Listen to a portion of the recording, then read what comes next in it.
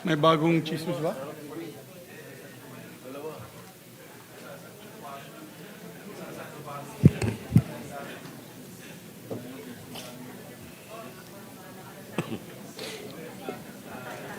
The session is resumed. Thank you, Mr. President. Majority Leader. Mr. President, I move that we consider the budget of the Office of the President and other executive offices. I so move, Mr. President. Did you suspend the consideration of the House bill last night? Oh, I was not here. Or not? Sorry, it was JV. Mr. President, I move that we resume consideration of the House Bill number 4058. Any objection? Hearing none, consideration of House Bill 4058 is in order.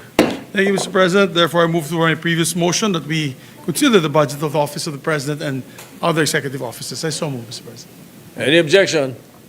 Chair hears none. Consideration of the Office of the President and other executive offices is in order.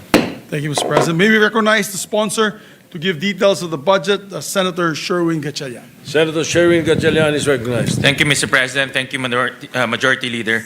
Mr. President, we respectfully submit for the body's consideration the fiscal year 2026 proposed new appropriations for the Office of the President amounting to 27.3 billion pesos and for the Presidential Management Staff amounting to 854 million pesos. And before we approve the budget, Mr. President, pang-apat na beses na ho ni Executive Secretary Ralph na pumunta ho dito during our budget debates. Yung first pagpuntan ho niya, Secretary of the Department of Finance ho niya. Itong huling pagpunta niya, Executive Secretary na ho siya. No, so Mr. President, I'm pleased to propose those budget for the Office of President and the PMS. You are, what you are saying, Mr. Chairman, is that Secretary Ralph Recto is setting a record of some sort. Yes, Mr. President. Parang, this is the first time that we approved the budget of Secretary na iba po yung position nung una and then iba yung position after. All right. All right. Majority Leader. Thank you. I think that's the first time that's happened, Mr. President. In the span of 1 week, he's representing two different agencies or departments. Major. Major. Yes, Mr. President. And of course, we congratulate the appointment of our distinguished colleague, former Senate President Pro Tem, Yes. Ralph Recto. Mr. President, I move to recognize Senator Jingo Estrada for a brief manifestation. Senator Jingo Estrada is recognized. Thank you, Mr. President. Mr. President, this representation wishes to move for the termination of interpellation on the budget of the Office of the President as a show of institutional courtesy to a co-equal branch of the government and to the President of the Republic, who also happened to be a former colleague, a member of this august chamber during the 15th and 16th Congresses. This representation also wishes to place on record my full support to the proposed budget of the Office of the President, with a 66.2 million increase introduced by our hardworking chairperson of the Committee on Finance. A considerable amount of the OP budget for fiscal year 2026 will be used for the hosting of the ASEAN Summit and related meetings next year.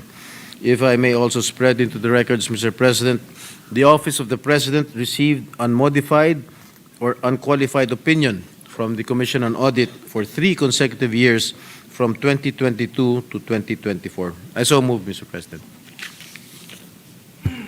And The motion is for the termination of the interpellation.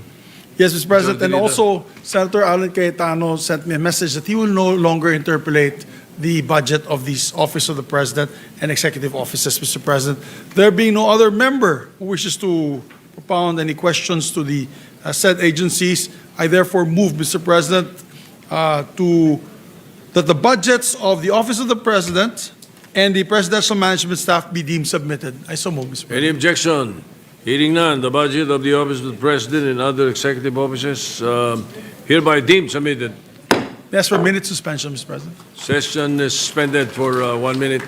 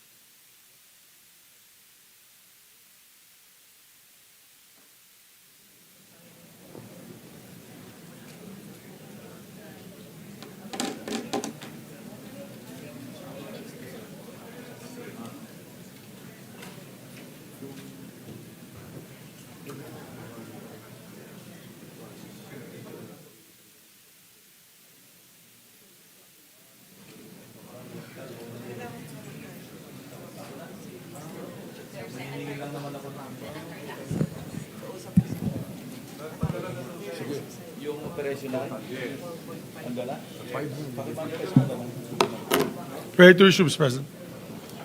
Session resumed. Thank you, Mr. President. Mr. President, I move that we consider the budget of the National Irrigation Authority. I so move, Mr. President. Any objection? Hearing none, consideration of the budget of the National Irrigation Authority is in order. Administration, yeah. Mr. President, I move that we recognize the sponsor once again, Senator Pangilinan, and to interpolate is our distinguished colleague, Senate President Pro Temp Senator Lacson. Senator Francis Pangilinan, Chairman, is recognized, and the President Pro Temp, Senator Ping Lacson, is recognized.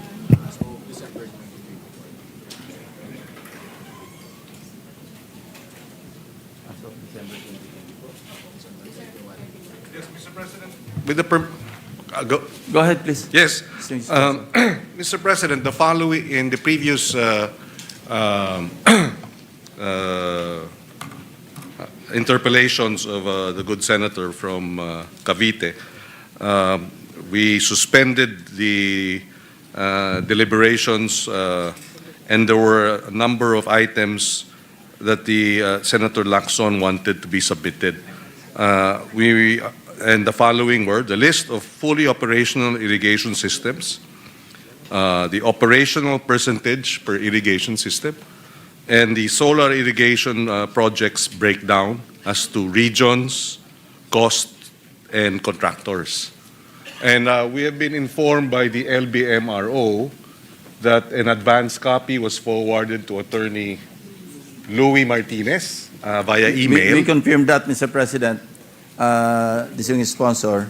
What they submitted is is a link, yung report as of December 2024. And on Monday, it's already December 1, 2025. So Yes. baka pwede merong masabit na more updated list. Is this the one? Medyo out of date yung sinubmit. Yes. We have another listing here of the compliance with the issues and concerns raised during the plenary debate, budget debate. Number one, balog-balog, and several other items, including the requested contracts. This is as of 25 November 2025, dated, but the items and the update is as of October 2025. I leave it to the sponsor. Yes. Thank you very much. Thank Mr. you. And President. therefore, we will turn this over to whom? To the good senator, as well as to the, we will have a copy submitted to our chairman of the Committee on Finance. All right. Thank you, Mr. President. There being no member who wishes to interpolate the budget, Senator Marcoleta also said he will no longer interpolate the budget of the NEA. I move that the budget of the said agency be deemed submitted. I so move, Mr. Any President. objection? Hearing none, the budget of the DIA is hereby deemed submitted. Thank you. Thank you, Mr. President. Thank you, Senator Lacson, Senator Marcoleta, and our colleagues. Maraming salamat. Ask for a minute suspension, Mr. President. So may I ask for a minute? Session suspended.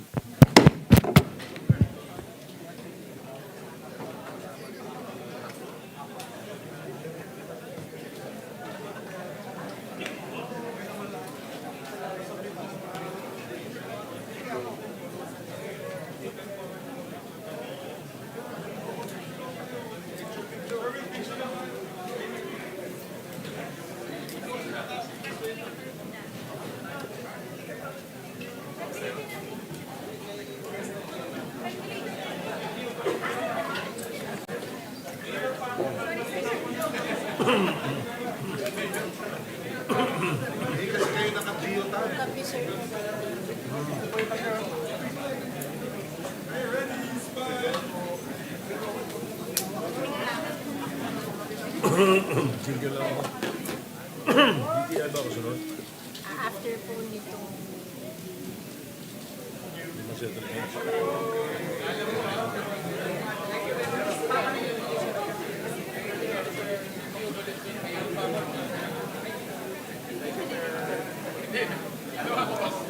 Ano na?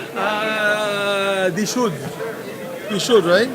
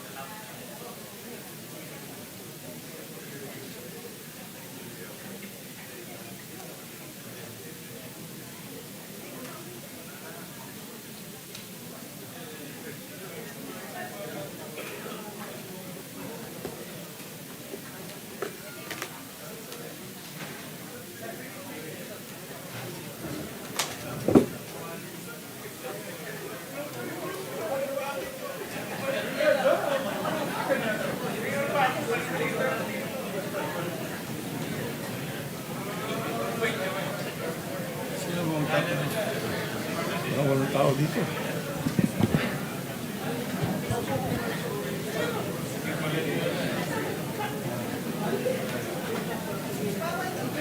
Walang interpolator. Close na ito. Ha? Only 3 in the building. And none of the interpolators are in the building. Ha? Okay, then what? Ayun ang nag-usapin natin para mabilis na. Sino pang tatlo? Sino si Strada? JD.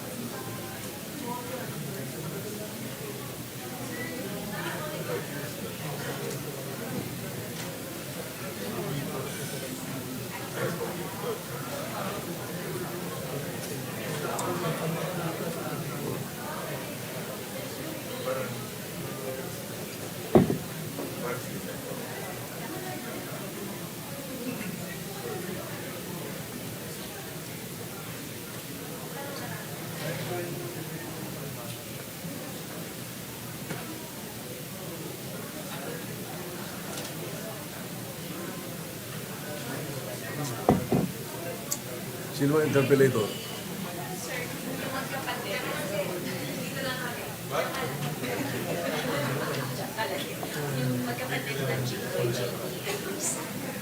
Kala ko magkapatid na kay Tano. Ang madaling mali yun eh. Na ano tayo, na nagbibirisyo lahat dahil hindi siya magising na maaga.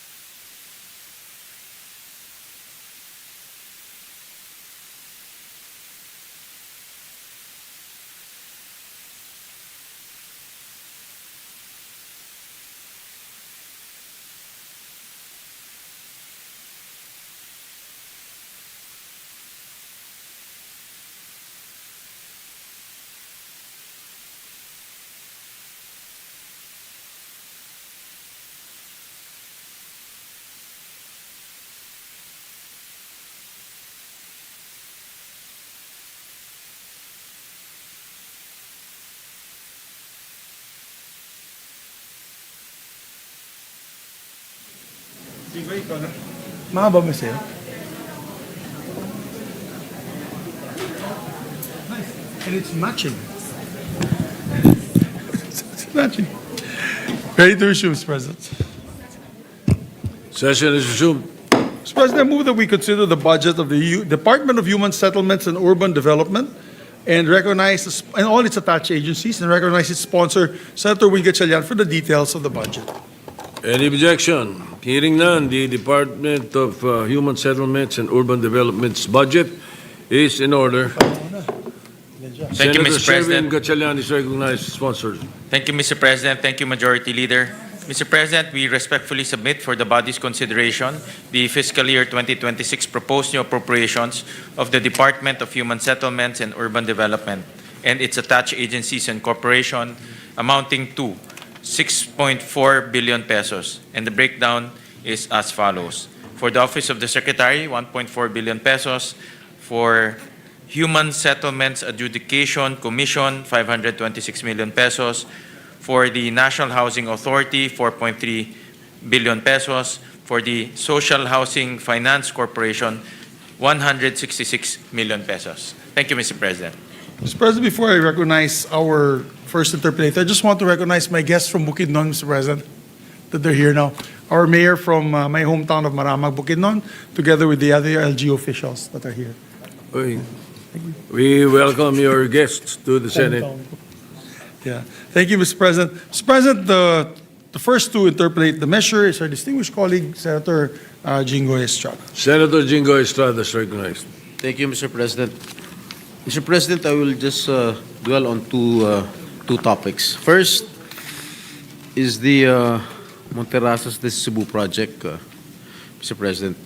Mr. President, the DNR has formed a joint inspection and investigation regarding the Monterrasas de Cebu project amid complaints and concerns that the ambitious project contributed to the unprecedented flooding in the city of Cebu, particularly in the Guadalupe area. The DNR also issued a notice of violations and a stoppage order last November 12, while the Cebu City government has launched a separate investigation. My question is, when did the DHSUD issue the certificate of registration and license to sell to the developer behind the Monterrasas de Cebu project?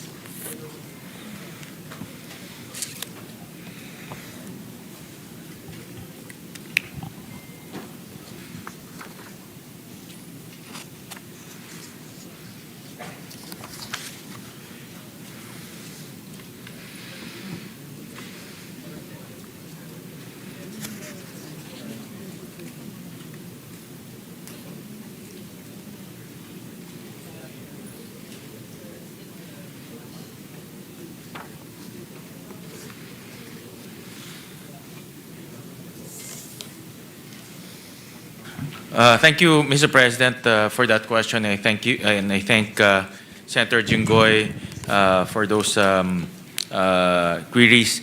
The issuance of the certificate of registration came in multiple times. The first one was given on 2008, and then the second one was 2009. The following one on 2024. And the last one was 2025, this year. Okay. May I know what violations will trigger the suspension of the certificate of registration and license to sell of the developer in this case?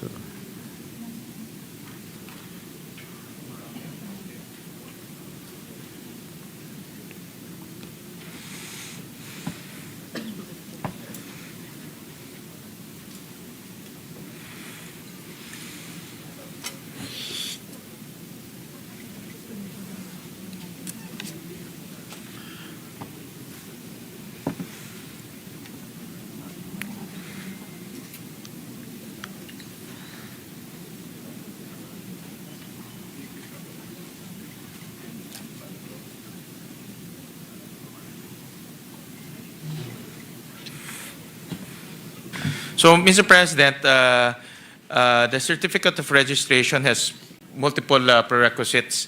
So one ground for the certificate of registration to be canceled is the cancellation of its ECC.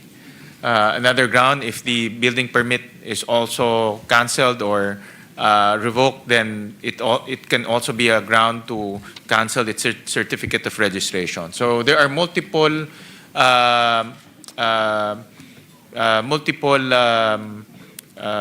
grounds that can be used in order to cancel the certificate of registration, because there are different prerequisites that allows the certificate of registration to be issued. Right. By the way, Mr. Sponsor, who is the developer of this project?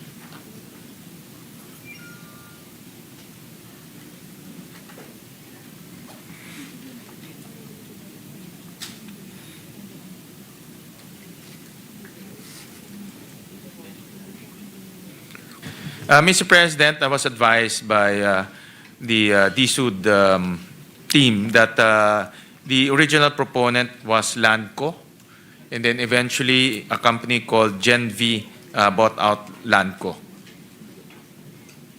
Who is the owner? Do you know the owner?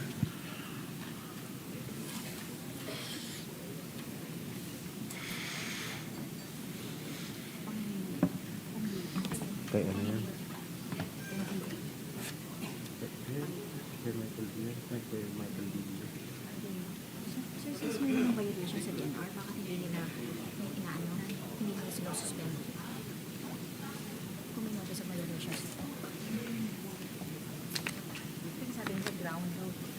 Mr. President, the developer is Gen V Agro-Industrial Development Corporation. Let me just get the directors and stockholders of the company. Just submit it. If you allow, the department can just submit it, Mr. All right. President. Thank you. Since the DNR already issued notice of violations, can the DSUD suspend or revoke the license to sell?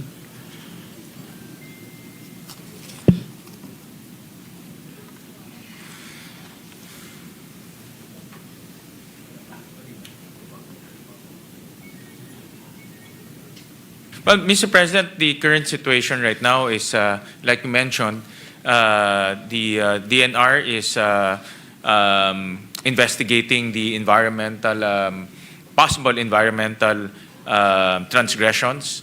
The local government as well is also doing its own investigation. But as long as those documents still stand and are still valid, the ECC, the Sanggunian resolutions, the building permits, the department will not revoke the certificate of registration. Great. Well, Mr. President, in your view, is it still proper for Monterrasas to continue selling their properties even though there are ongoing investigations left and right?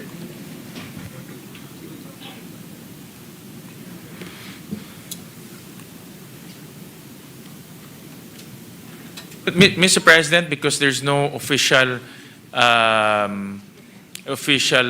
communication from DNR as well as local governments in relation to their violations, their certificate of registration still stands, so meaning they can still sell their units and their products, Mr. President. But as soon as there are adverse findings and their ECC will be revoked or the local governments will revoke their permits, then the certificate of registration will also be affected, and they will be instructed to cease the selling of their products. Okay, since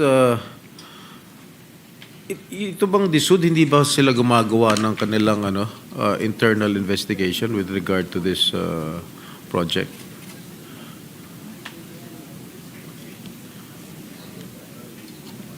Actually, the division, Mr. President, the DSUD is regulating on the selling portion or the commercial aspect of the project, Mr. President, while the DNR is regulating the environmental aspect of the project. Of course, the LGU has much more broader powers. It's general welfare of the constituency. So as long as there is no official communication from the DNR and from the LGU on the violations, the commercial aspect or the regulation of the commercial aspect will still stand. Yes, I was informed that the city government of Cebu is against this project since, is my information correct? Yeah, well, Mr. President, from the information I gathered from DSUD, there's a permit, a valid permit from the local government, and you're also once a mayor. The local government. The local government. This type of projects cannot proceed without a valid sanggunian resolution. But the provincial government, I think, is against against this project since it contributed to the flooding of Cebu City itself. Well, as I understand it, the project is located inside Cebu City, and it's the Cebu City local government who should be regulating and supervising this project. Okay. Thank you very much, Mr. Sponsor. Let's go to the second topic on government housing projects. Initially, under the Pambansang Pabahay para sa Pilipino, or the 4PH program, the government aims to build 1 million houses per year, totaling 6 million units by the end of President Marcos's term. But the target has since been revised, and the DSUD was quoted as saying that it aims to construct 3.2 million housing units before President Marcos steps down in 2028. My question is, as we speak, how many housing units have been constructed since the start of the Marcos administration? Yeah, Mr. President, for the direct housing, it's 113,000 housing provisions. And for the indirect housing, it's 314,000. So a total of 428,000. Only?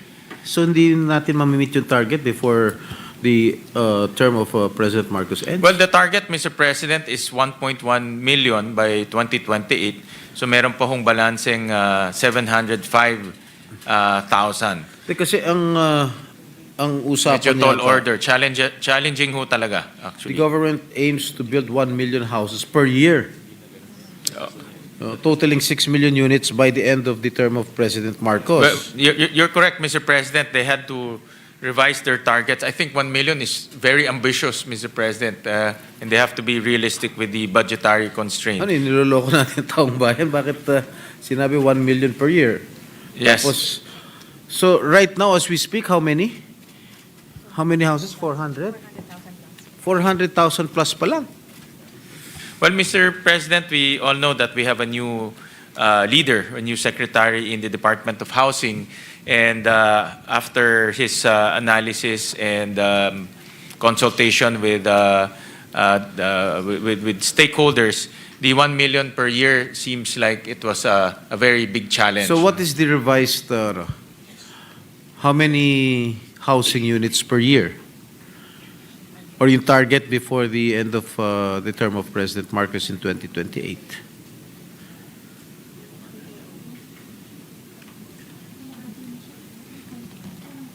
About 200,000 per year, Mr. President. That's the target. So, ang target po nila, by the end of the term of the President, they would have constructed at least 705,000 units to complete the 1.1 million.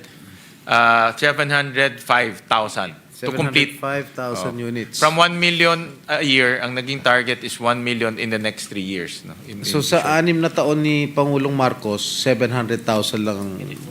Magiging 1.1 million. 1.1 million. Yes, Mr. Pero ang President. pangako nung una, 1 million a year. Yes, Mr. Pero President. ginawa 1 million sa 6 years. Yes, Mr. President. In short, tama ho kayo. Okay. Where are these housing projects located, if I may ask? Is it all over the country? It's all over the country, Mr. President, but primarily in the high-density areas like Region 3, NCR, and Region 4A. Are these climate resilient housing units? Yes, Mr. President.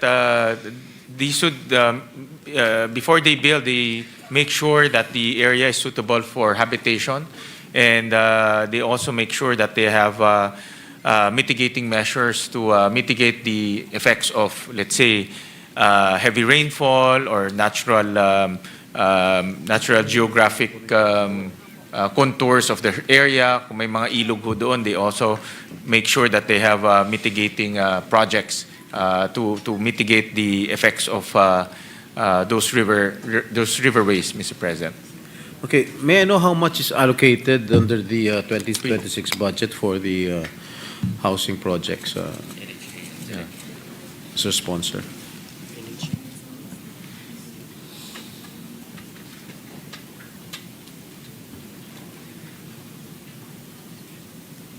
About 4.3 billion, Mr. President. 4.3 billion. Yes. Magkano bang isang housing unit?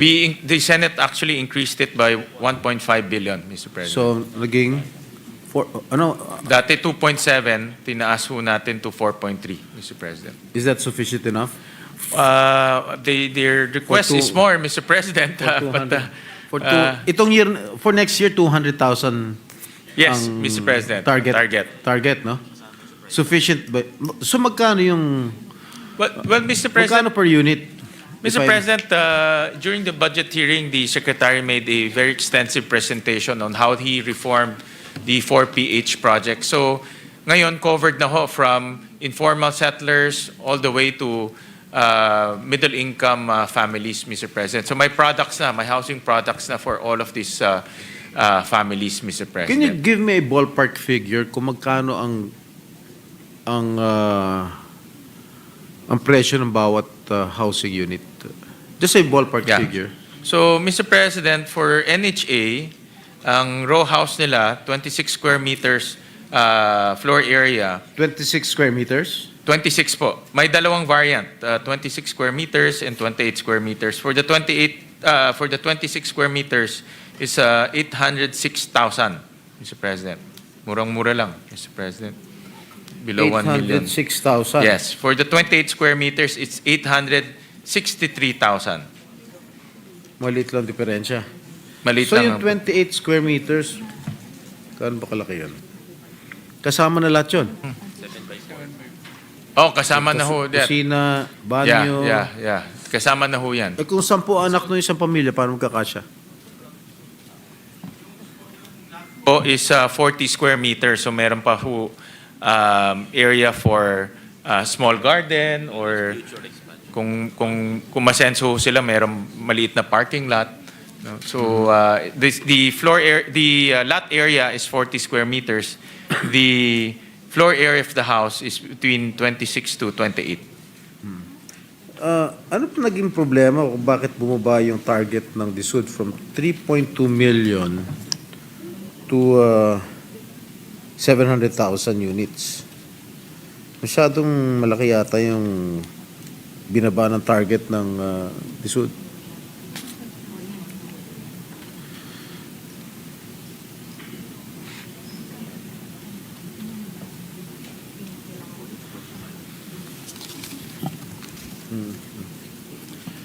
Sino ba makikinabang dito?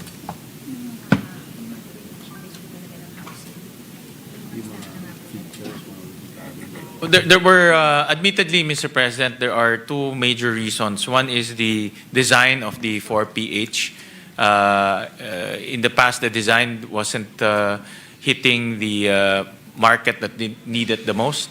So that's why it created delays in the implementation. In fact, for 2025, they have not obligated the amounts for the 4PH project. There's still 683 million pesos. So because of that delay, natulak po yung kanilang targets. That's one. And of course, the fiscal Funding. space, Mr. President, hindi mo funding is the other one, Mr. President. But I think in design is the top reason bakit po hindi naabot yung 1 million per year.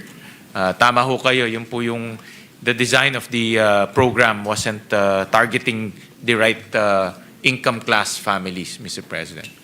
So, may I know who will benefit from these housing units? Are the informal settlers going to benefit from this?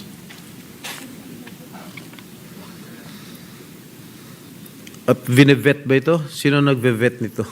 So, Mr. President, yung bagong design po ng 4PH is actually targeting almost all income streams from families is this families?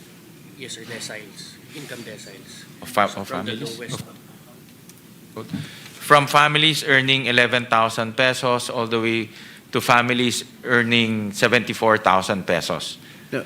Who So does yun the po, vetting? yun po yung kanilang spectrum. Who will do the vetting of this project?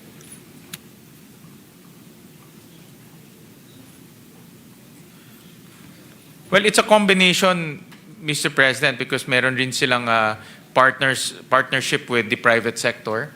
So yung private sector, they're the ones doing the vetting of the families. Who among the private sectors are concerned here? Kasi ho, yung the private sector can apply to Pag-ibig to build socialized housing, and the government subsidizes the interest that the families are giving. Doon pumapasok yung gobyerno. So it becomes affordable for them every month. And then there's also another modality wherein it's NHA that builds everything, and NHA vets the beneficiaries, Mr. President. So dalawang modality So, po. pwedeng isama yung mga kapulisan, Yes, Mr. President, they're Pag-ibig military, members. Basta Pag-ibig member ka, mga pwede teachers. ka. Yes, Mr. Kasi ito President. yung mga lumalaban sa ibig pinagtatanggol ng ating Yes, Mr. President. gobyerno. Yes. Medyo mababa pa yung sahod, kailangan siguro isama natin itong Yes, so mga kung pulis ka and you want to buy... kapulisan, military, tsaka yung mga guro. Well, according to a recent study, the housing needs in the Philippines is estimated at 6.9 million units for 2022 to 2028. 819,000 in NCR, 2.7 million in Luzon, 1.38 million in Visayas, and 1.96 million in Mindanao. The housing backlog, according to researchers, has already reached an alarming level. And if not addressed, this could surge to 22 million by 2040, according to the United Nations Habitat. And what are the steps or reforms being undertaken by the department to address distortions in the housing market and make housing easily accessible, especially to low-income families? Masyadong mababa ang target natin na 700,000. Sinabi ng UN, kailangan 6.9 million. Yeah, Mr. President, that is a really sad reality, Mr. President. So the department is undertaking two modalities. One is purely financed by government. Ibig sabihin po, gobyerno magpapatayo, and NHA is the lead in that endeavor. The other one is in partnership with the private sector, wherein the government steps in to subsidize the interest payments. No? So ito naman po ay tinutulungan ng buyer side. No? So magiging affordable po yung kanilang amortization every month. Doon po pumapasok yung gobyerno.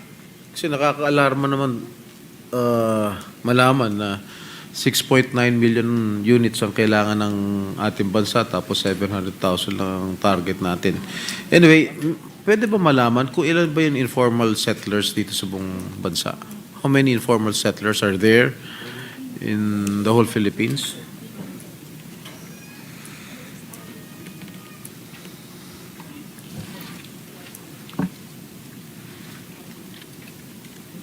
The estimate is about 1.4 million informal settler 1 families. 4 The whole million. Philippines or only in the whole Philippines? You sure? That is the... As we speak, ilan? February 9, 2025 po yan. That is their internal survey, Mr. President. Internal survey of the SUD? This is 1.4 million families, Mr. President.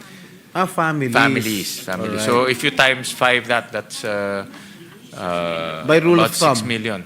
By rule of thumb, you multiply it by 5. Yes, times 5. Mr. President. So kung 1.4 million families. That's 7 million Individuals. individuals. Yes. All right.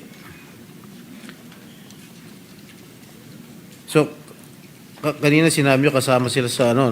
Recipients ng pabahay. So, do you think 700,000 is sufficient enough to accommodate these informal settlers, makapulisan, military, ng mga ating guro? Mr. President, shelter is really a very challenging endeavor on the part of government because you have new families. Yung mga new families, they are also looking for new homes. Then you have to address existing informal settlers that are also eventually, alam naman ho natin, lumalaki rin yung kanilang families. There are informal settler families that are informal settlers for generations. No? So, in catch-up po talaga very challenging. But the department is coming out with new financing schemes para hindi naman po lahat gobyerno nagpapatayo.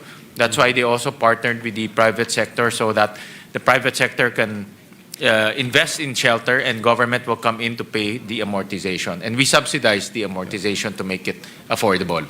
So may mga iba-ibang schemes. Hindi ho parehong formula for all the different housing needs of our country. Thank you, Mr. Sponsor, for being patient in answering all my questions. I terminate my interpellation to give way to Senator Risa, who is the next to interpellate. Maraming salamat po, Senator Jinggoy. Maraming salamat po. Thank you. All right, Majority Leader. Yes, Mr. President, next to interpolate is our Deputy Majority Leader, Senator Risa Ontiveros. The Deputy Majority Leader, Senator Risa Ontiveros, is recognized. Salamat po, Mr. President, at magandang hapon po, Mr. Chair, at sa DSUD family. Unang tanong ko po tungkol sa accountability para sa utility delays at compliance, particular po water access. So, Mr. Chair, Mr. President, we've repeatedly addressed the persistent infrastructure gaps in high-density housing projects, such as the 7-year delay in water service for occupied sites like Alpas, and the complete lack of water service preventing occupancy in projects like AMC. Also, given the reported failure of Prime Water to invest in San Fernando, Pampanga, paano po magiging posible na ma-occupy yung daan-daang 4 PH units? Anong specific institutionalized action ang gagawin ng DSUD sa loob ng, halimbawa, 90 days para i-mandate at i-expedite, pabilisin yung water connection mula sa mga suppliers para siguruhin na mababudgetan yung mga utilities, Mr. Chair?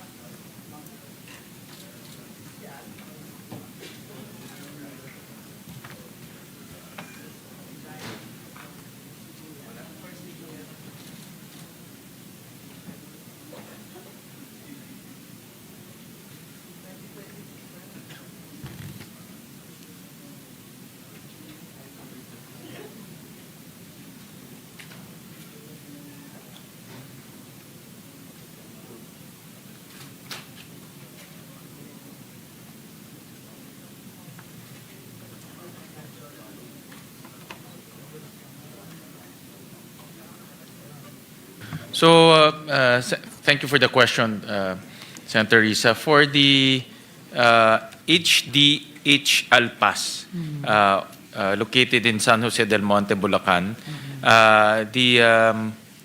interim solution. Legal ba ito?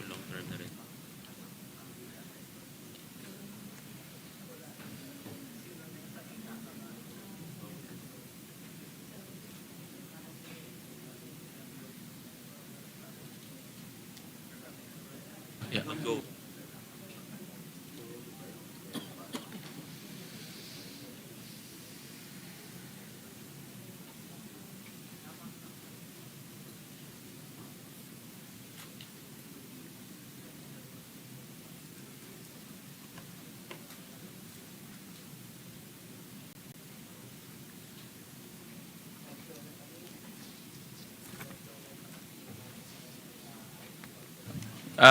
Sorry for the delay, Mr. President. It's all right, Mr. The Chair.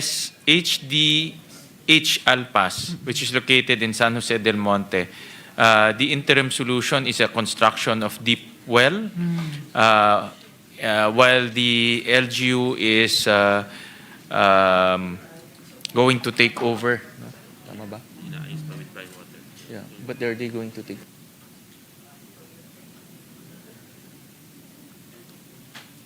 Okay. So, sorry, I'm just clarifying. So, the LGU is already taking action on prime water. The supplier here is prime water, and it's the LGU that is taking action and coordinating with prime water. But the interim solution is that the Social Housing Finance Corporation will construct a deep well, and this will be operational between 90 to 120 days. Okay. So, yun po yung interim solution nila para magkaroon ng tubig. Pero hindi ako satisfied sa 90 to 120 days. So, walang tubig. Kaya wag maligo ng 90 to 120 days. Hindi lang mahirap, Mr. Chair. Imposible. Kaya nga eh. Dapat bukas may tubig na ito. Dapat kung habang walang tubig sila, wag rin kayo maligo kaya. Diba? Ang hirap po. Nagrarasyon naman raw, Senator Risa. So may interim nagrarasyon ho sila ngayon, but the second interim is to magkaroon ng deep well na legal. No? I was verifying, dapat ho legal. Yes. Hindi pong colorum na deep well. And this will be already applied with the DNR. No? So, ang request namin ni Senator Risa, mapabilis ho to dahil hindi naman pwedeng walang tubig yung community. No? Totoo po, Mr. Chair. Ganito rin po ba yung magiging immediate tapos interim solution doon po sa San Fernando, Pampanga, Mr. Chair? I was informed by Social Housing Finance that the Crystal Peak Estates in San Fernando, Pampanga, wala naman pong issue. It's the LGU and the local utilities that is operating the water distribution. Nag-take over na pala ho yung LGU. So they are now operating the water distribution activities in that area.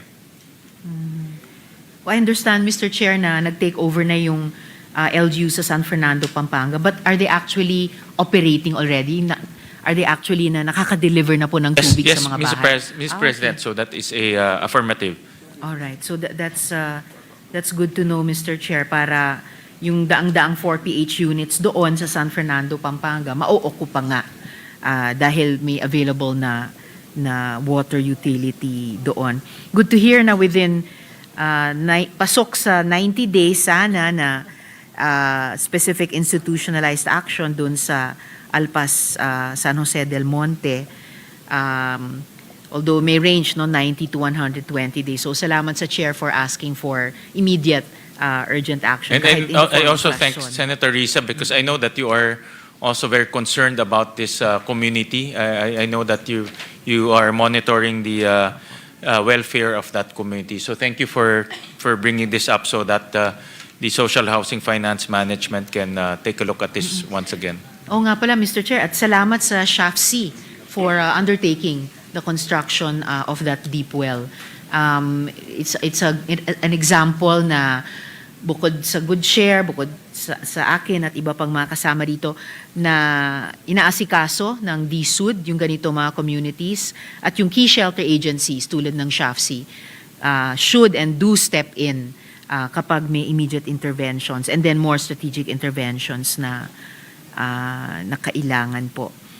So, dako naman po, and before I leave this first question, Mr. Chair, maigi po sana, kung pwedeng tanggapin ito ng DSUD bilang mungkahi, good if there will be a senior official who will be assigned to developing and seeking resources for a water plan for these housing projects, Mr. Chair. Just for the record and the consideration of the department. The DSUD families here, they're complete, so they'll study your proposal, Mr. President. Salamat, Mr. Chair. So, dako na po ako sa affordability crisis and subsidy recalibration. At least ganito po yung karanasan at impormasyon na dumating sa informal settlers. At particular, yung concern po dito, institutionalizing yung 1% target rate para sa Maralitang Tagalunsod. The Lapidario Medium Rise Project in Cavite, ito po ikinuwento sa amin ng ikinuwento sa amin ng Kilos Maralita. Yung Lapidario tragically demonstrates that the 3% interest rate disqualifies the intended urban poor beneficiaries. So, magko-commit po ba, Mr. Chair, ang DSUD na agad mag-issue ng joint policy circular kasama ng pag-ibig para yung mga pangako ni dating Secretary Acuzar ay madedeliver pa rin. Kasi po, when the interest rate was at 1%, the beneficiaries reported that more than 700 people qualified for the project. But at a 3% interest rate, 159 of them only would qualify. And these people already looked for a parcel and a developer and already actually enrolled in the earlier 4PH program.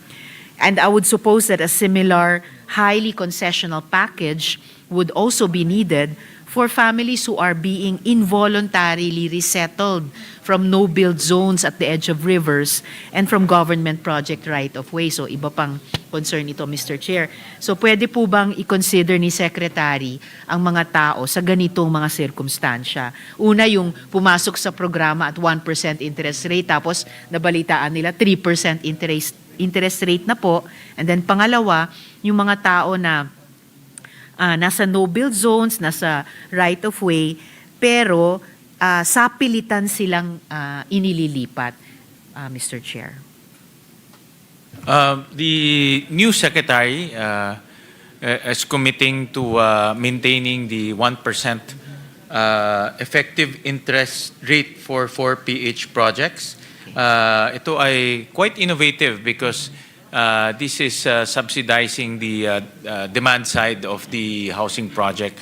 And 1% is actually reasonable, Mr. President. And during the public hearing, he also demonstrated the reforms that he plans to do in order to cover more families in the 4PH project. Dati ho kasi limited lang to middle income and the higher income families. But ngayon na pati mga informal sector ay mako-cover na rin, and the low income families. Yeah. I'll also get to that point, Mr. Chair, a little later kasi magiging very welcome development po yun sa mga informal settlers, mga maralitang tagalunsod na tinataas ng DSUD yung target nila na mga kababayan nating magbebenepisyo dito sa ating housing programs. So, yung pong commitment ni Secretary na i-maintain yung 1% interest rate, posible bang mapaloob yon sa isang joint policy circular kasama ng pag-ibig or aling key shelter agency dapat, Mr. Chair?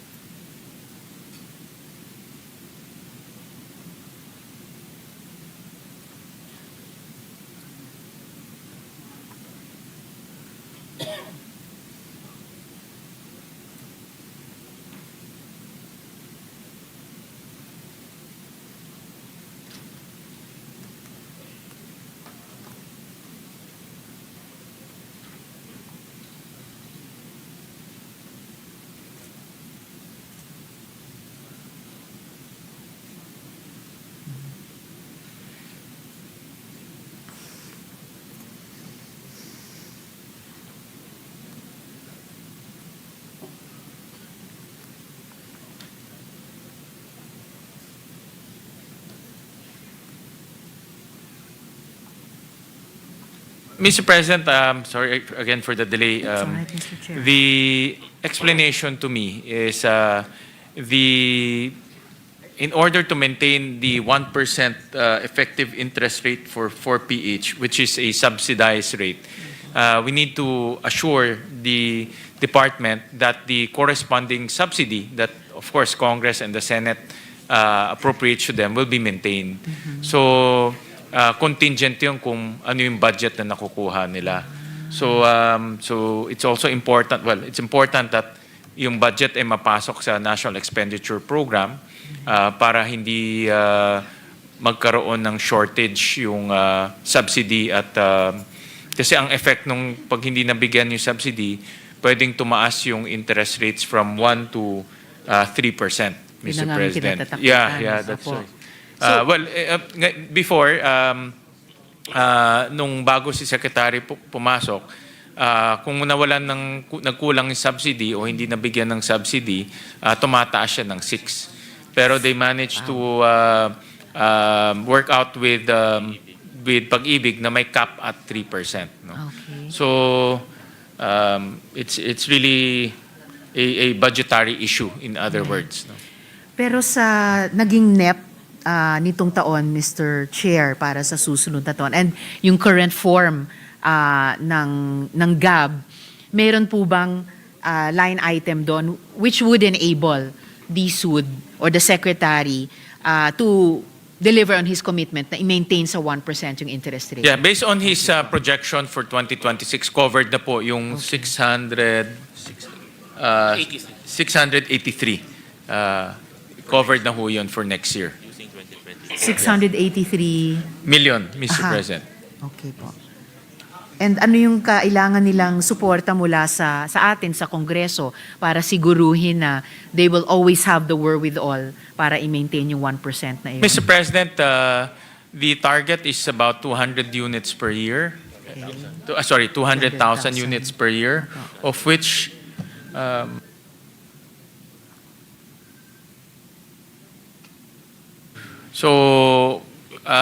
itong 200,000 units per year, may corresponding subsidy ho siya.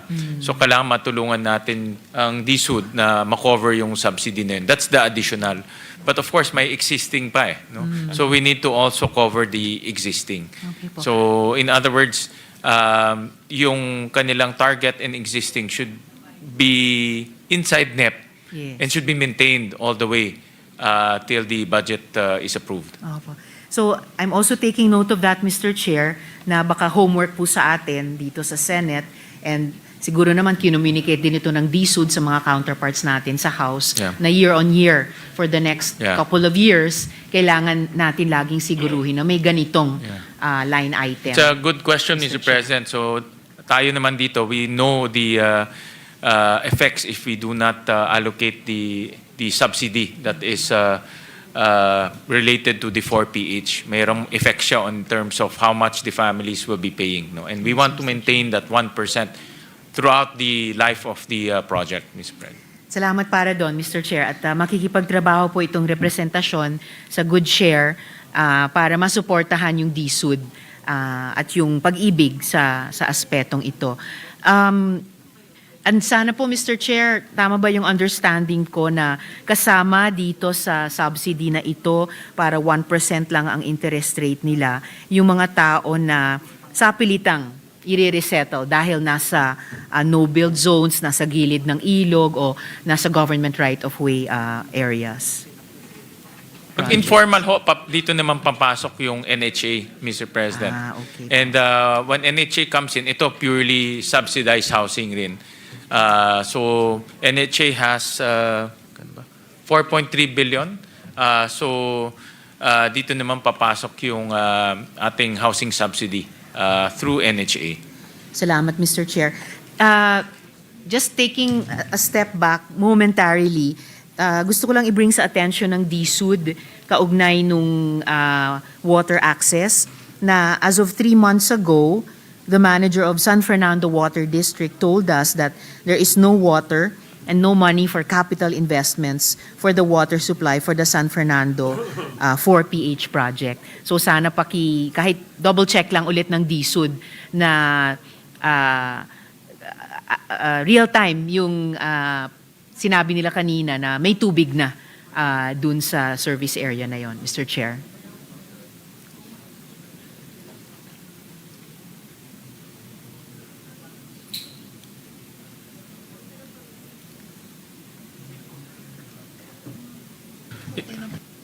Yeah.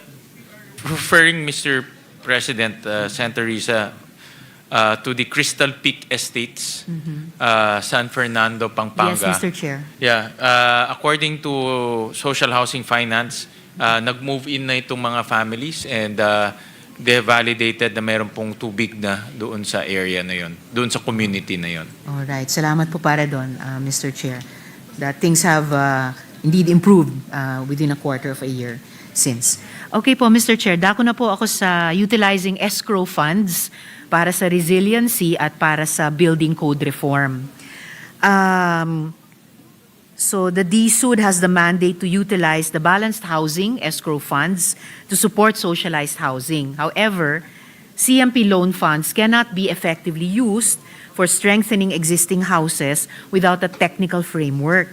So meron po bang inherent power, Mr. Chair, ang DSUD para agad pamunuan nila ang pag-develop ng isang annex to the National Building Code IRRs, specifically po para sa mga CMP sites, Mr. Chair?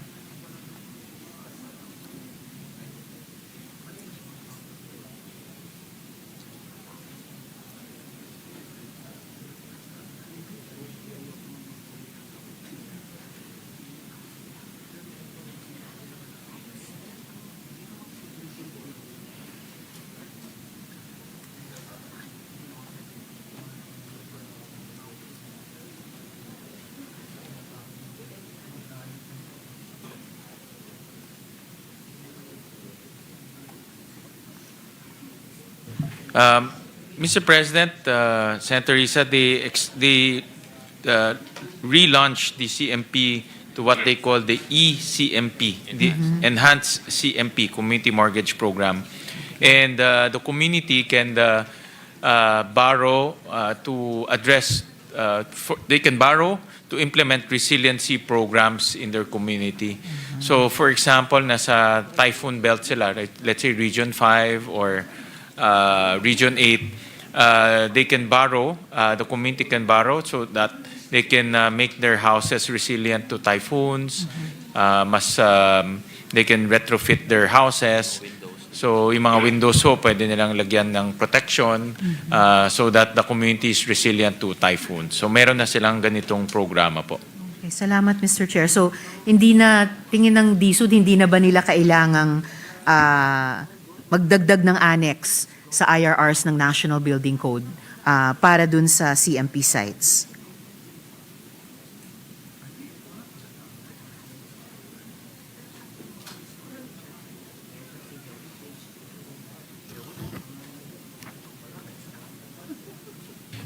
Mr. President, admittedly, the building code needs to be updated talaga. Actually, Mr. Chair, yung code mismo, hindi lang yung IRRs ng code. Yeah, Opo. talagang kailangan no i-update because it's not attuned to the times anymore. Walang any conversation there on resiliency, on mitigation, even on energy efficiency, wala hong ganun. So there's now a move in the House of Representatives to update the building code. They call it the National Building Act.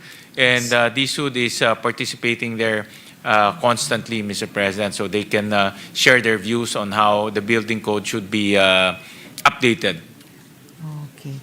Including in terms of the CMP sites, Mr. Chair? Yes, Mr. President. So kasali na ho doon. Admittedly, marami, like for example, in energy efficiency, wala hong ganun na parte sa building code. Right. So, and I saw yesterday that the President inaugurated a solar rooftop project in a socialized housing project. No, let's call it, I think, Ning Ning, the project.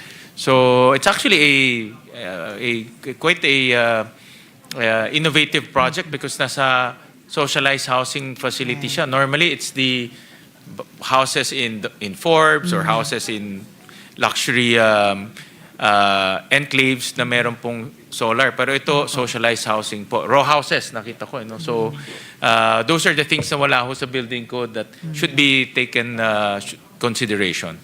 I agree, Mr. Chair. And it actually makes sense na hindi lang sa socialized housing areas din, pero particularly sa socialized housing areas where ang layunin ay affordable quality housing, na powered ito ng renewable energy na alam po natin sa atin ng mga advocacy sa energy democracy na kalaunan mas mura ang kuryente na generated ng renewable energies. So, dahil meron ng umaandar na proseso sa House of Representatives, and I look forward na makapag-counterpart tayo sa Senado sa ganito, National Building Code Bill, hindi ko na kailangan itanong kung pwedeng magbigay ng timeline ang DSUD sa pag-develop ng annex sa National Building Code IRRs, specifically for CMP sites. Iwan ko na lang itong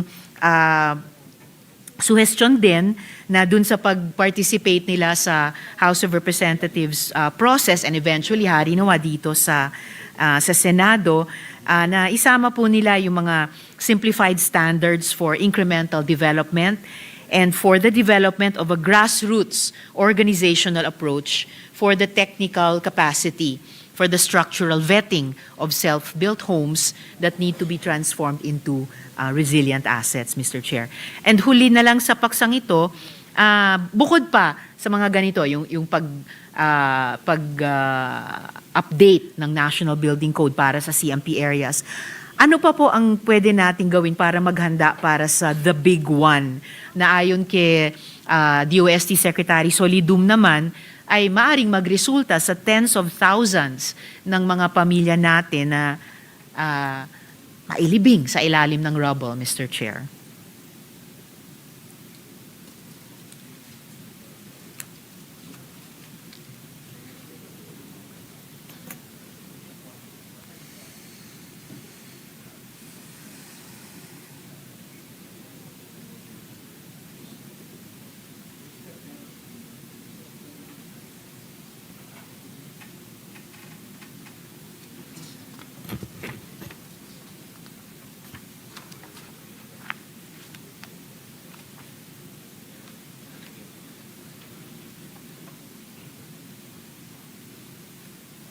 Mr. President, DSUD is very conscious of the areas that are called no-build zones. So ito yung mga malalapit sa fault areas. At talagang very strict sila, hindi ho nila pinapayagan magpatayo doon. Sa waterways, kung in area ay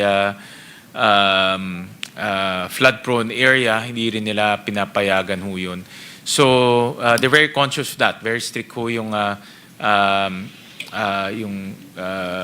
policy on building in areas that are considered no-build zones. And at the same time, we mentioned kanina na meron ECMP, ang Pag-ibig meron rin pong facility for home improvement. So, for example, if the community or the homeowner, individual na, no?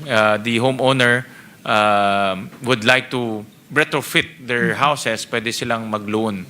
No? Kung tingin nila luma na or sabi ng engineer ay hindi siya adequate to resist or to withstand earthquakes, pwede sila mag-loan. Yeah. Okay, salamat Mr. Chair. Bago ko iwan itong paksa, isang note lang, no? Yung Philippine Building Code ay para sa bahay na tinatayo from the ground up. So, bagong construction. I'm guessing baka ganun din ang perspective nung House Bill sa National Building Code. Samantala, yung existing self-built houses, ito yung mga nasa CMP sites.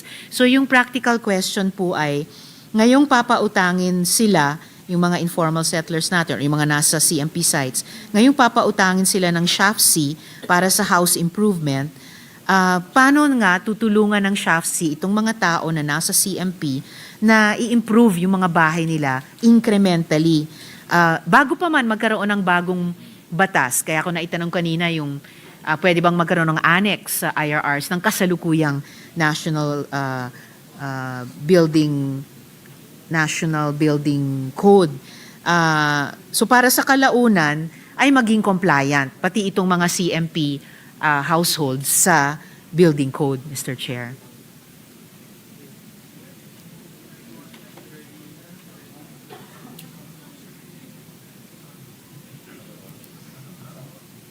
Ang NHA po very strict when it comes to addressing resiliency. So yung kanilang mga units are certified by engineers and compliant with the building code. Doon po sa mga CMP na housing, they coordinate with the LGU in terms of the structural aspects of the houses. But ang recommendation ko nga ho sa SIAPSI, magkaroon po ng parang technical assistance doon po sa mga communities. No? For example, they can do some inspection at sabihin sa community na itong bahay niyo kailangan i-retrofit natin para mas safe.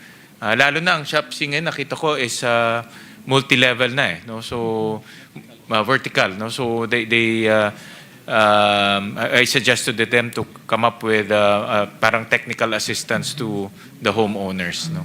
So, but ngayon, it's just coordination with the LGUs insofar as the housing or the compliance to the building code. Na-appreciate ko, Mr. Chair, na on the same page ang Chair, ang DSUD at Key Shelter Agencies at itong representasyon in terms of yung concern para dun sa mga CMP families. Siguro yung tanong ay mas yung coverage nung applicable law. Kasi malamang a long time ago, nung unang binuo yung National Building Code, hindi pa nakakontemplate ang isang programa tulad ng CMP. And ngayong meron ng National Building Code bill sa House, hindi ko pa rin sigurado kung kasama yung CMP. Dahil nga, kumbaga, nasa ibang stage of development yung mga bahay ng mga CMP. Hindi sila i-build from the ground up pero i-improve. So, baka pala yung unang tanong ko ay relevant pa rin. Kahit dun sa pag-participate ng SHAFC sa National Building Code Bill deliberation sa House, baka ngayon pa lang pwede na nilang i-consider magmungkahi na magkaroon ng annex or hiwalay ba na provision sa loob ng bagong National Building Code o annex sa IRRs or at annex sa IRRs once ito ay mailabas, Mr. Chair. The DSUD family is here and some of them I've worked with them when I was a mayor. Si GM Laksa ho, nung mayor ako, nandyan na yan. Hanggang ngayon, nandyan pa rin. No? So, expert to sa housing. So, they're listening right now and they will take your suggestions very seriously in terms of addressing resiliency, retrofitting houses, and also going beyond the standards of the building code. Kasi yung building code parang minimum yan eh. And then you can actually build more than what the building code requires. So they'll take your suggestions very seriously. Salamat, Mr. Chair. And additionally, making sure na kung sa lumang batas, hindi reflected yung mga homeowners tulad sa CMP areas, sa bagong batas, marereflect na sila. Correct. At sa IRRs ng bagong batas, marereflect na rin po sila. Tama po. That's why yung new building code, I'm very happy to hear that nag-umpisa na rin in discussion.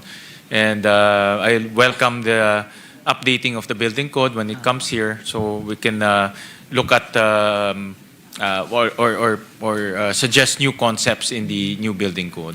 Salamat, Mr. Chair. Muli, pagtutulungan namin yan ng Chair at ng representasyong ito. And then just as a last note para sa DSUD, sa paksang ito, that LGUs should have a DSUD vetted engineering extension service. So, something for possibly DSUD, kung tingin niya mabuting ideya to bring up with the DILG, and then tayo rin, baka pwede natin, Mr. Chair, itanong sa mga local government units kung tingin nila mabuting ideya ito, na magkaroon sila ng engineering extension service na DSUD vetted para po sa mga constituents nila na mga informal settlers and eventually mga CMP area residents din.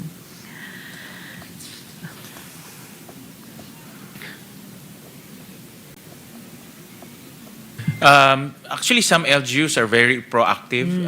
They have, by ordinance, they put up their own housing office, especially to address the shelter needs of their constituents, especially from the informal sector. Kami po sa Valenzuela, for many years, meron na kaming a mini DSUD, no? We call it Office of the ano bang tawag? Parang housing office and resettlement office, no? Something to that effect. Na we work very closely with SHAPSI, with DSUD, with NHA on our shelter needs, no? Pero ang office na yon, siya talaga yung point person namin kung meron pong requirements on shelter. Even adjudication, kasi mga homeowners, madalas nag-aaway yan on the ground. So para hindi na umakyat dito sa HLURB or sa DSUD, local government na nag-address. So I was advised that here in Metro Manila, half of our local governments have some form of housing office. Those other government agencies, Mr. Chair. So, dako na po ako sa NHA, charter mandates at convergence plan. So, kaugnay din ng partnership implementation.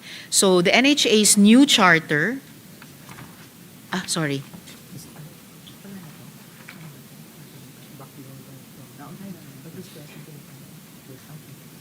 Sorry, Mr. Chair. NHA's new charter mandates an important shift in its role. Ano po yung current progress at ano po yung 2026 work and financial plan para sa land assembly program sa palibot po ng mga upcoming train stations mula sa Clark hanggang sa Calamba? I ask this, Mr. Chair, because this would ensure that resettlers from danger zones and government infrastructure sites, mga naitanong ko rin kanina, are not resettled at the foot of the Sierra Madre, halimbawa, and that they retain unimpeded access to work by riding the DOTR trains, Mr. Chair. So, yung current progress na po at yung work and financial plan.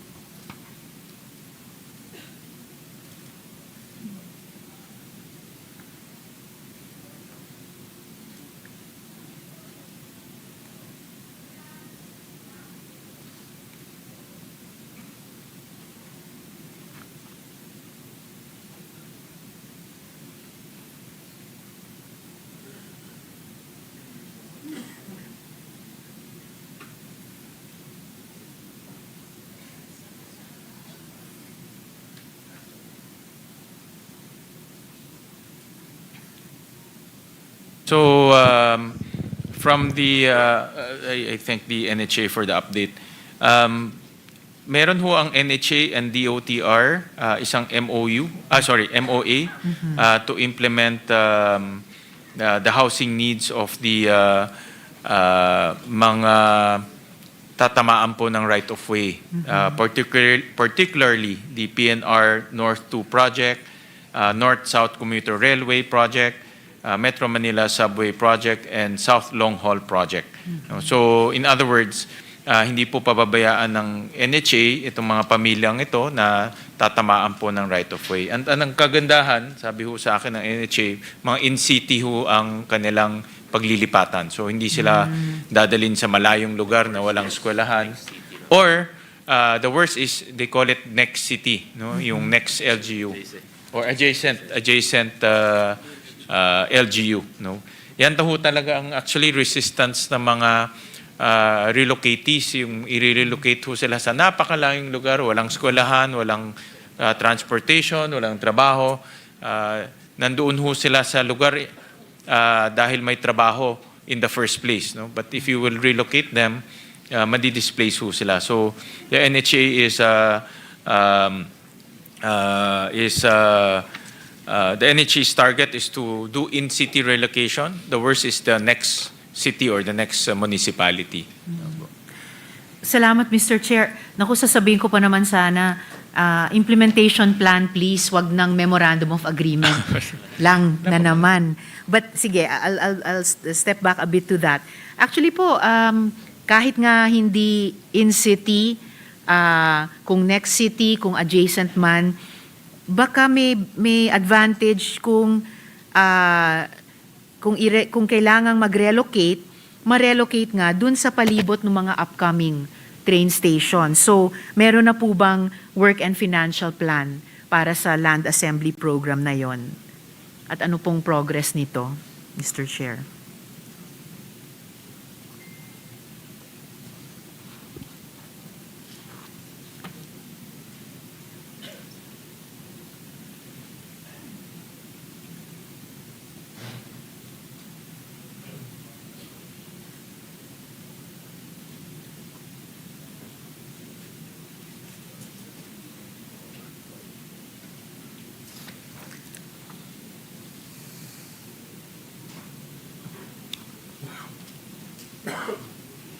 Mr. President, actually it's the DOTR ang humihingi ho sa kanila ng relocation site. So the division of labor is pag meron pong expropriation or right-of-way alignment, NHA, at my family doon sa alignment, it's the NHA that takes care of the looking for the property kung saan pwedeng lipatan at sila na rin po nagpapatayo.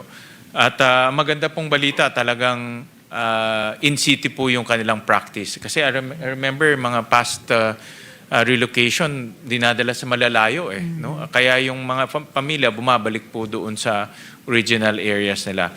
So these are all ongoing projects. No? So even though memorandum of agreement, but it's really a more substantive arrangement between DOTR and NHA. Mayroon ho talagang, nakita ko ho dito sa update, meron na pong mga fiscal work na ginagawa po ang NHA. So we can submit to Her Honor an Yes, update please, on Mr. this transit-oriented development. Salamat. Tawag nila ho, TOD, transit-oriented development. Matagal na pong magandang advocacy ng lumang NEDA, ngayon DepDev, at interagency po talaga ang magpapatupad niyan.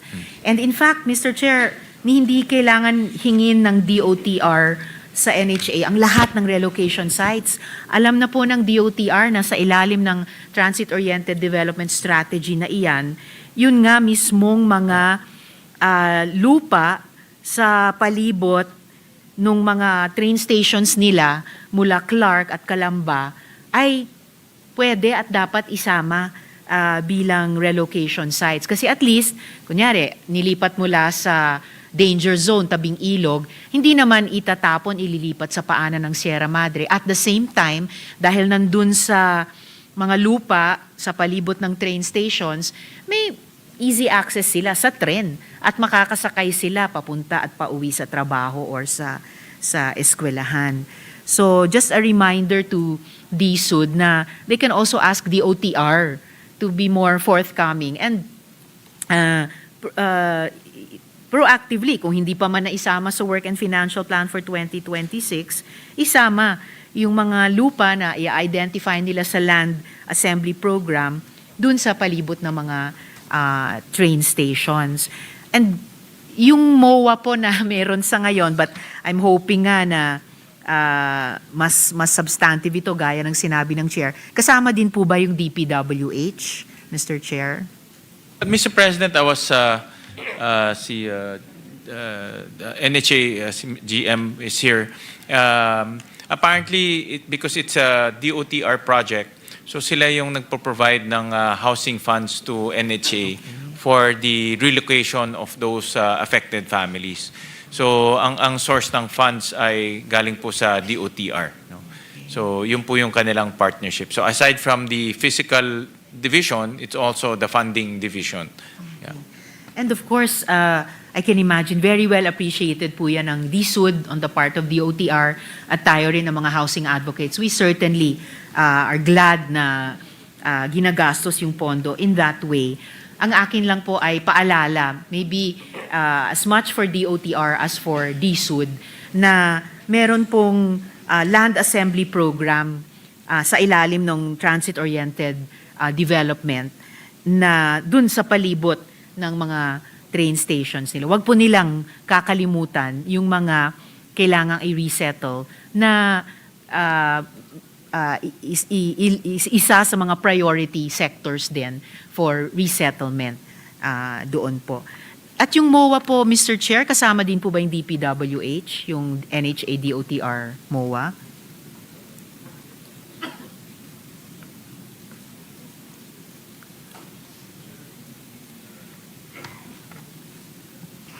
Hindi po kasama. It's only Hindi DOTR kasama. lang.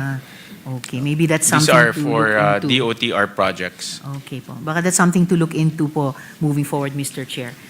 So huli po sa NHA updates, meron na po bang IRR para sa mandated NHA loan condonation? At meron na po bang LGU NHA partnership framework na dinedevelop sa settlement site upgrading tulad ng kinocontemplate po ng bagong charter ng NHA, Mr. Chair?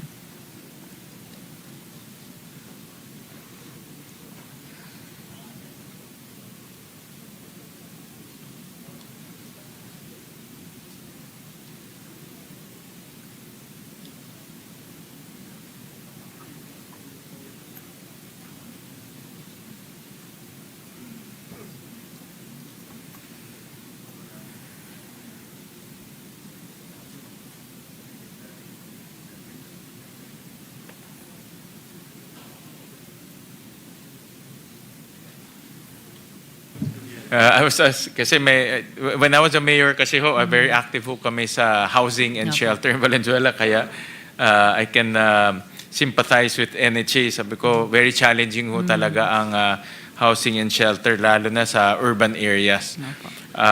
So meron ho silang condonation program and meron na silang 7 na condonation program. And ang nag-apply na po ay 35,000 out of the 156 potential availees. So yun po yung nag-apply. And the condoned amounts is about 562 million. So malaki-laki rin po. At may IRRs na siguro po itong loan condonation ng NHA. Yeah, meron na po. Okay. Salamat, Mr. Chair.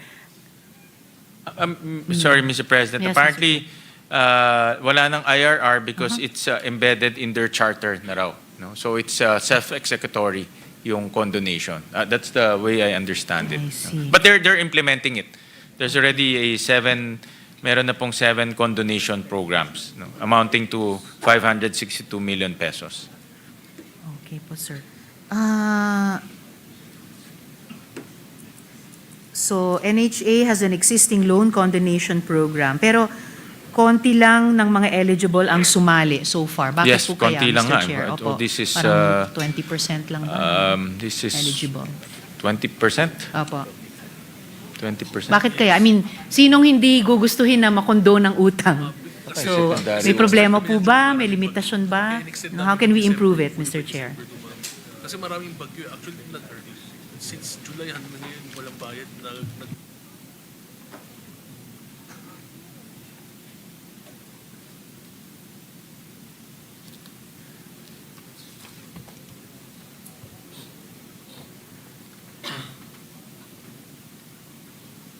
Well, ang sagot po sa akin, because of the typhoon, because of the effects of typhoon, so I think hindi ho lang naasikaso. Maybe the NHA can also endeavor more information campaign. Baka hindi rin alam ng tao. No? That's the first thing also I saw, parang ang baba, 20% only applied. But this is a good program dahil Yes. matatanggal po yung kanilang utang. Opo. So I suggest to NHA to do more information campaign para malaman po ng tao. Opo. And in fact, itong loan condonation program ng NHA na na isinabatas din po natin dito, it mirrors yung loan condonation ng mga agrarian reform beneficiaries sa correct. kanayunan naman. So talagang mapapaisip ka, sinong hindi gugustuhin na kumbaga ma-forgive yung debt niya?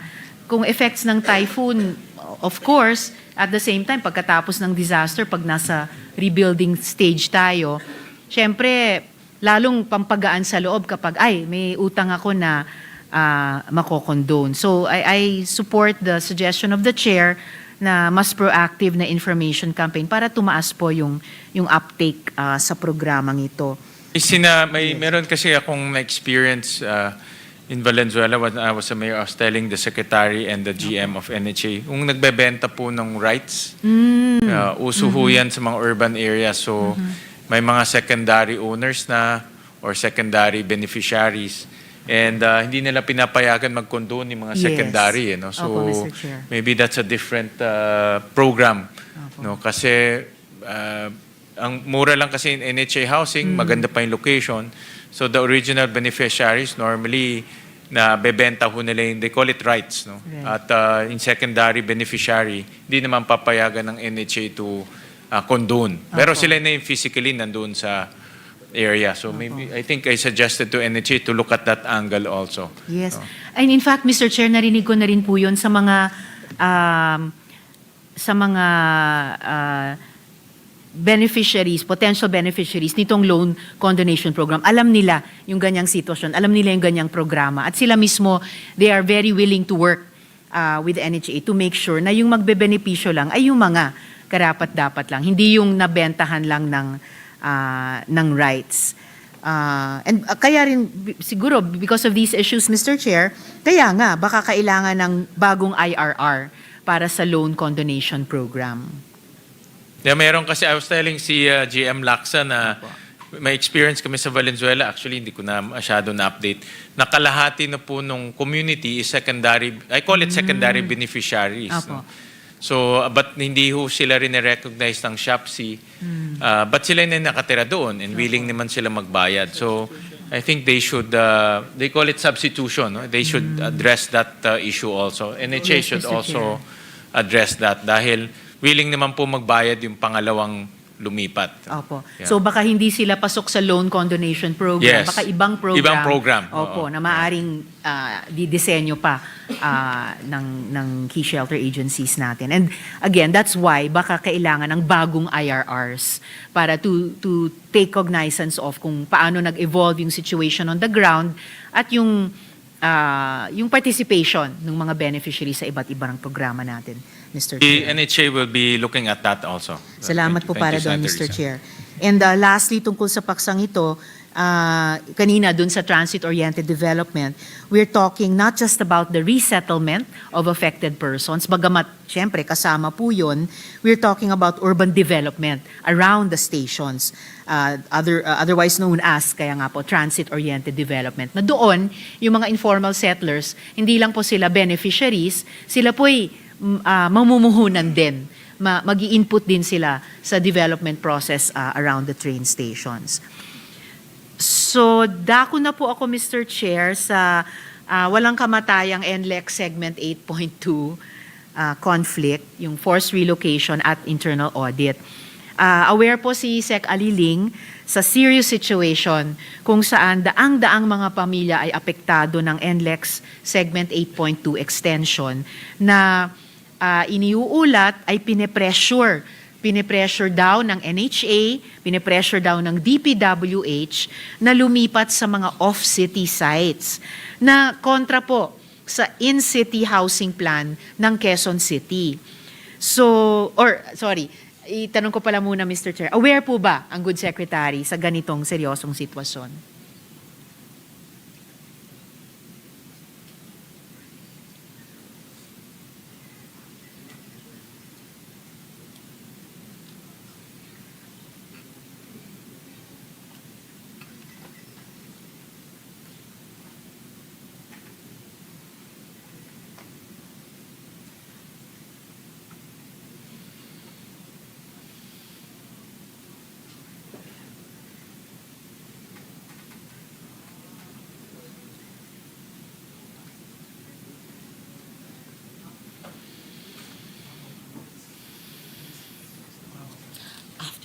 They're aware. Sorry, Mr. President, for the Yes, delay. Mr. I was Chair. just getting an update from NHA. They're aware po about the NLEX 8.2 segment, Okay.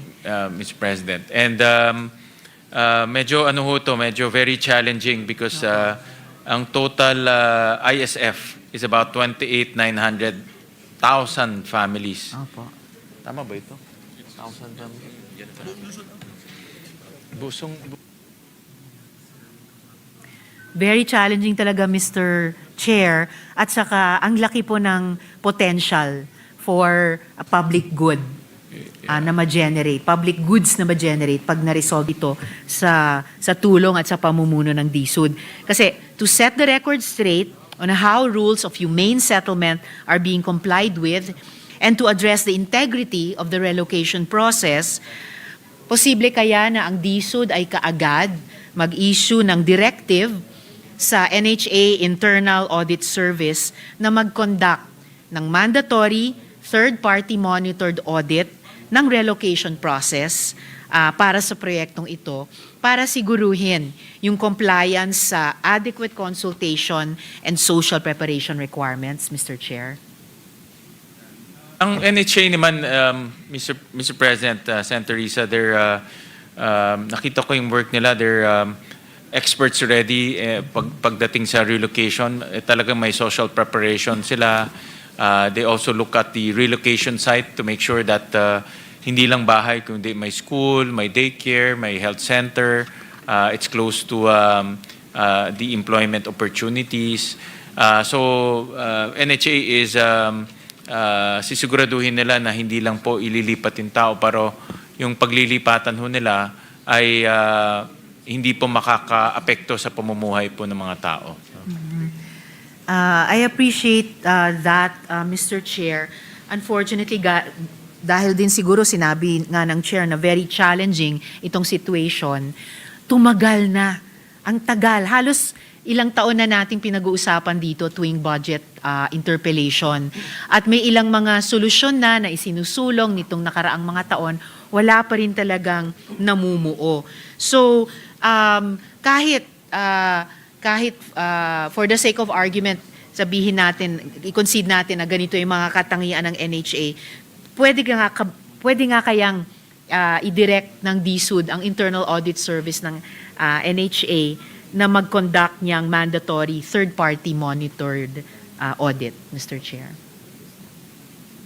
Baka makapag-generate ng bagong findings na hindi pa natin nakikita o bagong recommendation para sa solusyon.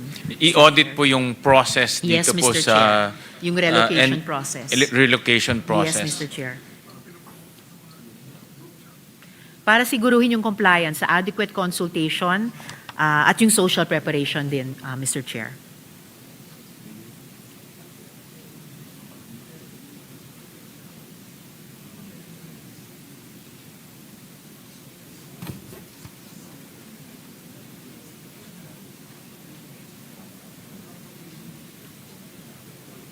I was conferring po with the DSUD family. Meron din ho silang coordination with PCUP, yung Presidential Commission on the Urban Poor, because ang responsibility naman ho nila is to make sure that bago po i-relocate, makatarungan po yung kanilang relocation area. So they can be a good third-party agency para po tignan itong relocation process po ng NHA, particularly for this project. No? So we'll request from DSUD and NHA to coordinate with the PCUP on this matter.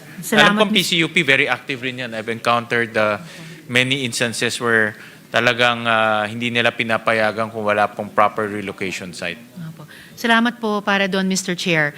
Coordinative nga po yung PCUP, bagamat wala siyang masyadong enforcement capacity. So, am I hearing na ididirect nga ng DSUD ang PCUP na mag-conduct nitong mandatory third-party monitored audit? Na parang sila yung, although hindi naman sila hiwalay, hindi naman sila exactly third-party, pero sila yung mag-conduct ng audit. Kasi mataas po yung at stake dito, no? Yung kung yung rules ng humane resettlement ay kino-comply with at yung integrity mismo ng relocation process.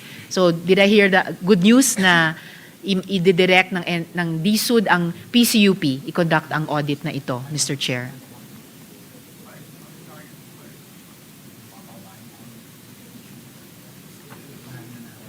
That's a suggestion that I made to the department. Dahil po ang PCUP is under DSWD, so at least merong check So good, and balance. third party nga may, po. correct. Third party may- nga po, Mr. Chair. Meron pong check and balance at walang conflict of interest. So the Secretary agreed that he will write PCUP or request PCUP to do a third-party audit or a third-party, some form of third-party engagement. And they will also consult with PCUP on that process to make sure that they are compliant. No? Maraming salamat para doon, Mr. Chair, at sa good secretary. Huling pagsako na lang, huling tanong na lang, Mr. Chair, tungkol sa accountability at cost effectiveness ng in-city solutions. Senator Risa, just yes, Mr. Chair. very quick lang. No? I'm Nga po. looking at the mandate of PCUP. Saan yung plan? Saan? One of their functions is to plan and monitor programs and projects for the development of urban poor or communities in coordination with the agencies involved. No? So, pwede itong maging parang third-party auditor or third-party monitoring body dito sa project na ito. Maraming salamat, Mr. Chair. So, swak na swak, pati sa mandate ng PCUP ito. Thank you so much for that. So, huling tanong ko na lang po tungkol sa Quezon City Partnership at yun na nga, cost effectiveness ng in-city resettlement. So, Quezon City, being the primary LGU responsible for its constituents' shelter, has a long-standing proposal for an in-city resettlement partnership offering cost-effective solutions like 800 peso monthly rental options to prevent job loss when people are displaced.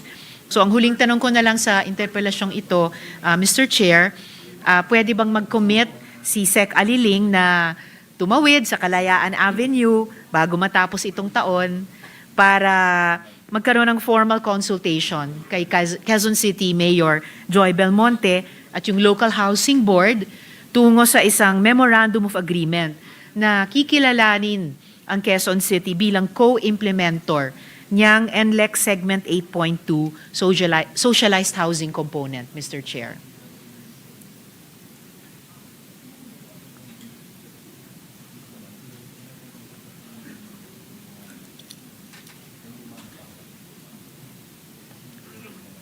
So maganda naman po ang relationship ni Secretary Aliling kay Mayor Joy Belmonte and yung Quezon City and DSUD have good working relationship. So in fact mayroon ho silang 4 na public rental housing projects in QC. No, almost 1,000 families po ang beneficiaries po nitong public rental housing. So yes, they will coordinate with the Quezon City government for itong mga endeavors na ito. Yeah. Salamat, Mr. Chair. Specifically, formal consultation at posibleng memorandum of agreement na kikilalanin ng QC bilang co-implementor ng NLEX Segment 8.2 Socialized Housing Component. Yes, Mr. President, Chair. in fact, kasama talaga ang QC dito po sa Segment 8.2. In fact, nakita ko kasama rin ng Valenzuela. But wala yata kaming, may informal settlers ba kami? Wala yata eh. Meron din pala kaming informal settlers. So, yeah, I just saw in the map na, mahaba ho siya, no? It's a very big project. It crosses multiple cities, Valenzuela, QC. So I'll also request LGU Valenzuela to coordinate with QC in terms of consultation and social preparation. And also, ang department will also coordinate with QC government naman po in regards to this social preparation and coordination. Maraming salamat po, Mr. Chair, kay Secretary at sa buong DSUD family, yung key shelter agencies. I think I'm so happy to, every once in a while like now, to end an interpellation on a happy note. Maligayang Pasko at manigong bagong taon sa DSUD, sa QC government, at sa mga constituents, partners nyo doon, ng mga informal settlers. Maraming salamat. Thank you, Mr. Senator Risa. President. Nakabawi na ako sa iyo. Kasi kahapon mainit yung ulo natin sa DICT. Pero, opo, dun ako sa department uminit ng ulo, hindi po sa inyo, Mr. Chair. Salamat po. Si Secretary Ililing mas cool. Salamat Thank you. to Secretary. Thank you, Mr. President. Mr. President, before we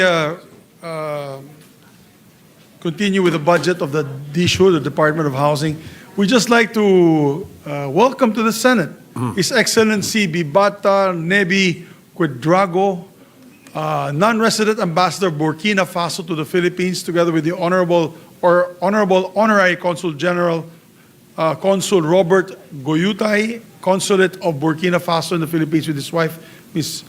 Fego, and si Khalifa Sumali and Madeline Tiemtore, Mr. President. We'd like to welcome them to the Senate.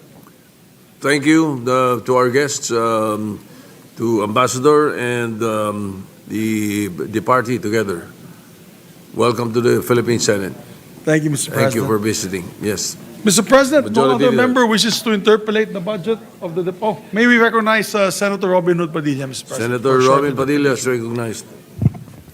Maraming salamat po, Ginoong Pangulo, at sa ating pinunong mayoriya sa pagbanggit po sa aking bisita.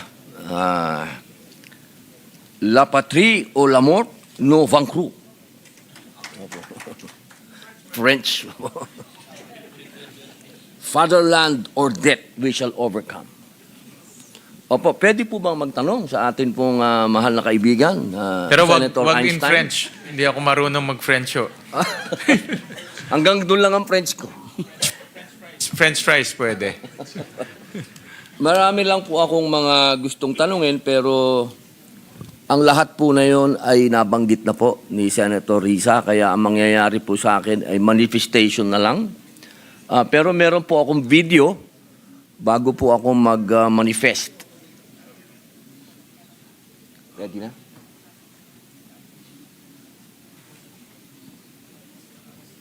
Sir.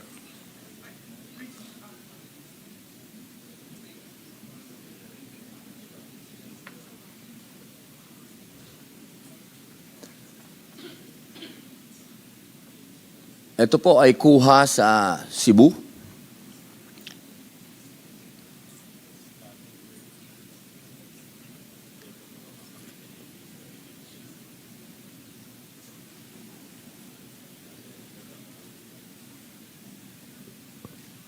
Na-interrupt po ang video, pero malinaw naman po doon sa video, nakita po natin na nakalulungkot po ang sitwasyon na ito, sapagkat dito po nagkaroon po ng Lina Law.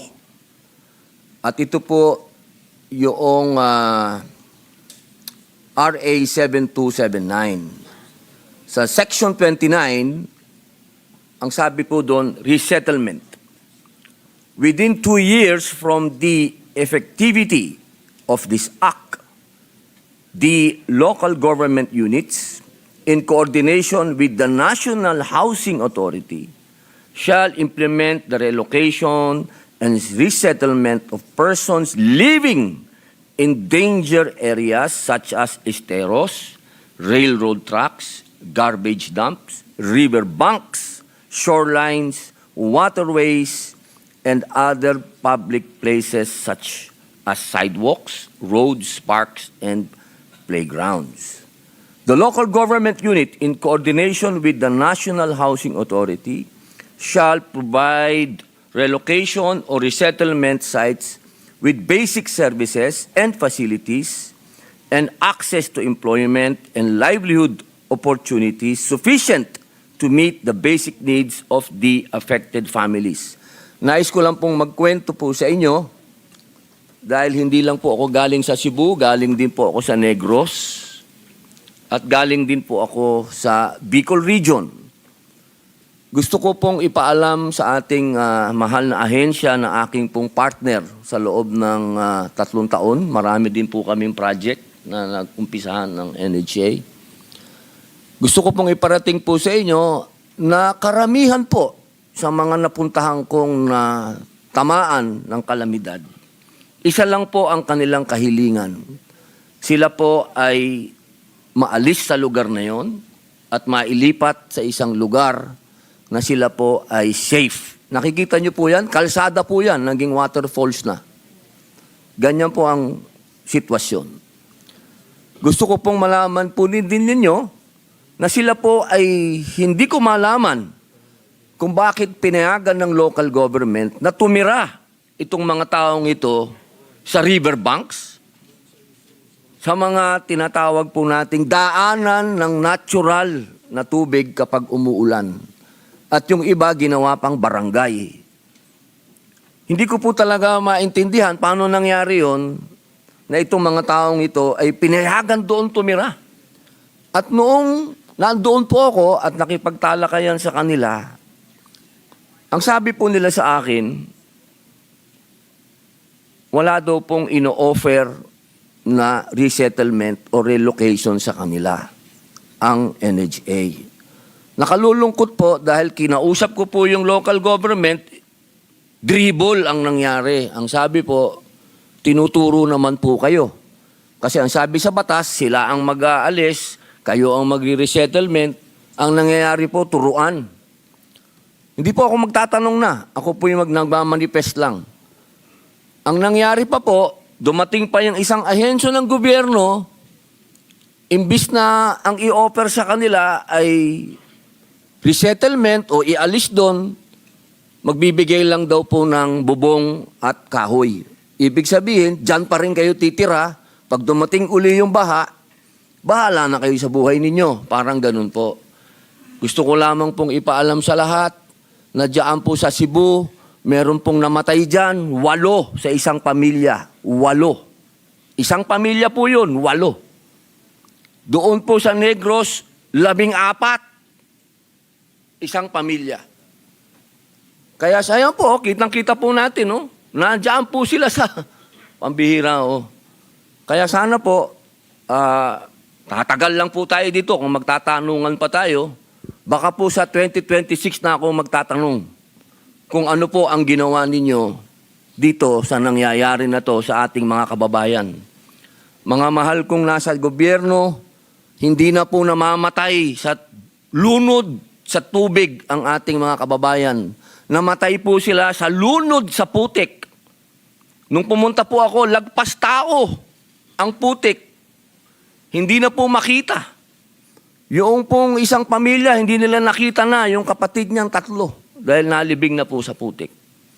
Kaya sana po, ito po ang tingnan natin. Ito po ay urgent, emergency na po ito. Kailangan po natin itong aksyonan na ngayon na dahil baka may dumating na naman na bagyo. Sabi po tayo ng sabi na ito na ang sitwasyon natin. Mas lalakas ang bagyo, mas dadami ang baha. Siguro po ito po ang panahon para ipakita natin talaga na ang ating gobyerno ay re-responde sa taong bayan. At ito po ang kailangan sa ngayon na. Ma-resettle po sila, ma-relocate po sila.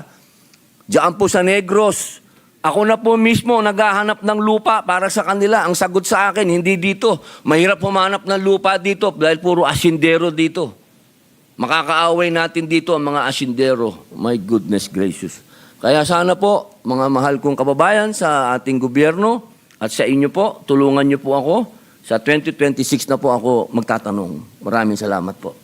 Maraming salamat, Senator Robin. At loud and clear po ang inyong mensahe sa Department of Housing. At nanggaling rin po ako dyan. At tama ko kayo, yan talaga ang sigaw ng mga kababayan natin sa Cebu, particularly sa Talisay, sa Cebu City, sa Mandaue, na mabigyan ho sila ng disente at ligtas na pabahay. No? Ayaw naman ho nila tumira doon, pero dahil sa hirap ng buhay, wala rin paglilipatan, kumbaga napuwersa ho silang tumira ho doon. Pero ang DSUD at nakikipag-coordinate po sa mga local government units, very challenging dahil bibili ho ng lupa, pero nagko-coordinate ho sila para po mailipat itong mga pamilyang ito sa mga danger zones or danger areas. Kaya maraming salamat sa inyong pagbibigay ng paalala.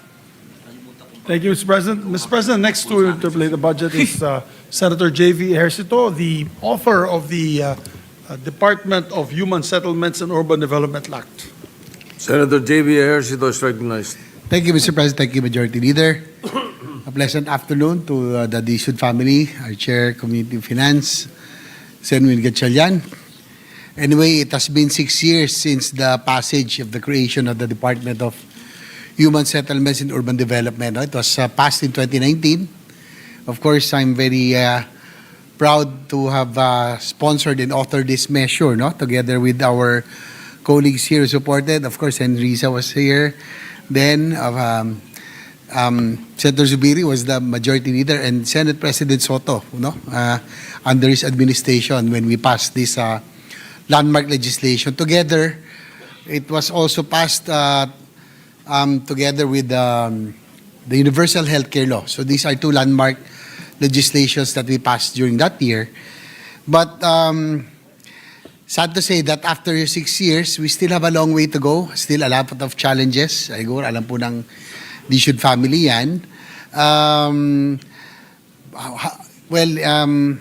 Hindi naman po lahat talaga. It cannot happen overnight. Wala naman pong magic na pagkapasa ng batas, gaganda na po lahat. Just like universal healthcare, now it is being felt slowly, and by next year, it will now be more effective. But it took almost 6 years for it to be realized. I think itong housing sector will have a lot more challenges. So, based on what we've heard earlier, the backlog back then, as far as I can remember, Mr. President, when we were drafting the measure, was about 2 million at that time. And now it grew exponentially. Nasa 6 million na po ba ang backlog, as I was listening. So ang bilis ho ng paglago ng backlog if we do not really construct those houses. Kaya lang, challenge talaga, Yung 1 million houses that was planned under the 4PH, under this administration, ngayon po magiging 1 million na lang until the end of the administration. But then, being the principal sponsored author, of course, we have to make sure that this measure the program under DHSUD will be more effective, Kasi nga, we do not want, ang gusto natin, walang matirang squatter sa sariling bayan. Anyway, just like to ask a few questions and on a few issues. So you just like to ask us, yung po mga yung mga bago, can we know the names of the new USECs? Kasi panibagong familiar faces na po sila. Ang ko lang, when we started drafting this measure, ever since the Housing Summit, wala na ho akong nakikilalang familiar face sa kanila. So just a rundown, the key officials, can we have their names?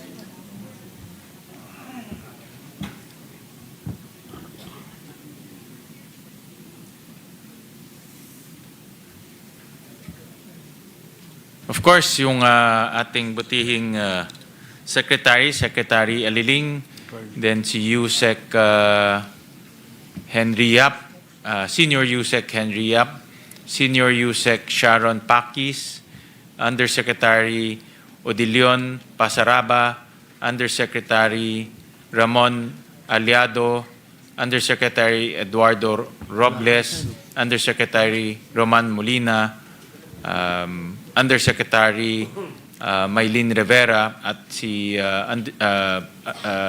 Assistant Secretary Angelito Aguila. So ito po yung kanilang mga USECs and ASECs. Okay, thank you for that. Not to, of course, we would like to know the new officials of the DHSUD. Of course, I do not want to, I'm hoping that they will really come up, Hindi ko inaano yung credentials nila, but the only problem, Mr. President, with all of the departments, yung pong turnover lagi ganun eh, no? So yung my worry always is the institutional memory. Just like with the DOH, naiwan na lang po si Secretary Ted Herbosa.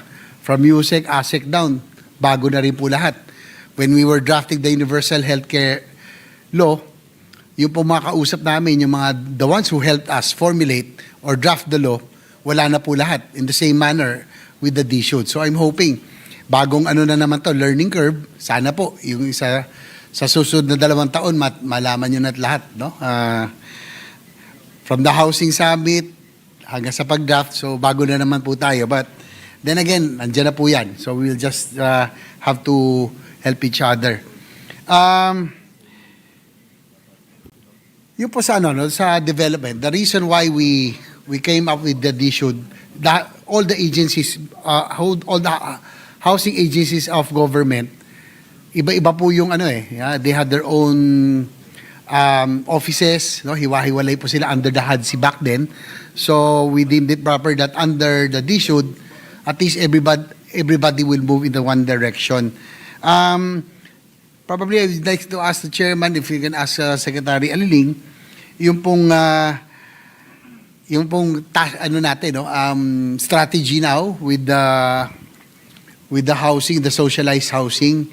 Sana po hindi na maulit yung mga dating nakagawian, nagagawa na kung saan pinakamura ang lupa, doon po bibili, magde-develop, gagawa ng socialized housing, low-cost housing, tapos pwede yung ilumipat yung mga beneficiaries, but after a few months, after a few years, iiwanan. Kasi po, malayo sa transport hub, malayo sa mga health centers, sa mga educational facilities.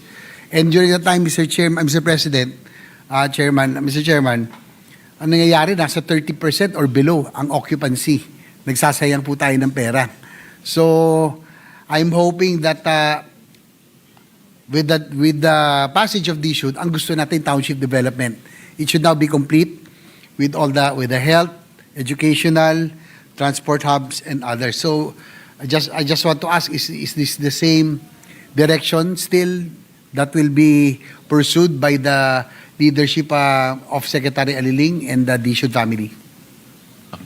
Well, thank you for that question. And tama ho kayo, Senator JV, na yung mga tao na pinapwersa pong i-relocate sa outside of their cities or outside of their municipalities,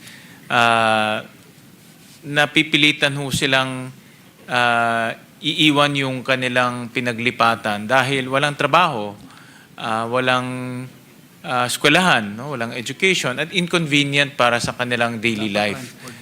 Tayo man, pag linipat ho doon, talagang aalis ho tayo ng aalis dahil walang mga basic facilities. So, yan po ay hindi na policy ng bagong pamunuan ng Department of Housing. In fact, kanina napag-usapan ho namin ni Senator Risa na ang policy ngayon ng NHA ay in-city or neighboring cities or they call it close city or neighboring cities. No? So yun po yung kanilang policy. No? Well, that's good to hear because both of us have experience as former chief executives. And I would say that, I can proudly say, Mr. President, that in Metro Manila, San Juan and Valenzuela have more or less the more successful socialized housing program. Kasi po, hindi naman ho lahat ng LGUs prioritize housing because number one, it's very expensive. Land is very expensive in Metro Manila. And second, hindi masyadong mataas, no, yung development cost. But happy to note that Valenzuela has one of the more successful housing programs. Yung po yung Disciplina Village, no? If I'm not mistaken. Yes, Disciplina Village po. Oo. Dalawa po yun. Medyo No? payat pa tayo dyan, Senator JV. Oo nga eh. Oo. Parang ako hindi. Hindi. Ikaw yun. Actually, ikaw yung tinutukoy ko. Yes, this one's, si Congressman Albi Benitez, the one who passed the other measure, the countermeasure. But do you kalayaan, the Disciplina Village, how How many phases was that, Mr. Chairman? Well, it was an offshoot of Bagyong Ondoy. I Yeah. think mayor tayo noon, Senator JV at that time.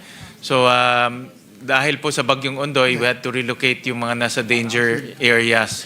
So to date, we have relocated close to about 15,000 sa mga danger areas. Meron na ho kaming tatlong housing projects. Pero sa amin ho, public rental housing, we rent it to them. No? Hindi ho namin, wala pong binibigay na ownership. So, but mura lang po yung renta, about 300 pesos. I remember this time you were the chairman of the Senate Committee on Housing, if I'm not mistaken, at that time nung binisita niyo kami sa Valenzuela. And that's worth, I don't know, worth looking at. I'm hoping that the DHSUD family, Secretary Ling, would consider rental housing. I think will be very good also for Metro Manila right now. Magandang, it was a very good example, the one that they built in Valenzuela. Sa San Juan naman, we built medium rise also, 5-story. This was this community, St. Joseph, was gutted by fire, about 1,000 families or 5,000 inhabitants. But we were able to establish a 5-story socialized housing. My question, Mr. President, during the time of Secretary Acusar, he wanted high-rise, no? I think he wanted high-rise socialized housing for Metro Manila. Rationale is being because land is definitely expensive in the urban area, especially Metro Manila. So they will maximize, no, na maglagay ng high-rise. My only apprehension is that pag high-rise, the cost of maintenance is very high, no? Yung mga elevator, hindi pwedeng 2 lang yan or 4 pag ganun malalaki. Baka 6 to 8. And then the common usage area. What is the take or the position of Secretary Aliling now and the DHSUD family? Do they still pursue ito pong mga socialized housing that is high-rise, the 20-story or above?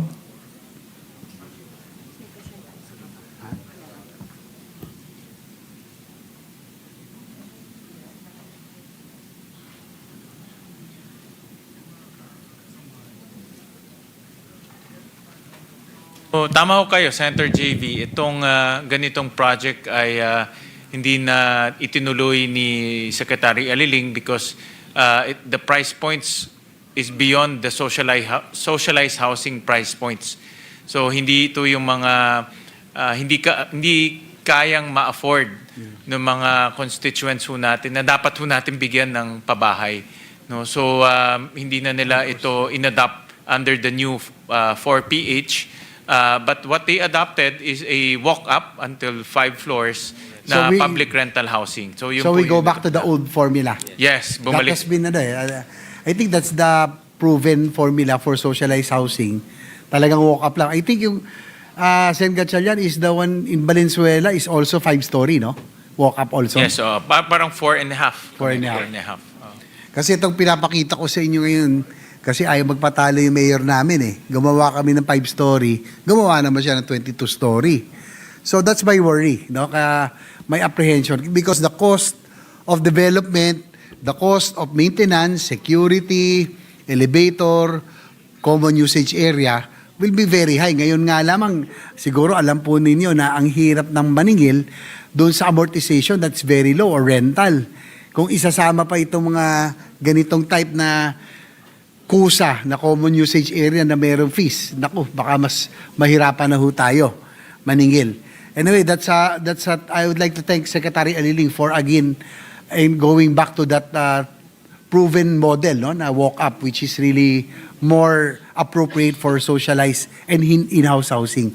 So, my question also now is that will we continue with the pursuing in city house or near city housing in urban areas? Will the DHSUD partner with LGUs? Kasi ang mahal dito, the bigger portion, the more expensive portion is land. If the LGU would provide the land, I think DHSUD can develop, no? In the same manner that we in Valenzuela and San Juan were able to do it.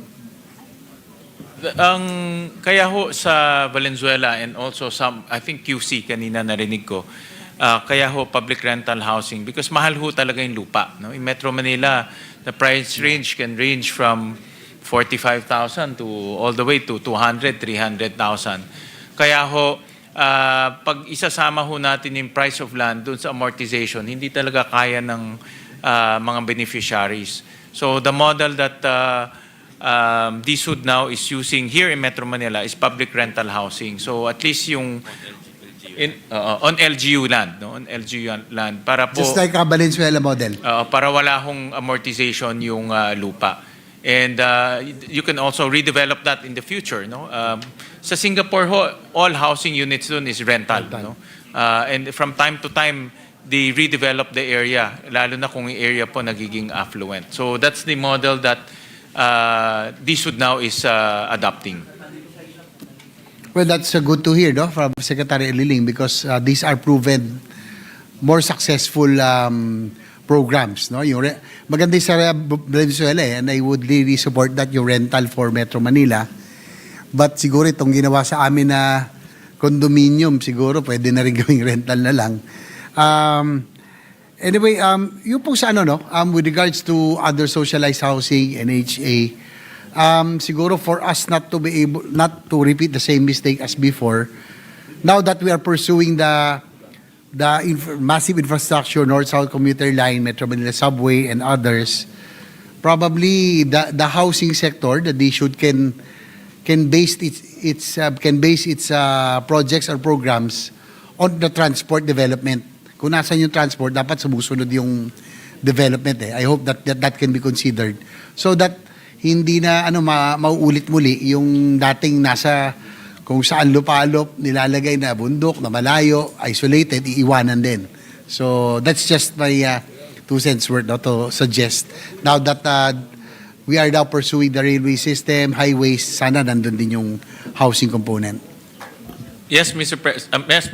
President, Senator JV. In fact, nakita natin yan in many pag bumibisita tayo sa ibang bansa, nakikita natin na yung mga tao nakatira sa labas ng metropolitan area and then nagko-commuter line sila papasok every day, no? Every day. Even in Japan, it's like that. In Europe, it's like that. So hopefully, pag natapos itong North-South commuter rail natin, that will be the offshoot na yung mga kababayan natin pwede silang tumira ng Bulacan, pero everyday pumapasok sila gamit po yung tren. Thank you, Mr. President.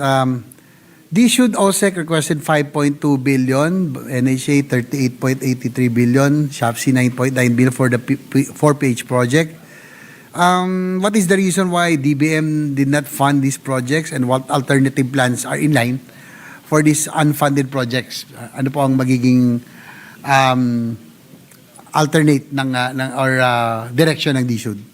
Actually, Senator JV, well, thank you for that question. Kaya ho hindi nabigay dahil meron pa silang natitirang funding that will be carried over to 2026. 683 million still remains in the coffers of DSUD. And the reason for that is because they reformed the 4PH program to make it affordable. Yung kaninang nabanggit nyo na tuklasan nila pag high-rise, only the upper 10th quintile can afford that housing project. So they had to reform the program, kaya na-delay po yung 4PH program. But now na reformed na, very clear na yung kanilang market target, gagamit na nila itong 683 million for next year. Kaya hindi ho sila binigyan because of the low utilization. Anyway, I'll just go to be rest assured of our support. No, of course, we cannot let the department fail. The DHSUD should succeed, and again, we need to address the backlog. No, na sabi ko kanina nung sinusulat natin ito, 2 million lang ang backlog. It grew exponentially to 6 million. So we really have to move fast, and I think the key here will be financing. No, also one of the things that DHSUD should really focus on the financing side, lalo na sa mga projects. And Siguro sa NHA na lang, no? Si GM na lang nakita ko dito. How was the, kamusta po ang production ng NHA ever since 2022 up to at present? Did we improve the production of NHA?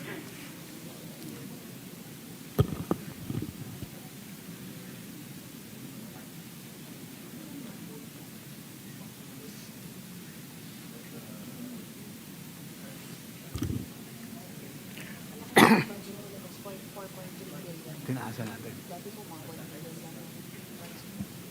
I think Senate ang nagdagdag, di ba? Ng 1 billion. In terms of production, Mr. President, walang problema po yung housing production ng NHA. But admittedly, compared to the height of the budget allocation to NHA, at one point nakakakuha ho sila ng 10 billion pesos. But now ang allocation ho natin is about 4.3 billion. No? So it's really a question of fiscal space. Kaya ho hindi sila nakakahabol doon sa mga housing requirements natin. But before end, I'd like to thank Mr. President, of course, Chairman or Finance Chair for adding Senate intervention of nagdagdag tayo ng 1.5 billion.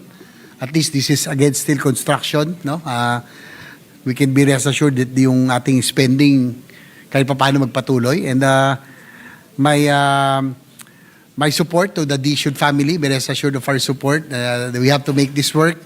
We have almost 2.5 years, but hopefully as the sponsor and author of this measure, I just want to be rest assured of our support and di tayo dapat mag-fail dito, no? There are a lot of challenges, a lot of speed bumps, no doubt, but I think with the leadership of Secretary Eliling and the DHSUD family, I would like to profess my support to the department. Thank you, Mr. President. Thank you, Majority. Thank you, Chairman. Maraming salamat, Senator JV, to the father of the DSUD Department of Housing. Thank you, Mr. President. Mr. President, I'd just like to echo the sentiment of Senator JV, lalo na sa mga probinsya at secretary kasi ayaw nila ng high-rise doon. Gusto nila ng single-detached kasi magtatanim ng malunggay, ng alam mo naman. And we're actually very successful because the NHS has 3 major projects now in Bukidnon. So we thank them for that. So, Mr. President, no other member wishes to interpolate the budget of the Department of Human Settlements and Urban Development. I move that the budgets of the Office of the Secretary, Human Settlements Adjudication Commission, Department of Human Settlements and Urban Development, National Home Mortgage Finance Corporation, National Housing Authority, and Social Housing Finance Corporation be deemed submitted. I so move, Mr. President. Any objection? Chair hears none. The Department of Human Settlements and Urban Development, including the budgetary support to all their other offices, are hereby deemed submitted. Thank you very much, Mr. President. May I ask for a minute suspension to allow the transfer of the DTI into the session hall? Session suspended.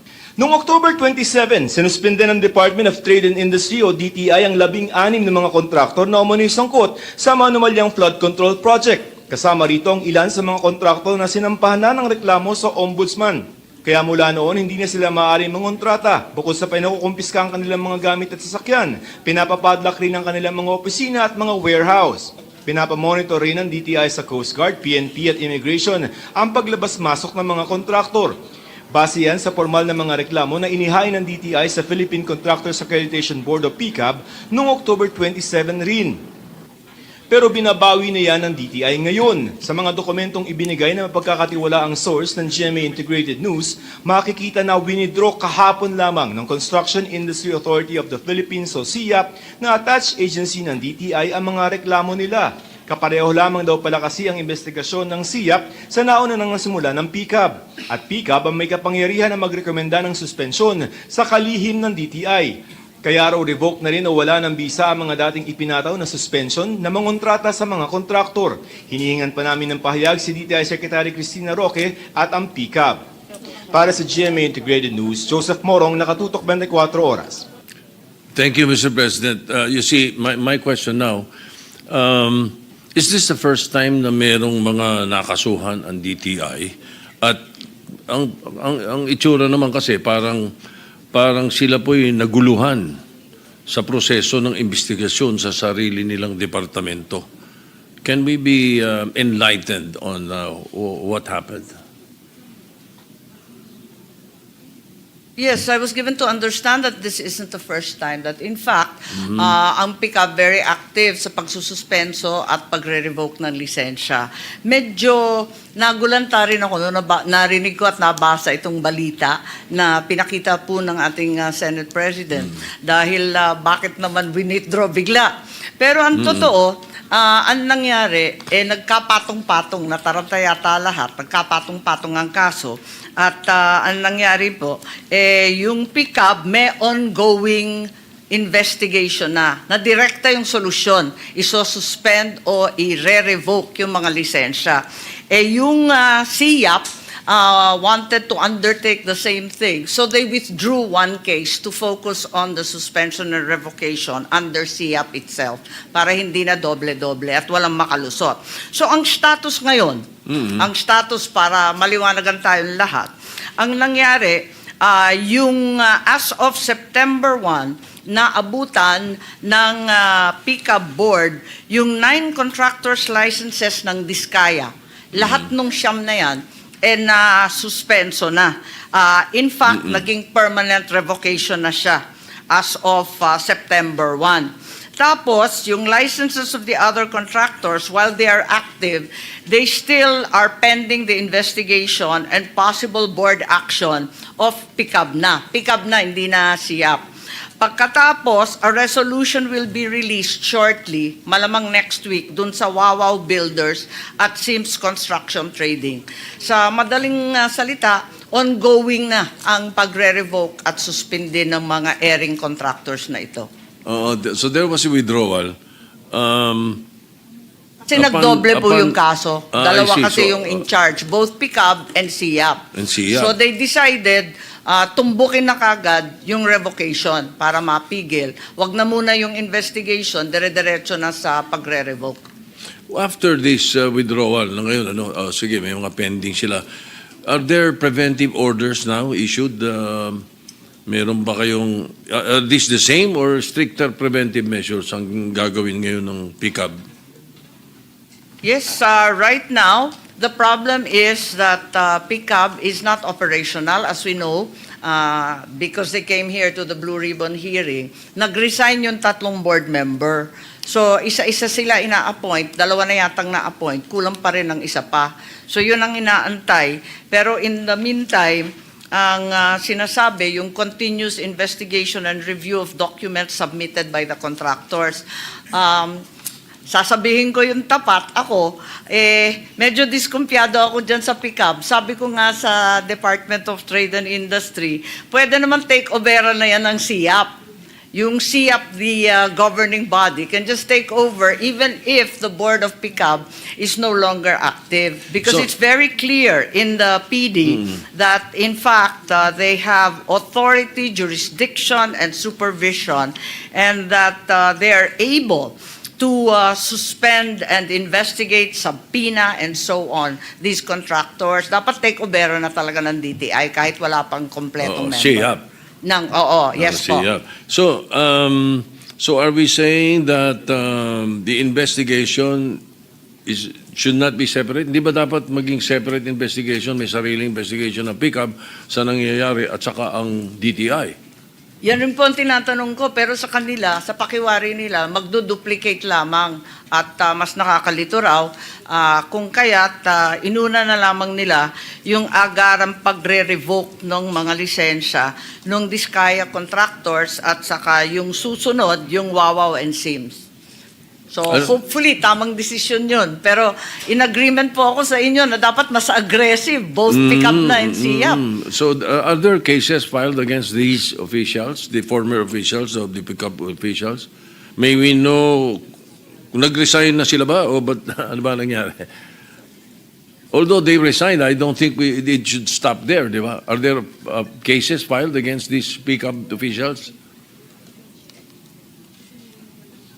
Medyo mabagal ng reaksyon ng SIAP. Wala pa eh. Wala pang kaso kasi nag-iimbestiga pa lang sila. Sabi ko nga, napakarami ng ebidensya. Ano pang imbestigahan? Dapat kasuhan na yan, kahit preventive suspension man lang. Pero andun pa rin sila sa investigative phase. I don't think we should stop there, no? Dapat, yes, you're right. Push through with the investigation because baka yung mga bago nyong ilalagay o bagong maya-appoint, makikita, wala, magre-resign lang pala, okay na rin kami. Di ba? Baka hindi maging maghigpit bigla. Dapat hindi nakakaligtas. Dapat Correct. maparusahan. At ang liwaliwanag. At ang sabi ko nga, pati yung rules and regulations ng membership of the board, paltan na. Very clear naman yung conflict of interest. Kung public works contractor, ikaw pa ang regulatory body, hindi naman po tama. Correct, agreed. And I'm glad I am hearing the chairperson in charge of the budget of the DTI watching over it. Thank you very much for that. Anyway, let's wait for the cases to be filed and what will happen later on. Let me move on to another topic. No? More or less, ramdam na naman nila kung ano yung gusto natin as far as that issue is concerned. Sang-ayon tayong lahat dyan. Okay. Yesterday, I asked the ICT regarding the proliferation of illegal substances being sold on various online platforms. There are abortifacients openly sold on Facebook and illegal substances such as peyote sold on Shopee. Ayan, nakikita niyo po dyan, ano? DICT conveyed that they coordinate this with DTI. What is the monitoring and regulating process and action being taken by DTI regarding these matters according to DICT, nagko-coordinate sa inyo? Yes, ang DTI ang binigyan ng responsibilidad mag-monitor ng online selling of these products, including abortifacients. Ito nga, nakikita natin, ghost guns, weapons and ammunition, illegal drugs. Kung ano-anong binibenta online, they seem to get away with it. Ito nga yung problema. Pero meron digital surveillance and tracking, ang DTI, Fair Trade Enforcement Bureau and Electronic Commerce Bureau. Ang nagagawa nila mag-take down at mag-blacklist. May compliance and blacklist orders. Ang balita, 108 takedown na sila. Ang problema, dun sa 25,301 product listings, 30 days lang pala yung takedown. After 30 days, babalik na naman sila ayon sa Internet Transactions Act unless a court order is issued at which the takedown becomes permanent. hindi pa pala sila nagkakaso sa huwes. Kaya hanggang ngayon, puro 30 days lang. Sabi nga natin, dapat mas masigasig sila dyan kasi kung ano-anong kalokohan ng binibentang online. Correct. May we ask that you pursue this vigorously? Pagkat ulit-ulitan lang tayo, every month ulitan lang tayo after the takedown. No? So, I think I've delivered the message. I will not belabor the point anymore or the interpolations. Hindi ako mahilig sa mahahabang predicate bago magtanong eh. Alam mo naman ako, diretso agad, no? So that we save time. So, submit na lang to the Senate, please, kung ano na mga actions taken and what are these, what are the results of this, and then the follow-ups, And then after the takedown, the blacklist, ano ginagawa, ano nangyayari? Perhaps we could include that in the hearings of the e-commerce. Senate Bill 191 o yung anti-fake news, fake content natin isa pa yun, mga opo. na bill, di ba? Yes. O we will At saka be able yung to take... e-commerce, pwedeng i-revisit po. Yun, Kasi okay. mahina sila maghain ng kaso sa korte. Ang dami naman nilang abogado. Sabi ko, yung 108 takedowns na yan, pabalik-balik every month. Kalokohan to, pati yung fines. Ang liliit ng fine, ang lalaki ng kumpanya ng Lazada, Shopee, mga big time yan eh. Talagang Yes. binabaliwala yung mga fine. So, okay, so not belaboring the point dahil ito'y medyo sagi lang sa budget nila because we want them to be on their best foot. Sige, thank you very much. We will await the submissions. If Thank I you, Madam may Chairperson. just add, SP po, in Australia, nag-give up na sila sa regulation ng online products. Ang ginawa nila, absolute effective this coming December 10, the Australian government will implement a law banning social media access for individuals under 16 years old. Ganong katindi. So, hindi ko naman sinasabi na yan, ganong ka-draconian ang gagawin natin, but we should really consider something especially for the youth. At saka yung pinaparusahan dito ay yung platform, hindi yung magulang at bata. Parang tama Correct. yung approach. Correct. Something to study. Thank you for the information. Thank you, Madam Chairperson, and thank you, Mr. President. Thank you, Senate President. Next in line, the gentleman from Isabela, Senator Rafi Tulfo, is recognized.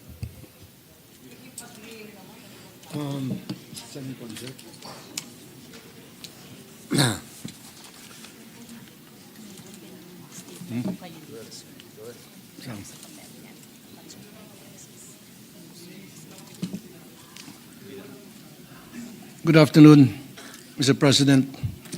The Filipino crowd never disappoints pagdating sa concert. Panalo talaga ang Pinoy crowd. Kaso, bukod sa hassle, pagpunta at paalis ng venue, di labong mas mahal ang bentahan ng concert tickets dito sa atin. Tulad na lamang itong Blackpink concert, itong nakaraang weekend, Sabado at Linggo. Talamak yung naging bentahan ng napakamahal na ticket na nanggagaling sa mga scalper. Example na lang sa VIP seats. Na ang isang upuan ay supposed to be 19,000 pesos, pero ang bentahan ay nagiging 60,000 pesos. Yung general admission na supposed to be 3,000, binibenta ng 6,000 pesos. Ano po ang ginagawa ng DTI tungkol sa napakatagal ng problemang ito na ginagawang negosyo ng mga scalper, itong mga fans ng mga concert favorites? Bakit po hindi na-address itong issue nito, Mr. President?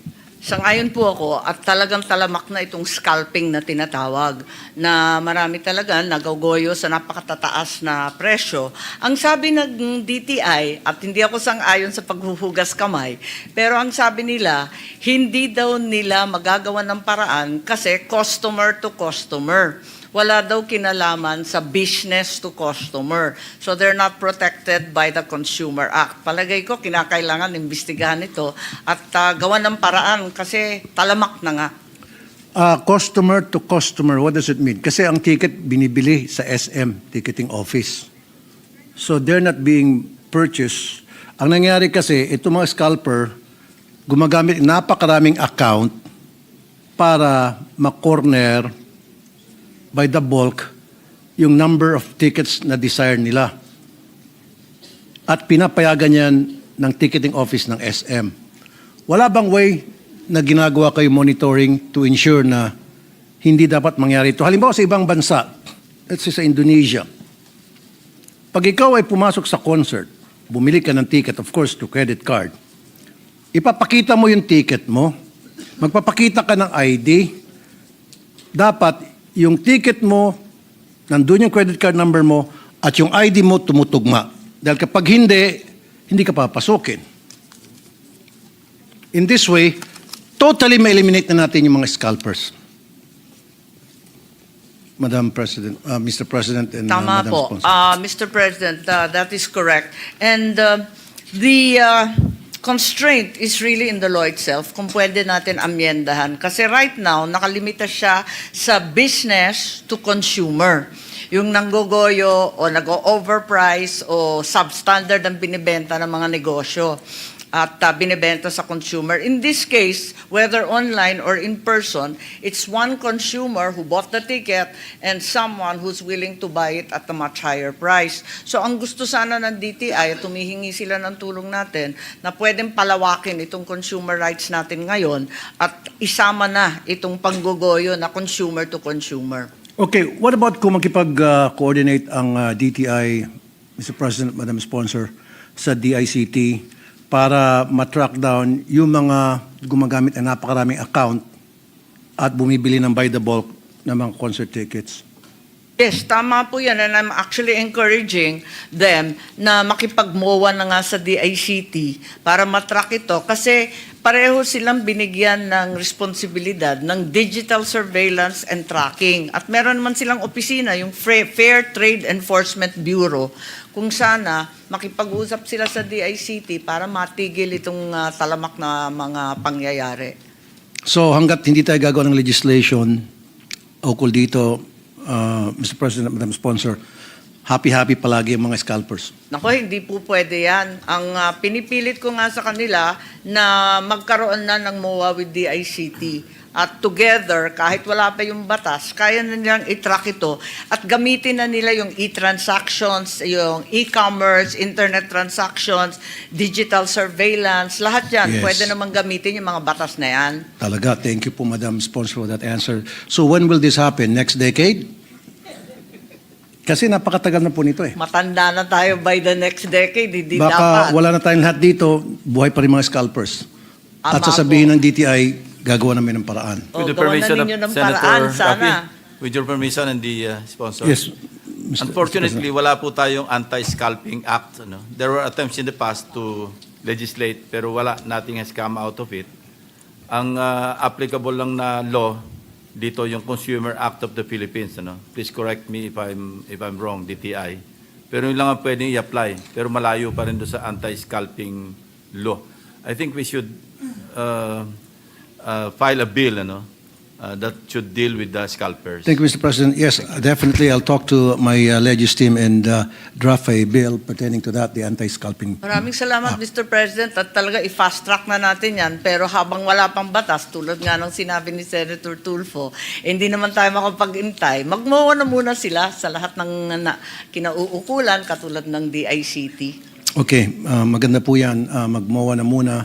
For the meantime, gawa ng paraan para nang sa gayon, hindi naman naisahan yung mga bumibili ng concert tickets. Okay, now, bakit po dito sa Pilipinas ang mahal ng mga concert tickets? Halimbawa na lang sa Blackpink, yung VIP, yung SRP na sample lang po to hindi ako nanood.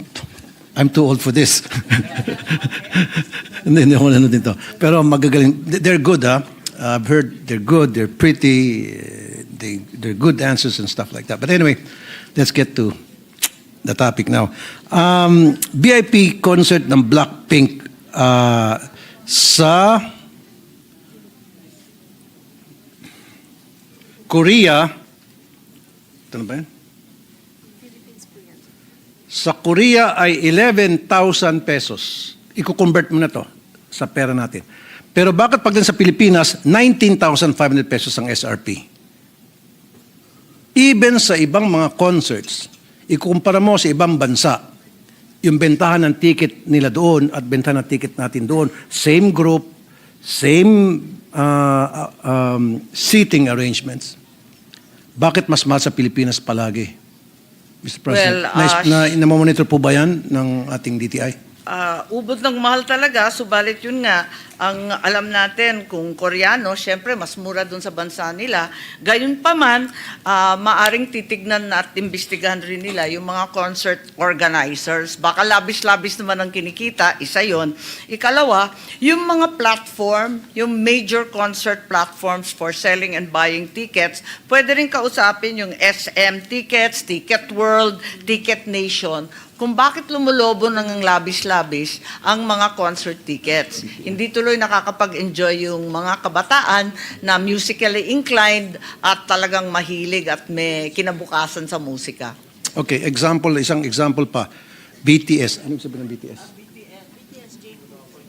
BTS group. BTS, okay. Korean din. Okay. BTS tickets noong April 2025, sa Indonesia, 14,000 ang halaga ng VIP tickets nila doon para sa BTS. Pero sa Pilipinas, 22,600. Now, itong BTS, I would assume, hindi to Indonesians, ano? Korean. Okay. So, pumunta sila ng Indonesia, naningilang Indonesia, 14,000 lang. Pagdating sa Pilipinas, naningilang Pilipinas, 22,000 para sa VIP tickets. Bakit palagi mas mahal ang Pilipinas? Ama po yun, labis-labis talaga. Baka masyadong kumikita ang mga organizer, yung mga concert corporations, at pati na rin yung ticketing platforms. Kailangan siguro imbestigahan yan kasi hindi dapat tayo naglalayo sa Indonesia. Yung kanina po, yung sinasabi sa Korea, maintindihan pa natin, pero yung Indonesia at Philippines, dapat tabla lang. Dapat. Mr. President, Madam Sponsor. Kaya nga po, meron bang way na yung ating DTI makikialam at siguraduhin na dapat hindi naman pagdating sa Pilipinas, yung magkukonsul sa atin na grupo, kung ano man yung grupo na yun, ay mas mahal pa pag sila ay kumanta sa ibang bansa. As a matter of fact, there are people who told me na mas mura pa kung sila ay pupunta sa ibang bansa. Lalo, yung Coldplay, hindi dapat ganyan kamahal. Medyo laos na rin sila. Naabutan ko pa yun. Kaya sana mas mura ng kaunti. At siguraduhin ko na yung DTI talagang imbestigahan yan at hindi dapat yan palaganapin. Thank you. Ito, kaedad natin to. Kapanahon na natin to, Madam Sponsor. Rod Stewart, 2024, na-cancel yung kanyang concert. Maraming nakakuha ng refund, maraming hindi. Yung mga nakakuha ng refund, it took them 21 days up to 30 days bago makakuha ng refund sa ticket nila. Now, paano natin habulin ito mga hindi nag-refund na sa tamang oras at hindi talaga nag-refund at all ng mga concert tickets na hindi naman natuloy yung concert? Madam Sponsor. May opisina ang DTI at dito tayo nananawagan, yung Fair Trade Enforcement Bureau, FTEB. Kinakailangan habulin nila talaga ito. Kapag na-cancel, dati naalala ko pa yung Michael Jackson na-cancel din, dapat talaga magbigay ng refund at dapat mabilis, hindi naman isang buwan. Yes, tulad ng Alesso. Ano to? Korea pa rin? DJ. No show. Si Vanessa at ang nagbigay nito. 2022. No refund at all. Zero. Sa mga bumili ng ticket. Now, Madam Sponsor, Mr. Sana President. nare-report yan dun sa Fair Trade na bureau nila ng DTI. Kasi kinakailangan imbestigahan yan. Hindi naman dapat yung ganyan. Okay. Last na naman po. So, doon po sa akin suggestion, mag-agree ba sa akin ng DTI tulad ng ginagawa sa Indonesia if you buy a ticket online, of course, you're using your credit card or, credit card. Or ano pa yung isang card? Debit card. And then, kuha ka ng ticket because of the credit card and debit card na ginamit mo. Pag pupunta ka sa concert venue, ima-match up nila, ibabangga nila sa ticket na nakalagay yung credit card mo doon sa hawak-hawak mong ID at mukha mo. Kapag hindi tumutugma yung ID na dala mo at saka yung ticket na ginamitan ng credit card, hindi makatugma, hindi ka makakapasok. Can we not do that? Palagay ko pwedeng pag-aralan yan kasi magandang safeguard din yan. Yun nga lang, syempre, kapag binili ng barkada at rinegalo para sa birthday o di kaya yung magulang ang nagpagamit ng credit card, doon na lang siguro yung mga sitwasyon na hindi magmamatch sa ID yung nagbayad. Okay, sige. Dapat may maliwanag na paliwanag. Pero kailangan siguro pag-aralan natin yan. Tama Madam po. President, Mr. Sponsor. Mr. President, Madam Sponsor. Yun lang po. Maraming salamat po, Madam Sponsor, Mr. President. Thank you very much. These are very useful safeguards and amendments that we can keep in mind. Sana sa susunod na budget hearing ng DTI, mas na-actionan na itong mga scalping at iba pang online scam. Salamat po. Thank you, Senator Tulfo. Senator Joel Villanueva is recognized. Thank you, Mr. President. Distinguished sponsor, my seatmate since I started public service 24 years ago. May we know if our colleague, distinguished lady from Ilocos, would yield to some questions, Mr. President. Yes, certainly, Mr. President, I'm happy to attempt to answer the questions of the Honorable Villanueva. Thank you, Mr. President. Actually, I am not going to ask a lot of questions as let me state for the record that I've been very supportive of the budget of DTI and its attached agencies. We were part of the commission and appointment that confirmed our good secretary, and we believe in her.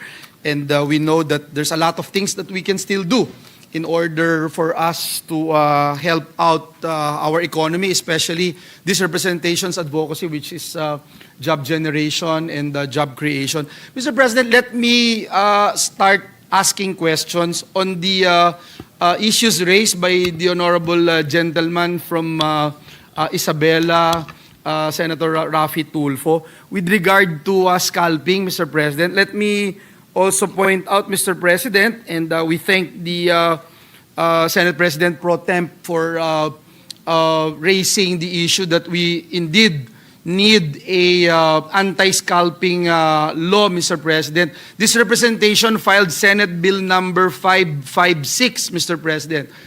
This is an act prohibiting the selling and or buying of admission tickets through unauthorized sales channels, providing penalties therefore and for other purposes, which was already referred to the Committee on Justice and Human Rights. So I hope, Mr. President, that our colleagues who are also listening in today's deliberation would support the measure, Mr. President, because I feel, Mr. President, that it is very important. And let me also put on record na nabibiktima po ako lagi ng mga concert tickets. Lalo na po yung mga Korean concerts dahil yung 13-year-old na anak ko po ay mahilig sa K-pop. So, nasa Bukawi ka pa naman. At nasa Bukawi pa po ako, Mr. President, at akala ng buong mundo, pag may concert po sa Bukawi, marami po akong ticket at may access po akong makabili ng ticket. And, you know, Mr. President, unfortunately, despite the fact na we wanted to do something about this, it's also a fact, Mr. President, na pag mataas ho yung demand, talagang wala hong magawa yung mga customers, Mr. President. In fact, ako ho, lagi po, tuwing may concert po doon sa Bukawi, lagi ho ako natatanong, may access ka ba? May pwede ka bang mabilhan?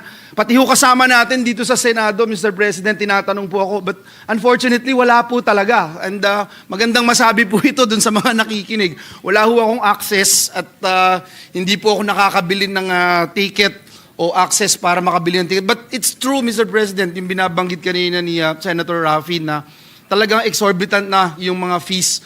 And mas madalas po, hindi po talagang yung nakalagay sa ticket na presyo yung bibilhin po. Nabanggit po kanina ng ating sponsor na limited yung powers ng DTI because it's a customer-to-customer relationship.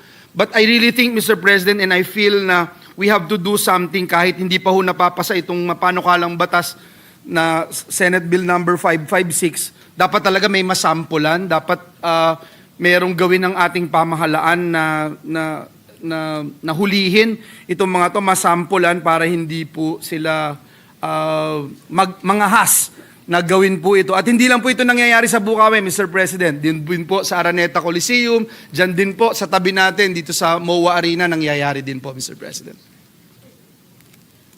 Tama. Talagang akala po namin talagang kayang-kaya mong bunuin yung mga ticket sa Bukawi. Hindi pala. Okay. At maraming salamat. Thank you very much for that support for the Anti-Scalping Act. I think it's something that we're in dire need of. And Mr. President, I think we should step up our game. Manghuli ho tayo talaga. Hanapin ho natin ito. No? Kasi ako'y isang basketball fanatic. Every time merong international event dito, yung FIBA, whether it's UAAP or even PBA, pagka finals, nangyayari po yan.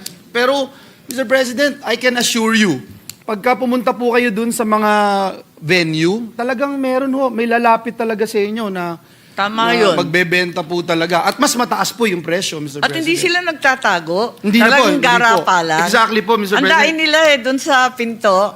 At yun nga, sinasabi ko nga sa DTI, maging mas aggressive dito sa mga e-commerce platforms. Meron naman batas na talagang nagsasabi pwede nilang hulihin kung nabenta online. Kung ando naman sa mismong venue, pwede naman sigurong hulihin. Unfair practices na yan, hindi na tama. Ako ho, naka-experience po ako, nakikita ko ho, may mga police vehicle mobile na nandun. Nasa tabi ho, wala pa hong 10 dipa. Naririnig po nila yung mga scalpers nag-aalok ho ng ticket. So I hope, Mr. President, na matignan po natin ito. And another thing, Mr. President, that I'd like to raise based on Senator Raffy Tulfo's intervention. Hindi lang po yung price tickets, no?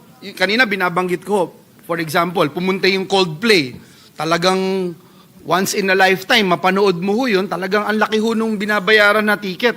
Wag na ho yung presyo na lang ng ticket. For example, Mr. President, i-raise ko din po ito, yung concert ni Taylor Swift. Yung concert ni Taylor Swift dito sa Asia, sa Southeast Asia, dun lang po sa Singapore nagpunta. Nag-skip sa Indonesia, nag-skip sa Pilipinas at sa iba pang lugar. And there were, it was in the news, Mr. President, CNN, BBC, na lumabas doon na ang mismong Singapore ina-accuse ng ilang mga bansa na kinopo nila at nagbigay sila ng malaking investment para doon lang gawin sa Singapore yung kay Taylor concert. Swift. I'm just sharing this, Mr. President, because as legislators, as representatives of the people, we wanted to give them something na hindi naman tayo madehado. Yun yung binanggit din kanina ni Senator Tulfo. Hindi tayo malamangan. And, yung paglalamang, hindi lang dun sa presyo ng ticket, kundi dun sa access and kung papaano tayo magkakaroon ng opportunity para i-promote ang ating bansa. I'm not just talking about concerts, Mr. President. For example, Mr. President, ang F1 race, Mr. President, wala ho dito sa atin. Sa Japan lang at saka po doon sa Singapore. Sa Singapore, yung night race nila, alam ho ng mga parokyano yun. Doon lang ho meron. So, binabanggit ko po ito because I think these activities ay additional programs that we can look into, low-hanging fruits na makakalikha ng trabaho, makakagawa ng mga activities para i-promote ang ating bansa, Mr. President. And DTI can help out in looking into these projects, Mr. President. Yes, tama po kayo at nahuhuli ang DTI. Talagang ang leisure and entertainment industry, industry din. Kaya kailangan i-regulate rin ng DTI. Hindi lang ang manufacturing and BPO services, hindi lang yon kundi mismo leisure and entertainment. Dapat sakupin na nila. Maliwanag, kapag online, meron silang kapangyarihan hulihin ang mga sellers nito. Pero ang sinasabi nila, yung transactions doon mismo sa venue na nagbebentahan, garapalan, harap-harapan, hindi daw crime yun sa ngayon. So, hindi daw nila pwedeng hulihin ng basta. Nagtataka naman ako, under the general rubric of unfair trade and misrepresentation, palagay ko, you can make a case for it. So, I think perhaps we should specify in a specific law exactly what we mean. Thank you, Mr. President, and I expect the support of our distinguished colleague in passing this representation sa bill, Senate Bill number 556, which is an anti-scalping act, Mr. President, that we are promoting. Mr. President, let me go to another point, and this is also to support the call of our Senate President Soto, tungkol po doon sa pag-protect ng ating mga consumers sa mga platforms, no, online platforms. Mr. President, yung Australia po came up with a law because of a lot Binanggit of... din namin kanina. Opo, no? December 10 ang deadly deadline nila. Yung 16 years of age, binaban na nila sa social media platform, no? And yung binanggit niyo po kanina, nakakatuwa po yun, dun sa Australia, ang talagang tinitingnan nila yung pagban ng mga platforms, Mr. President, not the parents. Kasi kahit sa atin dito, ang daming parents nasa abroad at because of the fact na they're looking for greener pastures, umaalis po sila. So, yun po, I hope magkaroon din po ng posisyon ang DTI about this. We raised this issue, Mr. President, in the budget of DepEd, and they're looking into it. Pwede rin nating gamitin yung GMRC law para sa mga kabataan natin. And then yung DTI, makita po natin yung mga platforms na nagpo-promote na alam natin na minsan, Mr. President, distinguished colleagues, sa face value pa lang nung page, Mr. President, alam mo na na manggogoyo So, sana matignan din po natin yon, Mr. President. Maraming salamat. Pag-aralan po natin. Isipin ninyo yung Australia na highly developed, highly technologically advanced. Talagang sumuko na sa regulation. Basta banned na lang outright. Di ko naman sinasabi na dapat gawin natin yun, yung under 16. At marami rin naman nasasagap sa online na kaalaman at edukasyon. Ngunit palagay ko, importante na talagang tignan na itong mga platform. Pati yung mga fines na ini-impose natin, parang sinsilyo lang yun. Ika nga, card change araw-araw, lang. kayang-kaya nila. Kayang-kaya nila bayaran to, puro 20,000. Nako, yung mga kumpanyang pinag-uusapan, Lazada, Shopee, Temu, Alibaba, kayang-kaya nila yan. Samantalang sa Australia, yung mga fine nila, ang titindi, US $32 million. Isipin mo, for serious and repeated breaches. Dito, 30 days suspension, ibabalik ulit, tapos babayaran mo 20,000. Baka pagtawanan lang tayo ng malalaking platform. Salamat, Ginoong Pangulo, at I hope that we can do better and we can perform better in protecting our consumers. At we still believe in the leadership of our Secretary sa Department of Trade and Industry. Mr. President, last issue ko po, and I made mention about this, yung job creation. No? In this particular budget that we are deliberating upon, Mr. President, the budget for 2026, may we know, Mr. President, the items in the budget that talks about or focusing on job creation, Mr. President? And how much is allotted for next year, Mr. President? Yes, as the senator is fully aware, dahil magkakasabay tayo na winwork out to, yung trabaho bill, Yung trabaho bill para at sa yung bayan national bill. program. Yes. It's an act already, sorry. It's a law. It's already an act, it's already a law. At dahil doon, bahagi na siya ng budget ng DTI At sa dinami-dami ng project ng DTI, hindi ko siya mahanap. Pero sa ngayon, I'm sure madami, kakalkalin no, natin. Mr. President. I'm sure there are a lot of items in That's the budget that would focus on job creation. Yung MSMEs, malaking bagay. Yes. Pero yung trabaho, syempre, ang lead agency, among others, is DTI. Yes. Yes, and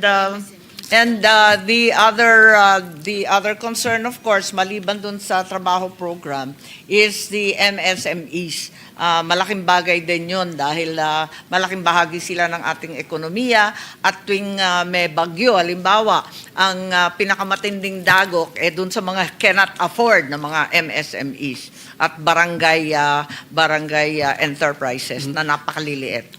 Mr. President, hindi ko na po patatagalin. If I may just na lang ask a list, Mr. President, to follow na lang, distinguished colleague, yung mga items in the department that would focus on job creation. Baka pwede pong makita how much it is and siguro yung target natin. How many jobs are we looking at in this particular items na nilagay natin sa budget? Most likely, mas maganda kung mabe-breakdown po per sector. And I would just await, Mr. President, para lang masiguro natin na meron tayong nababantayan at ine-expect dahil sa paggawa at paglikha ng trabaho, alam po natin yung Department of Trade and Industry, malaking role yung kanilang ginagampanan. Tama po. And right now, yung last listahan natin ng MSMEs, there's 1,241,475 business enterprises. 99.63% are MSMEs. Wow. Kaya, eto nga, yung micro-enterprises na yan, 90%, napakarami talaga nila. And as a result, a great number of jobs, which is 6,252,202 jobs are generated by the MSMEs. So maraming program ang DTI for MSMEs to ratchet up employment. Yung shared services facility, malaking bagay yun. Oh, yes. Yung green I know economic development, yung itaas ang Pinay, MSME, para sa kababaihan po to. Tapos may youth entrepreneurship program, may disaster initiative. Meron rin akong na-initiate na creative industries, mga makabagong trabaho para sa digital age. Ito naman yung mga online, animation, etc. Na kayo rin ang naglunsad nung test demand pa kayo.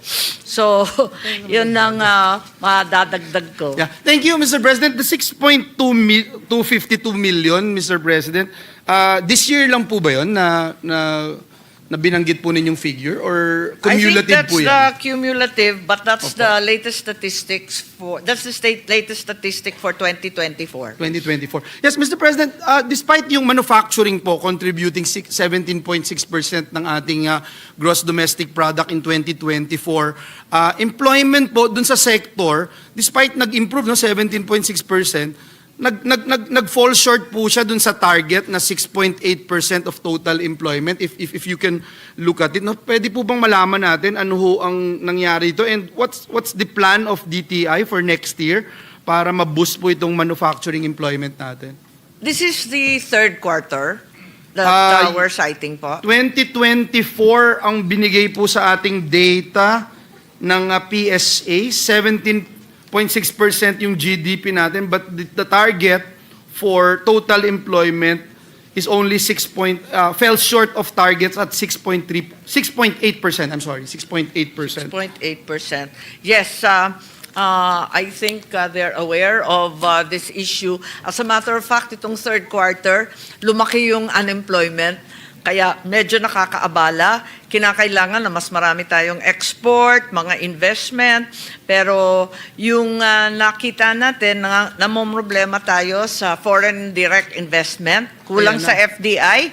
Marami pang umatras yung garments and processed food and electronics nanganganib dahil sa US tariffs. Kaya medyo takutan lahat. Tapos, maliban pa sa exports dito sa local public infrastructure, may complete halt halos sa lahat ng invoice involved kahit bangko sa bayaran dahil dito nga sa flood control scam na sa awa ng Diyos nanguna ang Bulacan. Aray ko po. Yung flood control nga, hindi na kami makabangon dun sa kalokohan dun. Pati dito kasali din. Mr. President, let me point out yung binanggit po ng ating distinguished sponsor ng when you talk about foreign direct investments, no? Yung preliminary data from the Bangko Sentral ng Pilipinas shows that the net FDI inflows fell from $830 million in August 2024, naging $494 million na lang po in August 2025. And the 40.5% decline is largely attributed to the 73.8% drop in net debt instruments, which decreased also, Mr. President, from $553 million to $145 million, Mr. President. So I think it's concerning to ask also in this particular deliberation, ano ho yung measures that we will be implementing for 2026 to address the decline net foreign direct investments and improve investor confidence in our country, Mr. President? Yes, that's correct. It's really alarming. The fall in worldwide, actually, economic slowdown and the significant downgrade with very, very tepid recovery after COVID. Kaya yan ang problema natin kung paano gagawin. And among the efforts was the create more law to make us more attractive to developers and investors. So malaking bagay yon, as well as the effort to develop more FTSC, meaning the foreign trade, yung mga trade attaché, dadagdagan yung trade attaché at mas maraming exhibitions, may effort to have a single exhibition space and so on. But it cannot be denied that the decline is really alarming. Yeah. Thank you for that, Mr. President. That's the main reason why every time you stand here on the floor, Mr. President, the distinguished sponsor from Ilocos Norte, when you talk about mga trade agreements, trade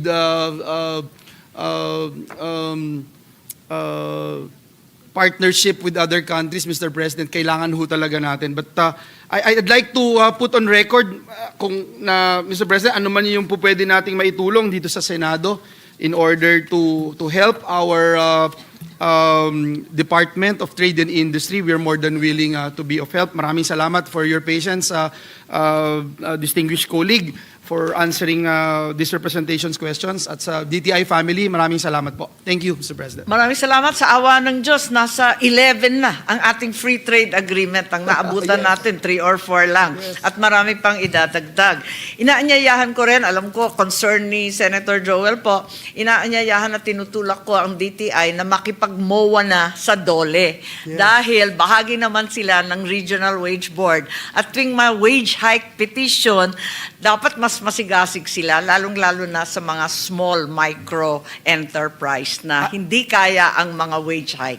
I cannot agree more, and let me also put on record na I hope and pray that we consider yung living wage. Living wage, hindi po yung kung ano-ano, no? Kasi mahirap po pag hindi living wage yung basis natin when you talk about wage hikes, Mr. President. Thank you, Mr. President. Thank you again, distinguished colleague.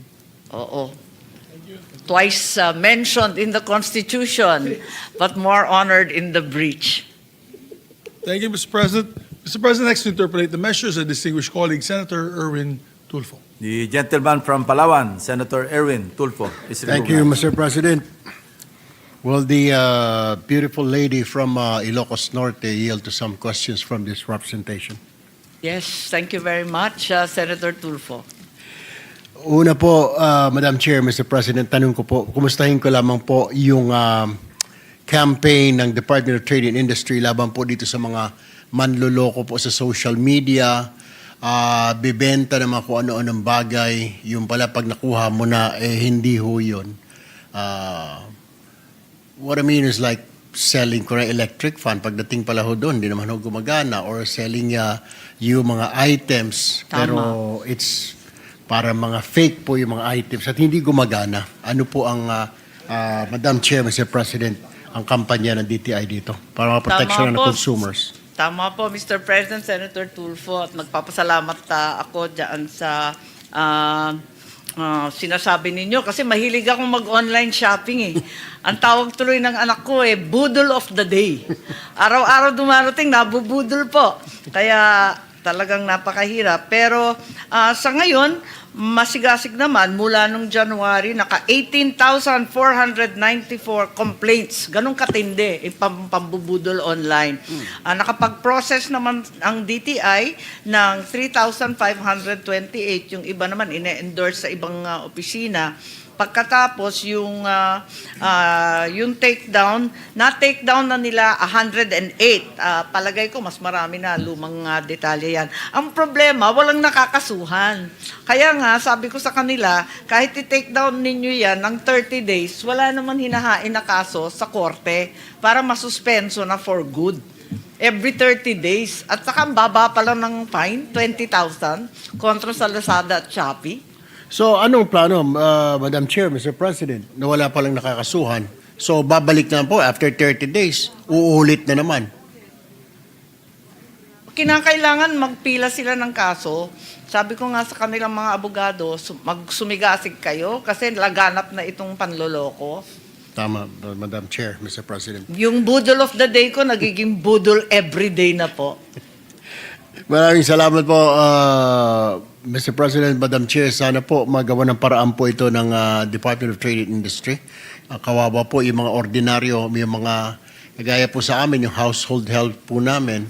Lagi po sila nandyan, bumibili na kung ano-ano na iuwi sa bahay nila. Pagdating naman doon, maawa ka dahil hindi pala totoo to, sir. Fake pala, hindi pala electric pan, hindi pala ganito, hindi pala mga cellphone, wala naman palang laman.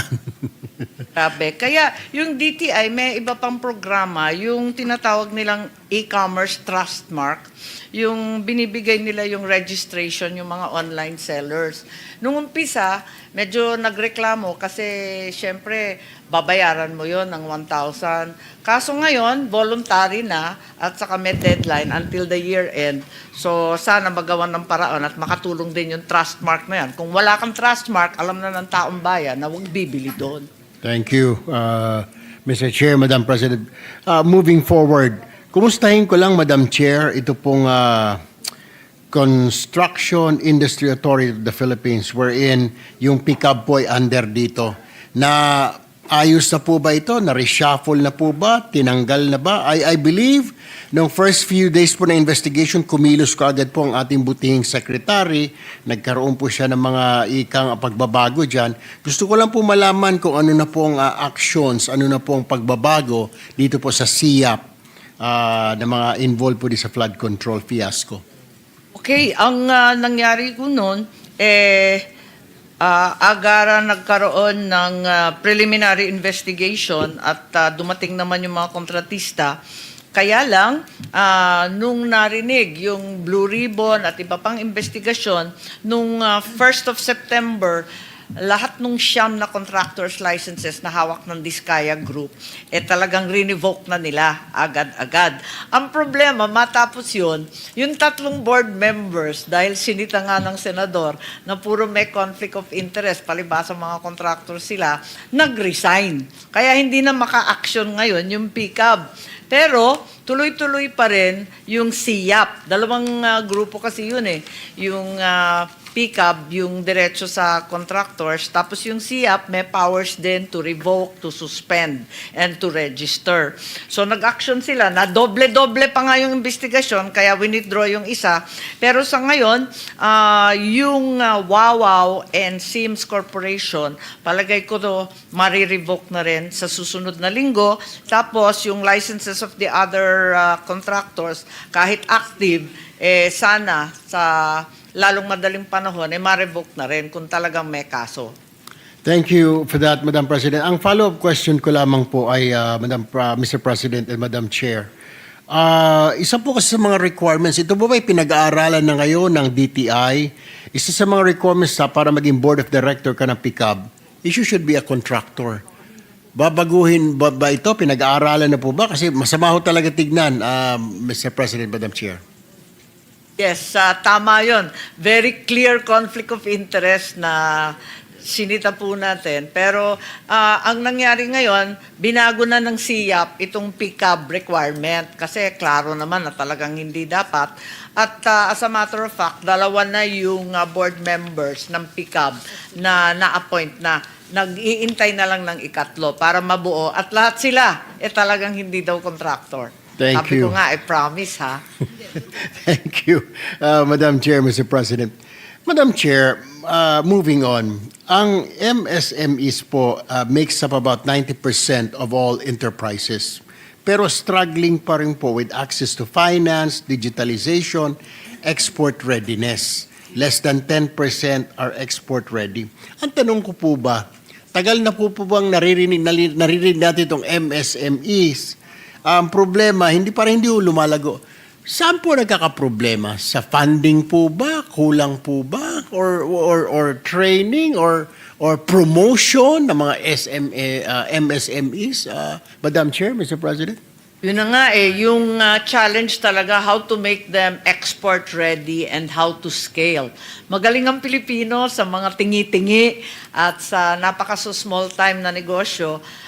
Hindi naman siguro nagkulang at napakadaming MSMEs, 1.2 million ang MSMEs at 6 million plus ang kanilang empleyado. Kaso nga lang, ang liliit at maliit din ang sweldo, maliit din ang kita. Yun na nga ang problema. So, ang ginagawa ng DTI, nag-i-invest sila masyado ng malaking halaga ng 647 million dun sa tinatawag na shared service facilities para sa kitting, packaging, and so on. Kasi hindi naman kaya ng MSMEs na maganda yung packaging kung bahay lamang, gumagawa lang ng kung ano-anong food process. Halimbawa, at least meron silang shared facility. Lahat sila pupunta doon, mas professional na yung pagbabottle, yung packaging, at pati sa design tinutulungan. Meron rin silang program na Green Economic Development para sa countryside. Meron ring itaas ang Pinay para sa women's kasi karamihan ng MSME babae. Mga yung tawag dati cottage industry, housewives. At meron rin yung mga nagre-recover sa yung mga binagyo na wala yung hanap buhay. Meron silang special program for MSMEs na SDRI. And finally, meron silang youth entrepreneurship program. Pero tama po kayo na talagang hirap na mag-scale. Siguro, dala na rin ng global economic slowdown, tapos yung COVID, hindi pa talaga nagre-recover ng gusto. Nabanggit nyo, Madam Chair, Mr. President, na 600 million ang pondo nito. I think would that be enough, Madam Chair, Mr. President? Hindi pa kaya mas maganda kung taasan pa po natin ito para talagang fully ma-equip natin itong mga MSMEs nito, yung kanila yung sinasabi mo, yung production, imbis na tingi-tingi, makakatulong ang DTI. Ano sa tingin ninyo, Madam Chair, Mr. President? Yes, Senator Tulfo, yung 646 sa shared facilities pa lang yon. Wala pa yon sa iba't iba pang programa ng DTI. Marami namang program ang DTI and aside from that, meron small business corporation. Yun na makakautang sila na hindi naman nangangailangan ng collateral. Ganon din sa CDA, yung sa Co-op Authority, doon sa agricultural enterprise. Pilit na ginagawang mini-merge yung maliliit masyado ng mga co-op at pati yung bago na co-op. Binibigyan rin ng training at tulong, market access, etc. para lumaki ng kaunti. Nasa 700 million yun. Ano pa ba? Marami kasi dito Marami silang program actually, iba-iba. Yung Philippine Innovation Hub, Kaya yung nga, Madam Creative Chair, Industry. hindi kaya kulang. Hindi kaya, why can't Di po ba pwedeng dagdagan? Ayon po sa aking informante, mukhang kulang ho yata. Mas maganda ho siguro kung dagdagan po natin ito. Sa tingin ho ninyo, Madam Chair, Mr. President. Yes, tama po yan. Parating kulang. Kaya eto nga, may livelihood seeding program sila, may negosyo center, pero kung minsan siguro, nagkukulang din sa information, dissemination, maraming hindi nakakapag-apply, or yung mga sa kanayunan, hindi na nila nalalaman kasi nasa lungsod pala. So, yun ang mahalaga talaga na maabot lahat ng nangangailangan. Thank you, Madam Chair, Mr. President. My last question, Madam Chair, Mr. President. Ito pong ating foreign investments. Anong ginagawa natin dito? How come parang hindi po siya lumalago? Tama po ba pagpapatakbo natin o kulang po tayo sa advertisements, campaign para makarating po sa iba yung dagat na invest in the Philippines? Meron po ba tayong campaign strategy or pondo para hikayatin pa? I know yung ating po executive department is doing its best para manghikayat, and we also are doing our share in the Senate. Pero syempre, with the DTI now, meron po bang campaign ang DTI or a strategy para talaga mahikayat, or may pondo po ba? Sapat po ba ang funding nito para makahikayat po talaga tayo ng mga investors dito sa ating bayan? Madam Chair, Mr. President. Yes, tama po kayo. At ginagawa ng BOI ang lahat upang lumaganap nga itong tinatawag nating FDI. Siyempre, yung unang problema talagang nag-global economic slowdown. Mula pa nung COVID, hindi naman nakakapag-recover ng todo. Kaya kulang na kulang pa. Baka next year at sa mga susunod na taon, makarecover. Siyempre, yung bad press natin, hindi nakakatulong yung corruption scandals. And of course, yung dati pang problema nila, yung ease of doing business dito sa Pilipinas. Ang dami-daming papapirma, kung minsan may suhol pa. So talaga yung mga foreigners, hirap na hirap ng under the table, beside the table, at kung ano-ano pa. At rinereklamo rin nila yung infrastructure dahil kulang pa rin at napakamahal ng kuryente natin kung ihahambing sa ibang lugar. May create more na batas tayo for tax incentives, pero kung ihahambing sa ibang mga bansa, tax-free sila kung minsan 10 years. Tapos bibigyan pa sila ng gusali at ng lupa. Hindi natin kaya yung level na yon.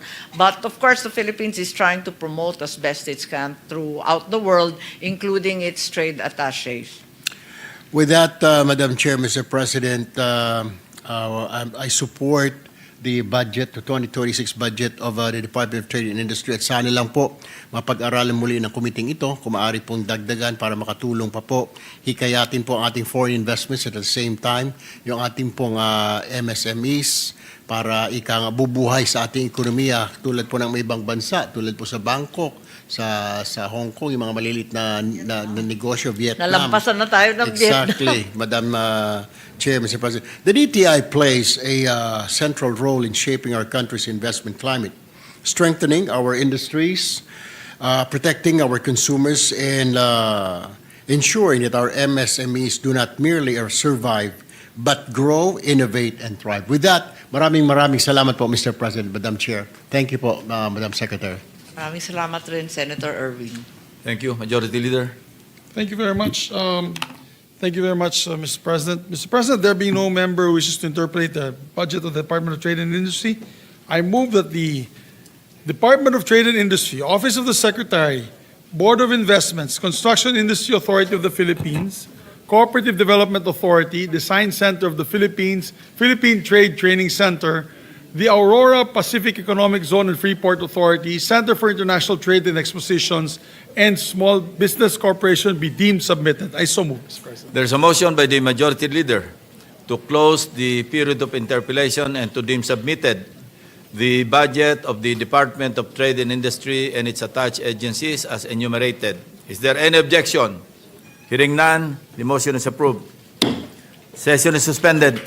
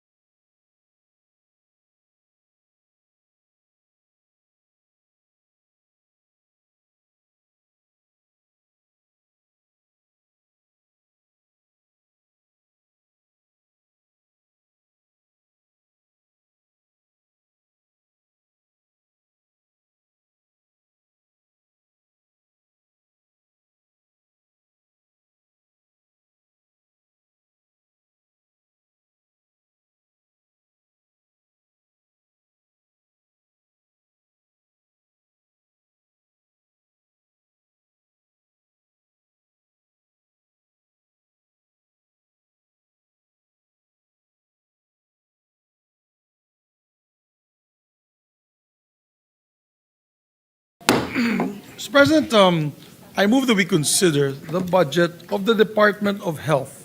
I so move, Mr. President. The consideration of the budget of the Department of Health and its attached agencies now in order for interpellation. Mr. President, may we also recognize our distinguished colleague, the chairperson of the Subcommittee on Health, no other than Senator Pia Cayetano, Mr. President. Senator Pia Cayetano is recognized. And to interpolate, that's right, she already opened the budget. This is the second day of the budget of the DOH. May we recognize to interpolate the good sponsor, our Senate President, Vicente Soto III. Our Senate President Vicente Soto III is likewise recognized to interpellate. Thank you very much, Mr. President. It's the majority there. Thank you very much. Will the distinguished chairperson please favor us with some answers to very straightforward but painless queries? The response is yes, not because you are the Senate President, but because your questions are direct, straight to the point, and short. Thank you. May we have the microphone of the chairperson louder, please? Oo nga, last time. Anyway. Hello? Yes. Hello? Siguro konti pa. Closer. Hello? Yes? Better? Yeah, okay, better. All right. Mr. President, Madam Chairperson, of course, through you, Mr. President. The Philippine Children's Medical Center is requesting for an additional 150 million for their MOOE for the full implementation of Republic Act 11215 or the National Integrated Cancer Control Act. Now, since the Philippine Children's Medical Center provides comprehensive services for children with cancer, they need the additional amount to keep up with the rising number of pediatric cancer patients and increasing cost of medicines. May I know if you have already increased this in your MOE? If not, when we be able to accommodate their request as an institutional amendment of the Senate? Actually, Mr. President, we recommended, and the chairman of the Committee on Finance accepted our amendment of an additional 1 billion for indigent patients through health packages for various kasama na yun. Kasama ho, not limited to cancer, brain, pulmonology, gastroenterology, dental, and nephrology services. To just give a very short background, Mr. President, ito pong budget natin, instead of increasing maifip directly to DOH, ang request din naman kasi nila is in fulfillment of the mandate of PhilHealth, bigyan ng pera tong mga ospital directly. So we gave all the specialty hospitals 1 billion. If you ask me, Mr. President, kulang pa yan. Kasi imagine mo kung merong mga interventions umaabot sa 20 million, di ba? May mga ganun eh. So kung maraming ganun, hindi mahaba ang lifeline ng 1 billion. So kung pwede pang dagdagan, dagdagan. Pero for now, I am proud to say na at least we have additional 1 billion for these specialty hospitals. And then, to be clear, almost additional another amount, another item, Mr. President, 885 million, so almost 1 billion for various procurement of essential medical equipment, hospital infrastructure, medium-term upgrading of the IT system, employee welfare safety, lahat yon 885 million. So total ang amendment natin is actually close to 2 billion because there's another 10 million that we also added to their budget for training and research development. That will benefit the Philippine Children's Medical Just Center for PCMC, also. Mr. President, All all for right, PCMC. right. Very good. Thank you very much. Thank you for that. So, nauna na yung amendment ninyo, institutional amendment. Now, maybe I'd like to move on. May I know from the DOH now, how many drug and treatment rehabilitation centers we have in the country today?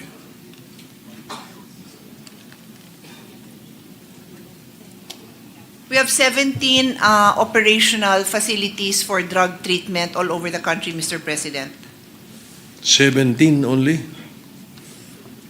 Yes. Mga stand-alone ba to? Or some are, yeah. Pero the others, meron sa private. But, okay, so for the public, the DOH run, Mr. President, is 17. And, nadagdagan na pala, Mr. President, sorry, it's 23.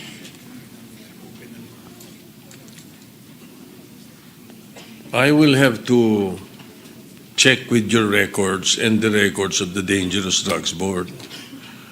According to the Dangerous Drugs Board, we have 94 drug rehabilitation centers nationwide, 35 of which are government facilities and 59 are non-government facilities.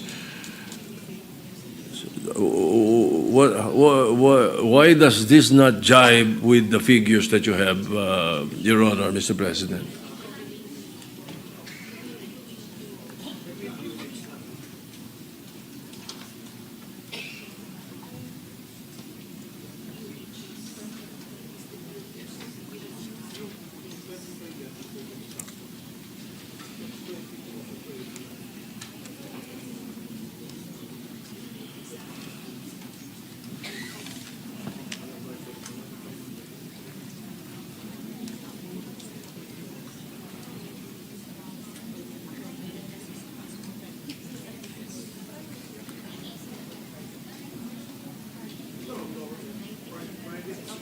So, Mr. President, the number that I gave earlier, yung 23, those are the DOH-run facilities. In fact, 22 are operational, 1 is under construction.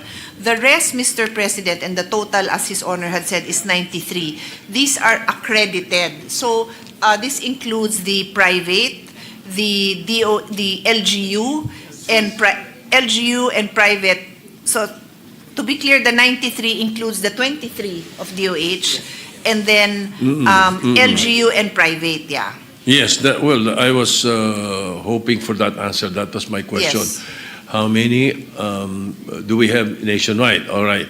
How many are accredited by the DOH? Apparently, in your answer, you're saying that all are accredited by the DOH now. All 93? Yes. Yes. All these 93 are accredited, Mr. President.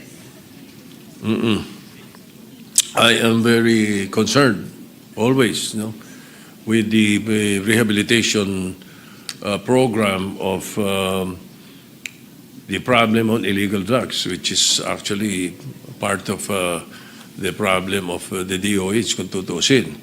As it is part of the 4 major concerns on how to solve the problem of drug abuse and illegal drugs in the country. We cannot just keep on enforcing and prosecuting without prevention and rehabilitation.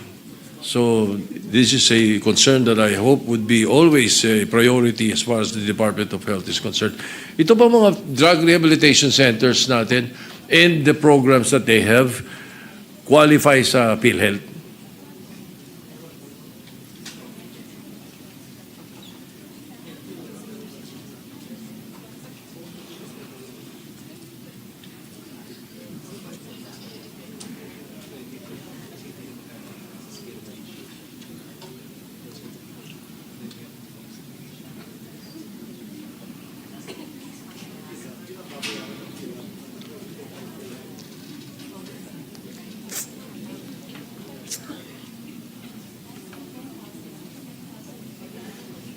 Well, I ask this, Mr. President, also because I know for a fact that many families, kahit gusto nilang maipasok sa rehab yung kanilang anak, ang iniisip nila baka magastos.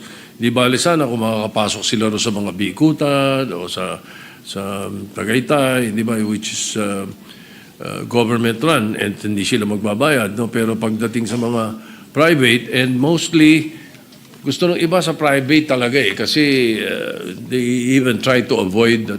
Kinahihiya kasi ng ating mga kababayan kuminsan I know for a fact that there are drug rehabilitation patients from Cebu who want to be in a drug rehabilitation, in a drug facility in Negros, in Dumaguete, or in Bacolod, instead of being in Cebu. Alam mo na, usual na iniiwas doon sa lugar, sa original na lugar nila.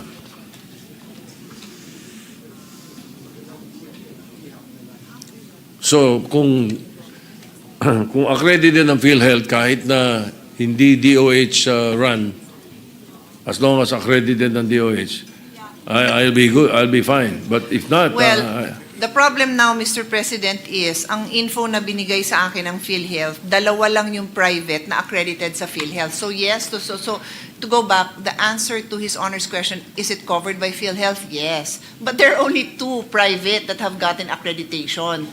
So maybe we can ask to have a fast tracking of coordination with them to get their full accreditation.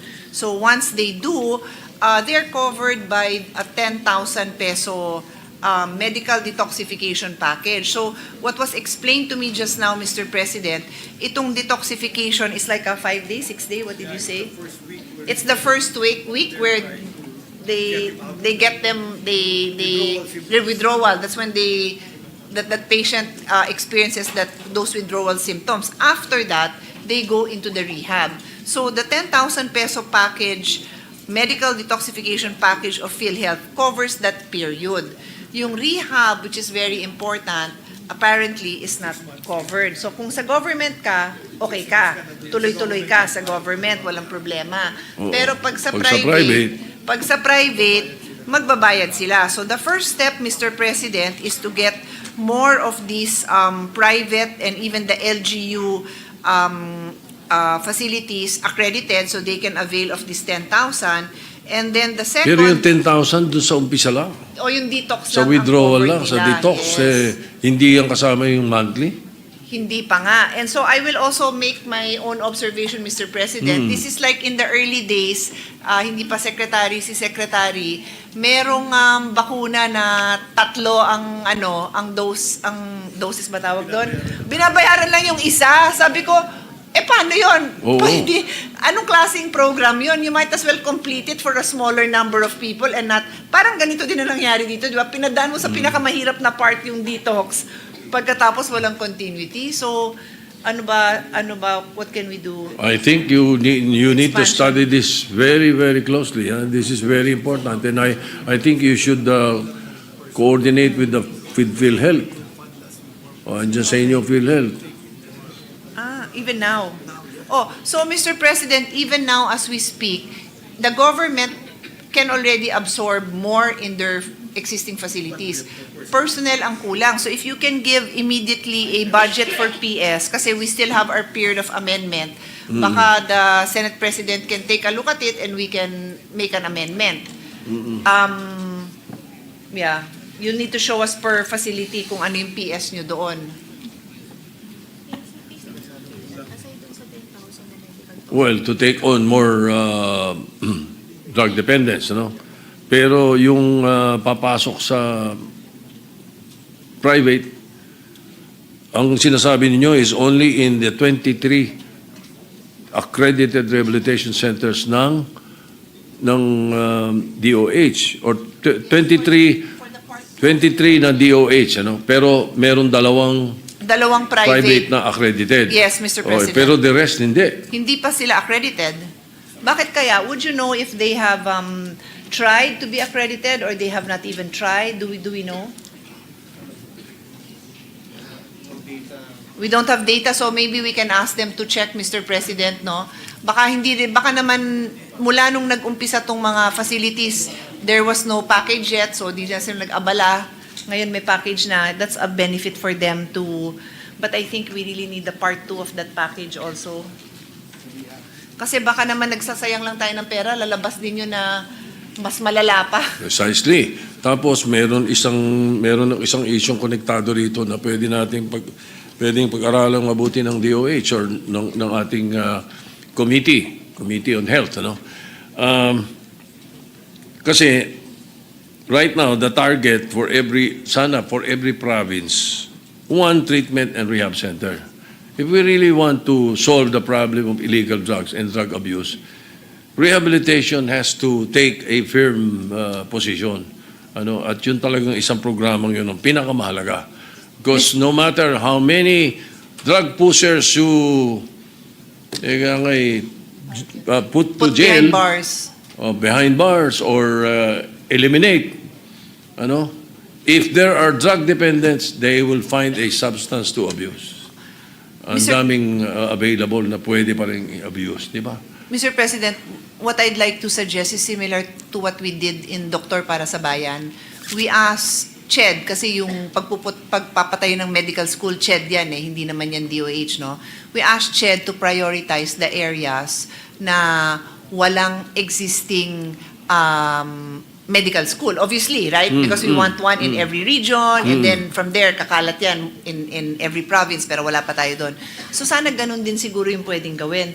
Yung private na wala, maybe, I don't know if there's such a way to roll out, but maybe you can have your pilot projects for the private in areas na walang government facility. Or kung may government facility doon, pero let's say Metro Manila, mataas ang level, then doon kayo pwedeng magkaroon ng private pas public. Perhaps we could do that. Sige, just like, hindi ba covered? Mr. President, you know how we do it with the hospitals, that they are required to have a certain % dedicated to charity, 10%. We can apply that to the private also. The private, sige, okay. Baka pwede niyong pakiusapan, yung iba naman, baka naman gagawin din out of charity, or you can pay them. Kasi madali naman gumawa ng batas, pero it takes time. So if you can work on it by voluntarily by these institutions agreeing.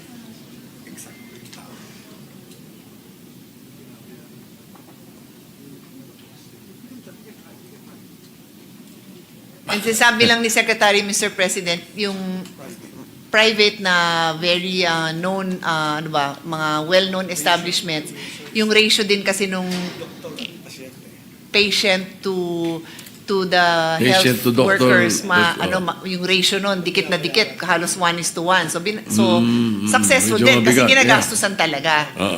Pero masarap naman mangarap, 'di ba? Pwede naman natin if it is a serious concern. If we all agree it's a serious concern, then we can also Ito sana, gusto nga sana natin, target natin for every province, one.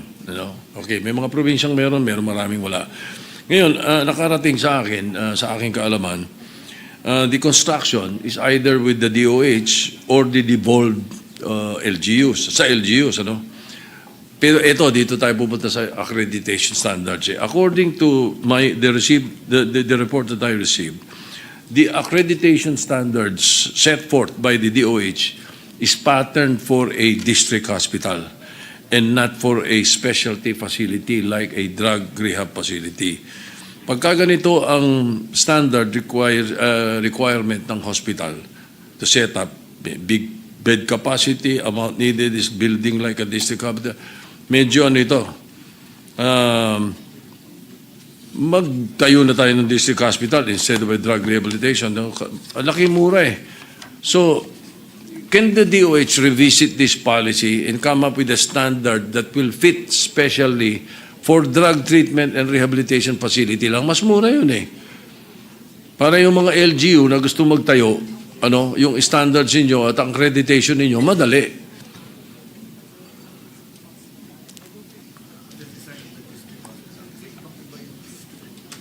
perhaps we can take a look at that list of what has to be complied with to see if they are reasonable, kasi minsan outdated, baka nga may mga requirements doon na hindi naman ganun ka-practical for a rehab.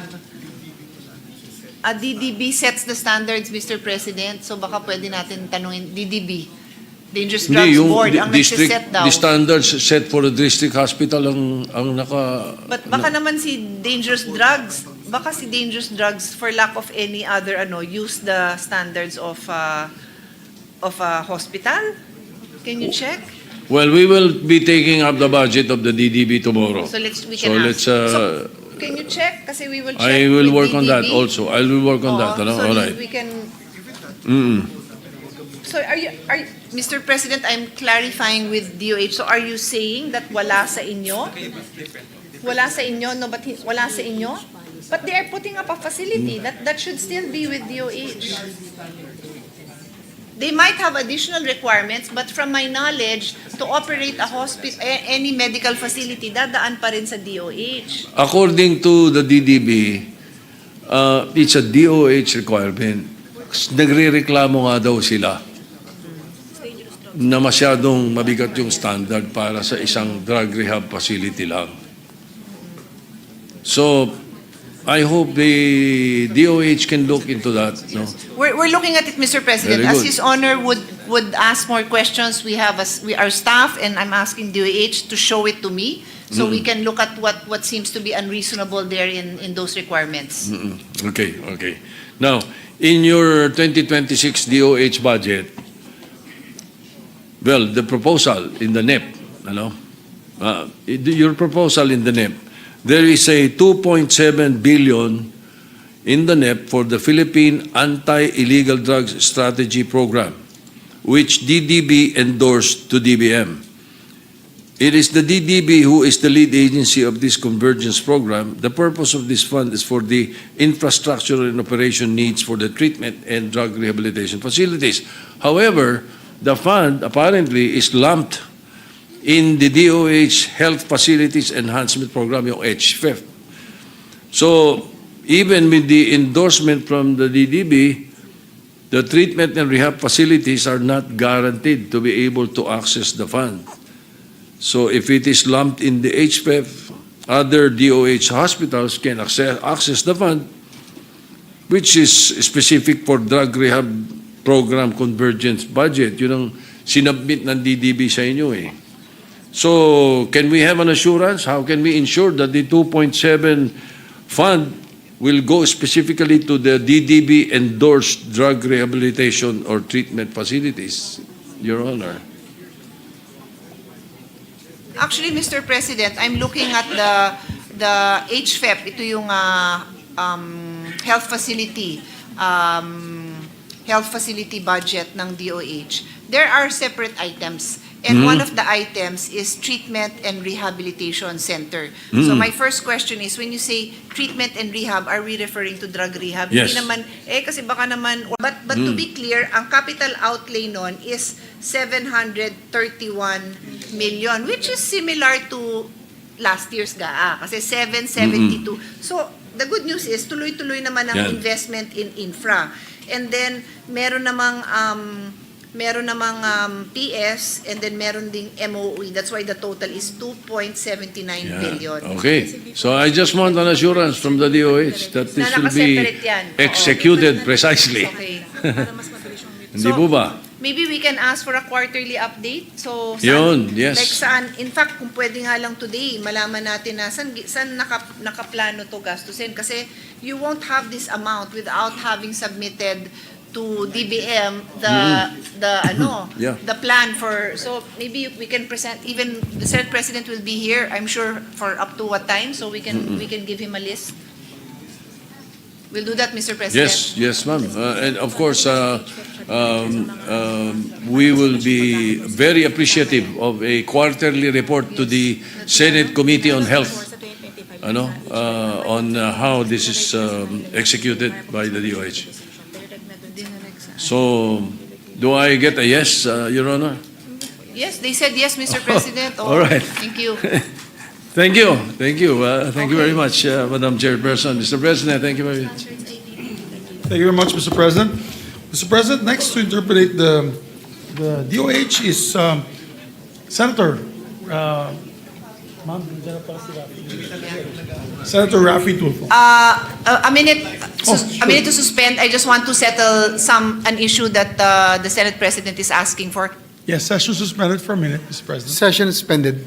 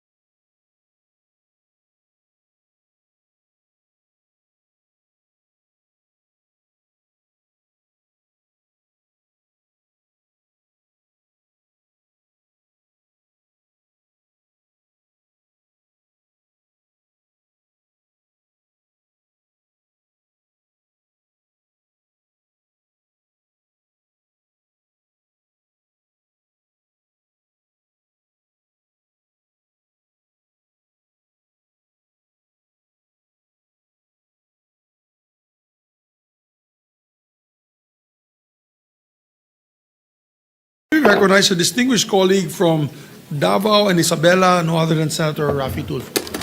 Thank you, Mr. Senator President. Raffy Tulfo is recognized. Thank you, Mr. President. Mr. President, if it's okay, and with the permission, if you will allow, from the good senator from Taguig and Pateros, that I would request for a suspension of rules so that I can direct my questions to the FDA director directly. Mr. President, apparently the FDA director is not present today. Or to the DOH secretary.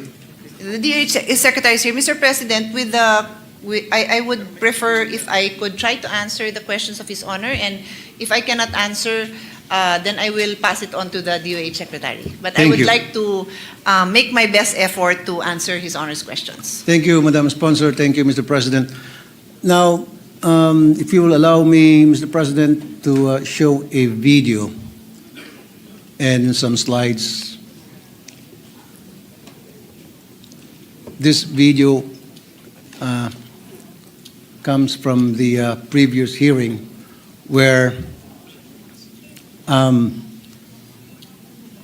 asked, ayun po, the FDA Director General, after na sila, can we listen to the video first?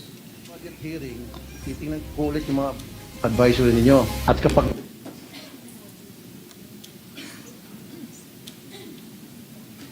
wala, sira.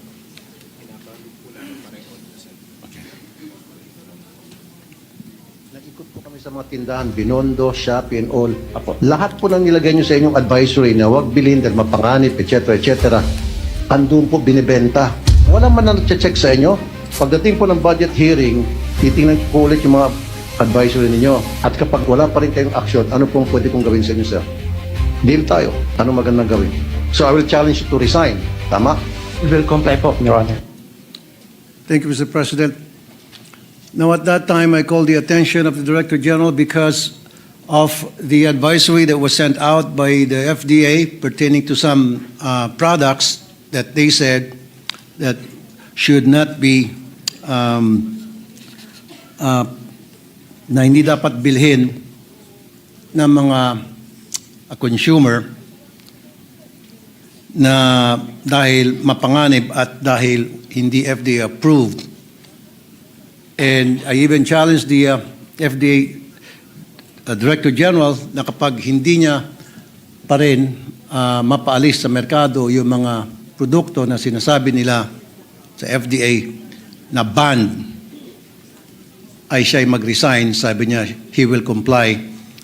And I still have the list of the same products na binibenta pa rin po sa Shopee at Lazada, yung mga products na sinasabi ng FDA, Mr. President, na warning, huwag tangkilikin ang produktong ito dahil mapanganib sa kalusugan sapagkat hindi sila FDA registered and approved.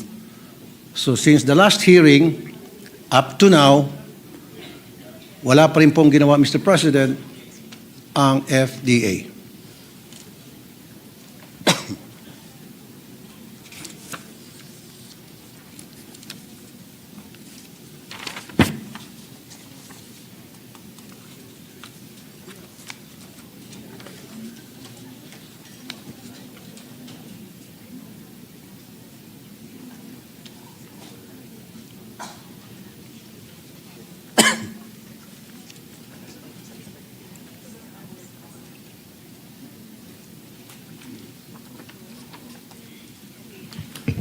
Mr. President, I asked, well, the DOH, the one replying is the FDA deputy, no? The deputy, what's your name?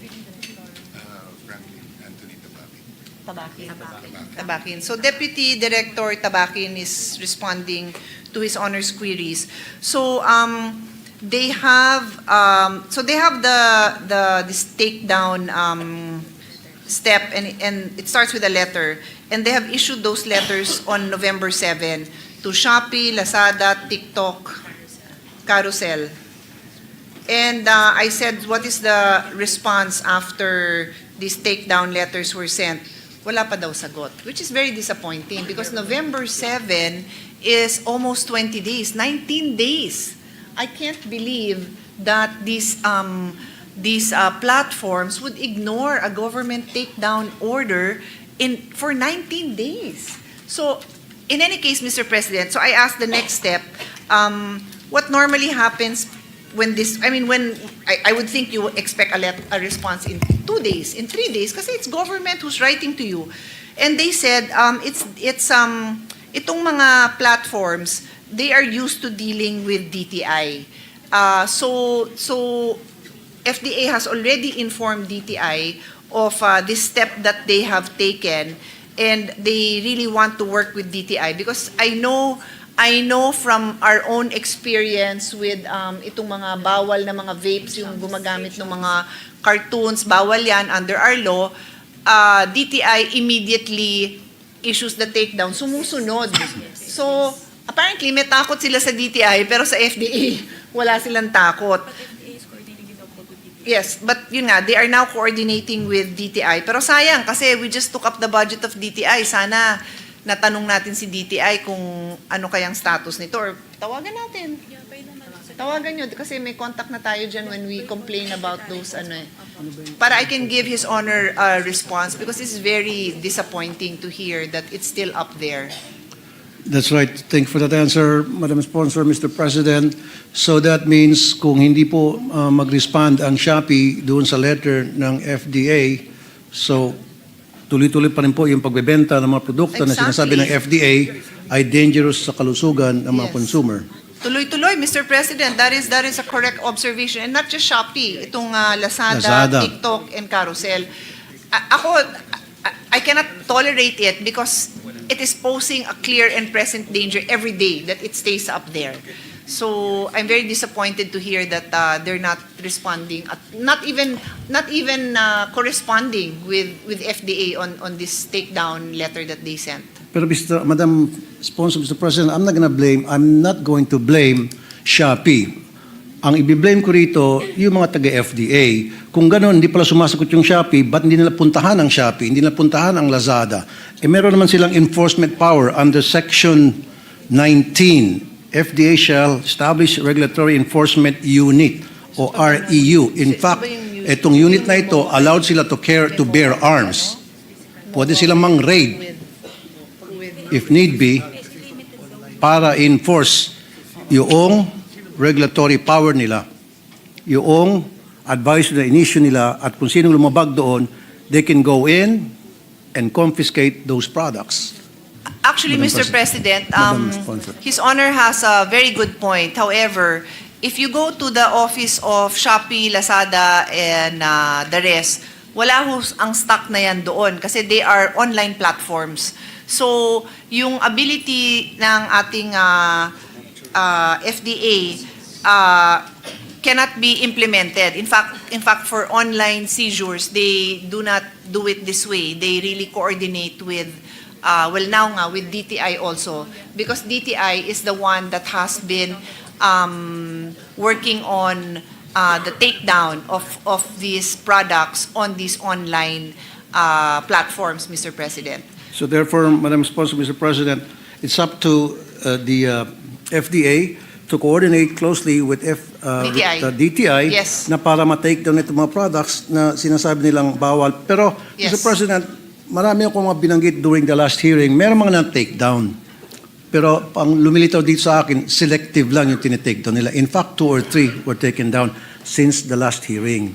Ang masama nito, itong mga mas delikado pa ang hindi tinitake down tulad niyang glutathione collagen glow. Meron na pong na-disgrasya ang bata dyan na ospital at naging malubak. Po yung gummies, no? The one you brought up before, yung gummies, Yes, is very attractive to children, no? Gummies. And then Yes. another one pa, ito pong Hokkaido Slimming Pills, it contains amphetamine. Wow. Amphetamine, ito po yung kasama doon sa shabu na causes regular heartbeat, confusion, urine retention, painful urination, etc., etc. Pinagbabawal po ito. Dapat prescription drug to. Pero over-the-counter, nabibili po ito sa Shopee. Addictive po ito. And Na-mention ko na po ito during the last hearing at sabi ng FDA, yes, iti-take down din nila at kausapin yung Shopee para ma-take down na yung product na yan sa Shopee. Pero hanggang ngayon, every single day, maraming bumibili po nito, Mr. President, at who knows kung ano na nangyari doon sa mga bumibili nito, Mr. President. Ito pong Hokkaido Slimming Pills. Itong Hokkaido, can you give me a response kung ito nabigyan na rin ng takedown order? Mr. President, while we're waiting for the response on the status of these Hokkaido pills, I would also like to share that I had wanted to ask, normally what DTI would tell us when we bring up these kind of instances to them, and again, as I said, these are usually in the cases of itong mga bawal na vapes. Pag take down ng isang company, magtatayo lang naman ng bagong company para magbenta on their platform.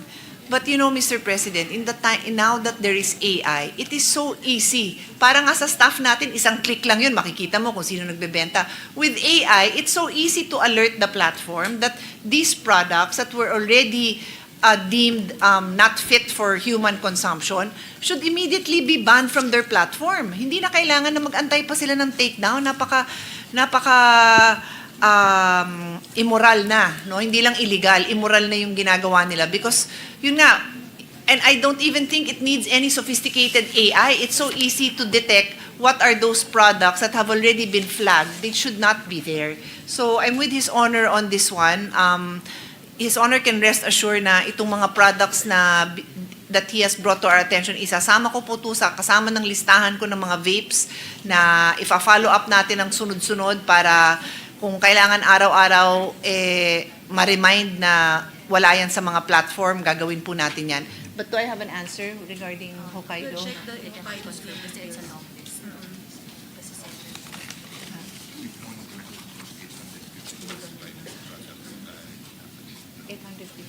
Products. Itong unregistered products. Baka isa doon yung... na inano nyo? Na pinatake down nyo? Or... Okay, sige. So, Mr. President, according to the Deputy Director, they have 850 products that they are monitoring that are unsafe or violate their FDA standards in any way, including registration. So they're checking now if Hokkaido is included in that list and will give us the status of what they've done about it. Thank you, Mr. President. Yung hearing po, yung nakita niyo sa video, I think it was conducted on October 1. Pero sabi po kanina ng FDA, Mr. President, November 7 lang nagpadala ng letter sa online. So it took them more than a month to just send a letter to different online platforms. This is after the hearing, no, Mr. President? Yeah, the hearing that happened. is his honor's reference, right? October 1. Yeah, so nag-hearing tayo ng October 1. And then Anong ginawa niyo since after then? 1 month pa lang pinadala yung sulat. So napakabagal, Mr. President. And every single day, tinatangkilik na maraming Pilipino ang mga produktong sinasabi ng FDA, huwag tangkilikin dahil yan mapanganib sa inyong kalusugan.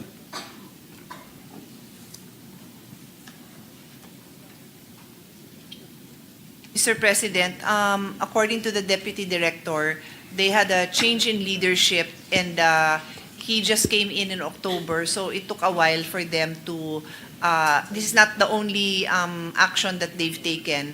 So they were able to release these takedown orders not as quickly as they normally would, but we have their assurance that in the future, if we call them, of course there is a process to be observed. Pagka ganito ba na just to help the public understand, no, itong Hokkaido slimming pills, as early as 2014, there was already a notice from FDA, notice to the public health warning against the use of banned or unregistered slimming or anti-obesity products sold in outlets or offered online. At kasama dito po si Hokkaido, may picture pa nga siya 2014 pa lang. So that notice is there. So if you would see that the product is available online, wala na kayong gagawin. You just have to verify that this is the same product that you've issued a notice for. Tanggal na kaagad, di ba? Within the day. 2014. 2014 So pa, sir. more than 10 years na, hanggang ngayon, pa rin na Yeah, yung take pinakita down. yung product pink, no? Wow. Yung pink. Pakita natin kay, we can ask the page to show Senator Tulfo itong picture to be sure it's the same. 11 years. It looks the same. Ah, Oo. So, as I said, Mr. President, madali sa kanila yung physical stores. Doon daw, nakakuha sila, naka-raid na sila dyan. Pero yung online, yan yung medyo problema kasi pasulput-sulput yung... Ayan, it's the same, Mr. President. we have the actual product, Mr. President. Hindi pwedeng answer yun. They have a responsibility. Saan nakalagay yung kayo? No, pero sa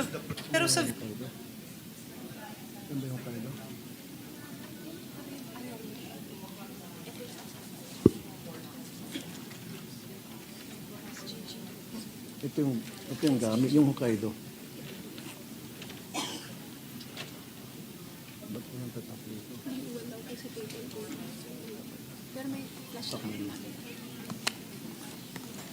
Oh, that's the Hokkaido, Mr. President, I'm talking about.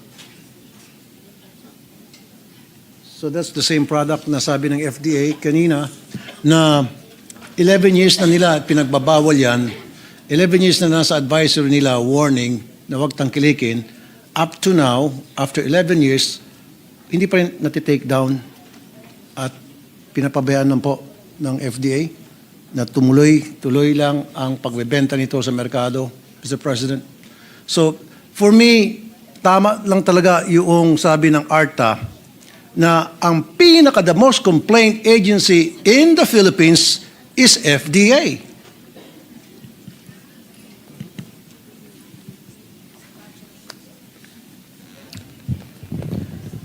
And for me, one of the most corrupt agency in the Philippines is FDA, and I'll tell you why later, Mr. President.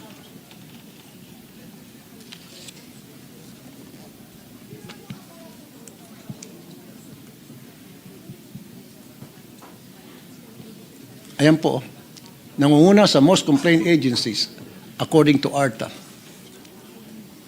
FDA number 1, LTO number 2.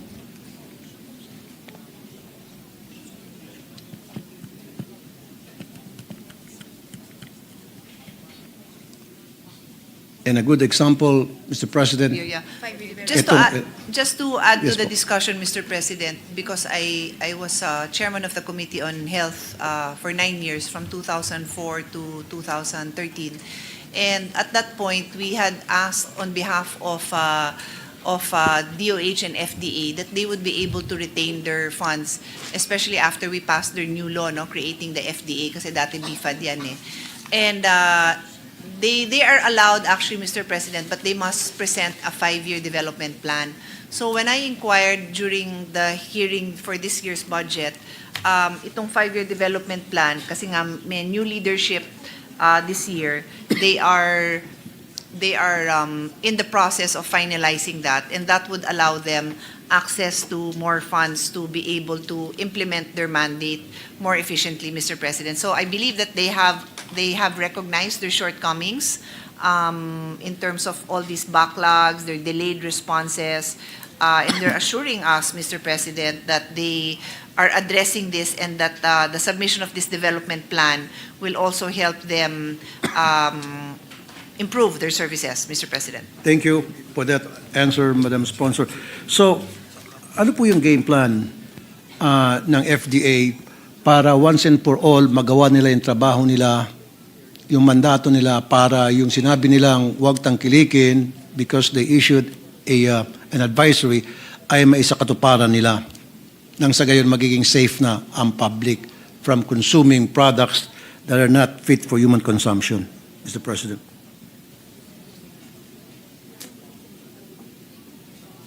So they are now in the process of working with DTI, and they will execute a MOA so that they can work more efficiently with DTI. Because as was mentioned, it's DTI that coordinates with these platforms. I think they have a lot of dealings with these platforms. So maybe yung relationship nila mas efficiently nagkakaroon ng sagot. Kasi nga the fact na almost 20 days has passed and these platforms did not even think of responding, I think that poses a big problem. Can you open it again? And they also have, Mr. President, would His Honor like to hear it, yung response nila regarding their being at the top of the list of most complaints with ARTA. Would His Honor want to hear what they intend to do about that? Yes. So Madam. basically, they have been coordinating with ARTA to help them have a more focused approach to these complaints, and they've created a frontline service through FDA Action Center where complaints can be received, increasing also their manpower by completely filling up the plantilla positions that will help improve their output. Expanding manpower by securing NOSCA, the items, specific items, for additional 125 personnel. Increase the speed of the online service with zero downtime. I'd just like to put on record, for the past 2 decades, me and my brothers have businesses that sometimes require FDA clearance, at yung kapatid ko naiiyak na dahil pag weekend off yung online, Mr. President. Off yung website. Sabi niya, ate, paano saan ka nakakita ng online na off? Online na nga yan, off pa. You cannot even, so if you're working, and a lot of entrepreneurs work 24/7, you will send some requirements online, off siya pag hindi office hours. Ang sinagot sa amin doon, they are under maintenance. Pero sabi nung kapatid ko, ilang buwan ng under maintenance kasi ilang buwan ng hindi accessible yon pag hindi 9 to 5. So, nakakaiyak naman talaga, just to share na I have information also on this. Ano pang idadagdag ko doon? According to them, Mr. President, dun sa 599 complaints, 570 have already been acted upon and are now marked as closed in the ARTA database. The remaining 29 are still undergoing assessment and review for proper classification if within ARTA's jurisdiction or not. So sige, but kahit naman outside of ARTA's jurisdiction, my comment lang naman is, as a government office, you still have to respond to that and still have to resolve the issue on hand, di ba? It may not be covered by the specific days, no, that ARTA requires, but it still has to be resolved. Thank you, Madam Sponsor, Mr. President. Gusto ko po hain ng challenge sa FDA for the second time kasi noong October 1st, nagbigay ako ng challenge sa FDA, and this is the second challenge I'll give FDA. What if my office or Rafi Tulfo in Action, mapatake down yan in 1 week or less, yung mga product na sinasabi ng FDA ay huwag tangkilikin, pero ang sabi ng FDA, mahirap nilang patanggalin. Paano kung kaya kong pantanggalin yan in less than a week? Would the FDA director willing to resign?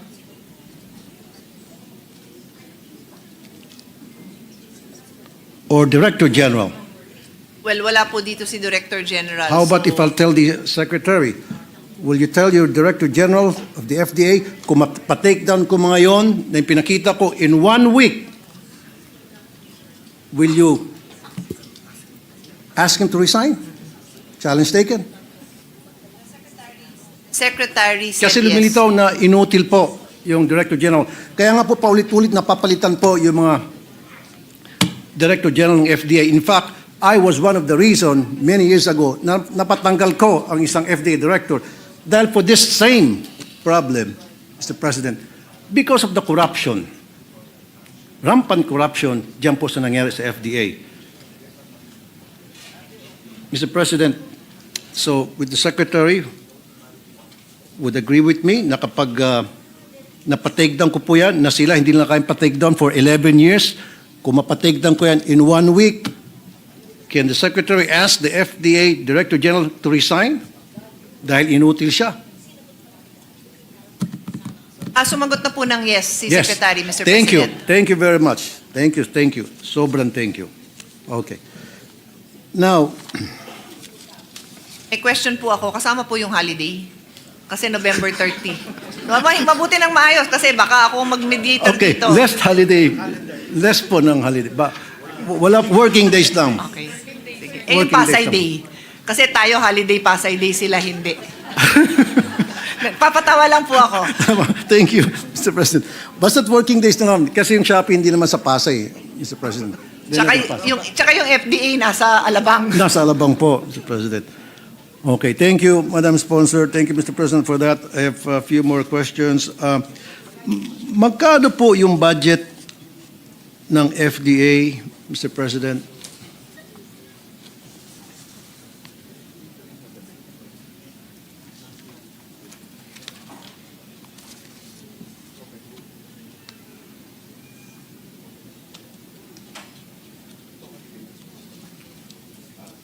So the total appropriation, Mr. President, is 1.137 billion. Okay. Thank you, Madam Sponsor. Pwede hong makakuha ng breakdown kasi ang pagkakaintindi ko, 600-something million budget from the government and then 500 million yung galing sa revenue nakita nila. So that will be 1.1-something billion altogether. That is correct, Mr. President. So there is a new appropriation of 620,626,000, and then automatic appropriation is 517 million. So the total is 1.1. Excuse me, 1.137 billion, Mr. President. Thank you, Madam Sponsor, Mr. President. Dalawa lang issue sa FDA, Mr. President. Gaano po katagal ang processing ng CPR or Certificate of Product Registration? Meron ho ba tayong standard na sinusunod as to the length of the processing period? Kasi ayon sa ARTA, it should be 20 days, it could be 30 days, or a little more. The reason why I ask that, Mr. President, dahil marami pong mga nagsusumbong na sa akin na yung kanilang mga CPR umaabot na ng 3 taon, 5 taon hanggang sa they just give up dahil hindi napoprocess yung kanilang CPR. Pero kapag yung mga multinational pharmaceutical companies nag-apply, in less than a month, naaprubahan, Mr. President. Hindi, asan yung regulated? Yung mga medicines, drugs. At kapag naglagay yung mga maliliit na pharmaceutical company by the millions of pesos, saka sila naaprubahan, Mr. President. Mr. President, I can give you the number of days that they are, well, it says here average processing time, so I don't know if this is accurate, no? But I'll just read it and then I will Yes, ask thank you. FDA to confirm because what His Honor says is also information that I have received na buti pa kamo kung umaabot lang ng buwan, di ba? Umaabot talaga ng taon. So, but, okay, the official answer is for cosmetics, the CPR working days is 17. For toys and childcare articles, it's 12. For household urban pesticide, pag initial, it is 86 days. So that is almost 3 months. Pag renewal, mas mabilis. I guess kasi very, it's a hazardous product, no? Kasi pesticides. And then household urban hazardous substances, 85 days din ang initial, so that's around 3 months. And then for those that fall under the Center for Drug Regulation and Research, mga gamot natin, no? It is, for initial, it is 463 working days. So that would really be around 2 years. Well, that's the answer, around 2 years. That includes the over-the-counter Is there a difference? drugs? It's still a drug, but by practice, is it faster? Yung mga over-the-counter? So, anytime that it's a new product, Mr. President, regardless if it is over-the-counter or a prescription drug, it takes this time. I'd just like to add something to the discussion because I also want to hear the answer and it will maybe help us understand, not necessarily accept the time it takes, but to understand.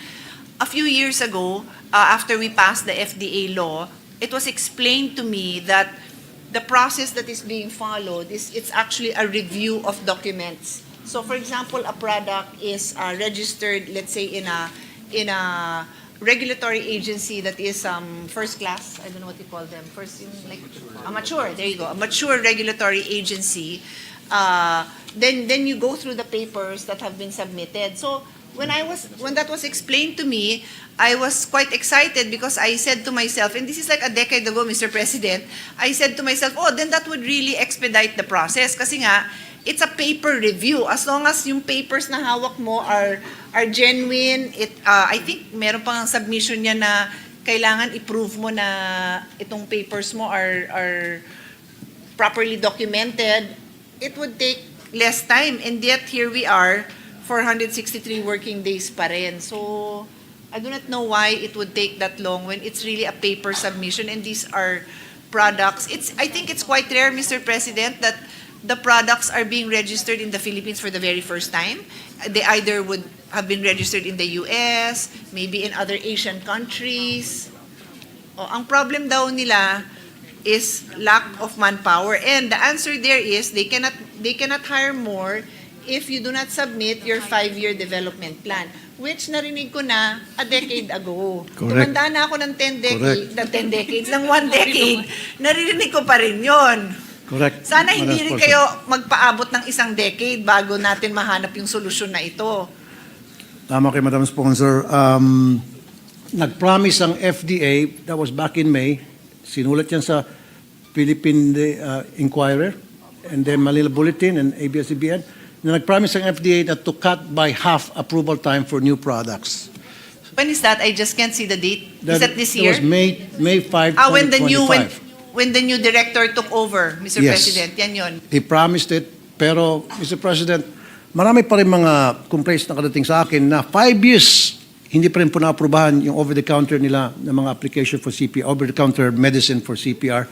And also, Mr. President, napansin din ng mga na-complain sa akin, pag mga multinational companies ang nag-a-apply, napakabilis ang approval ng CPR, Mr. President. Pero pag malilit na pharmaceutical companies, ang tagal, ang bagal, at kailangan mag-braswan pa. And if necessary, kailangan magkaroon pa ng lagayan, Mr. President.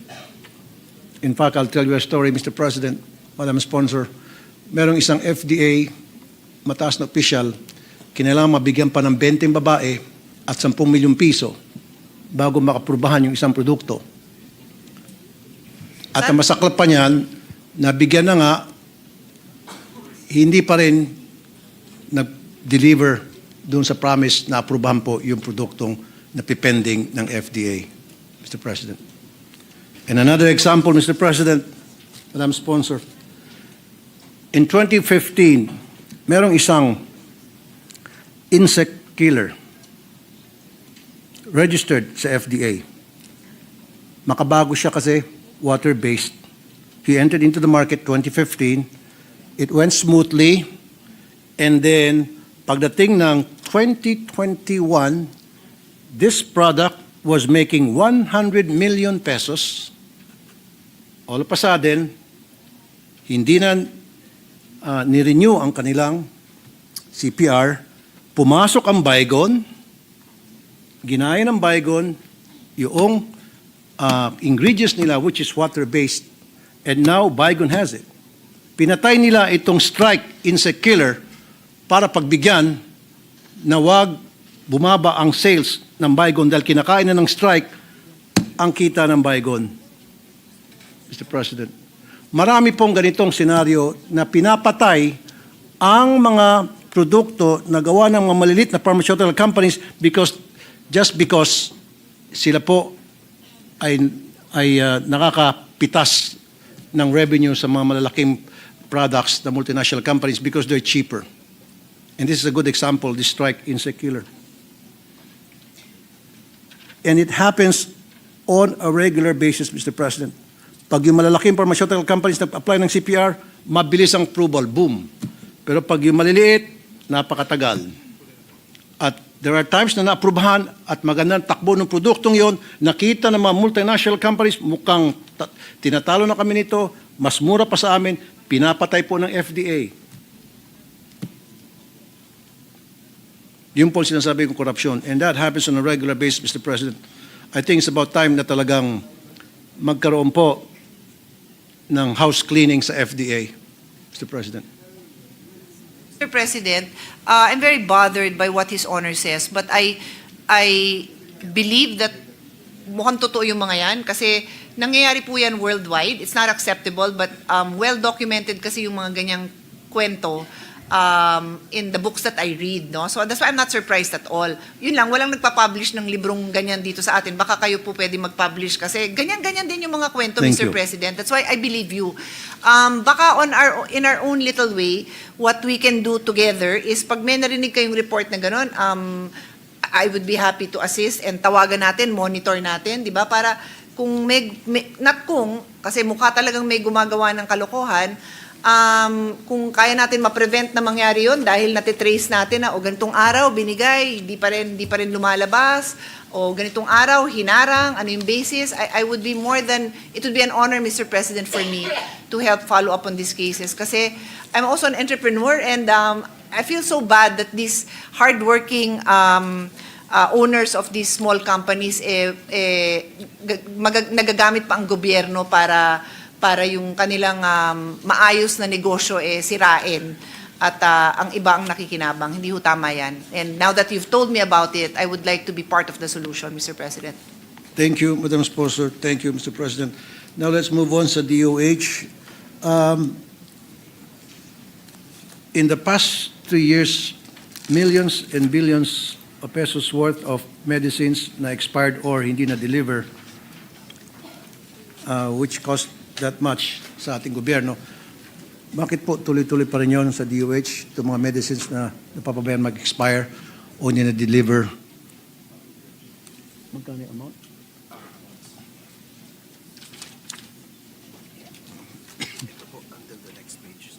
Hindi, saan yung mga amount? Yung per year amount. Ito?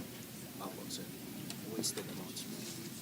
2018 was 18.5 million, 2019, 2.2 billion, 2020, 95 billion, 2021, 85 million, 2022, 7.4 billion, 2023, 11 billion. So these are medicines that expired or nearly expired drugs and medicines.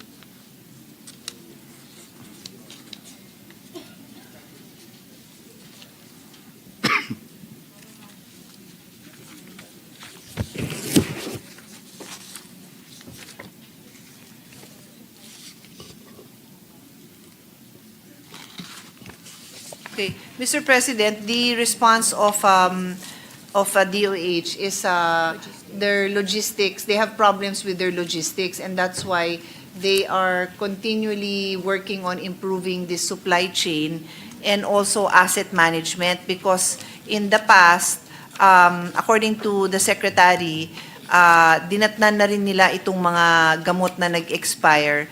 And the practice is they will order at a certain point, nire-repeat lang nila yung order. So they need to improve their asset management so that they can order more efficiently. But ako na rin magdadagdag ng problem natin kasi ang problem naman, and I don't know if this is a separate issue, Mr. Secretary, na meron namang gamot na kinukulang na hindi nakakarating. Di ba? I think in the last, kasi this is a part 2 already of our budget defense, may nagtanong na rin kung bakit yung mga, I think it's a Senate President, on the vaccines, no, that were not available. Yeah. So either nauubos or hindi available. So really I have to improve on the management of these products kasi we don't want it to happen either way.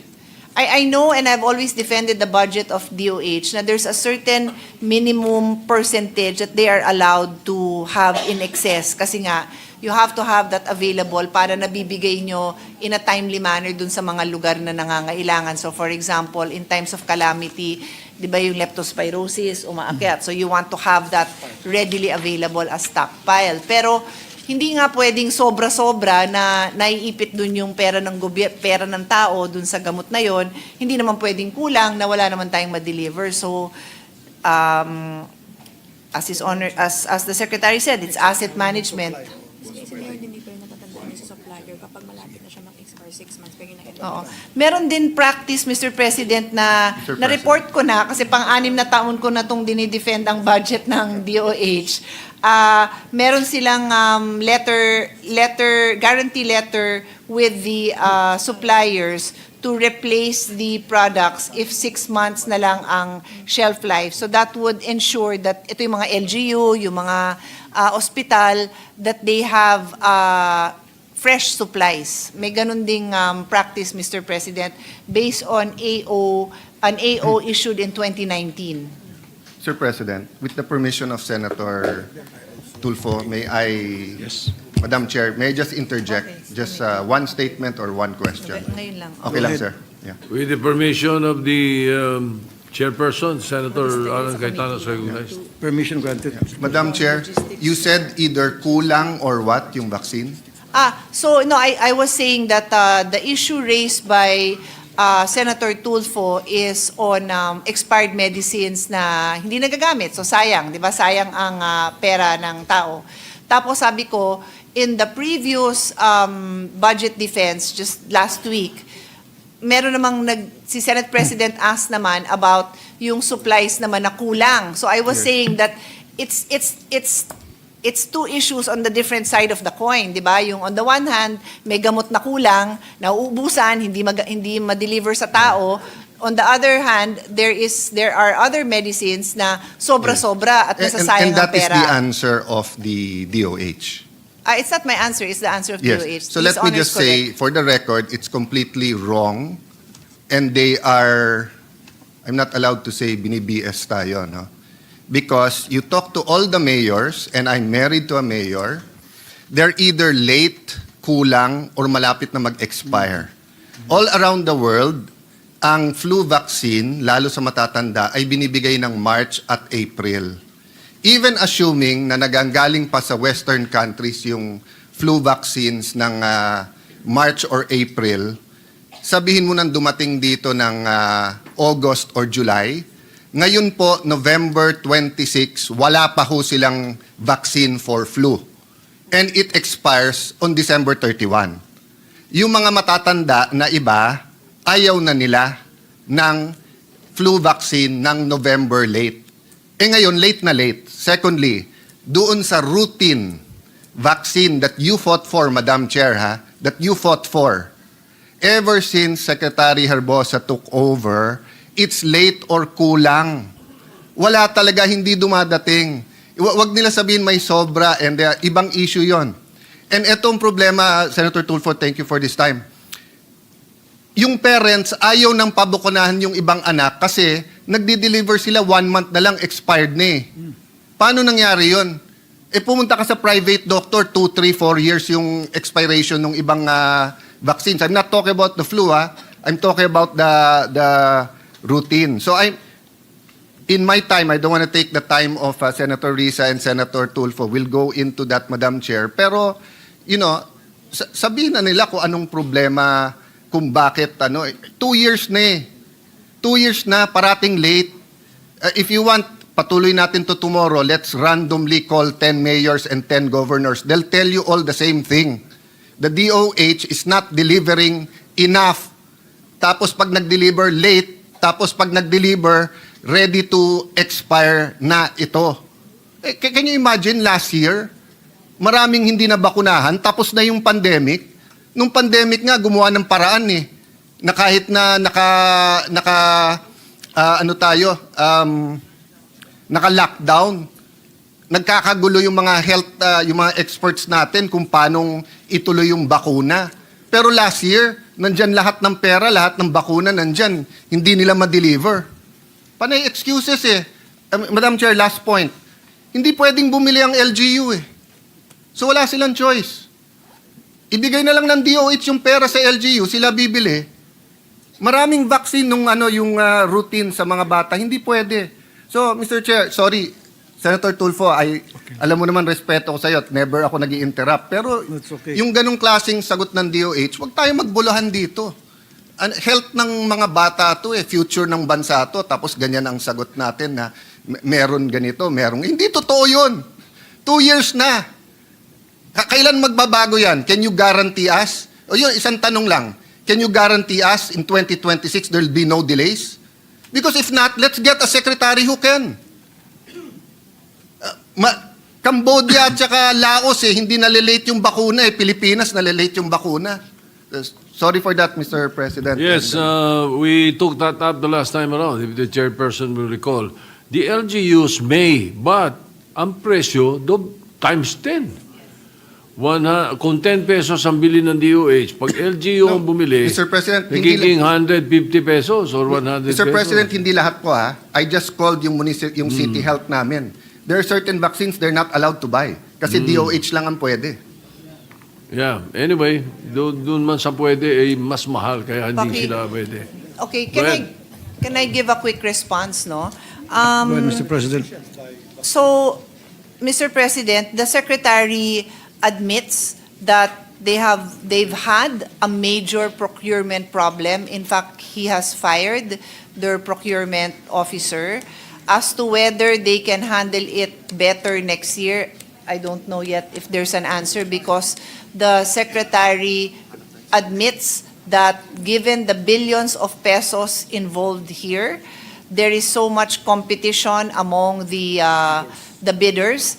And this representation recognizes that that is an issue, but that this representation also recognizes that if there's a will, there's a way. Because if Cambodia and Laos, if we do our job well, hindi dapat... Madam Chair, just as a follow-up. Let me complete my sentence. These bidders should be the ones following our rules and not dictating. Because of the delay, then we are now putting... I am one with His Honor that we are putting our children's lives at risk. Yes. Sorry to interrupt, Madam Chair, but you're talking about bidders. Hindi ba ang ginawa ng DOH dinaan sa UNICEF? Di ba ang procurement nyo ng vaccines ng routine dinaan nyo sa UNICEF? According to the Secretary, before it was, and this representation also Oh. remembers, before, like for example, the hepatitis what's B before, vaccine Madam was Chair? passed Last year. through UNICEF. Pero now, according to the Secretary, mga 10 years ago pa daw, that, according to the Secretary, nung USEC pa siya, sandali, I am receiving So last conflicting year- information. Hold on, Yeah. hold on. Di ba? Dinaan nila sa UNICEF.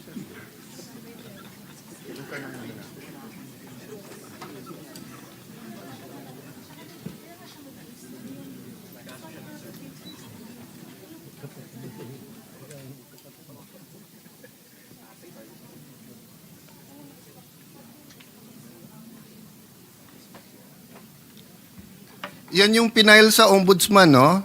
A release of 1.2 billion to UNICEF from February to July 2024. Ano yung matagal na at dati? At coincidence lang ba kasi tumatakbo yung secretary sa WHO? That's why I said, give me a minute to get a clear response. So, due to the measles outbreak, there was a purchase. Is it a one-time purchase? There was a one-time purchase through UNICEF because of the measles outbreak. But aside from that, they do not purchase from UNICEF. So, Okay. His Honor is correct. So, There no, was a purchase. Yeah, so the point is kasi, hindi dapat magkaroon ng problema sa bidders eh. 'Di ba? Ang passport, 3 years nagka-problema sa Aquino administration. 1.5 years, 1 year nagka-problema before my time sa DFA. Noong time ko, 9 months kaming ginugulpe. Then we solved it. O sa LTO, 3 administrasyon, umupo si Vince Dizon. In 3 months, na-solve niya. Plaka ng kotse. Di ba, Senator JV, Senator SP, I think, di ba, nung term mo rin yun nung daming problema sa LTO di ba, yung plaka tsaka yung even lisensya. Na-solve lahat Di ba? So, I mean, eto, immunization sa mga bata, you don't know how to slap people around. May mga siraulong bidder dyan, naloloko-lokohin yung bidder, di pakulong nyo. You cannot, sorry Senator Tulfo, usually ako malamig uno, ikaw mainit ulo, pero you cannot guarantee, I'm not talking to you, my dear ate, I'm talking to the DOH family and the secretary. Natin si Senator Tulfo sa podium. if the Secretary cannot guarantee us that in next year there'll be no delays, of course, yung delays that are not foreseen, di ba? Kung may bagyo or nagsara ang mga port at hindi ma-deliver. But yung delays that happened the last 2 years, he has no business being Secretary. Imagine, Mr. President, nandito tayo ngayon, 7 p.m., nakikinig tayo, nakailan beses na ang DOH. Hindi nyo magagaranti na bakuna lang, hindi on time. 30% of our kids are endangered of stunting. Ilan sa kanilang endangered dahil nga sa kahirapan dito sa mga sakit na i-prevent ng bakuna. Ang dami natin pinag-uusapan dito, budget nyo, laki-laki, tapos yung on time lang yung bakuna. O ibigay nyo lang sa Senate yung pera, kami na magbibid. Kami na magdi-deliver. Sorry, Senator Tulfo, but thank you for this intervention. But I think it's unacceptable that we do not have a hard answer here that hindi madidelay ang mga bakuna. We're not talking about all kinds of medicines and competing. Ang pinag-uusapan pa lang natin yung routine na bakuna plus sa senior citizen na yung flu. Yung flu lang, hindi natin ma-solve yun. To be fair, past administration, November din. Kung yun ay ginawa ni Secretary, at least may isa siya na hindi nagawa ng ibang administrasyon. Pero wala eh. Imbis na November 1, nandito na. November 26 na, wala pa rin. Kasi tayo, komportable tayo. Nagkasakit tayo, may St. Luke's, may Asian, may Makati Med. Pero paano naman yung mga kababayan natin na may nanay na 80 years old na napakahirap? Pagka nag-flu, tapos nagka-pneumonia, mamamatay na lang. Hindi natin bibigyan ng bakuna? It's just unacceptable, Mr. President. We understand the frustration, Mr. President. Just to put on record, because the Senate President asked a very similar, well, identical question about the vaccines, no?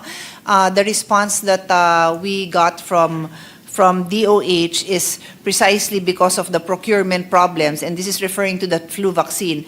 The procurement problems, the problems with the bidders, the vaccine, which was due to come sometime March, April, kung madelay man sana May, will be arriving December.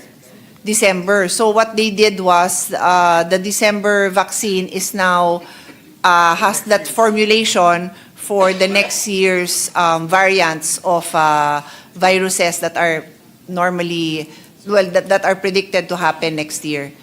But I hope Senator Alan heard that because that response was for him. Thank you, Mr. President. Senator Thank Tulfo, you. you have the floor again. Thank you, Madam Sponsor. Thank you, Mr. President. Sabi po ng DOH kanina, logistic ang problema, kaya nagkakaroon po ng worth millions and billions na mga medicine na expire and about to expire. Ginamit po yung reason na logistic problem. Ano po yung proposed solution ng DOH tungkol dito? Madam Sponsor, Mr. President.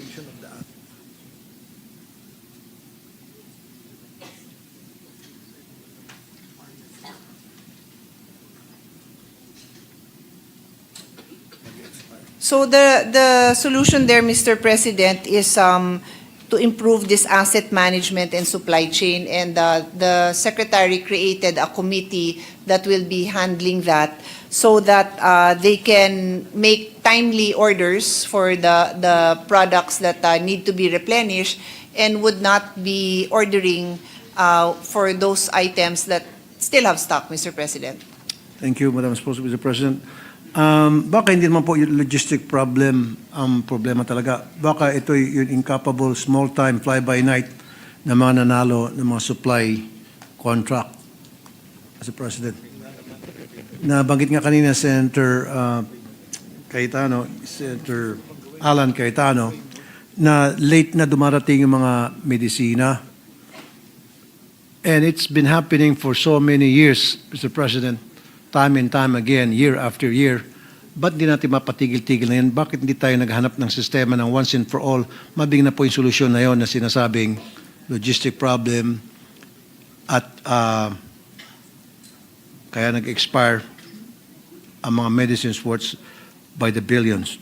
So, Mr. President, according to the Secretary, he intends to go into a framework contract, similar to how DSWD handles their food packs, wherein it's a bulk order, but it is delivered to them upon need. So that is the solution that the Secretary is planning to initiate, Mr. President. Thank you, Mr. President. Now, ano-ano po, Mr. President, yung mga gamot na nag-expire or about to expire na every year na lang nangyari by the billions of pesos, what are those medicines, Mr. President? What kind of medicines are they? Tell me how many pages. Mr. President, I have a list. I can give His Honor a copy kasi it's about 4 pages. Would His Honor like me to read a few or just give you a copy? Just a few sample. Sige. I would like to hear like yung mga maintenance, multivitamins, like Losartan, like metformin, things like that. Yun po yung gusto ko marinig sa listahan. Nandiyan po ba yun, Mr. President? Wala sa list.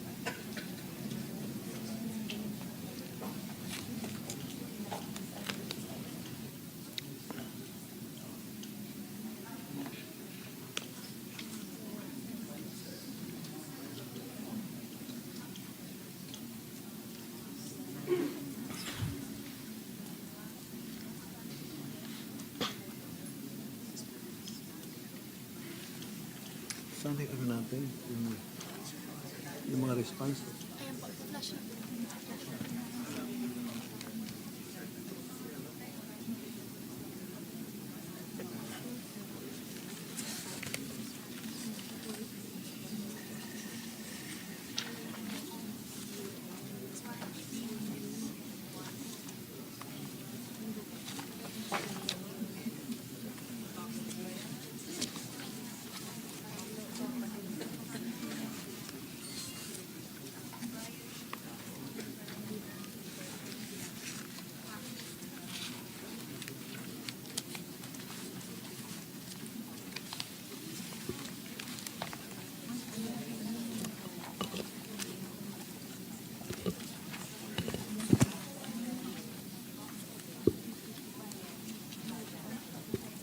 So, for example, Mr. President, for Losartan, 50 milligrams treatment pack. So it's a treatment pack. And the number here is 150. I'm asking for the unit, if this is box. Also, how many is in a box? This one is near expiry. And then these are near expiry. So this is not a list of expired, but near expiry. Near expiry. So these medicines nakarating po doon sa mga taong dapat makinabang noon, Mr. Asan to President? ngayon? We will ask that, Mr. President. Itong 150 boxes, where is this? In the warehouse? In the hospitals?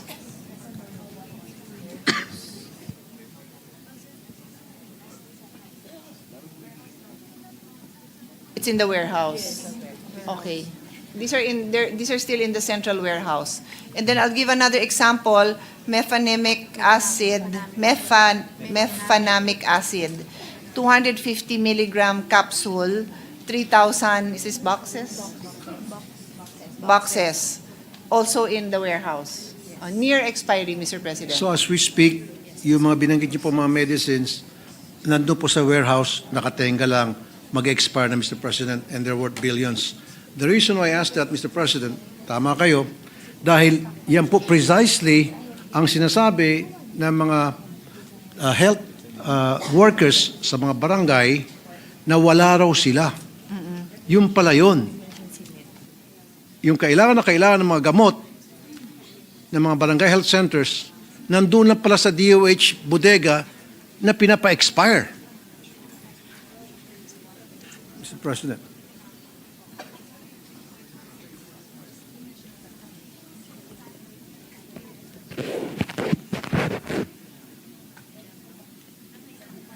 So, Mr. President, to let His Honor know what is going on here in the back end, pinapaliwanag po nila sa akin na ito po ay mga emergency medicines na naka-standby. Pinapaliwanag ko din sa kanila na kaya nga kayo nagtatanong dahil yung mga barangay health workers naka-standby din at nag-aantay ng Thank you. delivery. Thank you, So, Madam President. I am trying to get Madam an Sponsor. answer kung bakit hindi nakakarating sa kanila. In fact, I want to ask, what is the process when a barangay health center is asking for these medicines? Usually, these meds are devolved function.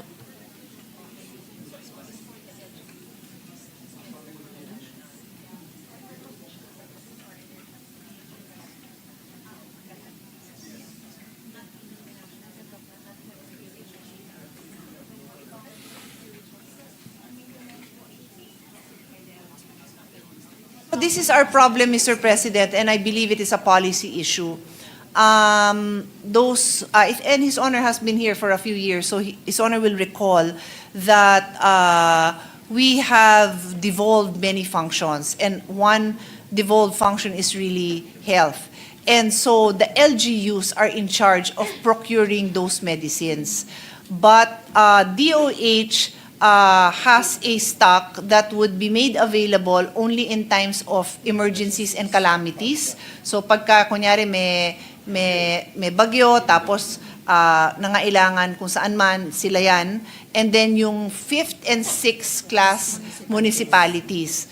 Beyond that, it is the LGU. So I will add my observation here, Mr. President.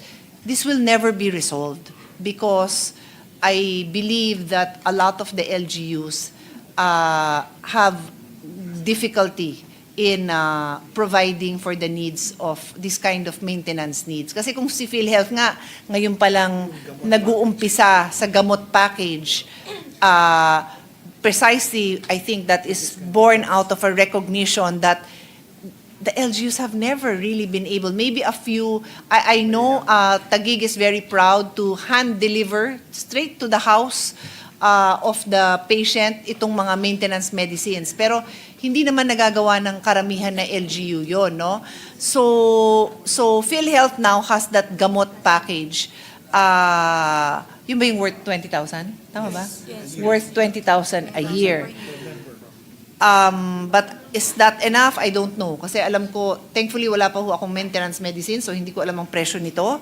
Pero ang feeling ko lang, pag medyo nagpatong-patong ang yung sakit, yung mga comorbidities, baka yung 20,000, a month pa yung gastos na yan, Mr. President. So just to say that I hear the concern that His Honor is raising, and apparently yung naka-stockpile na to is not the answer that we wanted to hear. Okay, Mr. thank you for that answer, Madam Sponsor. So, ibig sabihin, DOH ay bumibili ng mga medicines na very important sa mga senior citizens na mga mahirap na kababayan by the billions of pesos every single year para ipa-expire lang sa mga bodega nila, Mr. President? So actually, Mr. President, yung nasa bodega, naka-standby po yun para dun sa calamities. Kasi hindi nila mandate na ibigay yun sa mga LGU. By policy, it's the LGUs that are purchasing. Kaya nga sinasabi ko, Mr. President, we have a policy issue. Because hindi i-release talaga ng DOH iyon para sa mga LGU. Kaya nga po yung tanong ko, paano kung alam natin for a fact, as His Honor is saying, na kaya natin ibigay yung listahan sa barangay dito, sa bayan dito, ito yung mga nangangailangan. As of now, as we speak, LGU responsibility on Mr. President. So we are watching, we are in a way helplessly watching Madam kasi President, hindi i-release for that Is purpose. that a legislation that you're talking about or Mr. just a President, policy? that is a Policy? that is Is that a an result of a Supreme Court decision, the Mandanas ruling. And for, I think, around 3 years, Okay. DBM has been working with the different agencies on how that will be implemented. This representation tried our best to ensure, I'd like to believe I had a hand in kahit papano yung 5th and 6th class municipality, tulungan nila kasi hindi talaga makakaahon yon, hindi nila kakayanin na bayaran yung mga gamot ng constituents nila. Pero if you ask me, kahit siguro yung 3rd class, baka hirap pa rin. Pero that is as far as we were able to do, Mr. President. So I think we really have to work on this because hindi talaga nila, maraming hindi nakaka-deliver, Mr. President. So, Madam Sponsor, Mr. President, thank you. So I think we have to come up with a legislation to address that problem. Kasi kung hindi, Mr. President, every single year by the billions and billions of pesos worth na gamot ang pinapabulok lamang or expire sa mga bodega ng DOH, samantalang maraming mga senior citizens nang kamatay na dahil hindi sila nakakatikim o nakakabili o nakakuha ng mga gamot necessary like the ones we mentioned, Mr. President. Actually, Mr. President, I already have a solution. In my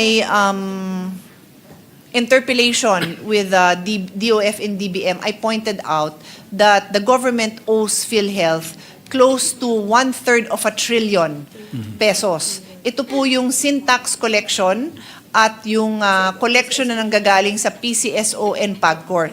Pag yan dineliver nila, that is 300 billion, Mr. President. Pwede yan gamitin dito sa mga maintenance medicine. Yun na yung sagot eh. Kasi may program na natawag gamot. Sa ngayon, 20,000 pesos lang. Pero they can compute. Pag na-deliver, kahit sabihin mong 1/3 of what is due na 300 billion, di 1/3, 100 billion. Pag yun nabigay, baka yung 20 million na, 20,000 na package, baka maging 40,000 na yon. Yun ho yung sagot doon na immediate na nakikita ko. Kasi that money has been collected, Mr. President, from the sin tax, from cigarettes, from vapes, from alcoholic beverages, and from sugared beverages. And then PCSO and PAGCOR have remitted those amounts, Mr. President. That is with government already.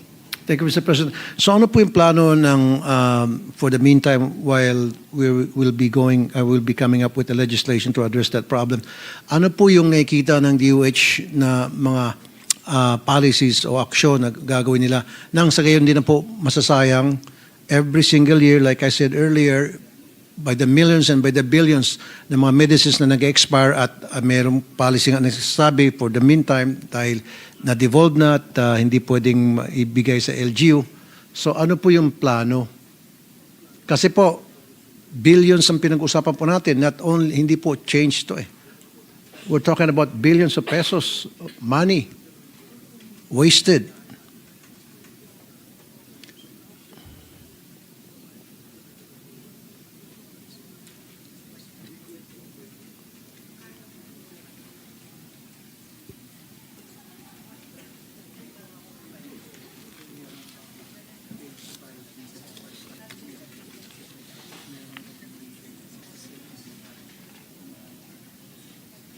Meron po silang programa na purok palusugan kung saan na minomonitor nila yung compliance ng mga LGU dito sa devolved function nila, which is to provide the maintenance medicine.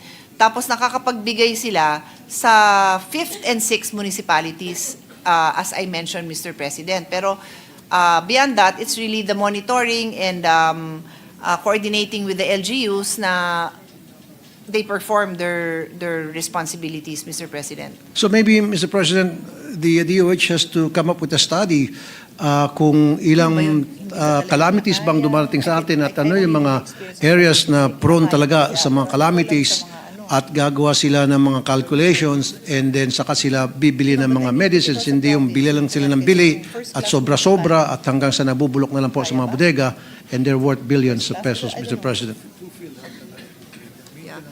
Ang pinaka-solution talaga, Mr. President, is through PhilHealth. PhilHealth. Yeah, yung gamot program, which has already been launched. But yun nga, may limit yan na 20,000 for now. Okay, thank you, Mr. President. Lastly, on that issue, sana, Mr. President, kasi masakit. In fact, I talked to several senior citizens nung malaman nila na nabubulok lang pala sa warehouse, samantalang kami, imbis na everyday yung maintenance namin, iniinom ko na lang once a week. Yung pala, meron palang mga gamot dyan sa DOH na nabubulok na lang. Kasi kung ipapaliwanag po natin yung explanation po ng DOH, Mr. President, sa mga senior citizen na nangangailangan po ng mga maintenance na nandun lang sa bodega ng DOH, they will not accept it. Magmumura po yun sila. Kung ano nang pagsasabi nila. Well, ang kinaklarify lang, Mr. President, ng DOH ngayon is yung nabanggit kong example na Luzertan, pati yung isa, mga near expiry, hindi pa ho expired. So, So kung na-expire, I guess dapat ang sinasabi nila is hindi totoo na nakatenga yung mga expired drugs doon sa kanila. Oo, ang marami talagang naka ano pa is yung COVID medications. Pero katulad nitong Losartan, they only have literally 4,500 pieces na ano lang, maliit lang na bagay, maliit lang na amount pang ano nga, pag nagkaroon ng calamity. So, pagpalagay mo ng may 30 na pasyente na nandyan. Tapos yung near expiry nito is next year, hindi naman next month, mga next year. So, yung Losartan, mag-expire po next year. So, what happens kung wala pong calamity darating at walang mangailangan ng mga senior citizen regarding sa mga gamot na yan? So, matatapon na lang po, Mr. President. Actually, with the number that they have on stock, 4,500, very confident sila na mauubos po ito kasi talagang, kumbaga, it's a certainty na daw na nagkakabagyo talaga sa atin.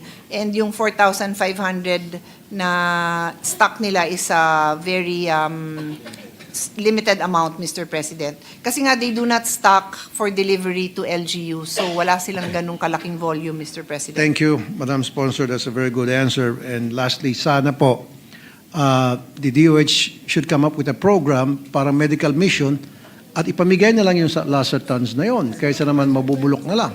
Near expiry na pala, so come up with a medical mission ng DOH. O meron naman kayo siguro mga mobile clinic.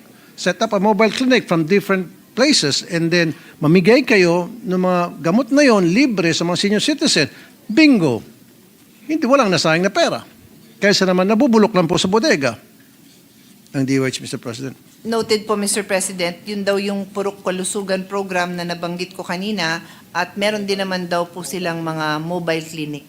Pero I know for a fact, Mr. President, kaya kasama yan sa mga individual amendment ko, meron din talagang kakulangan pa sa mobile clinic, nag-request ang DOH, so tayo po, meron tayong amendment na ganun kasi meron talagang lugar na hindi na talaga nararating nung LGU, so nagsi-step up po doon ang DOH, Mr. President. Thank you, Madam Sponsor, Mr. President.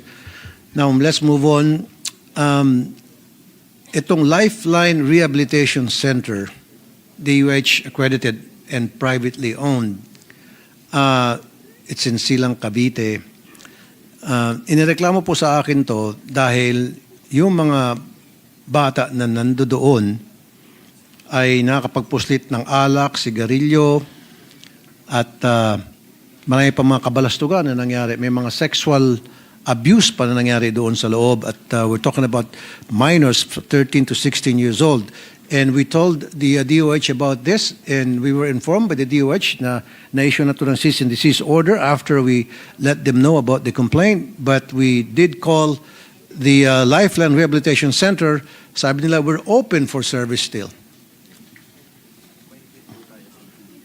And we have a video to show, Mr. President. Can we show a video of that? Para mapaayos yung anak namin, yung pala nilulugmok palalo doon. So ang goal ko po is malagay siya sa safe na lugar, humingi ng tulong sa professionals and facilities like that. And then, nitong huli, ko na lang nalaman na exposed pala yung residents sa mga ganong vices. 5 months po wala po kami electric fan doon. Sa floor lang po kami natutulog. Pag nag-complain kami, say may surot yung bed, ang sasabihin lang namin ay kami yung tunay na surot dahil daw sa mga kasalanan namin. And then every day we would be reminded na mga adik kami, mga hudas, demonyo, malalande, yun yung mga tinatawag sa amin. Other than yung nabanggit ko, ay meron ding na nangyayari sa mga minors. Merong 13 years old and 16 years old na abused sexually.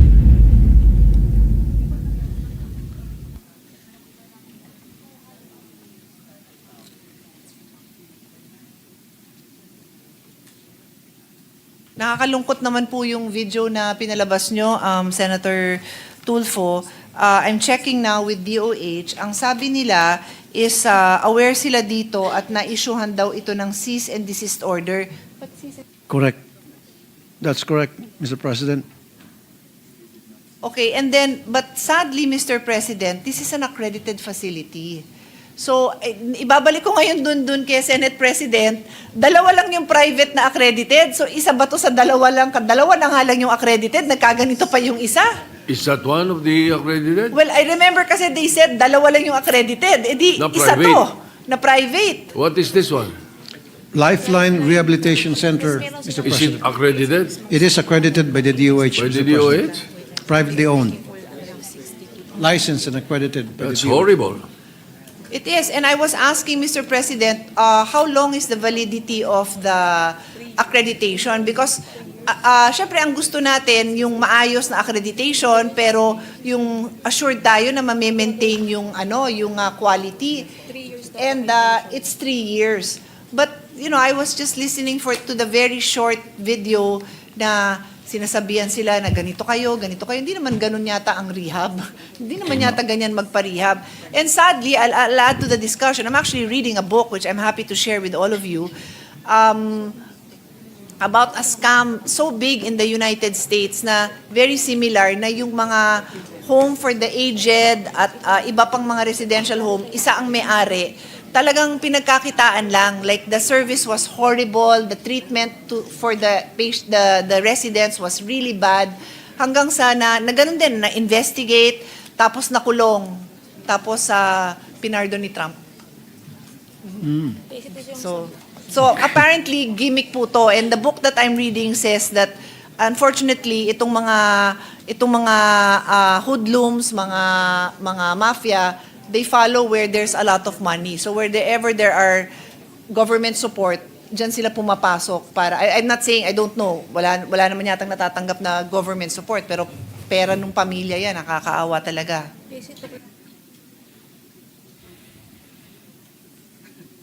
So, liwanagin ko, Mr. President, about the accreditation.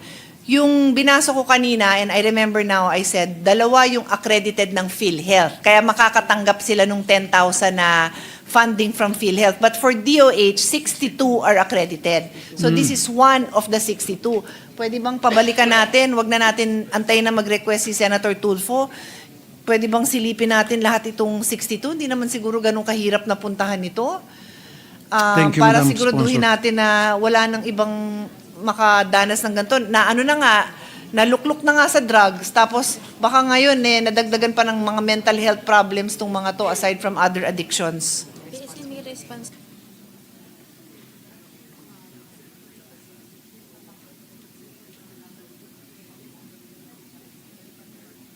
Pinapakita lang po sa akin ng staff ko if the senator or the other senators want to see. May response pa pala yung lifeline. No? Pero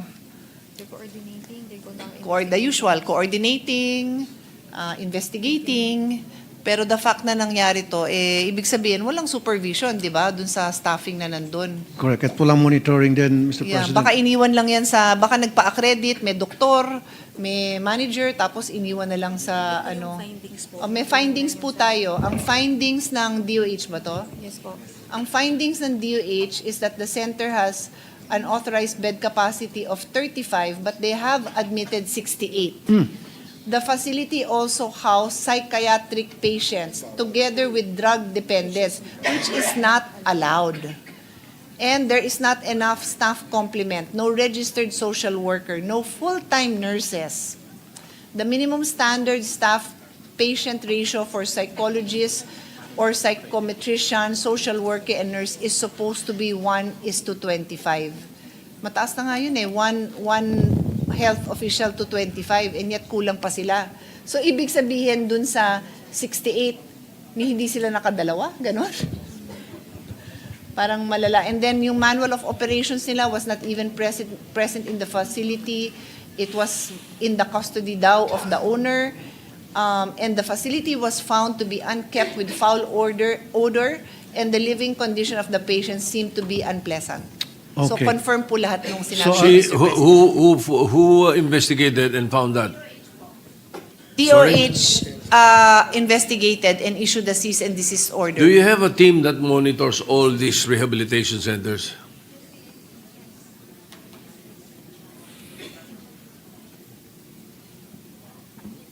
They do random checking. Ilan ang nagche-check? Random Kasi baka checking. pwede nating dagdagan yung PS, di ba? Yes, not only that, perhaps what we can recommend is that you coordinate with the Dangerous Drugs Board and the Philippine Drug Enforcement Agency that a team monitor all the 52 rehabilitation centers accredited by the the DOH, and as a matter of fact, all the other rehabilitation centers, as much as possible, they may be able to monitor them.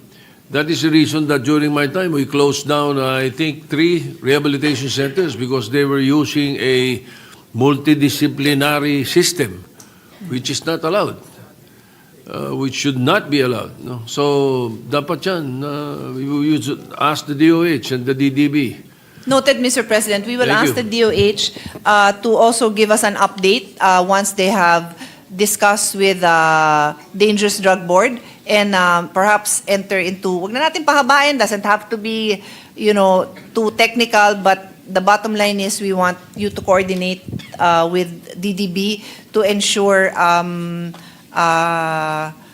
regular visits and ocular inspections of these facilities. Yes, and as much as possible, the only allowed systems should be the faith-based, the 12 Steps Minnesota model, or perhaps eclectic, but never multidisciplinary system. I think you should be monitoring that. Ito ang klase ng sinasabi ni Senator Tulfo na nangyayari dyan sa lifeline. Ibang klase yan.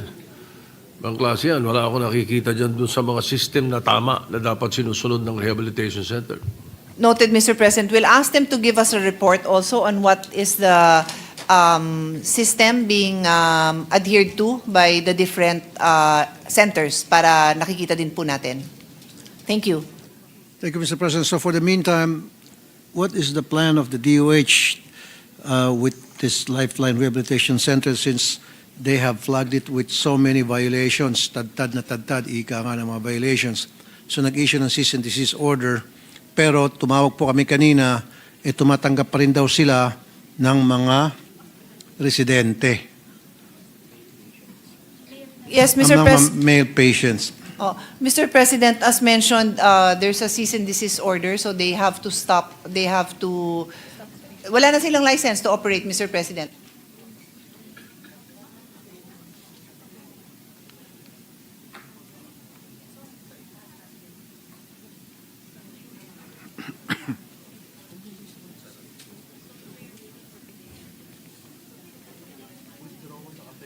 So, Mr. President, they have already informed PIDEA, and it's PIDEA that will enforce the closure, and they will work with them on the rehoming, if I may call it that, of the patients here, Mr. President. Thank you, Mr. President. So, may expect po natin, maybe next week, sarado na po ito, Mr. President, and the PIDEA will be the agency who will shut this down once and for all? Or involved din natin yung BPLO, Business Permit Licensing Office, nung sa lugar na yon para kasama yung PIDEA, para kadinahan yung pinto na yon once and for all, kasama din PNP para kung magbatigas, magbukas ulit, kasuhan yung may-ari ng Rehabilitation Center, Mr. President. The answer is yes, Mr. President. Kailangan mapasaran na ito. Pero they are waiting for PIDEA. So siguro while we are still in the budget period, we can in fact initiate. We can also call PIDEA and find out what's taking them. Mr. Senate President, a week ago na nila nasabihan si PIDEA, and they are awaiting the action of PIDEA. Okay, thank you, Mr. They'll President. be here tomorrow. Perfect. For their budget. I understand. It's their budget time tomorrow. We can find out. Just for the record, you know, the number one and most ideal rehabilitation center here in the Philippines is the one being run by government, the Bikutan Rehabilitation Center. Last time I heard, it's still the best. It uses therapeutic community and faith-based system.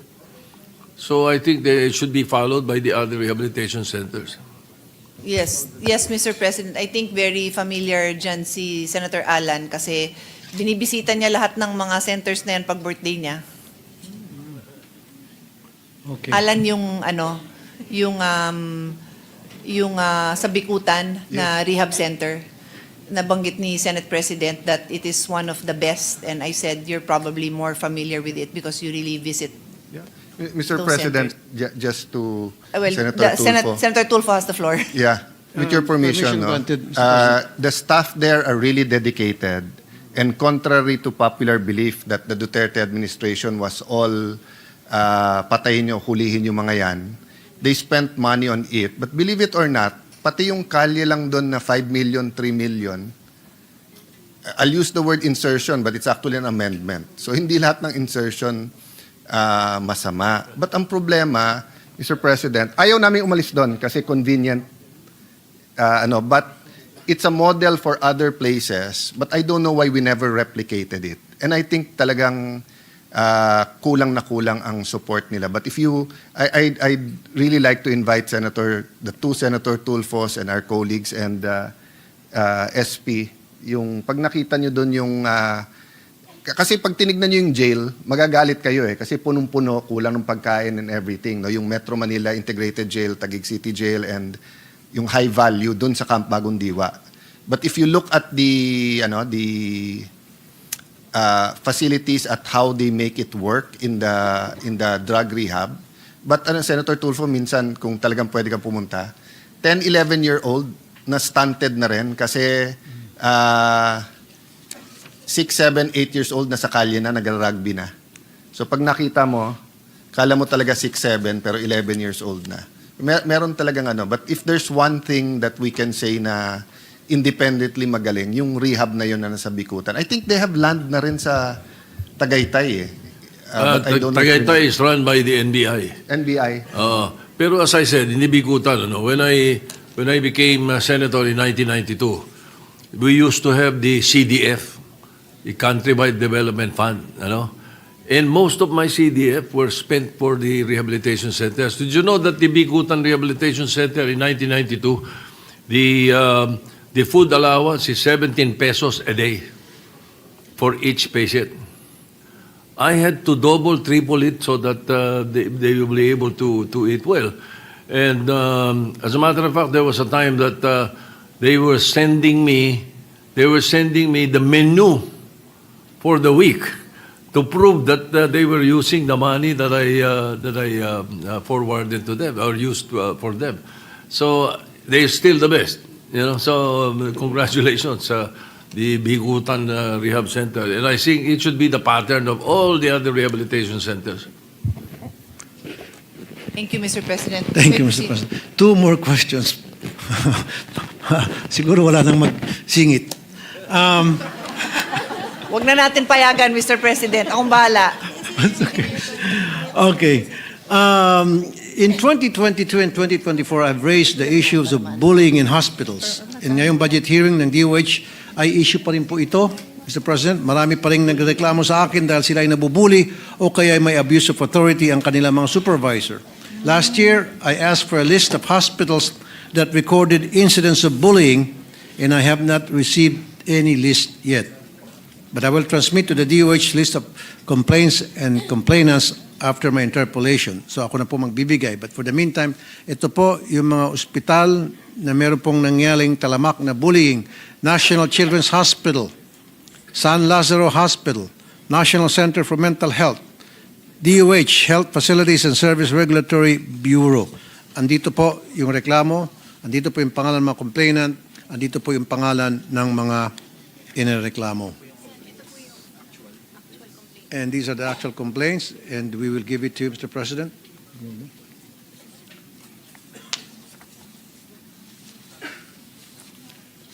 And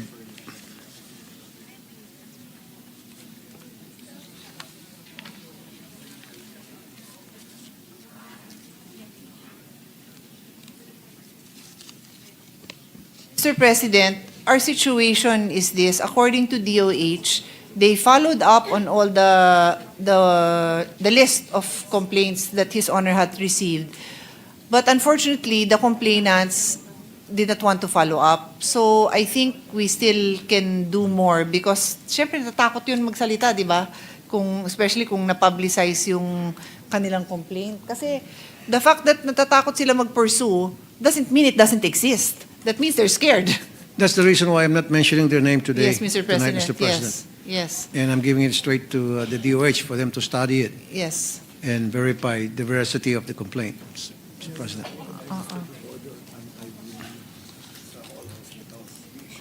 May administrative order na daw ang Secretary on anti-bullying sa mga hospitals. Pero I think what we have to do, if I may also recommend to the department, is a reorientation. Kasi, sorry not to, pero ang pagkakaalam ko kasi, medyo may culture din na ganyan sa mga ospital minsan na seniority ng mga doktor, seniority ng kung sino man.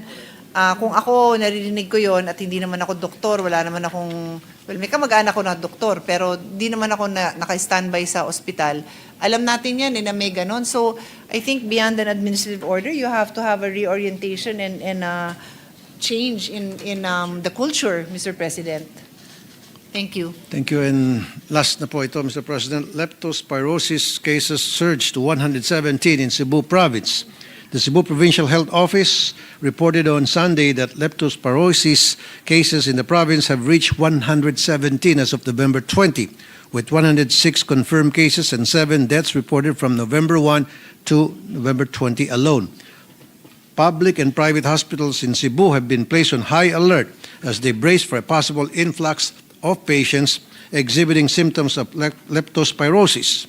As of November 18, the Cebu Provincial Government has distributed over 10,000 prophylaxis capsules to affected communities. Taipotino was on November 4. Now, ang tanong po, paano po yung mga targeted and efficient distribution na ginagawa po ng DOH ng mga gamot at mobile clinics para ma-address po itong problema ng pagsisurge po ng leptospirosis cases sa Cebu Province?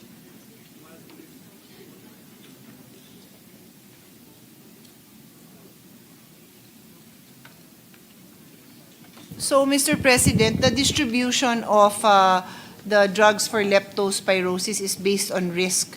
So, for example, there have been 9,989, almost 10,000 cases reported from January to November 8. And the flood exposure accounted for 55% of those cases.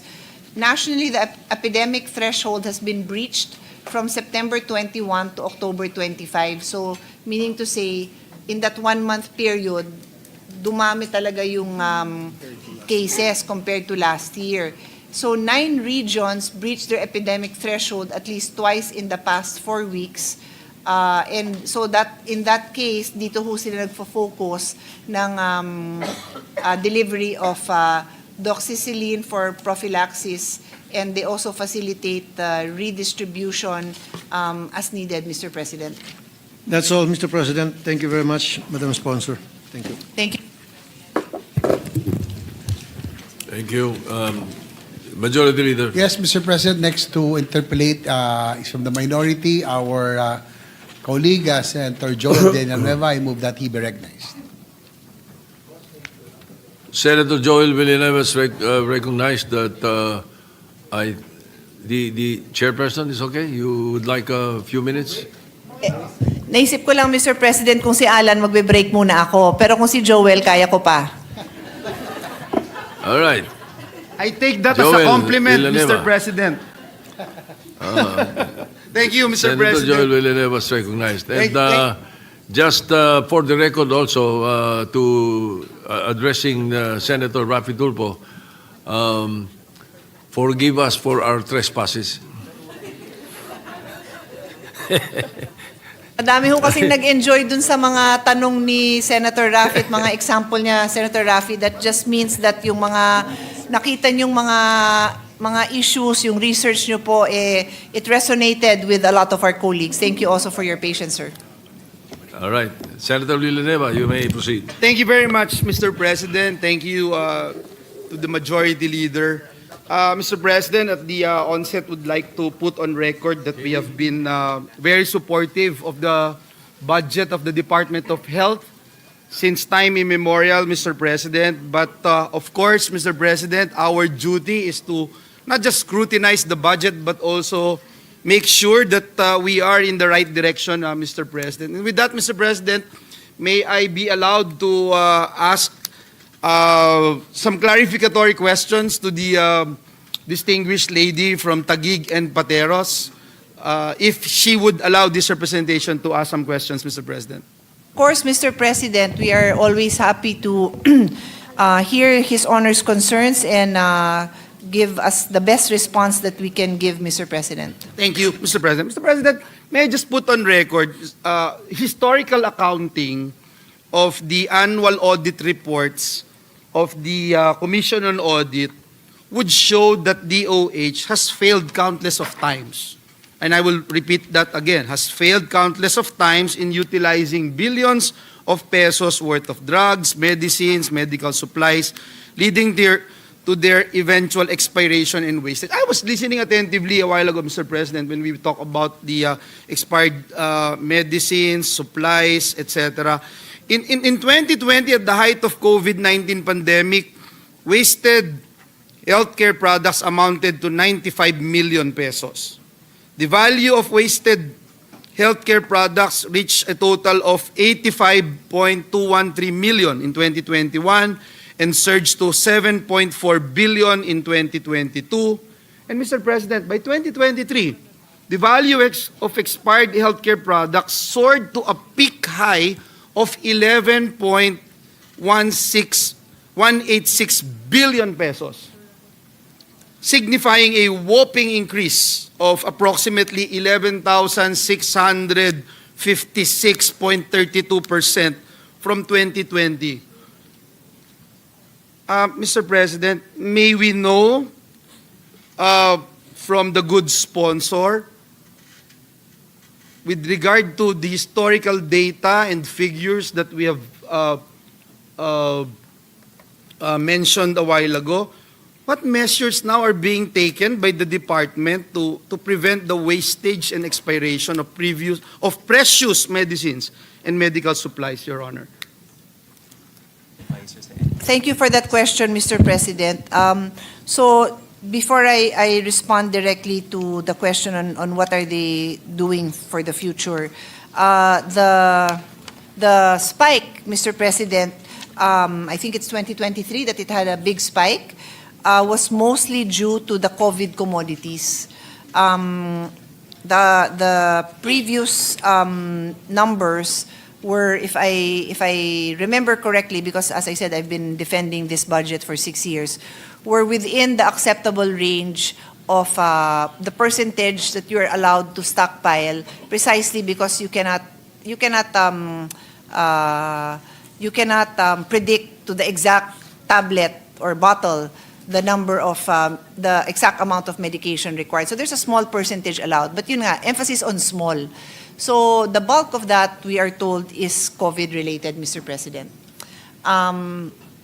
As to moving forward, the Secretary had, there was a similar question earlier, Mr. President, and I'll just repeat it.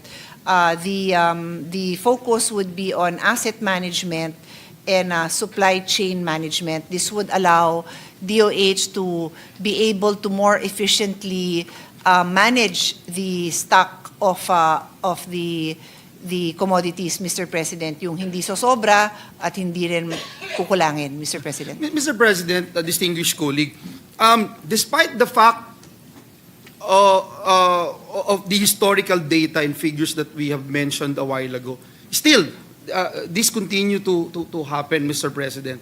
Bagamat I wanted to move forward, sabi din ng mga matatanda, ang hindi lumingon sa pinanggalingan, hindi makakarating sa paroroonan, at kung hindi tayo natututo sa mga dati nating mga pagkakamali o pagkukulang, then mahihirapan po tayong mag-move forward, Mr. President.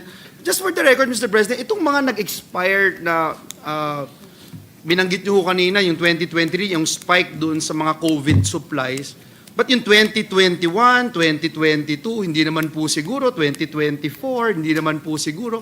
Ano po itong mga nag-expire na ito, Mr. President, distinguished colleagues? The vaccines did not come immediately. It only came from tranches. Like duplicate procurement yung mga LGU tsaka private at sinabi ng TF na what. So, Mr. President, the DOH Secretary is explaining to me that if we recall, during COVID, there was a national procurement through, do you call it NDF? NDF, National Task Force, And then, and I remember this now that I'm I'm reminded as those were difficult times. If His Honor will recall, there were a lot of LGUs and even companies that were directly procuring. And then I remember, and this is just my response by my own memory, when the national supply came in, of course, all the LGUs were using the national supply.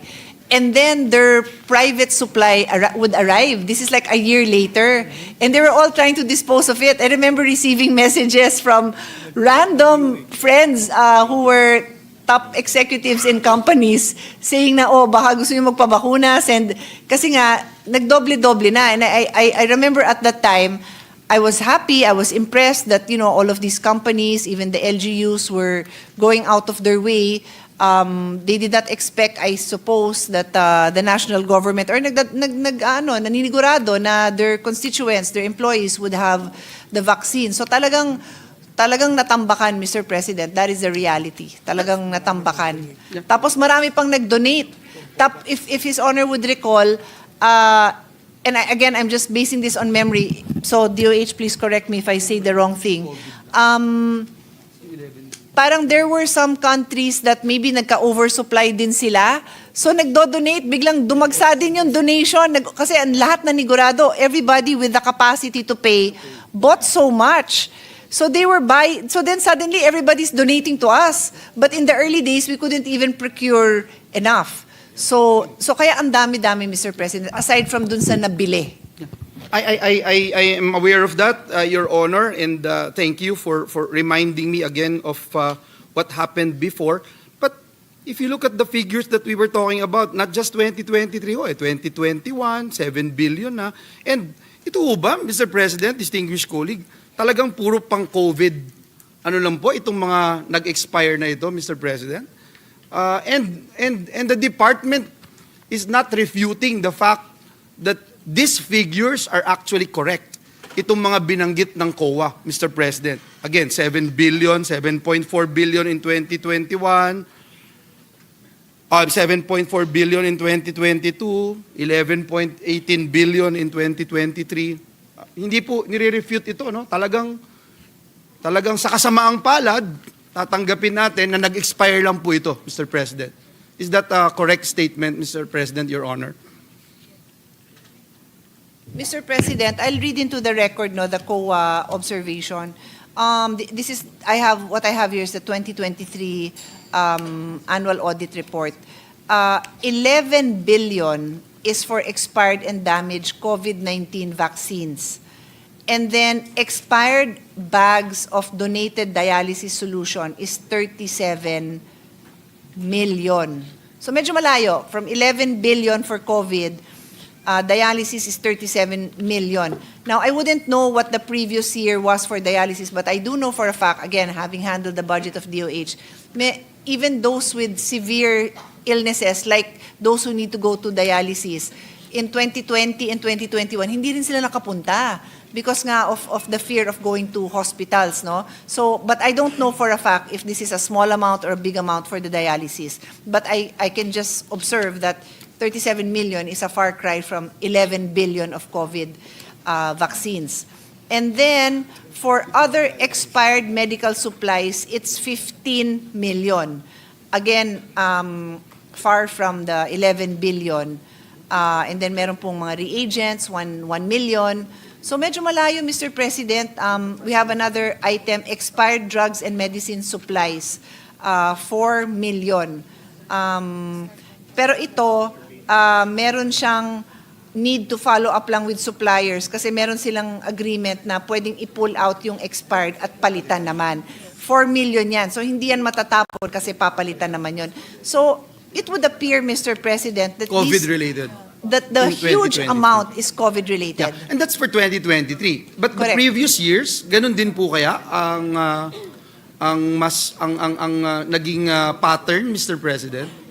COVID-related din yung 22 and 21. Noted. I've asked the team to show me a report for 20 so we can compare, no? Yes, that's the main reason why we wanted to raise this issue, Mr. We can President. see what it was like in 2019, in 2020, Yes. in 2020. Kasi 2020, wala pa. Kasi the vaccine arrived in the following year, Yes. 2021. So we need to see that. Yeah, I hope we can wait for a while, Mr. President, if we need more time to look at it. Because, Mr. President, in 2019, 2.2 billion ang nag-expire din na wastage, Mr. President. 2019 po ito. Can His Honor repeat it? Sorry. The 2019 figure, 2.2 billion po yung wasted ano rin po, no? Wala pa pong pandemic yan. So, Mr. President, my focus, my emphasis here, what I wanted to emphasize, Mr. President, is the fact that we have to be more careful on our procurement and management of these medicines and medical supplies. Yun lang po yung gusto nating i-point out, whether or not na-resolve na ng ahensya yung kanilang low utilization and distribution of drugs, medicines, and medical supplies to prevent their expiry, Mr. President.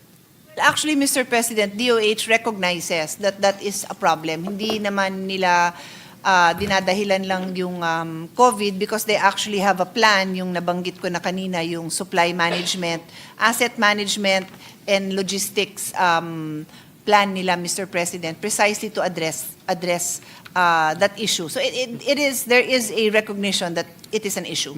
Alam niyo kanina, Ginoong Pangulo, habang nakikinig po ako doon sa mga katanungan na binabato ni Senator Tulfo, Senator Alan Cayetano, ni SP Soto, gusto kong sumingit kanina pero sabi ko I will wait for my turn.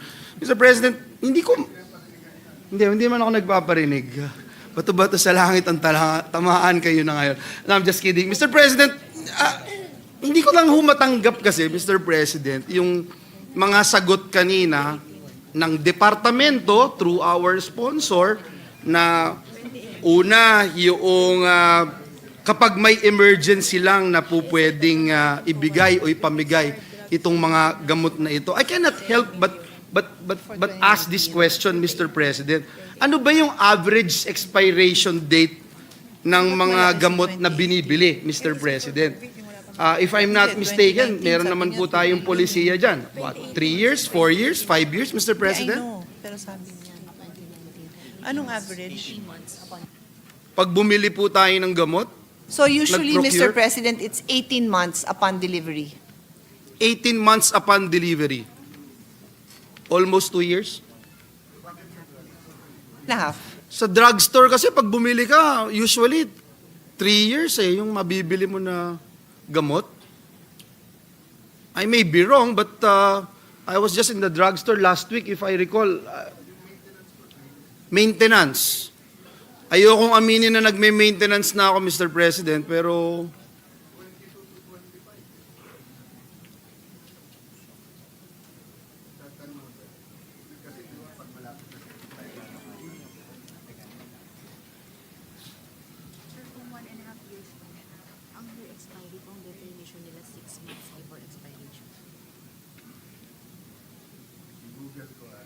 year expiry? Ano? 6 months before, so 18 months? 18 months daw. Brad, 18 months daw. Kung 18 months, ang year expiry definition nila 6 months. Para tayo joke. So, Mr. President, meron din naman talagang mga gamot na 2 to 3 years ang expiration. But is there a policy? Don't you think it's weird that there's no policy, such policy? It depends on the drug, Mr. President, kasi tinetest yan, kasama yan sa dumadaan sa FDA kung gaano katagal effective yung gamot na yon. Kasi, for example, Mr. President, first question, mas mura po ba ang gamot pagka near expiry, Mr. President? Pag bibilin mo na malapit na mag-expire? Wala naman, hindi. Mr. President, yung policy ng DOH, hindi naman sila bumibili ng gamot na near expiry. Wala naman silang ganon. They require... So hindi katulad, for example, Mr. President, di ba, pag pumunta ka sa grocery, pag ang malapit daming na, promo, di ba? pag malapit na Pag mag-expire, overripe na di yung ba? prutas, mura so wala na. pong ganon, Mr. President. Wala hong ganon. Hindi sila bumibili ng ganon for safety issue because they recognize na Yes. itatransport pa nila, so hindi sila bibili ng Yes, ganon. Mr. President, kasi hindi ko mapagtugma yung sinasabi kanina.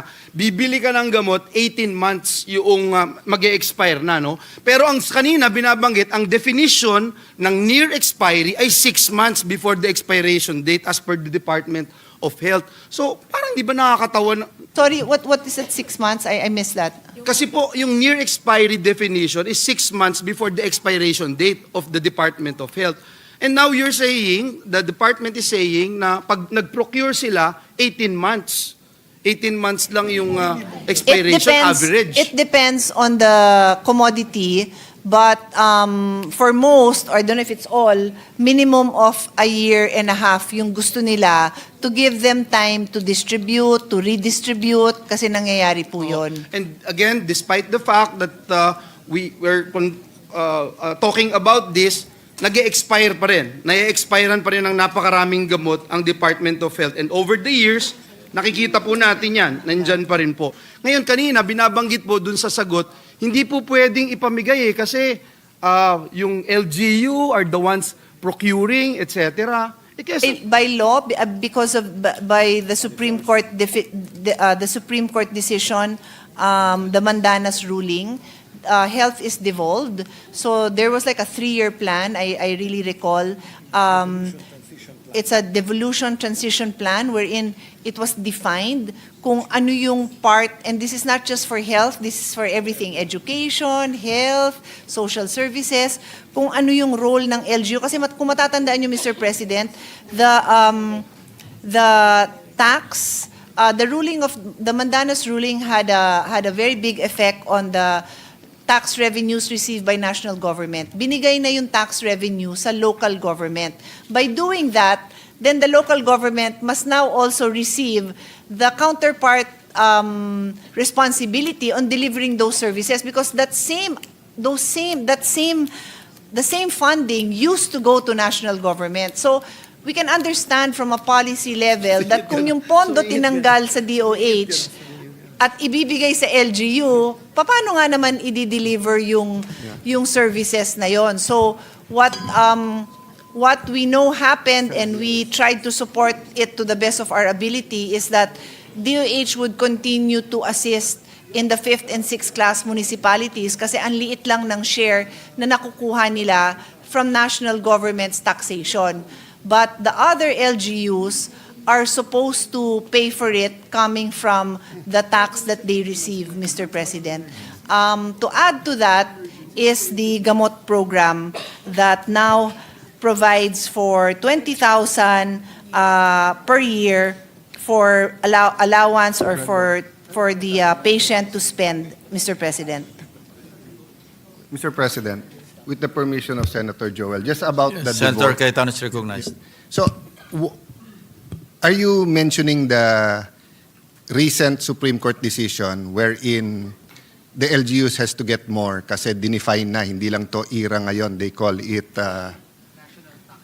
national tax allotment. So you're talking about that? Yan ba sinasabi nyo dun sa na-devolve? It's not that recent, no? A few years ago. Because Yes, a few years ago. based on that ruling, the DBM came out with various guidelines for different So, agencies. again, binobola na naman tayo.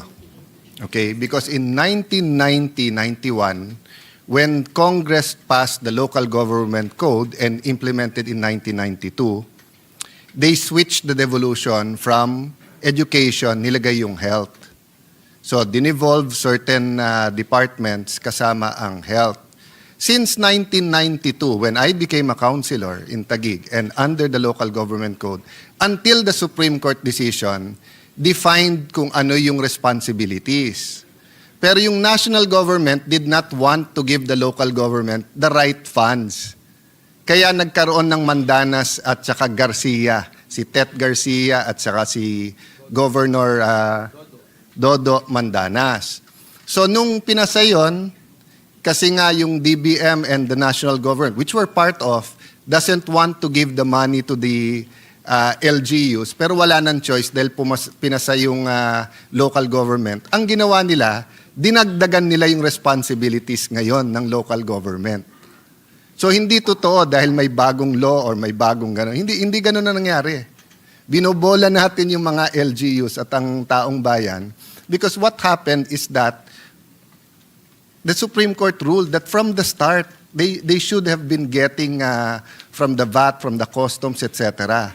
Kaya nga national allotment? Tax allotment. National tax allotment. Di ba? So it's not true na dapat dagdagan sila ng responsibility. Kasi from day one nang dinevolve, klaro yung responsibility ng mga na-devolve, di ba? So I'm not blaming DOH there kasi halo din yan ng sila at saka ng DBM. But hindi tama yung binigay ng sagot na that's the reason. So whether it's from DBM o hindi, binobola tayo nun. We just don't want to give more money to the LGUs. Kaya ang ginawa natin, dinagdagan din natin ng responsibility.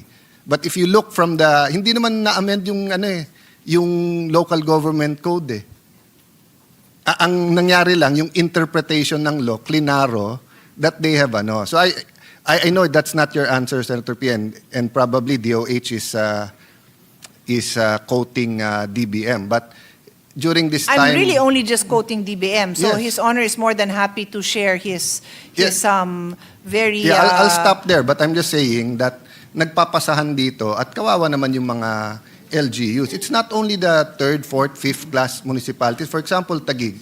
You have 26 billion. We're probably spending around 1 billion in medicine kasi you have 1.3 million people. The out-of-pocket ngayon is already 650 billion sa gamot. I don't know how much government is spending sa gamot. Kaya nagtuturoan Babalik din to sa PhilHealth, babalik din to sa primary healthcare kasi instead of prevention, 'di ba? Babalik din 'yan sa stunting, 'di ba? But it's unfair to blame the local governments or to say na nasa kanila na. Hindi. Ang national government ayaw ibigay yung tama nilang share. Kaya nanalo sa Supreme Court. Nagpalusot pa rin ngayon yung national government. Dinagdagan ngayon sila ng responsibilities. Just for the record. To complete the record, there is kasama sa guidelines kung ano yung retained with DOH, partially devolved, and fully devolved. I did not have an opportunity to explain because none of those interpolating asked me for a further explanation. But so for example, kaya nga yung example ko yung maintenance medicine kasi nga kasama dun sa fully devolved yung gamot ng hypertension, hypercholesterolemia, cholesterol, diabetes. Kaya yun yung example na binigay ko kasi nga fully devolved yun.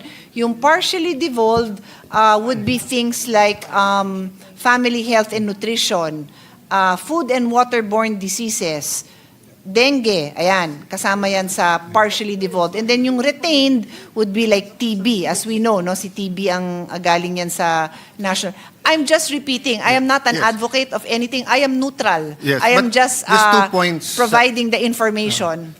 Two points to move you from your neutrality into Senator Joel and my side of the argument. One, walang question naman kung anong fully devolved, not devolved, partially devolved. For example, yung national hospitals, di ba? Dinevolved tapos rini-nationalize. Batas lahat yun What the point I'm making is that from 1992, klaro kung anong partially devolved at hindi devolved. Nung nanalo yung LGUs, binago nila, dinagdagan nila ng responsibility. So, they changed the rules again. Kasi when they won, dapat yung pa rin yung responsibility. Kasi yun yung contract nung local government code. O secondly, sige, let's argue for example dun sa maintenance medicine. Unang-una, bakit sila may maintenance medicine? Hindi ba sa mga bansa na ang primary healthcare is in the optimum, less ang maintenance medicine? If you look at Cuba, if you look at Thailand, na may mga ganong programa. Ano ba yung HPEP? Hindi ba sa DOH yon? Kung hindi ako nagkakamali, kayo po, Senator Pia, ang ilang beses from yung unang VAT ang naglagay ng earmarking, naglagay dyan. Pero hindi ginagawa ng DOH. They have a 1 billion fund for public information. Narinig ko yung commercial ni Secretary Ted na don't drive and don't drink, don't cellphone and don't drink. Pero wala pa akong narinig kay Senator tuloy, kay Secretary Ted na wag mag-vape. Sumama pa sa picture ng vaping. Meron? How much? How much Meron dun daw. sa 1 billion? So, the point is, I'll go to that later on during my time. Ang point ko, kaya mataas ang maintenance is because nga may problema din tayo sa DOH. Di ba? For those of us who are old enough na nakita si Secretary Flavier, nakita si Secretary Romualdez, nakita yung mga efforts nila. Tignan nyo yung budget ng mga binabanggit kong health secretary, ha?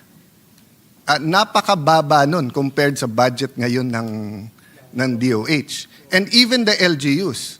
10 years ago, many of the LGUs did not have much money. And many of the LGUs are spending left and right. Diba? Ang problema, babalik tayo, bakuna. So, but anyway, I'll argue during my time, Senator Joel. But ang point ko lang, hindi natin dapat tanggapin na yun yung sagot. Na because devolved na yon at doon, di ba? Doon napupunta yung pera. Tignan yung budget. Yung Office of the Secretary, pataas ng tatas, billion eh. Yung sa Nutrition Council, 300 million lang, bumaba pa eh. Number one problem natin, stunting. So, LGU pa rin may problema nun, DBM pa rin may problema nun. Hindi, ang problema nun, Office of the Secretary. Dapat dinoble nyo, triniple nyo yung budget ng Nutrition Council. Dahil yun ang number one problem natin. Sorry, Mr. President, just to inform His Honor, yung sa Nutrition Council, that was a capital outlay na tapos na. Kaya, but I'm all for increasing the budget. So don't get me wrong. Their budget is a measly 300 million. No, I know. I'm just explaining that Yeah. the reason na mababa yon is because yung capital outlay na meron for 2025 wala na. Pero definitely Yes, Madam Chair, but- I'm with you na dagdagan. Yes, but I'm with you na my point dagdagan. is, ang tanong ni Senator Joel is about the health, gamot, about expired medicine. Ang sagot, devolved kasi, etc. Di ba? So let's go to one problem, stunting. I had the same time last year about that, di ba? And I'll ask about it later.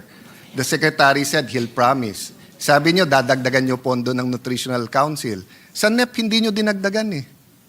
Di ba? So kaya ako pinayagan ni Senator Joel, I'm just saying, throughout the budget of the DOH, you're giving us reasons na hindi totoo, na nambobola or excuses.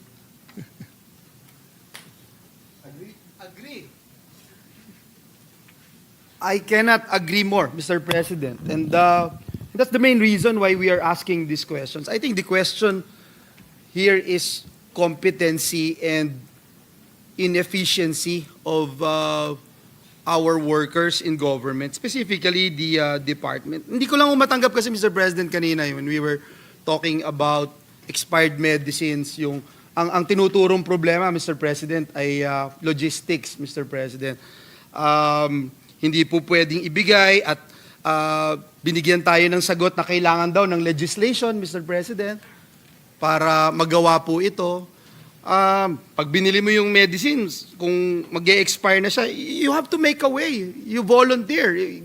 I don't think the Department of Health would tell us here na walang emergency the past 3 years, walang emergency the past 18 months. Kailangan pang may magtanong na senador dito, ni SP Soto, ni Senator Tulfo, Senator Alan, and this representation bago tayo kikilos. At and perennially, if you look at the figures, numbers don't lie. Ang dami pong nangyayari na e-expirean tayo ng medicines, ng medical supplies, etc. Unacceptable lang po, Mr. President, na marinig na hindi, wala ho kaming magawa. Kaya kanina ang suggestion nga ni Senator Tulfo, mag-conduct kayo ng medical mission. Free medical mission kaysa mag-expire yung yung mga medicines, Mr. President. I can go on and on, Mr. President. Mahaba po ito. I have read all the audit reports of COA. Even the LGUs are not willing to receive these medicines because mag-expire na daw po, malapit na mag-expire. And meron po akong list ng LGUs, even mayors that we talk to, kaya hindi ho nagamit yung medicine. Mr. President, let me go to another topic sana, Mr. President. Kasi if you look, for example, the summary of the 2023 audit report of COA, it recommended the SOH issue guidelines to the Supply Chain Management Service, warehouses, Center for Health Development, operating units, local government units, and private sectors as to the proper treatment, disposal of the expired COVID-19 vaccines, and henceforth ensure that the proper planning, reasonable allocation, duties, and accountabilities of DOH offices are established for procurement and receipt of vaccines. Meron din po doon sa observation and recommendation ng COA, doon po sa audit observation memorandum deliberated during the exit conference held in June 13, 2024, which includes the concerned DOH officials and the personnel. Ito ba, Mr. President, ay na-undertake na at nakapag-comply na ang ating departamento dito sa mga recommendation na ito, Mr. President, distinguished colleague? Nai-implement na po ito, kumbaga, Mr. President, sa mga panahon na ito.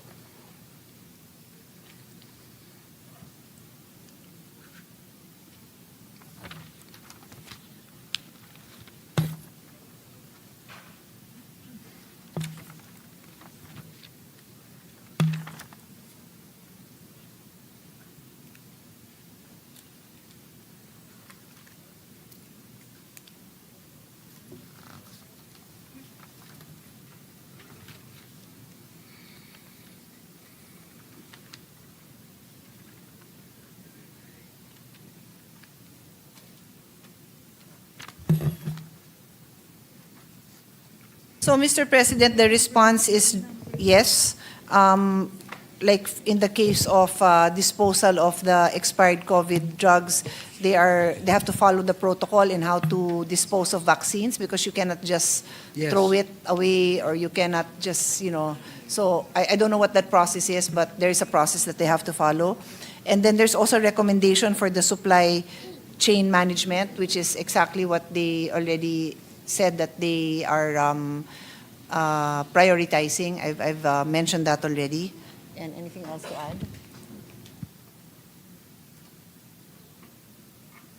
That's it, Mr. President. So these are being strictly followed now by the department, Mr. President, as recommended by the observation yes, of... they do take those recommendations seriously. Thank you, Mr. President. We just wanted to make sure that when we pass the budget of the department, nakahanda na po sila, may proper planning, may yung binabanggit pong supply chain na management. Alam niyo po, dun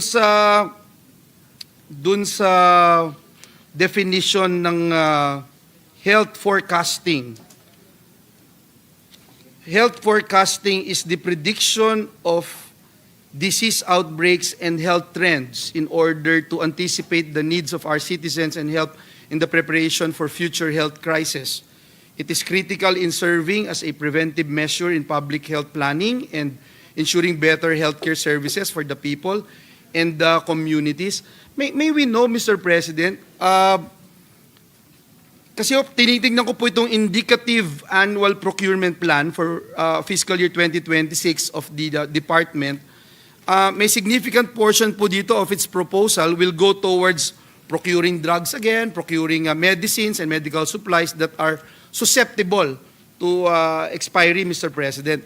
And this includes herbal medicines, pharmaceuticals such as drugs and medicines, vaccines, vitamins, minerals, and micronutrients. May we know, Mr. President, distinguished sponsor, if the Department of Health conducted any health forecasting or demand analysis for their procurement of these drugs, medicines, and medical supplies? And if the answer is yes, Mr. President, may we know how are these administered and applied in the procurement practices of the agency, Mr. President.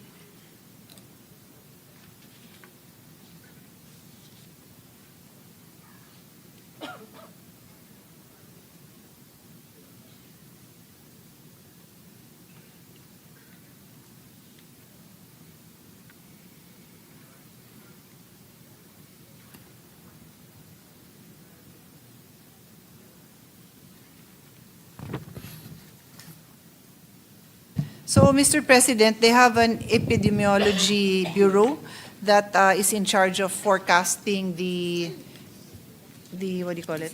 The disease trends, Mr. President. And for the record also, this representation provided a budget of 10 million for Futures Thinking program under the Health Sector Research Development. I think this has been a recurring budget item for maybe three years, Mr. President.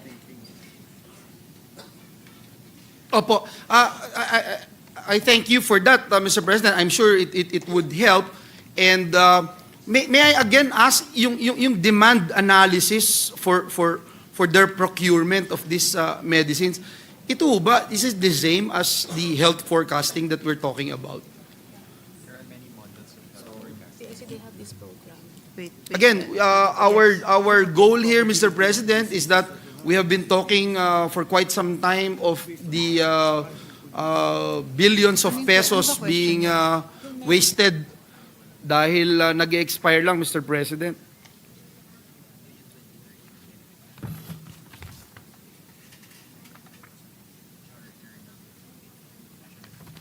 So, Mr. President, the forecasting that they do is intended to streamline demand forecasting and improve procurement planning. So they have to work together. Whatever their forecast is, they need to connect this with their procurement, Mr. President. So slow-moving items, fast-moving items. So an example would be there is a forecast of an outbreak of measles and rubella. Yes. So there is supplemental purchase of vaccines for this, Mr. President. Yes, thank you for that. And I would just like again to emphasize yung demand analysis sa mga ganito pong mga medicines. At nais din nating i-remind ang ating departamento that according to Section 2 of PD number 1445 or the State of Audit Code of the Philippines, ang lahat po ng government resources must be managed, spent, and used in compliance with laws and regulations, ensuring that they are protected from loss or, ito yung gusto nating emphasize, waste due to illegal or improper handling. Mr. President, may I also ask what specific operational measures has the department put in place to ensure also compliance with the guidelines on the proper management? Kasi kanina binanggit nyo po na hindi ito basta-basta dinidispose itong mga healthcare waste generated from COVID-19 vaccines, Mr. President. Gusto lang natin maintindihan, Mr. President, how they are. I remember there was a news item in one of the evening news, Mr. President, na mayroong violation yung isang ospital dahil hindi nila properly dinispose, Mr. President. So we just wanted to make sure that our people are also protected.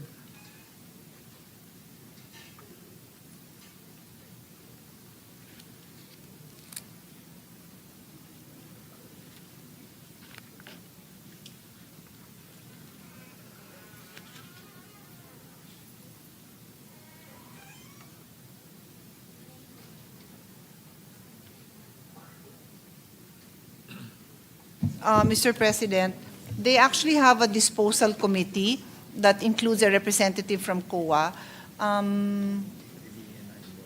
The Supply Chain Management Service continues to coordinate and follow up with the Integrated Waste Management, Inc. Is this is that a company that you? Reverse logistics service. Okay, it's a reverse logistics service provider to ensure the proper handling, retrieval, and disposal of expired medicine in accordance with regulatory procedures. To be honest, Mr. President, when I was reviewing, nakita ko yung mga do's and don'ts.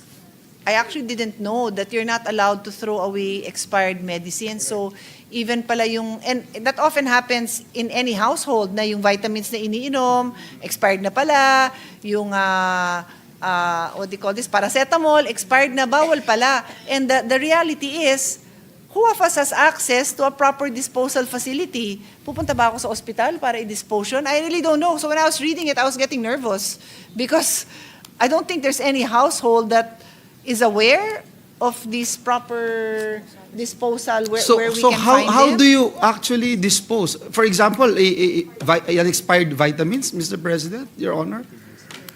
You cannot just dispose it? You have to go to the hospital or?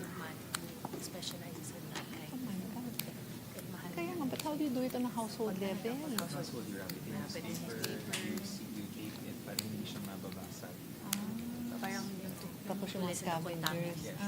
So what DOH recommends for households is you wrap it in newspaper and tape it up so that when it's thrown in the garbage with everything else, it won't get easily punctured or mixed. Because I also read that it could contaminate our waterways, Mr. President. It's not even recommended that you flush it down the toilet. So, Mr. President, I think believe it there's- or not, this is the first time I'm hearing this. like I said, I did not enjoy my review when I read that part because I'm like, oh my gosh, like how much contamination is going on in our country. And we're only talking about medicines inside our homes. Well, for the hospitals, Mr. President, if you recall, if you go to a hospital, you will see that they have special bins, no? And and then there, because I visited one of those plants meron sa Cavite ba, tama? Yeah, but those are just in the hospital. So I think we can improve. In fairness, even in my visit in other countries, I have not seen information guiding people. But maybe we can be one of the first. Let's have disposal units. If these are just over the counter, baka naman kailangan responsibility na rin yan ng Baka yun mga yung susunod na pharmacies. gagawing commercial ng DOH, Mr. President. Okay daw sila. They can, Mr. President. Mr. President, again, unfortunately, this is the first time I'm hearing this. Hindi ko alam, Mr. President, kung merong 1% ng ating populasyon ang nakakaalam nito, Mr. President. I hope we do something about it.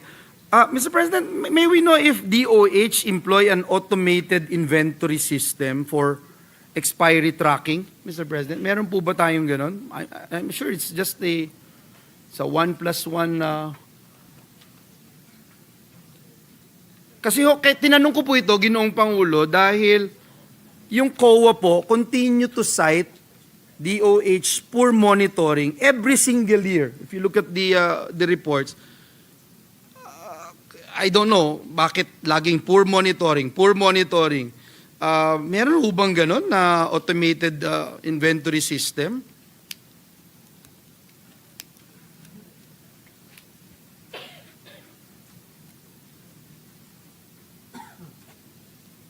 Mr. President, the DOH uses an electronic logistics management information system to digitalize and manage its health commodity supply chain. It's a web-based system, Mr. President. So namo-monitor po, and who is in charge, Mr. President? Who's in charge? May bureau in charge dyan?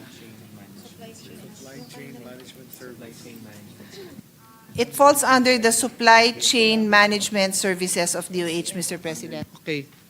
And Mr. President, sa mga nag-expire na gamot, Mr. President, and through the years, sa karanasan ng Department of Health, ito po ba, nakita na po ba natin ano yung pinaka notorious na dahilan bakit tayo na-expire ng mga medicines? Ito po ba, for example, ay because of improper storage, nasisira, or dumarating na lang yung time na talagang expired na. Dumating na yung 18 months na sinasabi kaninang average na pagbili ng gamot. So, Mr. President, in the past, the biggest issue was this was not organized and the ability to track the movement was not there. Pen and paper lang sila, Mr. President. Kaya nga ngayon, the move is to digitalize, Mr. President. And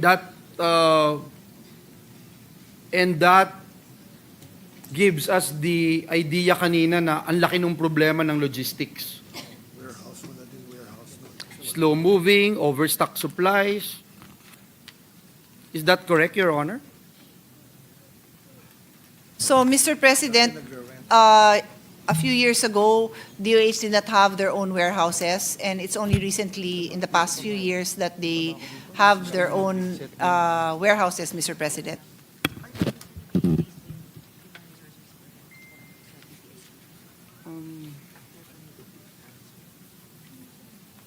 I'm trying, Mr. President, to just lessen my questions, Mr. President. Every year, Mr. President, and Your Honor would attest to this, that this representation had been raising the issue of human resources of government workers, Mr. President. In fact, perhaps we talk first about our doctors in the Philippines.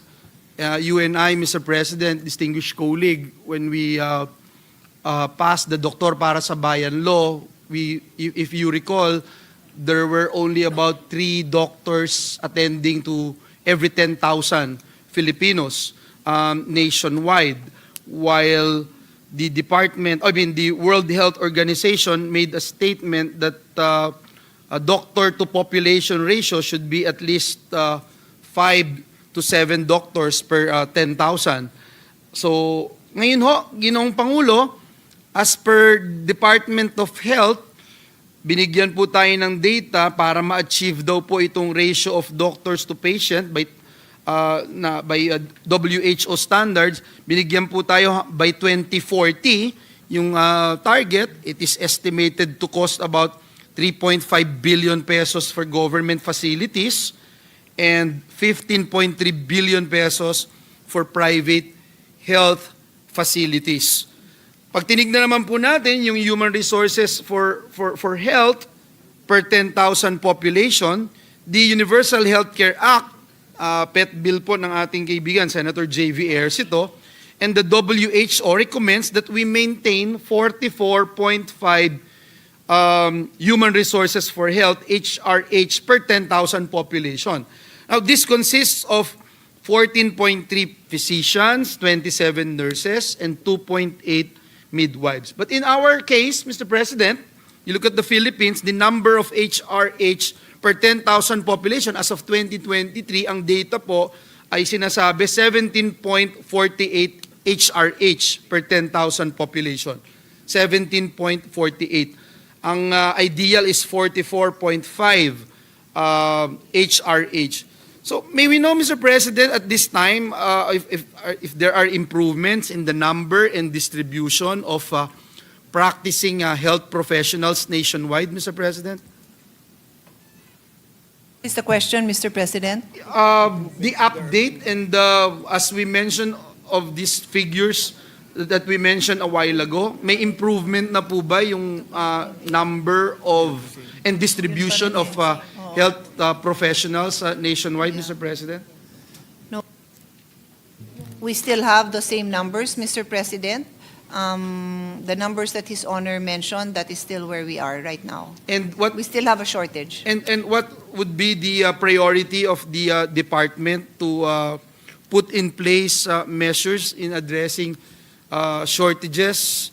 And perhaps, again, I am anticipating na we need to improve also yung retention ng ating mga health workers, Mr. President. I recall during the time when we were discussing Doktor para sa Bayan Act, there were only about 4 or 5 regions in the country that are offering in public schools yung School of Medicine. Ngayon po, lahat ng regions meron na. Ang laking tulong ng sponsor natin every year, pinopondohan po ito.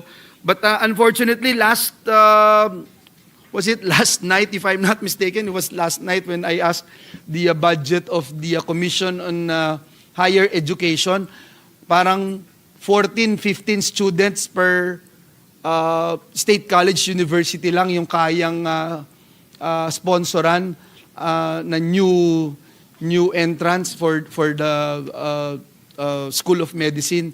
For example, ng Cebu Normal University, SP Soto lobbied to double the number of freshman students for School of Medicine.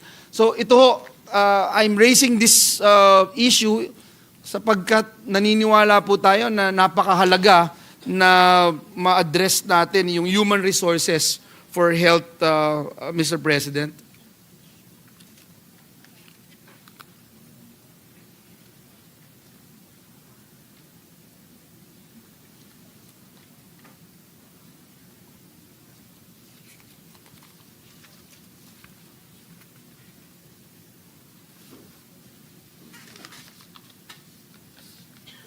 So, Mr. President, this is the response of the sponsor. We will ask DOH to add to it, no? But because I'm aware of what we've done with the budget, I can respond in that manner. The National Health Workforce Support System, the GAA for 2025 was 17.97 billion. The NEP amount is 23.36 billion, and we preserve that amount. So there's an increase of around 5 billion, Mr. President, 5+ billion. And then DOH also has a program where, Same program, PSC. no, under this program, sorry, the result of which every municipality has a doctor, Mr. President. So Every municipality. Now has a The doctor. target would be when, because I remember when we were discussing the Doktor Para sa Bayan Act, there were about 200, that was 5 years ago, 209 municipalities with 0 doctors during that time, if I'm not mistaken, 5 years ago. yeah, So right now, what is the number? because nagpa-deploy talaga kayo, yeah. So because of this program, Mr. President, it was intentional to be able to put a doctor in every municipality, Mr. President. So right now, do you have the figures now, Zero. Mr. President? Sabi ng DOH, 0 daw ang munisipyo na walang doktor. So lahat meron na? Yeah, Hindi it yan was doktor announced- kwak-kwak ka, Mr. President. Well, it was announced in the SONA, and it was announced in the SONA, and they confirm it, Mr. That's President. good news, Mr. President. That's music to our ears that every municipality. Hopefully hindi mag-resign. Opo, Mr. President. And Oo. Yeah, I got that. But Mr. President, I'd like to add, no, because my favorite subject matter is really the Doktor Para sa Bayan project of ours. The Senate President, His Honor, Senator Joel Villanueva, and myself. We supported the increased increase in carrying capacity of the schools.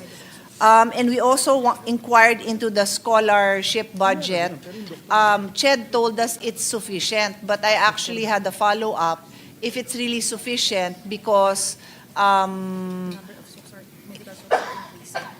we have more medical SUCs, and therefore, for every year that there's a freshman year, the following year that will at least double because there's not going to be a sophomore year, and then there's a third year and there's a fourth year, and only after the 4 years will they maintain that enrollment, assuming that they were already full capacity. Yeah. So every year, actually, until I handle the CHED's budget, I do not handle it this year, we submitted amendments to increase because there was not enough funds to ensure that the incoming freshmen would also have a fresh budget. Hindi pwede yung ganon. Kasi sino yung puputulan mo ng budget? Yung sophomore? Yung junior? O hindi ka tatanggap ng freshman? And sadly, Mr. President, my amendments were approved in the Senate and then natanggal sa BICAM. Ang sama ng loob ko dun. I still remember that, Your Honor. We even talk about it. Yeah. And again, I cannot agree more, Mr. President. And that's why yesterday, this representation already volunteered himself to introduce an amendment to ensure that we'll have more funds for our future doctors here in the country, and at the same time augment the budget for the seed fund, Mr. President, of our SUCs especially, Mr. President. And Mr. President, hindi dapat tanggap ng DBM na lalaki ng lalaki yun kasi nga Exactly. the need is great.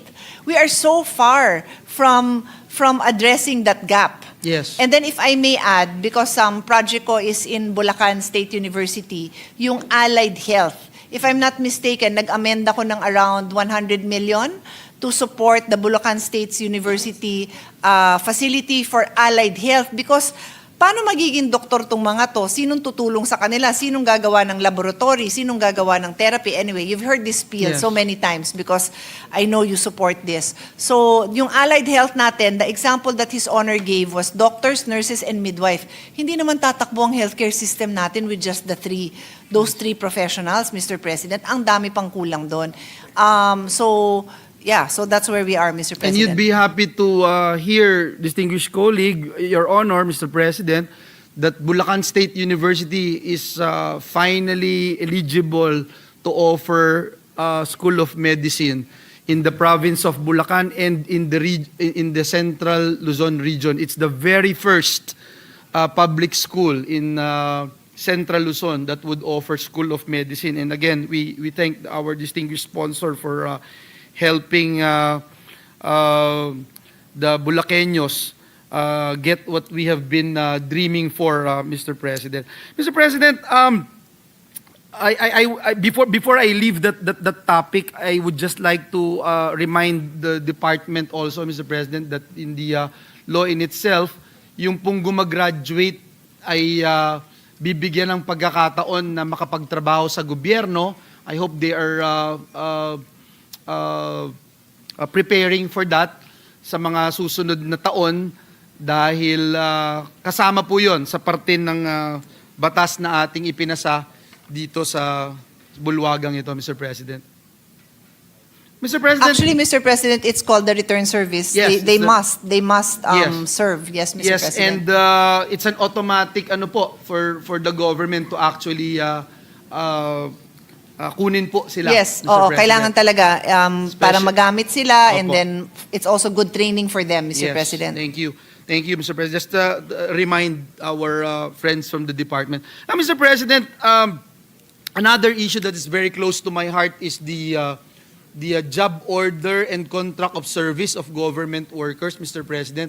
When I was a rookie here in this August chamber, I have started talking about the worsening problem of the ballooning numbers of job orders and contract of service. No, in fact, last year for every 10 plantilla positions, isa po yung vacant. Ngayon po 13 na. So nag-improve kahit papaano. Pero when you look at the job order and the contract of service personnel, talaga pong palaki ho ng palaki, Mr. President. I remember I started with a figure of 600,000, Mr. President, na mga job order and contract of service. Ngayon ho, halos 1,000,000 na po, Mr. President. Kaya every time we talk about pushing again, because this representation pushed for ending ENDO Act, if you recall, and Your Honor helped this representation, passed on third and final reading, the ending ENDO Act, but unfortunately, it was vetoed by the previous administration. Laging ang topic ho lagi ng mga private sector ay bakit kami susunod sa inyo? Ang number one violator ay gobyerno. At pag tinignan mo yung gobyerno, halos 1,000,000 po, no? Yung nasa ENDO. At hindi po ligtas dito ang Department of Health. As of June 30, 2024, ang DOH po nag-i-employ po ng 23,824 job order and contract of service. Despite the fact na mula po nung naupo si Secretary Herbosa at nandito po ako sa Senado, binabanggit ko po ito. 12,807 male, 11,017 female, accounting for 13.4% of the total job orders of the national government, Mr. President. Malaki po. This is the second highest number among government agencies, only behind the notorious Department of Public Works and Highways, and just above the DSWD and the DENR. May we know, Mr. President, what are we going to do with this number of workers? Because if you look at the authorized and unfilled positions of the agency, Mr. President, ang unfilled position ng Department of Health for 2025 ay 8,741. Last year, 12,435. 2023, 17,897. So, again, Mr. President, hindi naman po ako nagsasawa na erase ito kahit na minsan parang losing cause dahil parang bumabagsak lang sa mga binging tahinga, Mr. President. But it is my duty for our workers, especially in government, na hanggang ngayon, job order pa rin sila, contract of service workers pa rin sila, kahit na napakatagal na nila doon sa departamento, Mr. President.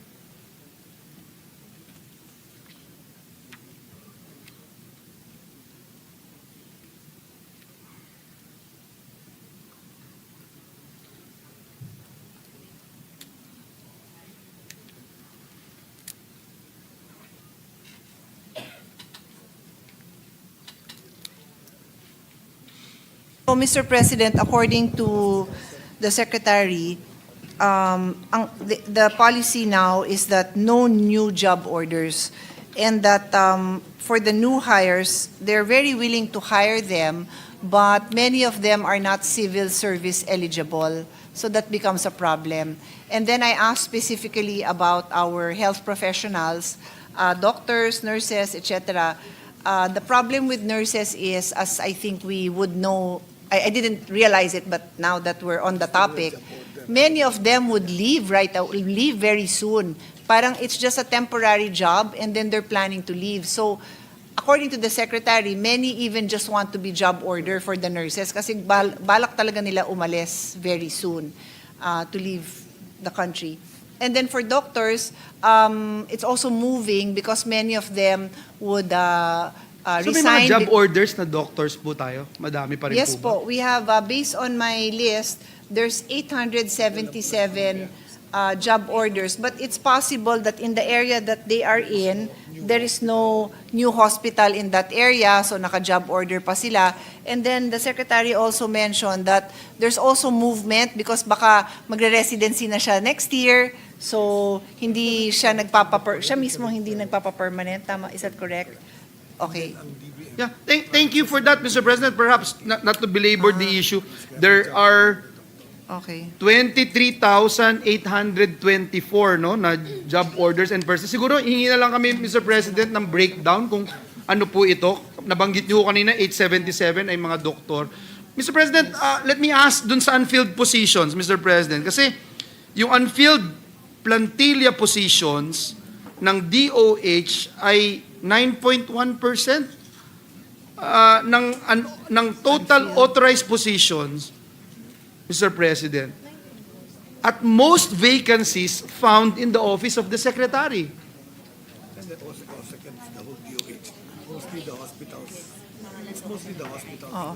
May we know ano po itong mga unfilled positions na ito, Mr. President? Pag sinabi pong Office of the Secretary, kasama po doon lahat ng mga hospital, mga DOH hospital. So it's spread out all over the country according to the Secretary, Mr. President.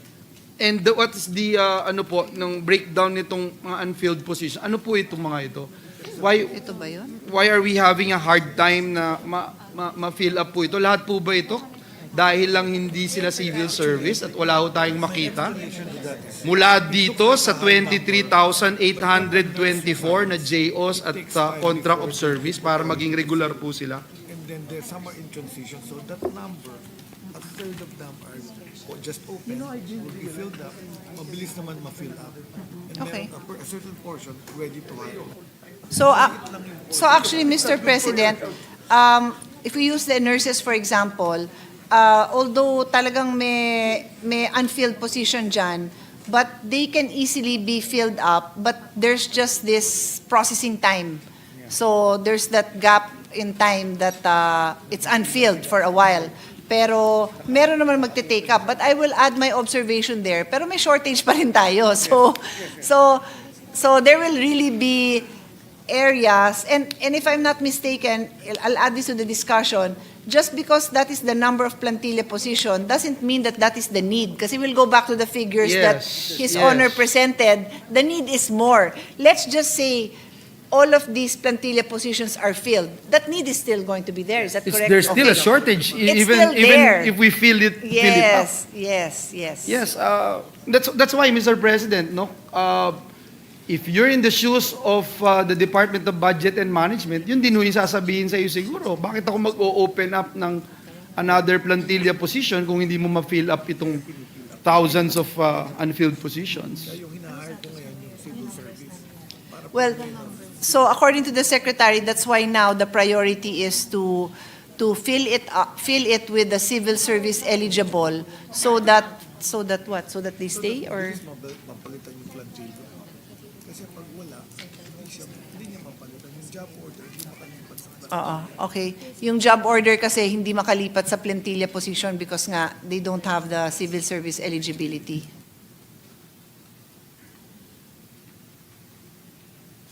Minsan mahirap paniwalaan, Mr. President, kasi 23,000 itong job order, contract of service, and 8,741. But I will submit to the answers being given to us by the department, Mr. President. Let me go to another topic, Mr. President. This representation had been consistently echoing the report of the Philippine Statistics Authority that 44.4% of the country's health expenditure in 2023 were out-of-pocket payments made by Filipinos. Yan po yung sinabi ng PSA. This figure experienced a slight decrease actually to 42.7% in 2024. We believe, Mr. President, that the 1.7% decrease is not substantial and enough to remove the heavy toll of medical expenses on Filipinos. You look at the WHO report, sabi po doon, 1 in 8 people around the world risk falling into poverty because they must spend 10% or more of their household income out of pocket on health care. So ang tanong po, Mr. President, sa ating mga kaibigan sa PhilHealth, ano po ba yung plano ng PhilHealth to reduce the large out-of-pocket expenses of our kababayans, Mr. President?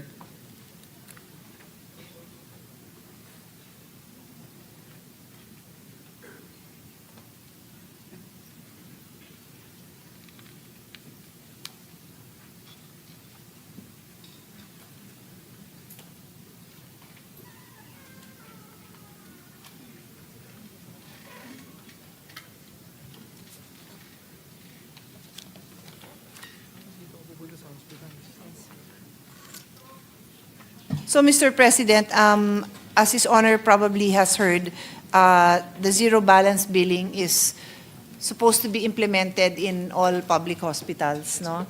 And we actually made an amendment to the budget to add to the funding for zero balance billing. This representation has her own reservations kung there's enough to really implement the zero balance billing. And we also acknowledge that LGUs are not part of this, and so yung mga mayor natin nahihirapan kasi ang kababayan, ang mga tao naman hindi naman sila nagdi-distinguish kung LGU hospital or DOH hospital. That's why we also made an amendment to include a fund for the LGU hospitals. It's not a lot, it's 1 billion. But the intention is to start the fund so that DOH can pilot this, and maybe next year we can have a much bigger amount, 10 billion if necessary, 20 billion if necessary. And then in specialty hospitals, kasi I'm sure Our colleagues are like our office are always recipients of requests for assistance dito sa mga heart center, lung center. So we also put 1 billion in as part of our committee amendment in all of these specialty centers. And then we also have the progressive benefit expenditure, is that correct? Expenditure, where benefit expansion, where yung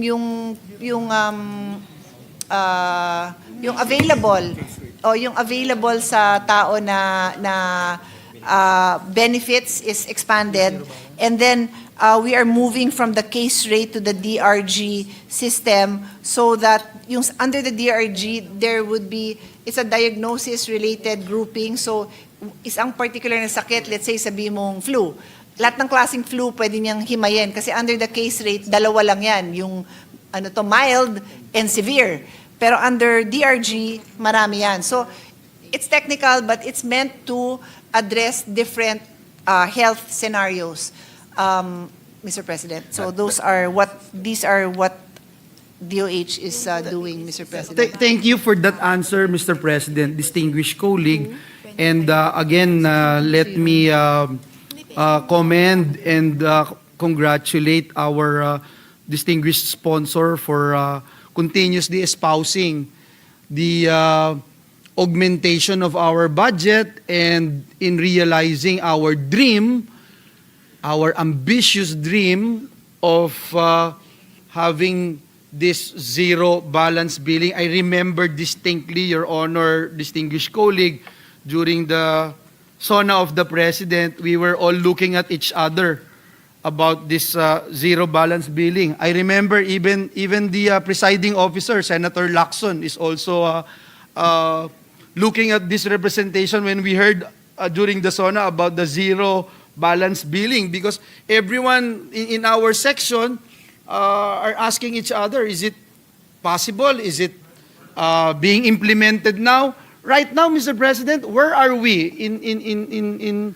so far as full implementation of zero balance billing is concerned, Mr. President?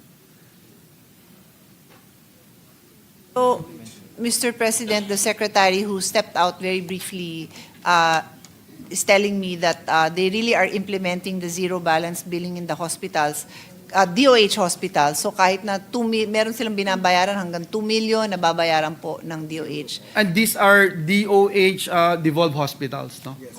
Hindi devolved hospitals, I mean. DOH... DOH retained hospitals, Mr. President. Yeah, thank you, Mr. President. Mr. President, let me go to another Senator topic. Villanueva? Yes, Mr. Just a quick Sure. intervention. Please. There's 1 billion out of the 10 billion, di ba, for ZBB, for zero bill. There's 1 billion for LGUs out of the 10 billion. That's in the committee report. My question is, how many LGUs are expected to be covered nung 1 billion? Sorry, what's the question, Mr. President? There's 1 billion pesos for LGUs out of the 10 billion for zero billing, di ba? Yes. Ang tanong ko po, how many LGUs are expected to be covered by the 1 billion? Kasi baka kulang na kulang. Kulang po. I'll be the first to tell So how His many- Honor na sobrang kulang talaga yon. So how many LGUs are expected So to they be will covered? just be piloting it with 4 to 5 LGUs, Mr. President. 4 to 5? Yes, only. That's very small. There's no- His Honor will, well, I don't know if His Honor would know, but the idea really here was instead of giving additional MAIFIP, we bring it directly to the hospitals. Yeah. So that's why we spread it out this way, specialty hospital, LGU hospital, and then funding also for DOH to use. But definitely there's the demand for more is there, Mr. President. Thank you.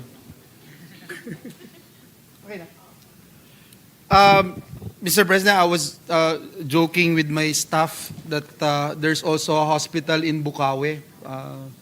I just wanted to put that on record, Mr. President, because our family donated the entire property, Mr. President. But kidding aside, The Mr. Secretary knows about the Johnny Villanueva Hospital, I think the Mr. Secretary President. been there, if I'm not mistaken.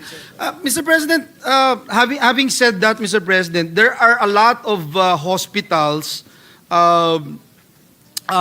complaining about unpaid hospital claims, Mr. President. In fact, as early as 2021, nakakatanggap na po kami. And may mga serious concerns being raised over the PhilHealth's delayed payments to both public and private hospitals, which at the time amounted to 26 billion pesos in 2021. Now, despite this long-standing issue and the DOH mandate to ensure policy alignment and effective coordination with PhilHealth, ang DOH has failed to intervene effectively in the payment systems used by the state's primary health insurer. And this resulted in the continued accumulation of unpaid claims, which as of January 2025, correct me if I'm wrong, Your Honor, distinguished colleague, had ballooned to 59.6 billion pesos. So my question, Mr. President, is what specific measures has the Department of Health implemented to address the delayed payments of hospital claims by PhilHealth? And why is it, Mr. President, why have these measures failed to prevent the accumulation of unpaid claims na ngayon ho lumobo na to 59.6 billion pesos, Mr. President?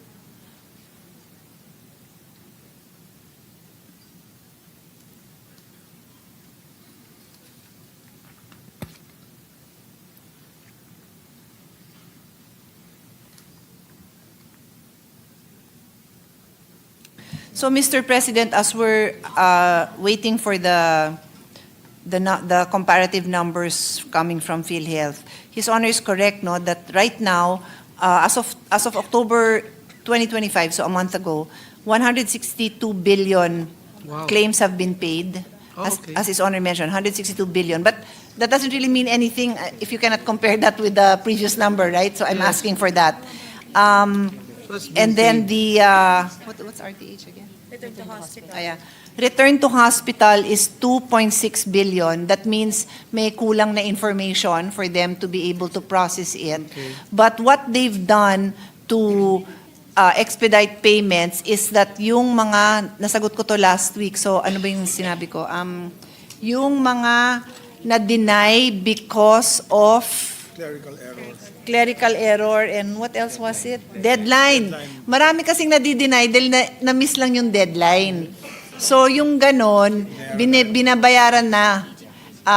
Yun. So, but yeah, I think it would be good to see what are those numbers, to see what changes have been made. Kasi we have been a recipient of the news coming, well, the public news, but coming from the hospital owners na, yun nga, over the years, lumala yung time that they get paid. But I also recall that I announced in the last, when one of our colleagues asked a similar question, that now they are able to pay even earlier than the 90 days ba? Is it 22 days, which is way below the 60 days. So 22 days na yung average nila under the new management, Mr. President. 22 days. So do you have anything to add? Like, May we know, Mr. President, yung current po ngayon, how much are we looking at? As I mentioned a while ago, January pa ho kasi yung data na natanggap natin, 59.6 billion. So actually, Mr. President, under the new management, within the 90-day period, 25 billion has been paid. So I don't have the exact computation here, but meaning if there was 59 billion unpaid, then we know that within the 90-day period, 25 billion has been paid. Yeah, and then the others, Mr. President, already was during a period that already existed before the new management came in. Kasi after 90 days, it's 91 to 365 days. Eh wala pa namang 1 year yung bagong management, Yes. Mr. President. Yes, and we thank God for that na may bagong management, Mr. President. But can the department also confirm how many hospitals were affected because of this? Kasi may mga news din po na nabalitaan tayo that some hospitals have downsized, suspended operations, may mga sabi na temporarily were closed or tinuturo nilang dahilan is because of unpaid PhilHealth claims, etc. Can we hear from our friends from PhilHealth and DOH how true itong mga nababalita na ito, Yes. Mr. President? Mr. President, they don't have data and they're not aware or they don't think that there are any hospitals that have closed because of this. But what happens is they refuse to accept patients that will be using PhilHealth. So technically, nade-deny nila yung mga mahihirap na umaasa sana sa PhilHealth. Yun ang nangyayari, Mr. President. That's unfortunate. And may we know, because it's also close to our hearts, Mr. President, yung, for example, job termination, displacement, because of this, wala naman po tayong nabalitaan ganun, Mr. President.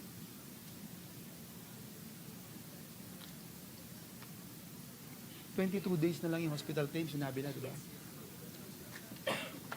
Mr. President, with regards to downsizing or the problem that they are aware of is because of the supply. So pag nauubusan ng supply ng nurses, dahil nga umaalis yung mga nurse, doon nahihirapan yung mga ospital. Their downsizing would not be because of these PhilHealth payments, but because of the supply of nurses, according to them, Mr. President.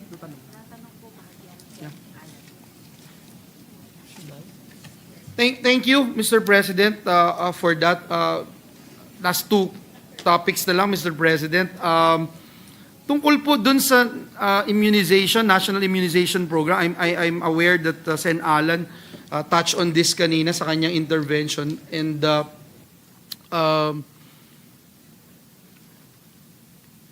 nag-set po yung Department of Health ng target of 95% full immunization for children under 5 years old starting 2024.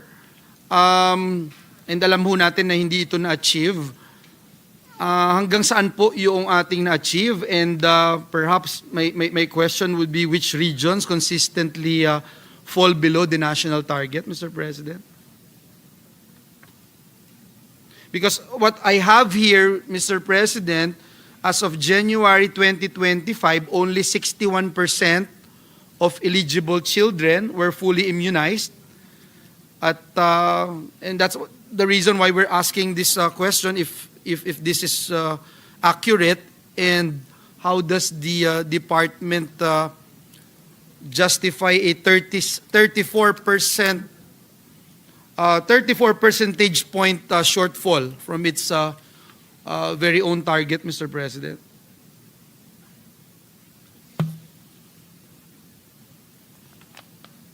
Yeah, so Mr. President, the vaccination rate now is at 67%, so a little bit more than the 61%, but as His Honor said, it is very far from the target of, is it 95%?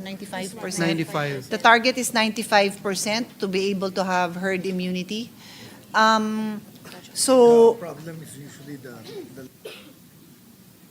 many mothers bring their first. okay, so it seems now that the problem is with the vaccinations that require a second and third dose, because many mothers are bringing their children for the first dose, but it's the second and third, the follow-up doses that are not complete, Mr. President. So what they're doing now is intensifying their periodic routine immunization through regular monitoring at the regional level, conducting supportive supervision for priority areas with low coverage, conducting high-level weekly meetings to monitor status of inventory also, Mr. President, and procurement, as was earlier discussed, to be a problem, and capacity building for health workers on basic immunization courses.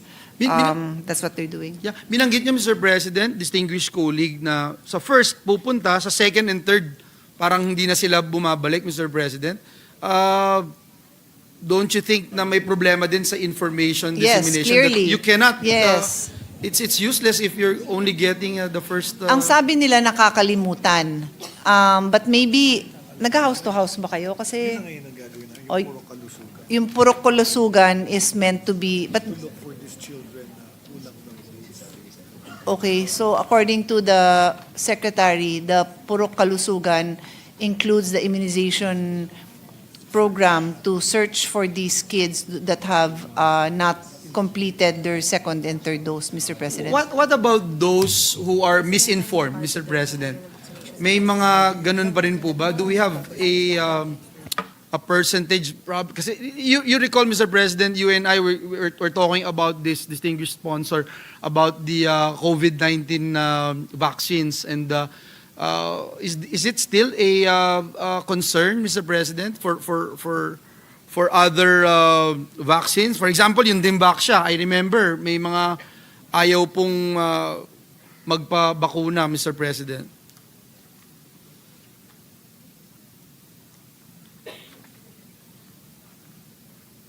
In fact, Mr. President, meron po akong data dito that says the Vaccine Confidence Project reports, is this for Dimbaksya?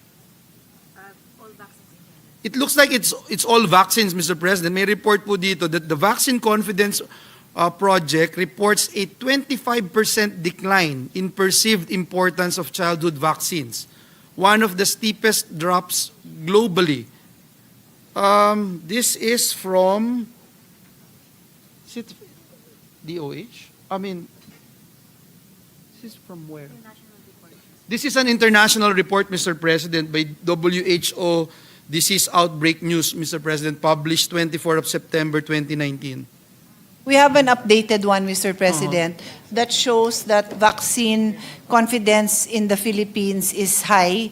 83% of 83. people feel that vaccines are safe, and 87% think they are effective. 71% of those surveys believe it's important for children to have vaccines. In fact, 79% feel that vaccines are compatible with their religious beliefs. Thank you for that, Mr. President. While I'm looking at the WHO and UNICEF report ranking the Philippines among countries with the highest number of zero-dose children, or those who have never received a single vaccine, Mr. President.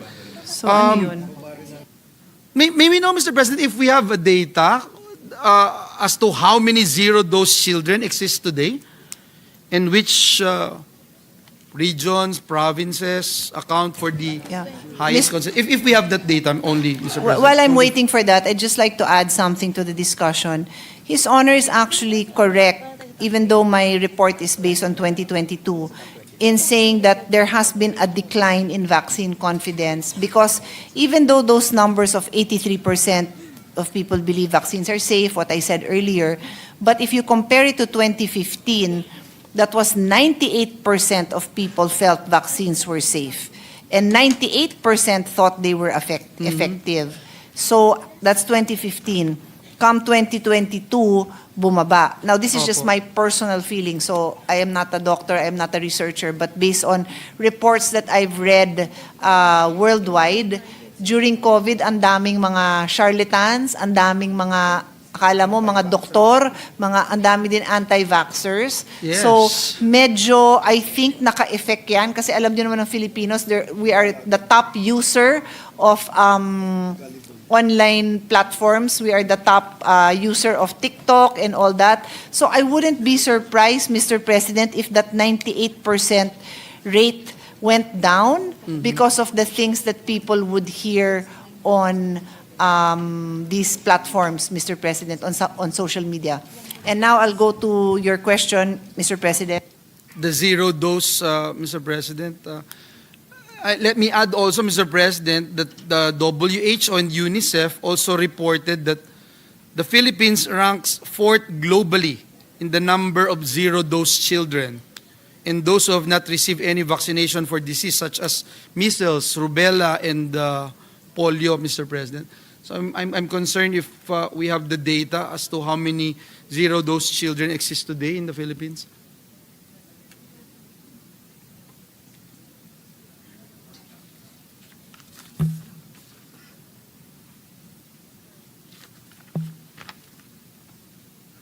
I have some data in front of me, but I do not understand it. So I'm asking them to explain before I can explain it accurately to His Honor.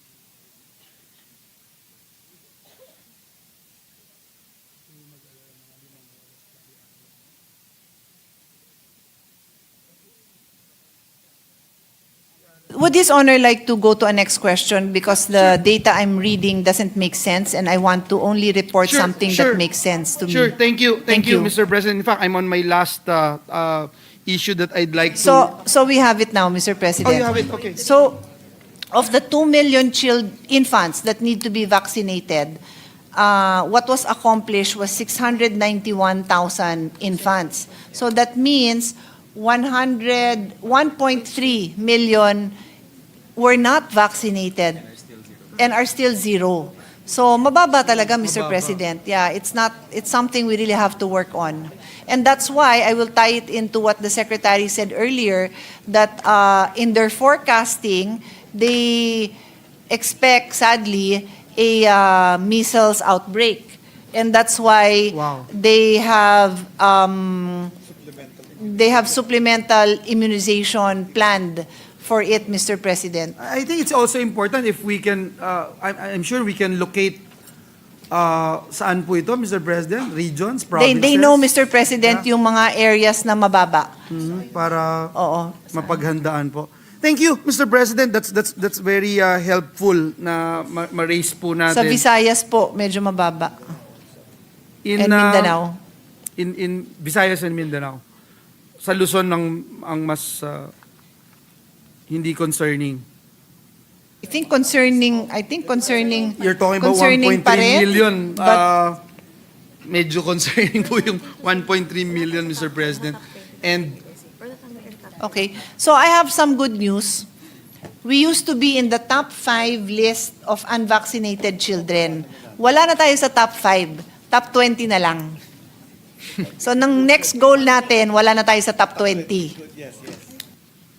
And that would be... Sana manawagan tayo sa mga doktor, no? Ang daming magagaling na doktor na influencer. Sama nyo na po yan sa mga TikTok nyo. Madami ngayon eh. Sama po nyo yung vaccination ng mga bata. Yes, agree. Thank you, Mr. President. One last point that I'd like to raise, Mr. President, naging concerned po ako when I heard about this. There was actually a news report, and it was based on a complaint also by an employee and several health advocates against DOH, particularly the Secretary and 5 other officials, regarding the alleged unauthorized release of 44.6 million worth of psychiatric medicines to the Rotary Club of Quezon City. May mga nakalagay po na yung complainants asserted that the Rotary Club was directed to request and distribute various psychiatric medications for a medical mission, despite the organization not being classified as an authorized health facility under existing guidelines. And it was further alleged that the medical mission did not have certified safe drug distribution protocols and was not cleared or endorsed by any Center for Health Development or CHD, nor by a DOH accredited hospital. May we know and clarify this particular news item? May the DOH clarify the established process, siguro yun na lang, yung established process and protocols for the release and distribution na lang, yung established process and protocols for the release and distribution of drugs and medicines to local government units and other organizations, including, Mr. President, the requirements, yung requirements that must be met bago po ito supply or i-issue ng departamento, Mr. President.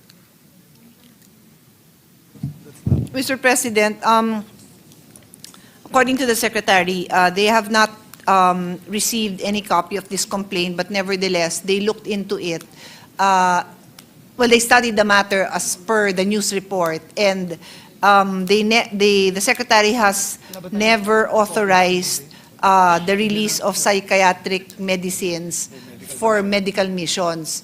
The DOH on their own has their medical missions, which they follow some guidelines, and that's how they use the medicine. But to give it to a third party... So they're not doing it, Mr. President? They do not do it, Mr. President. Thank you.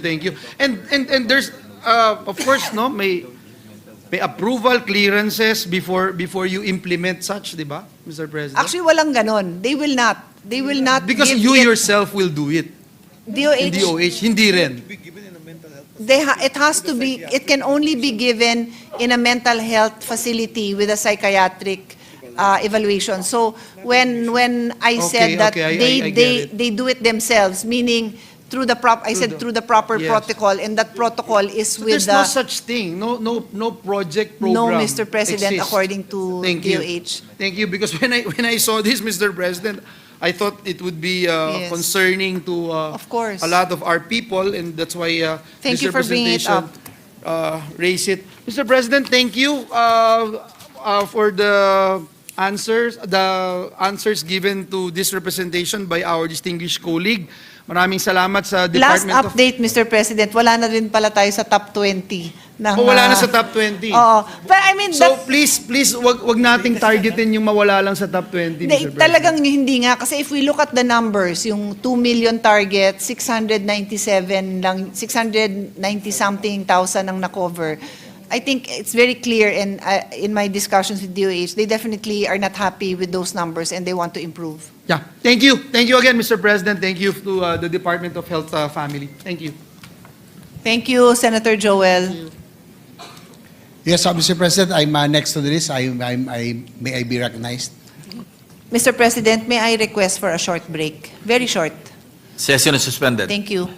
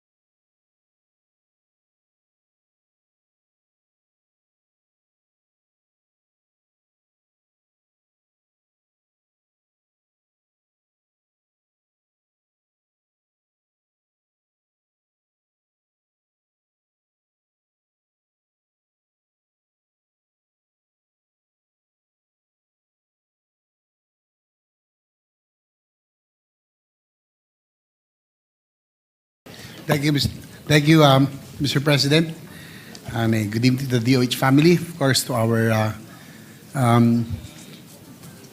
sponsor. If she will be willing to answer some questions. Of course, from our former chairman of the Committee on Health.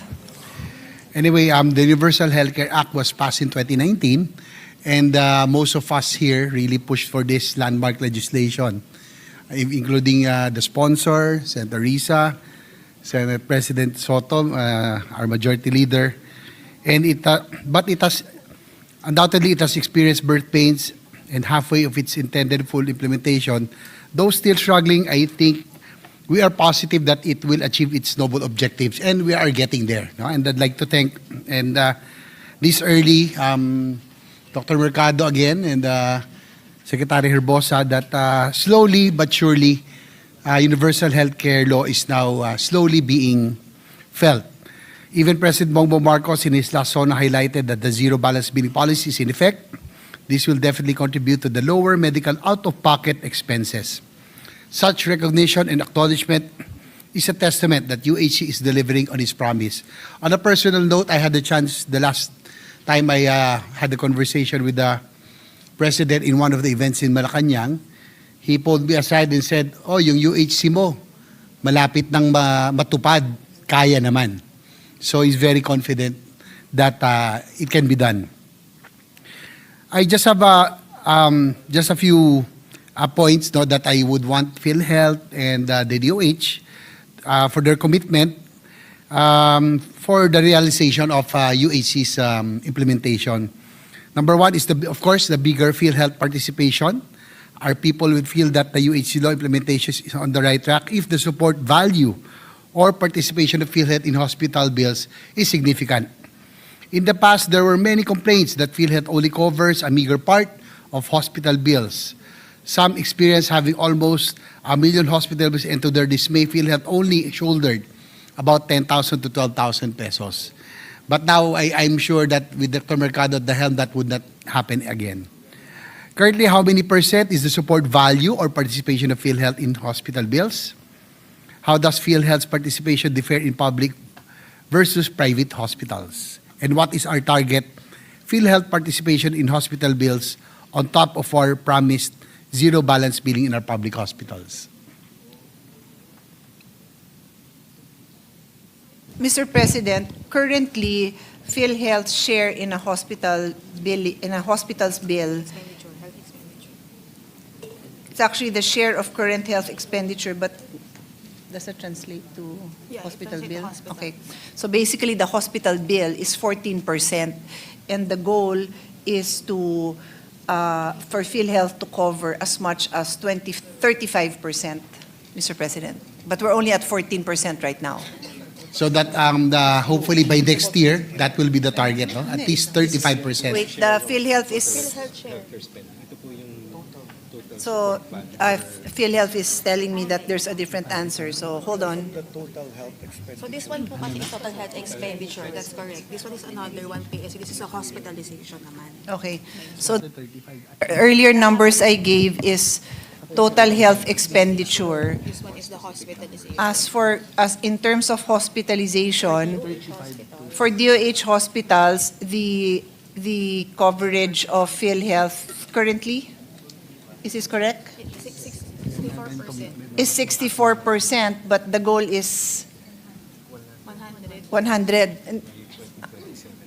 100. So the support won't be coming from DOH, but directly from PhilHealth. Forward. Is that correct? Okay. So anyway, it's 64%, and the goal is 100% in basic accommodations. And then for the LGU hospitals, PhilHealth is currently paying 90%, Mr. President. How about the private hospitals? Kasama na yung PSU. For private LGU, it's 800. Sa baba po. Maliit pa po. 26. 26. So sa private, there's the private beds, they cover 26%, and for the ward beds, it's 36%. For private hospitals. So Private hospitals yun, Mr. President. That's the private hospitals. Yes. So can we say that hopefully by next year we will, since the Senate, through the intervention of this committee, has added so much, no, for PhilHealth for next year, can we expect that that PhilHealth will try to at least increase the participation, considering that we have added about 100 billion, including the 60 billion that we returned, so that sana naman maramdaman na ito ng ating makabayan. Of course, fellow health advocates like you would want to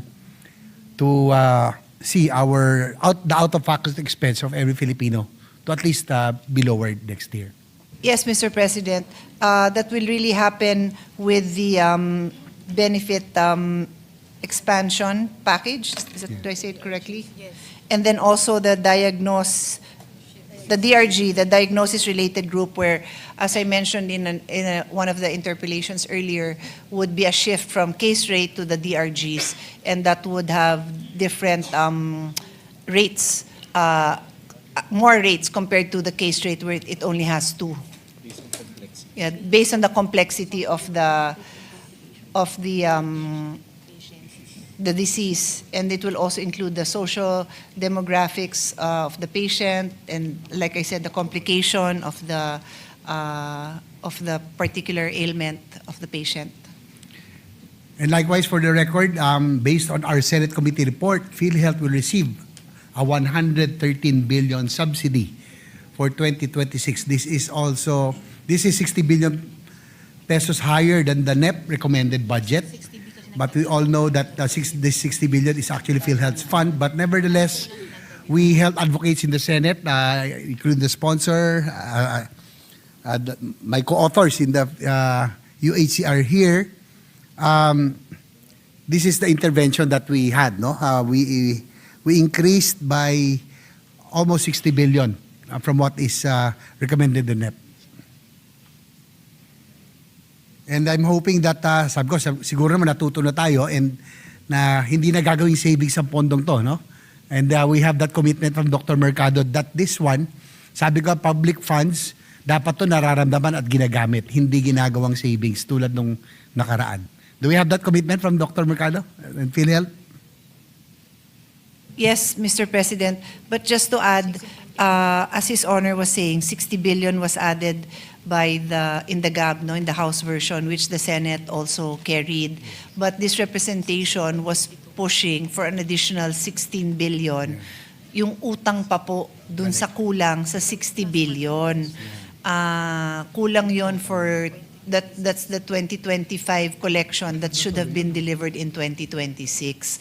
So yan pa rin ho ang standing appeal natin sa Finance Committee na i-consider sana ito, because the funding has been earmarked, has been collected. It is in the National Treasury, Mr. President. So there is no basis in law to deprive PhilHealth of that funding, because we created a law that would deliver that funding. So let the record show that His Honor Senator JV is nodding his head because siya nga ang author ng batas na to, nagsasabing ganyan ang collection natin. There is no ifs, there's no buts, there's no hindi nga when able because that amount is certified by law. So nandyan na yan. So anyway, I'm preaching to the choir, Mr. President, but we need to put it on record para sana may pag-asa pang masama. I'd like to thank the sponsor for really pushing for that. And tama kayo, that's earmarked. No reason for... you cannot say that there's no funds because the funds exist. And if it's in the national... It has been collected. So if it is in the National Treasury, does it mean it's going to be used for something else? There's no basis for it to be used for something else. And idagdag na rin natin, over the years, there's also the PAGCOR and the PCSO collection of 106 billion from 2019 to 2025 that has also been collected. And they are citing the phrase subject to accounting, budgeting, auditing. Gaano katagal ba kailangan ayusin yung accounting, budgeting, auditing para lang makuha ng PhilHealth kahit nasabi mong, o sige, sinecheck pa nila yung accounting auditing, di kahit kalahati, i-advance nyo na sana. So actually, Mr. President, pag nakolekto, almost 300 billion ang mapupunta sa PhilHealth. Sa akin, karapat-dapat lang na amount yon. The people will feel it after all the pain that the Filipinos have had to endure seeing the anomalies with these flood control projects, di ba? Pag nakita nila na, oh, talaga palang, pati nga yung LGU, pag pumunta ka sa LGU hospital, covered na, ito, may pagkukunan naman na pondo kasi it is already earmarked by law for PhilHealth, Mr. President. Yes, Mr. President, we thank the good sponsor and we fully support the push for additional subsidy for PhilHealth. Funding is crucial for the full implementation of UHC. In the first place, you are correct. Those are earmarked funds and that this came from sin taxes that have been collected already. Wala na rason para i-hold pa nila eh. It should be given at talaga dapat mapakalabangan na. Actually, Mr. President, if I may add, because at the proper time in the committee amendment, I intend to raise this.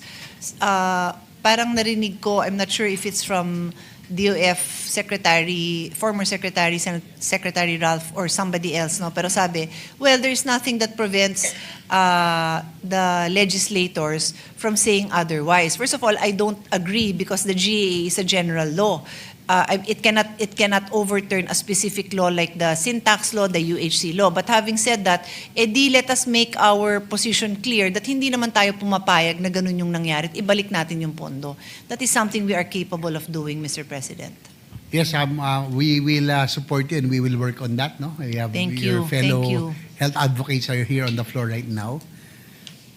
Mr. President, under the Universal Healthcare Law, every Filipino shall be granted immediate eligibility and access to mental health services. Now, I want to go to mental health because I feel, Mr. President, Madam Sponsor, that mental health issue is a clear and present danger affecting a lot of our people, especially the youth right now. Marami hong suicide cases na, depression, and a lot of mental health issues that need to be given attention, no? Especially in this day and age of social media, prone to yung cyberbullying, hate. Tapos kung may mental health pa, that will increase the risk, no, of yung mga nagsisuicide, those going to depression, and they really need help. And I had the chance to meet the National Center for Mental Health, and I'm glad to know that we have programs, no, and in fact there are mental health medicines that are being distributed. And also yung mga counseling, meron tayong hotline, but I feel that it lacks the information drive, no? Siguro I think doon tayo nagkukulang because yung a few minutes na meron matawagan yung mga meron parang mental health problems would save lives. Siguro yung hotline, if the sponsor would be supportive, I would propose an increase in budget para ma-improve yung hotline kasi sabi sa mga sinusubukan daw nila tawagan, even Kuya Kim, no, yung kanyang anak daw sumubok, lagi daw busy. So siguro we can add more lines and more mga counsel, no, that can attend to yung mga and manpower, no, for the hotlines. If it's okay with the sponsor. Yes, definitely, Mr. President. I need to get the confirmation from DOH that can you add hotlines? Yes, you can do that. In fact, if I may add, you can be very clear na, let's just say for the sake of argument that you already have 100 let's say professionals, also whether it's a psychologist, a doctor who will actually pick up that call. But there's nothing that prevents you from having a layman who has been trained to be the initial responder. You can train them to respond to these situations and then wait for you have a human being on the phone with you and talking you through it and say, I will get a professional for you in 20 minutes, but stay on the phone with me, etc., etc. Pwede naman natin gawin yun. May peer support group na. Okay, so but itong peer support group nyo, are they on the hotlines? In LGUs. Kaya nga, I'm talking about the hotline kasi yun yung question ng ating senator. I was also the hotline. May peer group sila. They're pointing out to me that they have peer groups in the LGUs. I'm pointing out that you can make use of these peer groups or whoever else, right? You see my point? Okay, so clear tayo na para maging effective yung hotline, Mr. President. On that note also, we have increased their health promotion budget for 2026. The health promotion budget is 261 million. And for me, Mr. President, since the cost, not of all, but of many mental health breakdowns, issues are online, then why don't you also have more professionals who are very good with communicating skills, who are comfortable, maraming ganun na, whether doktor yun or nurse yun, talking about it, what to do, how to access it on TikTok, kasi that's what depresses these people. So have somebody who will now step up and do the opposite. This is what you do. Let's do that. Can we see the results? Ako na, well, anyway, that's my personal opinion. That's not coming from them. That's my opinion. But do you agree? So when can we see this? By January, can we launch? Ang dami na, these are micro-influencers, ha? You don't even have to pay them. These are not celebrity endorsers that will demand a high price. In fact, many of them, kung advocacy na nila yon, they will even do that for you for free. But you might as well pay them something because number one, you have a budget. Number two, hanap buhay din naman nila yon. So, there. Okay? Yes, If His Honor agrees, yun na yun. If you want to I add agree. something. Of course, kasi that few minutes would matter. It may save lives. So, I was also told, sabi nga po nung National Center for Mental Health, some of their phones are even outdated. That's why I would like to propose na dagdagan natin. At least, if you can improve the communication lines, probably add some manpower, at least to be able to answer to those who are already seeking help. Responded in the affirmative, Mr. President. And likewise, there are medicines available, no? According to the National Center for Mental Health, for yung mga pang-depression and other maintenance medicines. There is, as Secretary Borsano is nodding his head, there is medicine available, but people do not know. Siguro yun lang ay probably improve the information campaign. Yung mga parang it's okay not to be okay, mga ganun ba? So that people would know that they can go to certain health facilities to get their maintenance medicines for mental health. Actually, Mr. President, I know because I just saw this morning actually, I saw a very well done, I think it was a YouTube material coming from DOH on debunking all of these statements coming from different topic, my favorite topic, coming from the vaping community. So there was a female, I think she's a doctor, debunking all of their propaganda na it is not true. Ang ganda, simple lang, straight to the point. It is not true, yung sinasabi nilang healthier yan. It is not true, ganon. So it's on the DOH site. Ang sa akin, it has to also be on sites of micro-influencers. I don't know if that doctor has her own page and then i-share. Kasi kung DOH lang, the average person, even I, sorry to admit, I don't visit that site. And even if I visited it on purpose, I probably visit other sites more often that nawawala siya sa algorithm ko, hindi siya papasok. So you need these other influencers who literally nga influence the young people, the people who need to see it, to see that good piece of material that you were able to come out with. Natutuwa rin tayo, no? Meron pala tayong 30 essential medicines for mental health patients na pwedeng i-avail ng mga ating mga kababayan na libre. So hindi alam to ng sayang kulang, no? So there are about 30 essential medicines for mental health that is available. So we just have to increase or improve our information campaign about this. Now I go to PhilHealth, no? PhilHealth benefit packages for mental health patients. Currently, the PhilHealth mental health package covers outpatient service 9,000 for general mental health service package and 16,000 for specialty mental health service package. We know that this is not enough considering the cost of therapy and maintenance medicines. I was told that cost of therapy is about 5,000 per session and ang minimum is about 2 sessions per month. So yung 9,000 bitin pa ng if probably PhilHealth can add a little para at least yung mabigay natin yung minimum na 2 consultations per month for those with mental health issues, no? Kasi 9,000 lang 5,000 per session. So 1,000 short lang. Baka PhilHealth can adjust, no, para at least ma-achieve natin yung 2 sessions per month for mental health patients.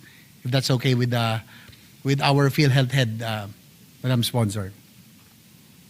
I'm just checking on something before we respond, Mr. President, because based on the information I have, it says it covers 12 follow-up consultations.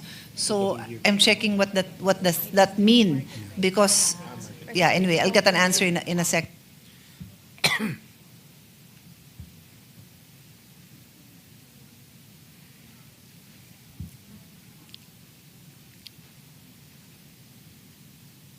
So, Mr. President, according to DOH and PhilHealth, if you go to a government hospital, the current amount allocated for mental health benefit package would already be 12 sessions would already be included. So that's really the benefit of going to a government hospital, Mr. President. Tama po kayo na pagpunta ka sa private, mas mahal yan. So maubos ka agad yung benefit mo, package mo. Pero if you go to government, kasya po daw po ito. That's good to know. I think one of the problems also, Madam Sponsor, Mr. President, is the lack of psychologists. No? Mahaba daw yung pila. No? Although meron tayong 12 sessions, but the waiting is very long. So yun yung, I think that has to be addressed by DOH. The lack of our psychologists and mental health those that will give counseling. No? Siguro, I hope that the DOH Secretary will take note of this on how we'll be able to at least address this pressing problem. And Mr. President, I would like to respectfully recommend to PhilHealth to revisit and update their costing for the mental health service package coverage to be more responsive, no? To the needs of their members. So, Mr. President, can I just mention what are their plans considering the long wait time? So according to DOH, they can train family physicians and primary care physicians to respond, and then also by doing telehealth. So, but my question is, are you sure that this will be covered by, so like if you have a general health practitioner who is trained and works for a government hospital, pwede ba siyang ma-cover? But that is where I need PhilHealth. That is where I need PhilHealth to be creative in your intervention, because in fact you're already talking about a doctor. I mentioned family health or general practitioner.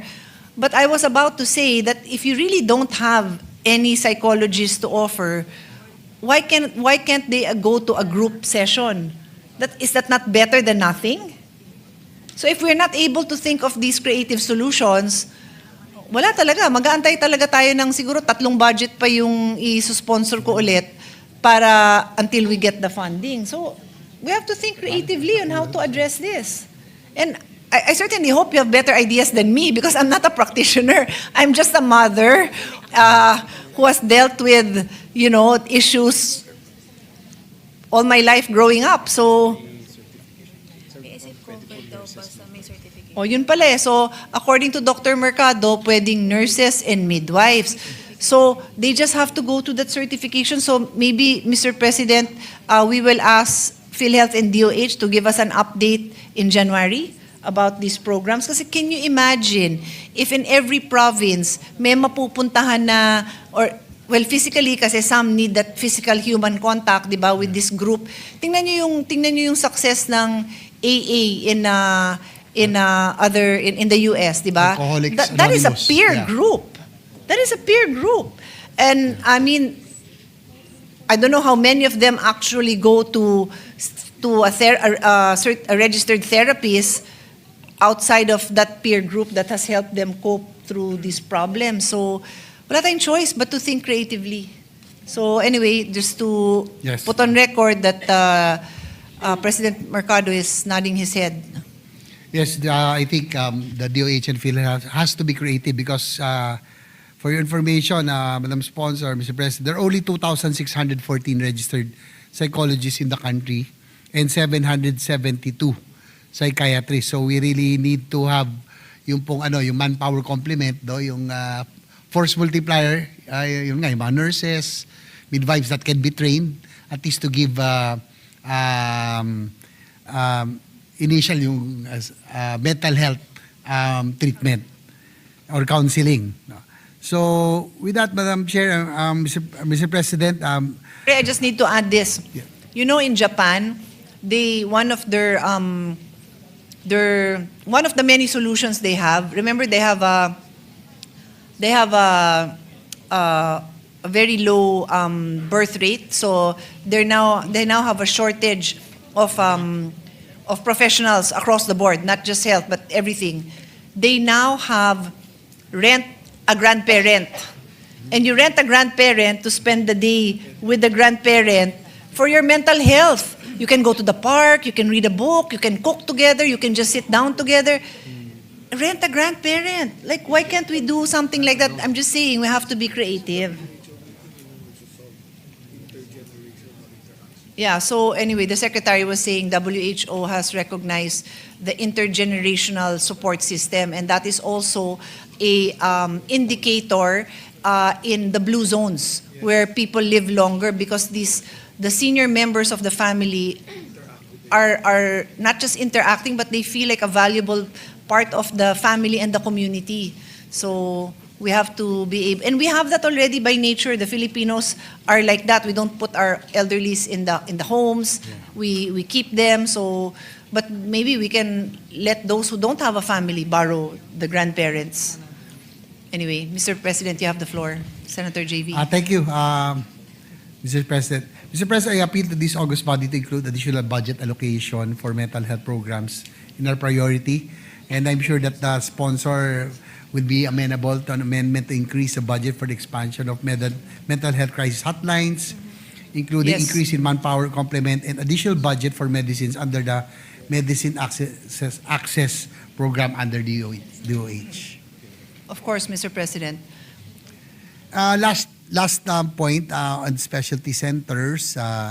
2 years have passed since the enactment of the National Specialty Centers Act. This law envisions specialty centers in all DOH hospitals across all regions. We just like to ask DOH to provide a regional progress report which hospitals have already have operational specialty centers which are under construction or upgraded and which remain uninitiated. And I'm glad to report, Mr. President, Madam Sponsor, that because I go around a lot through my motorcycle, I have visited some of the specialty centers. And glad to report that, for example, Northern Mindanao in Cagayan de Oro, they are able to perform already open heart surgery. In PJ Garcia Medical Center in Nueva Ecija, they are already able to perform, while I was there, kidney transplant. And hopefully, yung Galyares, the big hospital in which we also funded in Bohol, will be operational soon. No, SecTed, when will it be operational? Soft opening. So I just want to get a progress report on which specialty centers are already operational, so that we can add additional budget probably for next year, no? So that yung our aim of having to establish specialty centers in strategic areas in the country would be realized. And I think the Senate's through the Senate's intervention, we have added quite a big amount of budget, no? From we increase of 2 billion, naging 4 billion, naging 6 billion pa. So we would like a progress report from DOH. I hope that the DOH can furnish us a copy of the status. We'll provide. We will ask DOH to give us that. But for the raw numbers, it's I have here.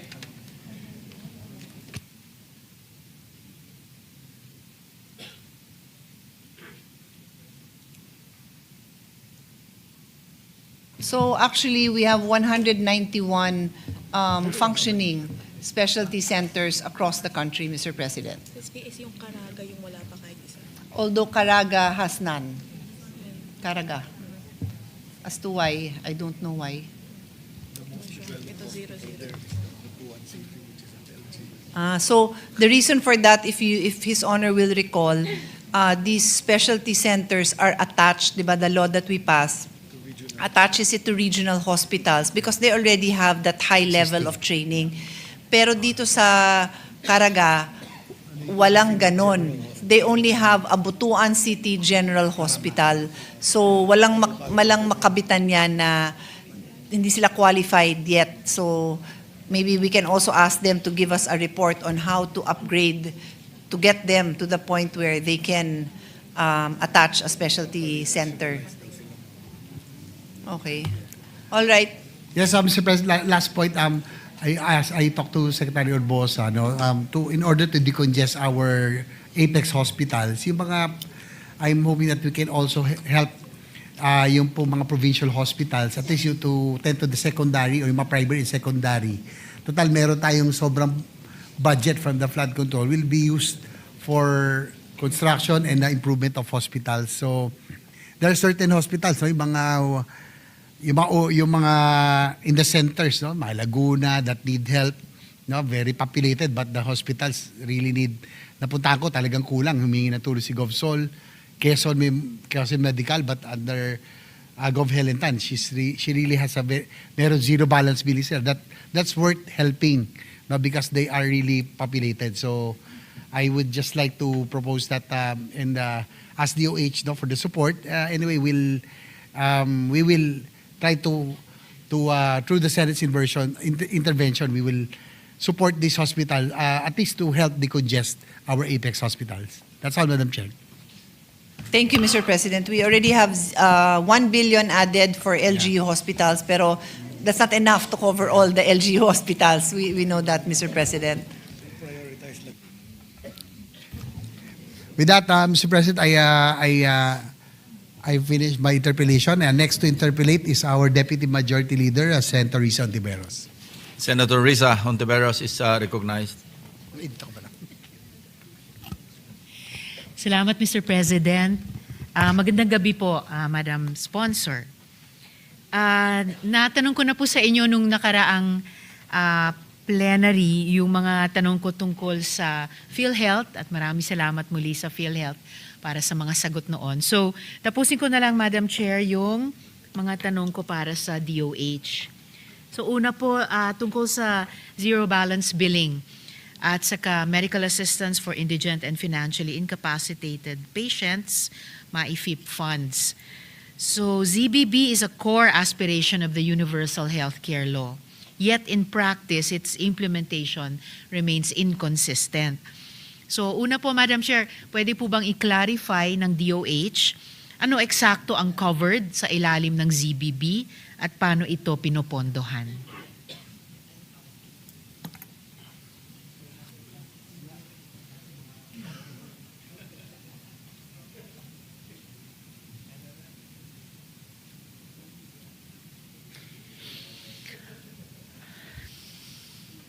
So, Mr. President, the zero balance billing will be applied to anyone who is accommodated in a basic accommodation or ward and in a DOH hospital. Yun lang ang conditions.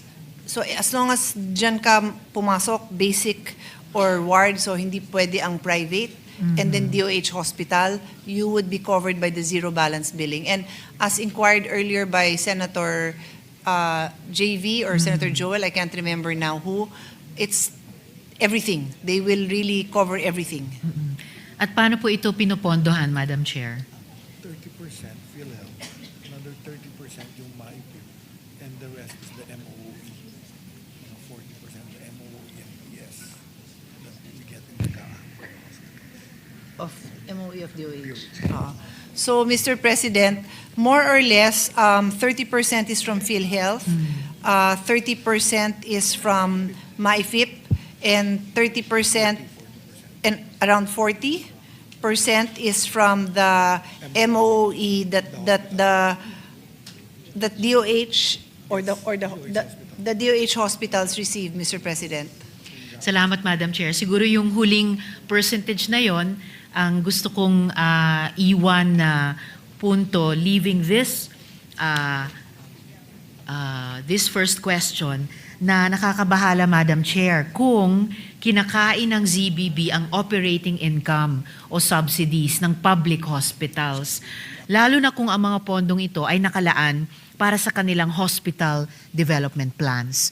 So just to put that on the record, Madam Chair, para sa patuloy nating pag-improve sa pagpapatupad natin or ng DOH rather ng universal healthcare law at pagpapatupad din ng universal healthcare system. Kasi otherwise parang anong tawag mo doon? Parang nakakain niya yung sarili niya. Those are different items, Mr. Yes. President. The hospital development would fall under capital outlay. Okay. So they have a budget for capital outlay. They cannot touch that for zero balance billing. Okay. Good to know, Madam Chair. Salamat para sa reassurance na iyan. So, okay. So 30% from PhilHealth. Okay. Observation lang, Madam Chair, na 30% para sa ZBB mula sa PhilHealth, samantalang 14% ang sabing benefit delivery rate. So may catch up na kailangan gawin din. Hindi ko nababalikan yung mga tanong ko sa PhilHealth, but let me leave this observation here. And again, para moving forward, yung improve natin yung implementation, hindi lang ng Universal Healthcare Law in general, pero yung operations ng PhilHealth in particular. So, pangalawa, Madam Chair, pwede po bang mag-respond ang DOH dito? Bakit walang ZBB sa lahat ng ospital? Gayong may tinakdang ratio sa UHC law for basic or ward nga accommodations, 90-70-10 for public, specialty at saka private hospitals. At gaya ng napaulat, ano ang plano ng DOH para sa mga probinsyang walang DOH retained hospitals, kumbaga walang primary na pagdadaluyan ng ZBB. May MOA ba sa LGU run or private hospitals, Madam Chair?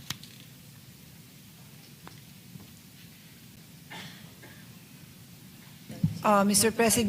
President, yan din yung tanong ng mga mayor. Kasi nung in-announce ni Presidente yung zero balance, lahat ng mayor, concerned sila. Kasi syempre gusto rin nila makadeliver, pero wala naman silang matatanggap na additional support to be able to do that. And then later on, it was clarified that for now, the zero balance billing is only available in the DOH hospital. So tama ang concern that you have raised that paano naman itong mga LGU. And I always raise it because I'm also very much invested in the LGUs. I often have talks with my sister-in-law who is a mayor, and they also want to be able to do zero balance billing. So what we did was the subcommittee recommended additional funding for zero balance billing in LGU hospitals as a pilot project for DOH to start. And then hopefully by next year, we can increase the support that we give them. But also I will go back to what I have been talking about for quite some time, which is the funding that is available through the syntax collection that is already rightfully belonging to PhilHealth, then the PCSO and the PAGCOR collection, and then the backlog, yung hindi na ibigay, hindi na i-deliver since we passed the law, since we passed the syntax law 2023 to 2026 kasi may mga kulang. For example, itong binalik sa GAB at Plenary ng Senate na 60 billion yung kinuha sa savings, sa unused portion ng PhilHealth. Kulang yun eh. May 16 billion pa dapat nakasama doon. So every year, that was 2023, every year before that, may kulang din. That's why the total of those three items, syntax, and then PCSO and PAGCOR, and then the 60 billion, the total is almost 300 billion. And I'm very glad, Madam Chair, na dun pa lang sa unang plenary natin sa mga budget ng DOH and PhilHealth, medyo malawak na po at napakalakas yung intention po natin na siguruhing ang perang utang sa PhilHealth ay ibalik sa kanya. Ang perang naka-earmark sa kanya mula sa mga GOCCs ay mapunta sa kanya at yung kulang sa GAB taon-taon ay ibigay sa kanya para lalong mapaganda ang serbisyo niya sa mga PhilHealth members. Salamat para dyan, Madam Chair. Yung pong dagdag na funding na nirekomenda ng subcommittee para sa LGU hospitals para mapadaloy din sa kanila yung ZBB, mako-cover ba yan ng isang MOA or marereplicate ba ng DOH yan sa iba pang mga LGU run at private hospitals sa pamamagitan ng isang MOA? Mr. President, as we mentioned, it is a pilot. Yes. So whether they cover it by a MOA or there's guidelines that will apply to all, madali naman din i-settle kung papaano yung process na yon. I wouldn't know if it would require a MOA per hospital or just guidelines because the use of the fund may be standard across all LGU hospitals. So when they launch that pilot, I'm sure they will come up with the necessary documentation to clarify the obligations of the LGU in disbursing the zero balance funds to cover the zero balance billing. Maraming salamat, Madam Chair. Siguro ang importante lang ay yung prinsipyo na whether may partikular na klase ng ospital sa isang locality, dapat laging namumuno ang DOH kasama ng mga stakeholders niya doon na gawing available yung ZBB. Kumbaga kung yung shell na DOH run hospital ay hindi pa present sa lokal na iyon, basta through any creative means at sa suporta natin dito sa Kongreso, make available those basic or ward accommodations kung saan pwedeng pakinabangan yung ZBB. So, pwede po bang i-confirm ng good share kung yung DOH ay naglalobby para sa isang special provision na nakatali sa utilization ng MAIFIP fund? Tama po ba na 20% ng MAIFIP ay gagamitin sa catastrophic expenses at yung balancing 80% ay allotted sa ZBB implementation sa LGU at private hospitals? Kung confirmed po iyan, kung tama po, ano po yung basis nitong panukala ng DOH, Madam Chair?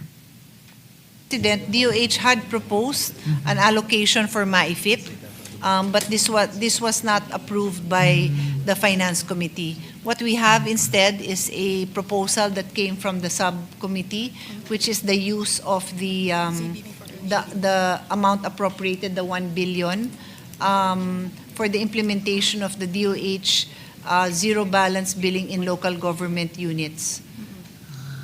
And that the necessary guidelines for the proper implementation would govern the implementation of the program, Mr. President. Salamat, Madam Chair. So wala pong 20% ng MAIFIP para sa catastrophic hindi yan at 80% na-approve, Mr. President. dahil hindi na-aprubahan. Alright, salamat po, Madam Chair. Salamat sa ganung reassurance dahil bagamat kinikilala ko yung intent ng DOH sa original na proposal niya, restricting most of the MAIFIP fund to support ZBB may have unintentionally excluded large portions of the population. As it stands, MAIFIP serves a specific purpose as a stopgap measure to reduce out-of-pocket expenses and should indeed continue to be treated as government's third way of financing UHC.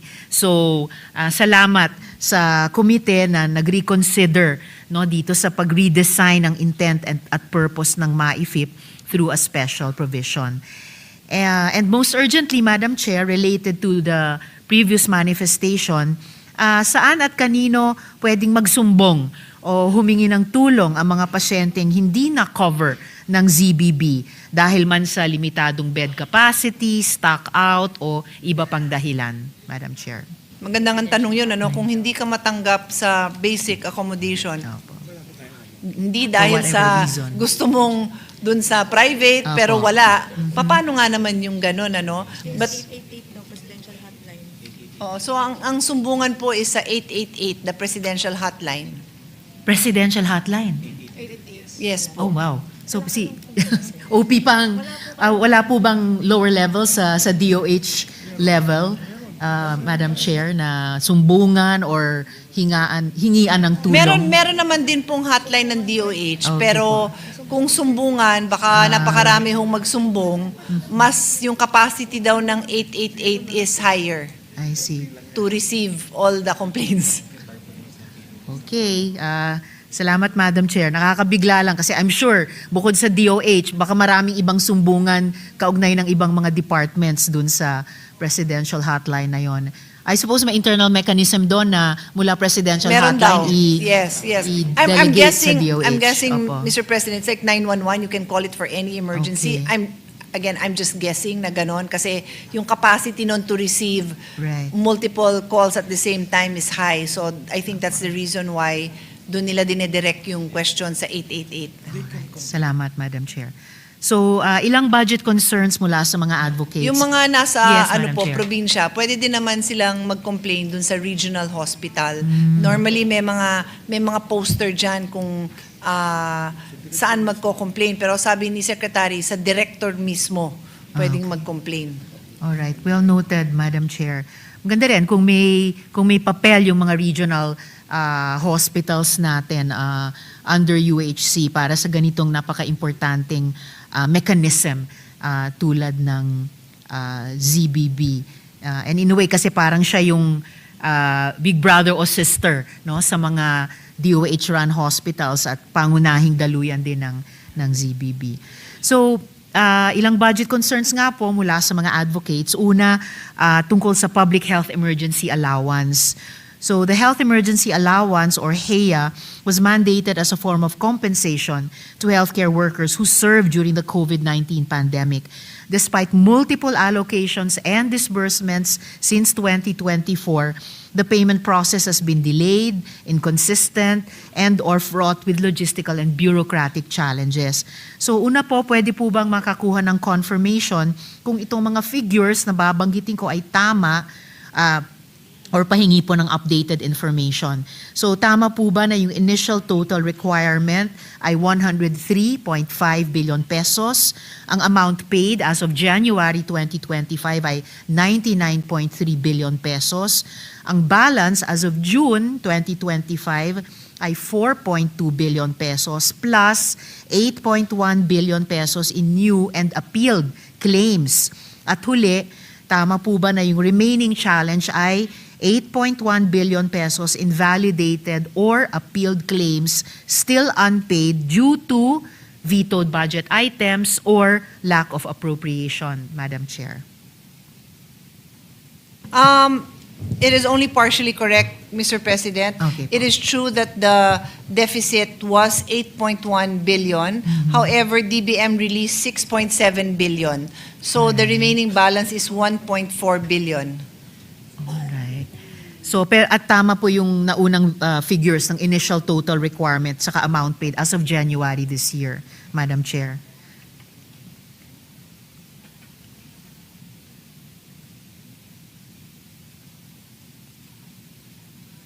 So, Mr. President, just to further update, from the balance of 1.4 billion, it is now only 709 million because, and the reason for that is, naglalabas naman si DBM ng pondo. When I checked, at the time we had our hearing, DBM was in the process of releasing. That's why we did not make any recommendation because we were of the view that talagang maglalabas naman siya. Na naglabas naman, kaya lang at least na iwan yung 1.4 and then we're happy to note na nabawasan pa and 709 na lang ang kulang ngayon, Mr. President. At least malaking, palagay ko, Madam Chair, malayong progress na yan mula Yes. dun sa orig na 103.5 Yes. billion, ngayon 709 million. So, pwede po bang i-certify ng DOH na yung halaga sa post-deadline appeals ay fully validated, na wala nang further claims na tatanggapin? At kung ganon, anong concrete measures ang magsisiguro na yung mga ospital at yung mga LGUs ay i-release yung downloaded HEA funds sa lahat ng natitira pang unpaid healthcare workers, Madam Chair? Okay. Mr. President, the validation of the 709 million is ongoing, but the deadline for this was October 2024. All right. So definitely as of now, no Kasi further claims to be From what I accepted. know, Mr. President, nakailang extension na rin tayo dyan. Opo. Tatlo, to be specific, tatlo. Okay po. And then, gayunpaman, so anong concrete measures ang magsisiguro na yung mga ospital at yung mga LGUs i-release po yung mga downloaded HEA funds sa mga natitira pang unpaid healthcare workers? Yun yung bagong mga balance na binigay ng DBM, siguro pwede na nilang i-follow up din kasi dina-download yan sa mga ospital. So yun nga, kung hindi pa nila, kailan ba expected na ma-receive yan? Nabigay na ma'am, ito na yung disbursement rate. 77% na yung 6 billion. Yung pinakauli. Okay, so they've already disbursed 77% of the 6.7 billion, the last tranche. Okay. So, 23% na lamang po nung 6.7B na yon, Madam Chair, and then yung balance na lang na ngayon ay 709 million. Okay po. At huli tungkol sa paksang ito, Madam Chair, magko-commit po ba ang DOH sa isang final 2026 GAA appropriation para i-fully settle lahat ng validated HEA claims? At magko-commit ba ang department na mag-issue ng joint order na magseset ng final payout timeline, magko-confirm ng eligibility, at formal na isasara yung HEA program, Madam Chair?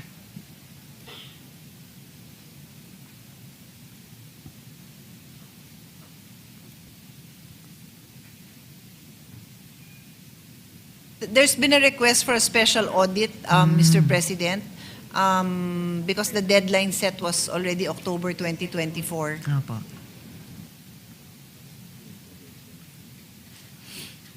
So ibig sabihin, kahit lahat ng claims ay validated na, is a special audit pa?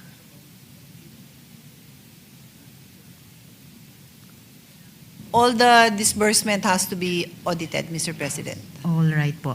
At pagkatapos ng special audit na yon, magiging posible na ba yung joint order tungkol sa final payout timeline, eligibility at pagsara ng HEA program, Madam Chair? It depends on the findings, Mr. President. Depends on the findings. Okay, I guess that's fair enough, Madam Chair. Nga lang dahil nakapagtatlong extension na, siguro there has to be a point in time na magkikwentas klaras na ang DOH sa mga healthcare workers, di po ba?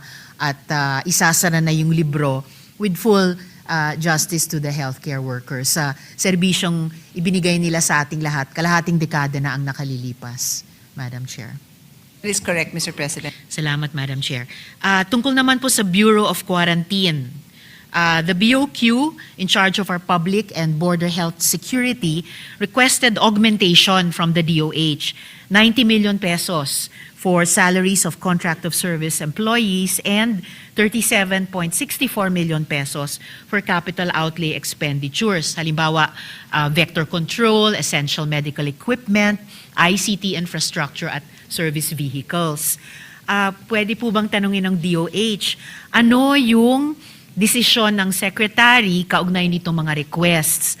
At i-consider ba ng komite na pag-aralan yung BOQ proposal na palakasin yung functional capacity nila, yung field readiness at institutional resilience nila, Madam Chair?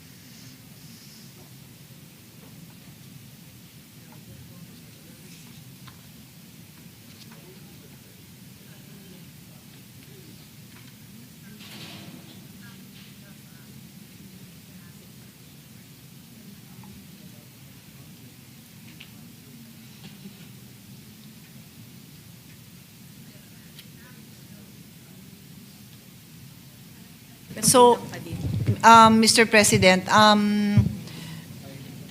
the DBM has allowed the DOH to access some the retained revenue, the retained income of BOQ, but only up to a certain amount. So they're still lacking in funding to be able to fund the JOs. Is that correct? Or the plantilla positions, the increased plantilla positions that are needed. So the subcommittee has actually proposed to increase their MOOE in the amount that was requested, which is 73.88 million. However, the Finance Committee was not able to accommodate this. I see.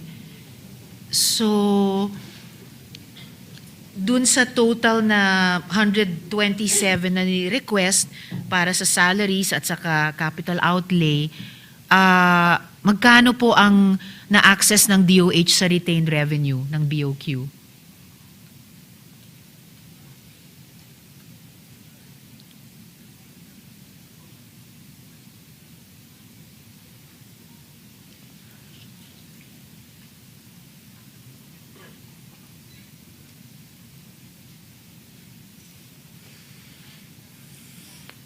Yung automatic appropriation, Mr. President, is 250 million, 250 million, 0.6. So, more than double, mako-cover sana yung 127 na hiningi nila. Almost double, rather. But Madam Chair. that is not enough, Mr. President. They still need more funding because there are so many new access points that are opening. Okay po. Pero ibig kong sabihin, apparently, hindi hiningian ng BOQ ang lahat ng halaga na kailangan para sa lahat ng access points kasi 90M lang plus 37M ang ni-request. Ang hiningi nilang augmentation na kayang-kaya sanang sagutin ng 250M na automatic appropriation. That's the automatic appropriation, the Opo. one I mentioned. Yes. So apart from that, they also requested extra. All right. And of the extra on top of the automatic appro na ito po yung sinuportahan natin. Yes. Na 73.88 Yes, million. pero hindi The inaprubahan subcommittee supported it, but our DBM. finance committee was not able to accommodate it. I see. Any chance po there will be a reconsideration bago natin i-approve on second reading ito, Madam Chair? Tayo po, of course, because I'm handling the health budget, like si Senator JV has some request for funding for, I believe, mental health. Yes. Mental health and cancer. I'm not sure if it's one or both, but we wrote it down. We're happy to recommend this again to the committee. If we have the support of the body, then perhaps it would be supported. We don't know. It's out of our hands. All right, Madam Chair. Fair enough po. Sige, pag-aaralan din po ng representasyong ito and then makikipag-ugnayan ako sa Chair tungkol dito. Thank you. Salamat, Madam Chair. Atras lang para sa isang follow-up question, kaugnay nung health emergency allowance. May unprogrammed appropriation ba sa GAB para sa FEBA, yung Public Health Emergency Benefits and Allowances, for as standby funds kung sakaling, pero huwag naman sana, may bagong public health emergencies, Madam Chair?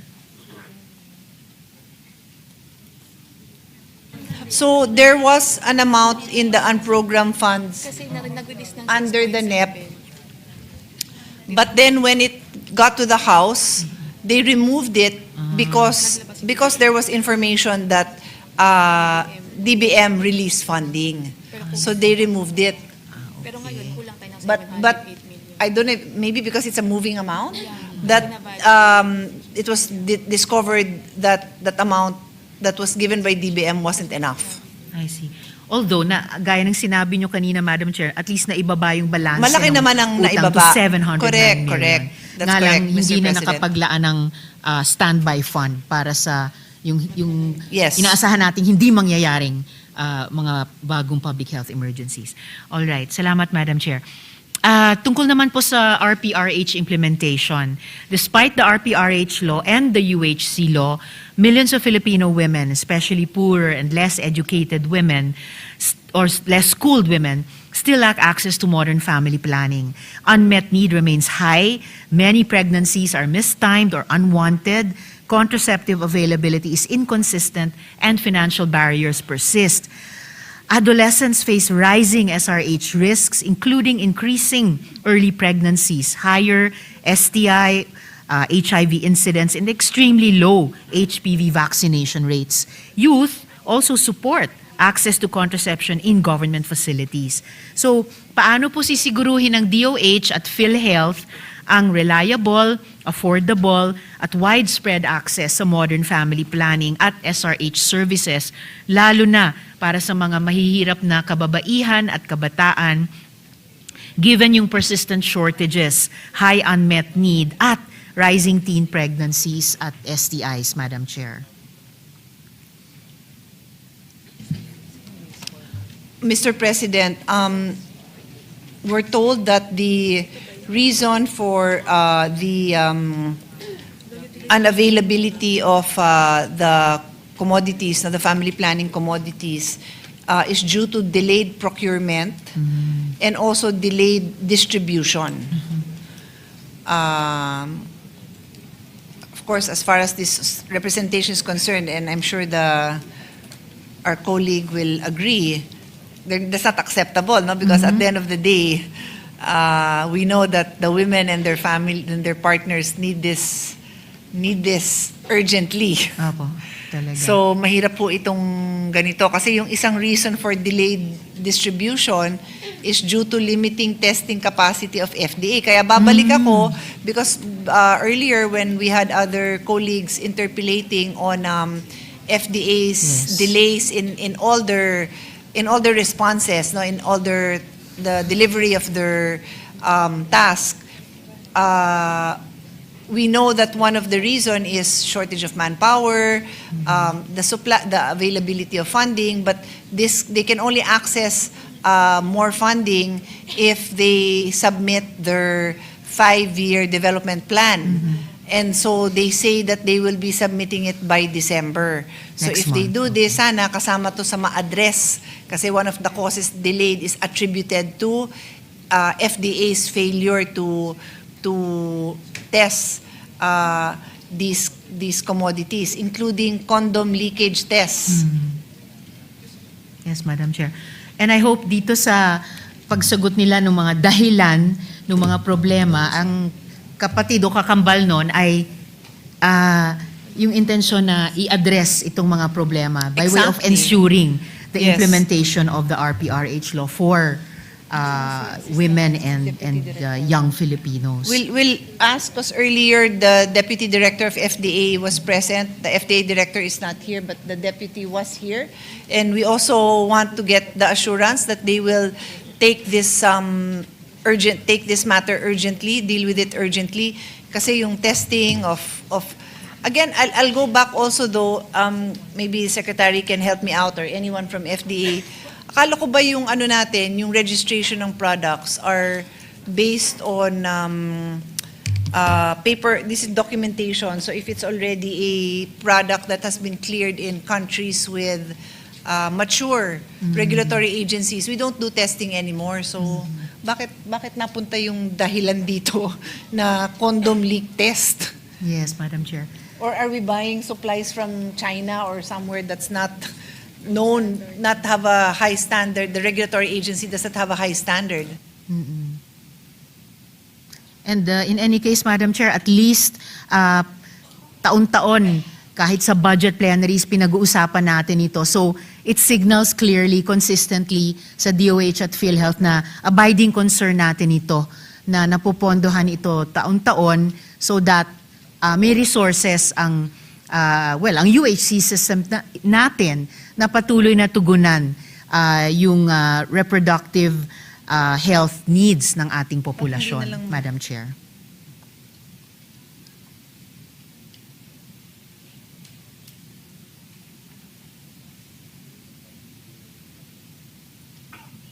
At huli sa paksang ito, Madam Chair, Nale, anong mga... Mr. President, Yes, I Madam want the Chair. record to show na nagkakamot ako ng ulo.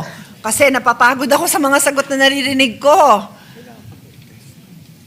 Hindi ko alam kung bakit pa kailangan itest kasi kung nanggagaling naman yan sa reputable source from a country that has a mature regulatory agency, hindi naman kailangan mag-test. Oh, so ba't kailangan mag-test? Ano bang product yun? Anong brand yung tinetest nyo na kailangan pang itest?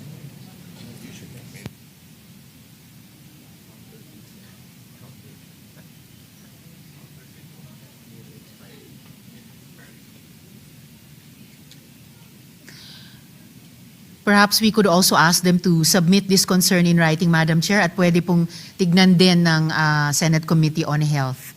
Yes, we will do that. Anyway, don't want to Salamat, waste Madam our Chair. time because the night is late, but I hope to get an answer within the evening, but we'll also ask it in writing because it is a concern that we both share, Mr. President. Maraming salamat, Madam Chair. At huli sa paksang ito, anong mga konkretong programa at budget commitments para sa 2026 ang iimplementa ng DOH at PhilHealth kasama sa mga eskwelahan, barangay health centers para palawakin yung contraceptive availability, palakasin yung adolescent SRH services at i-address yung mga barriers tulad ng gastos, facility access at consent para sa mga minors, Madam Chair. Meron pong document ang Disease Prevention and Control Bureau ng DOH on Adolescent Health Program. We can give Her Honor a copy, but just to highlight, they have 963 LGUs with at least one certified AFHF, that is the Adolescent Friendly Health Facility.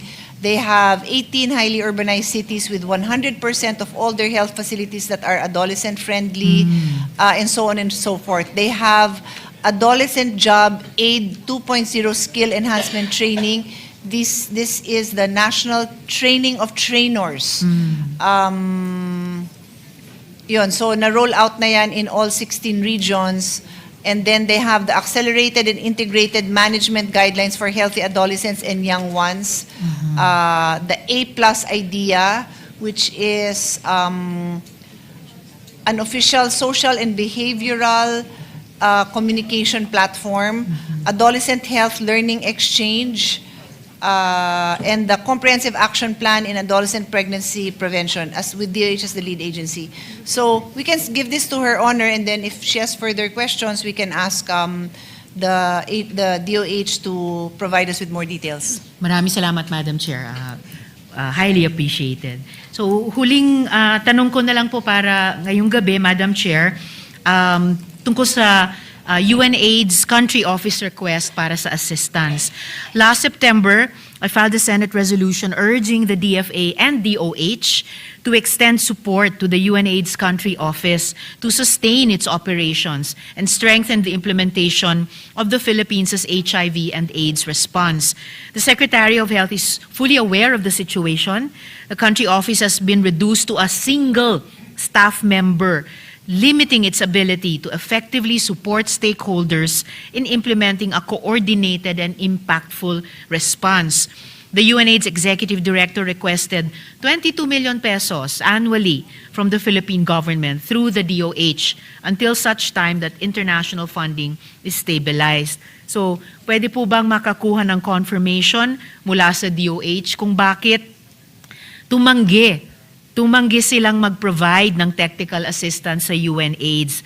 At kung pwede silang mag-commit sa ganong suporta sa fiscal year 2026 at hanggang hindi na yon kailangan, halimbawa para sa 3 taon pa, Madam Chair.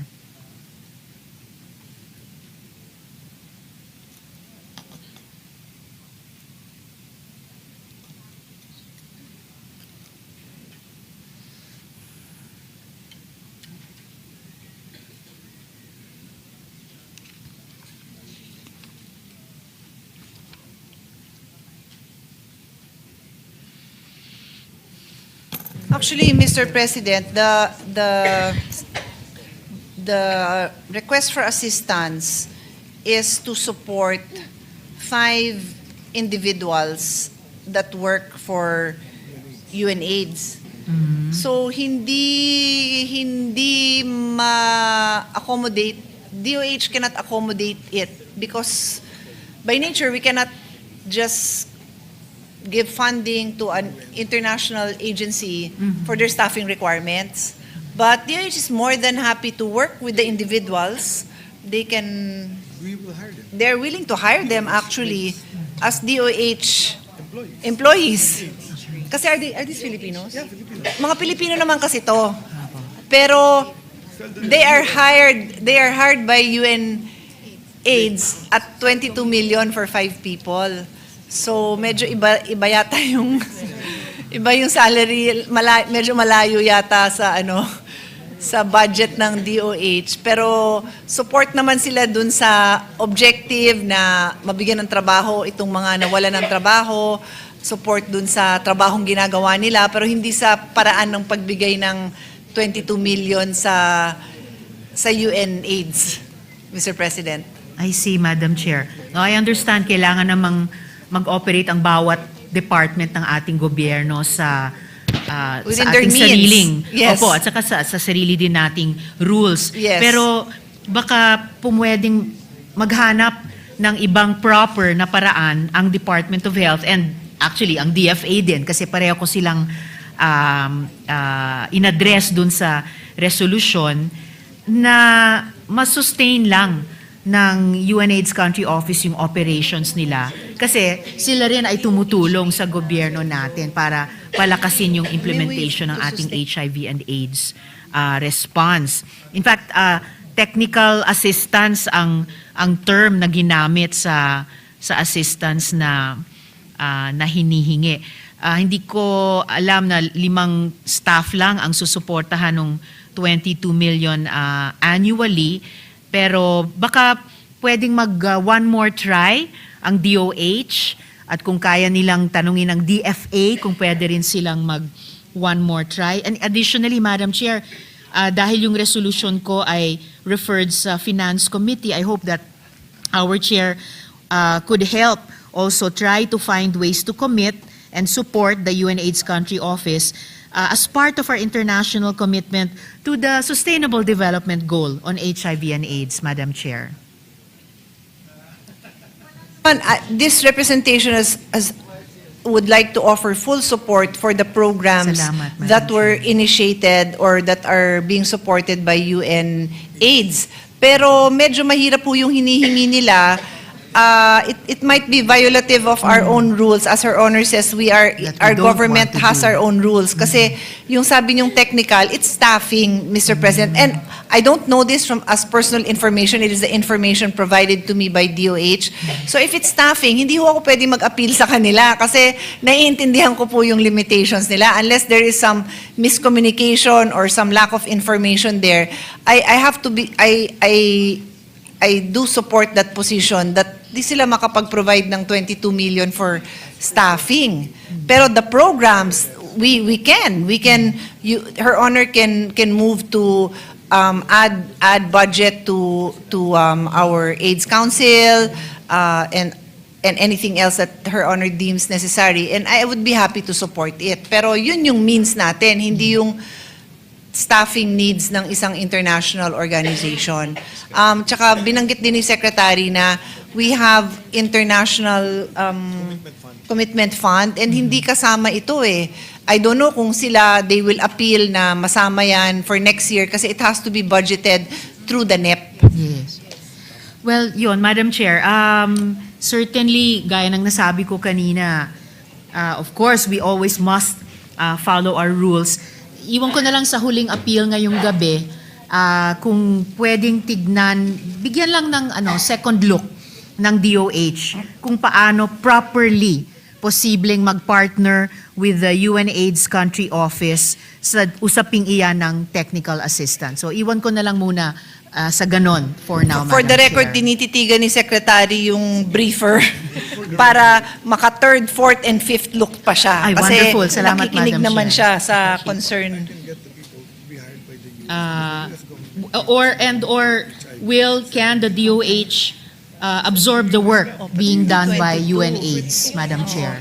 Mr. President, sinabi na po ni Secretary kanina, na-relay ko na willing talaga sila to absorb these employees. Pero on terms that are also within the budget of DOH and all their other hardworking staff also, Mr. President. Yes, Madam Chair. Maraming salamat para doon at kay Secretary din. So, bilang pagsara, Madam Chair, Mr. President, Madam Chair, colleagues, today's discussion reminds us of a simple truth. Universal healthcare is not a slogan, it's a promise. And the promise is only as real as the resources we commit to fulfill it. PhilHealth cannot protect our people if government should refuse to meet its obligations. Hospitals cannot serve if we drain their capacities. Our communities cannot thrive if we should leave the most vulnerable to fend for themselves. So my appeal is clear. Let us correct the shortfalls, restore what was withheld, and invest boldly in the health and dignity of every Filipino. Dahil walang Pilipinong dapat mapabayaan. Maraming salamat po, Madam Chair. Maraming salamat po, Mr. President, para sa oras na ito. Thank you, Senator Risa, for all your questions and concerns for the health budget. Thank you. Thank you, Senator Risa. May pakiusap lang, baka pwedeng wag ka muna umalis at magma-majority leader ka. Mr. President, last to interpolate is our minority leader, Senator Alan Cayetano. We'll just wait for him to... Senator Alan? A minute suspension, please. 1 minute suspension. Session is suspended.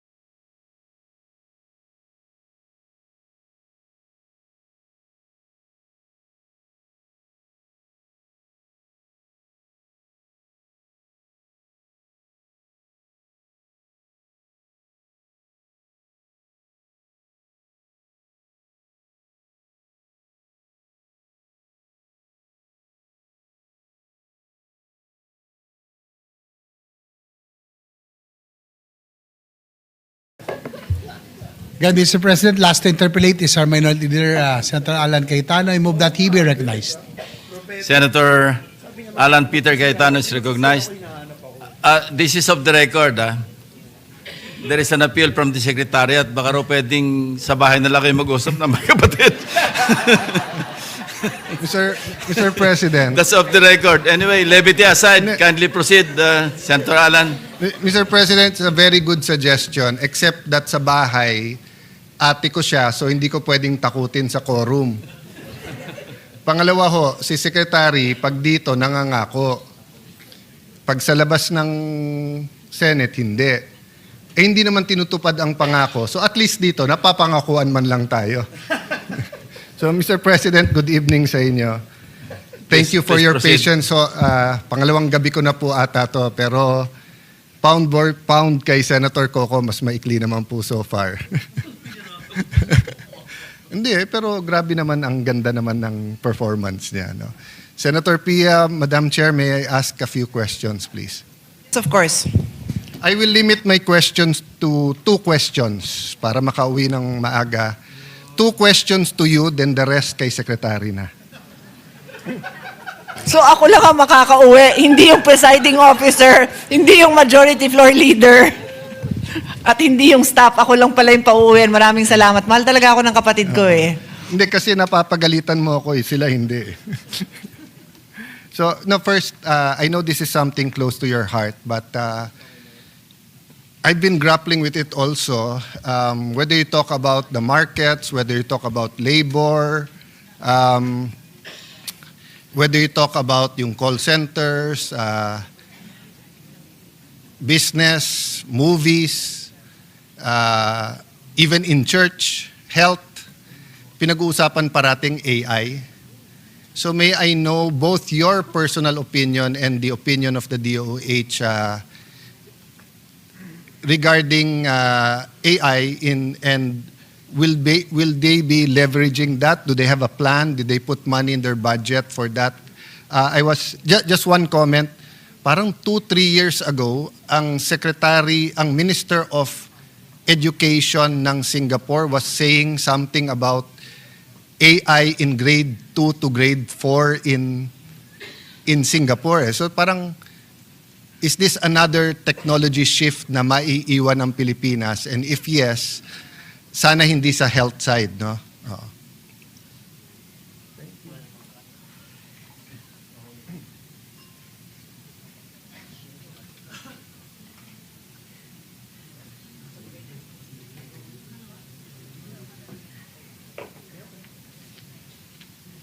Naano lang ako pag nagtatanong kaya naubusan ng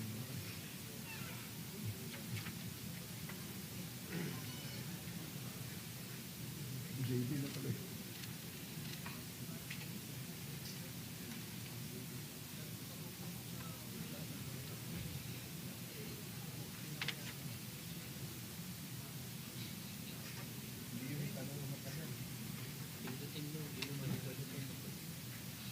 So first, I'll start with the answer of DOH, Mr. President. According to the Secretary, the agenda of our President for the ASEAN chairship is actually on AI. So the Secretary will be doing a agenda for AI in healthcare. In the meantime, according to the Secretary, they have agreements. They have an agreement for data centers to be built by the UAE using the UAE Sovereign Wealth Fund, and that 100 megawatts would be maybe needed and would be dedicated to DOH. And then the Secretary further says that DICT is helping them with on the procurement of the different commodities, no? The supply chain, etc. And what the Secretary said is, his exact words were, ang daming applications of AI in healthcare, and DICT is helping them with this. So I will now also share my particular insight on it, the same way I have when our Deputy Majority Floor Leader also made her comments on certain health issues, when the presiding officer, Senator JV, also gave his concerns on certain issues. So I also have insight to share with His Honor, because the question was brought about by His Honor, and with DOH. I agree with the Secretary that there's going to be hundreds and thousands of applications out there for AI, for all government. And all of these companies offering this, 99% of them are trying to make money. I think we can all agree on that. They're going to tell you this is the best, then the next person will come to you, obsolete na yan, this is the best. And they're all in the billions. If you look at the request for budget of all our agencies on IT, they're so high because supposedly outdated na kaagad, so kailangan ng bago. So given yon, there's so much out there. So my question is, how do we determine what are the best health applications out there using AI? How do we determine? How would DICT even know that? That is also my concern, kasi when I was chatting with my staff, we all say, oh, let's ask DICT. Expert ba si DICT sa health applications? Hindi. The expert would be you. They can only comment and say, well, ito limitation ng what do you call this? Ito ang limitations niyan from a technical side, but as to what it can deliver for you, they cannot tell you that. The ICT cannot tell you that. So what I want to bring up is, some time ago, I brought to the attention of DOH that there is a non-profit organization which is accredited by, they work hand in hand with WHO. It is the Global Agency for Responsible AI in Health. And it is a non-profit organization focused on expanding countries' capacity to regulate artificial intelligence in health.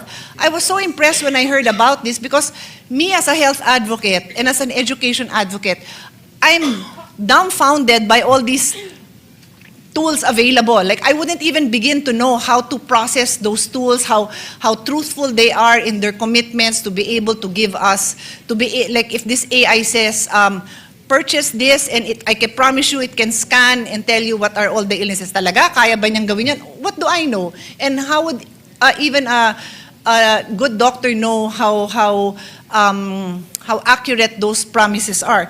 But this agent, this regulatory body will be the repository of all these AIs, all these applications coming from all over the world, because their member countries will commit also to submit so that they can access all the different AIs available out there, and then can just simply recommend to the countries that this is what we found, this one has such bad reviews in this country, and so on and so forth. For the life of me, I don't understand why we would not be interested in this, because up to now, DOH has not acted upon this offer that was given to us. And member countries like Singapore, Spain, Brazil, New Zealand, Sri Lanka, Vietnam, Indonesia have all signed up with them. So for me, not knowing anything about these AIs, I don't know why we have not been able to do that.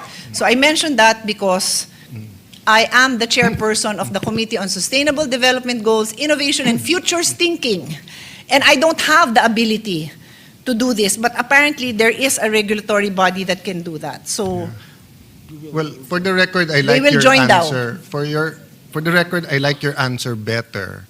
In fact, I was expecting that some of the answers to some of the questions of all agencies in this budget hearing will be may AI, we're studying it, papunta doon. So like when you talked about inventory and the vaccines and the warehousing, ang sagot kanina was may app or may yung magdi-digital na and everything, di ba?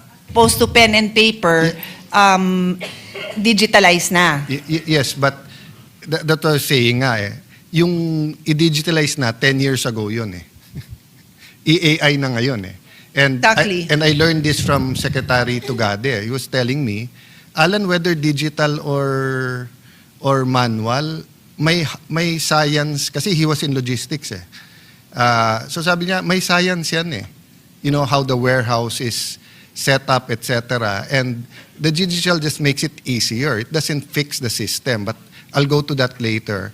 I think in the next few years, more and more answers will be AI. But so let me just have this follow-up. So sa DOH family, sa executives, no, sa upper management, kay SEC at USEC, ASEC, do they have a consultant, a point person, or did they hire? So if we were talking about, kailan ba yung internet? 1993, more or less. So if we were talking about the internet, websites, etc., and this was 1993, you know, I'd be comforted by the Secretary simply stating, it's new, hindi tayo magpapahuli, but I got an IT guy, and he's helping us. And anyone who wants to help us, di ba? Pero it doesn't give me confidence to say na may ASEAN, may ganito, may ganyan. Kasi nga, and I'm not talking to the DOH family alone. No? It could be the DPWH na kaharap natin ngayon. It could be the DepEd, etc. No? So, may I ask that follow-up question? Do you have someone in your inner core, or at least a consultant for AI?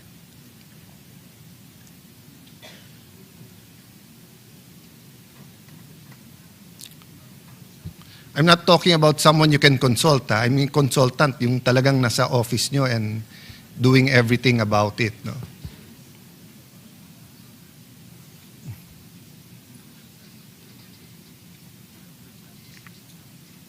Yes and no naman yung question. Do you or don't you have? They have, but ang binanggit nila is WHO and World Bank. Yeah, so that's their consultant, not your consultant. Nakikiconsult kayo sa kanila. So anyway, I won't belabor the point. Ang sasabihin ko lang, get one, sana before the BICAM, kasi ang problema, if you say you're gonna do it soon, 2027 pa yon kasi wala kayong pera for that in 2026 eh. Ang problema sa technology, 1 year delay is not 1 year delay, di ba? So kung halimbawa infrastructure yan at sabihin mong wala kaming pera for a hospital next year. So when you put it in 2027, you're delayed 1 year. But when you talk about AI, if you're delayed 1 year, you're delayed 5 years. Uunahan ka na nung lahat ng iba.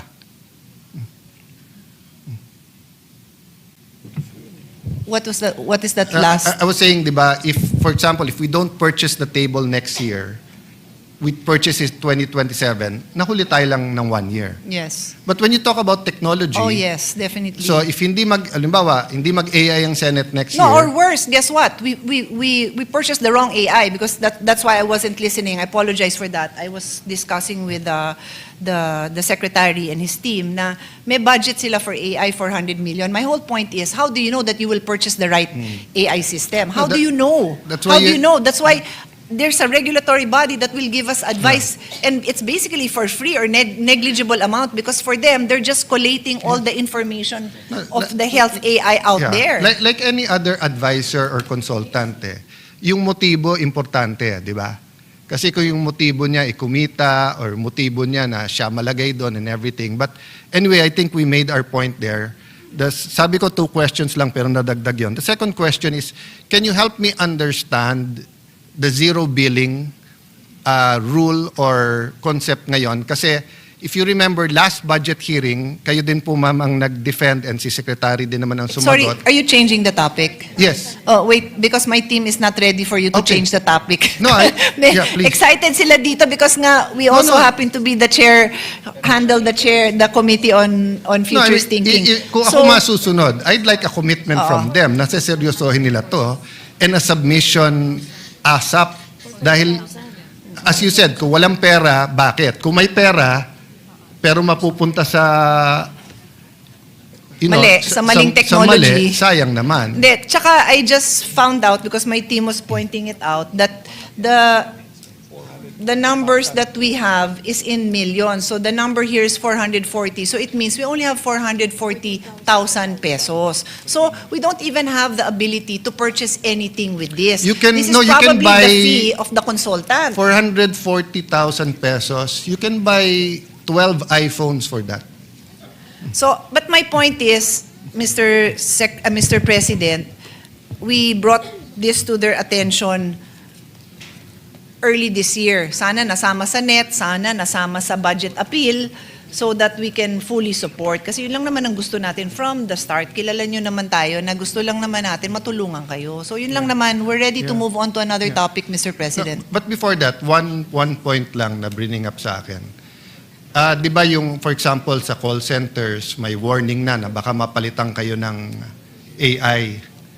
Pero all over. The news is, it's all over how many people are losing their jobs in Google, in Apple. And of course, AI naman, AI creators are saying naman na for every technology, it creates naman more jobs. But ito naman point ko doon.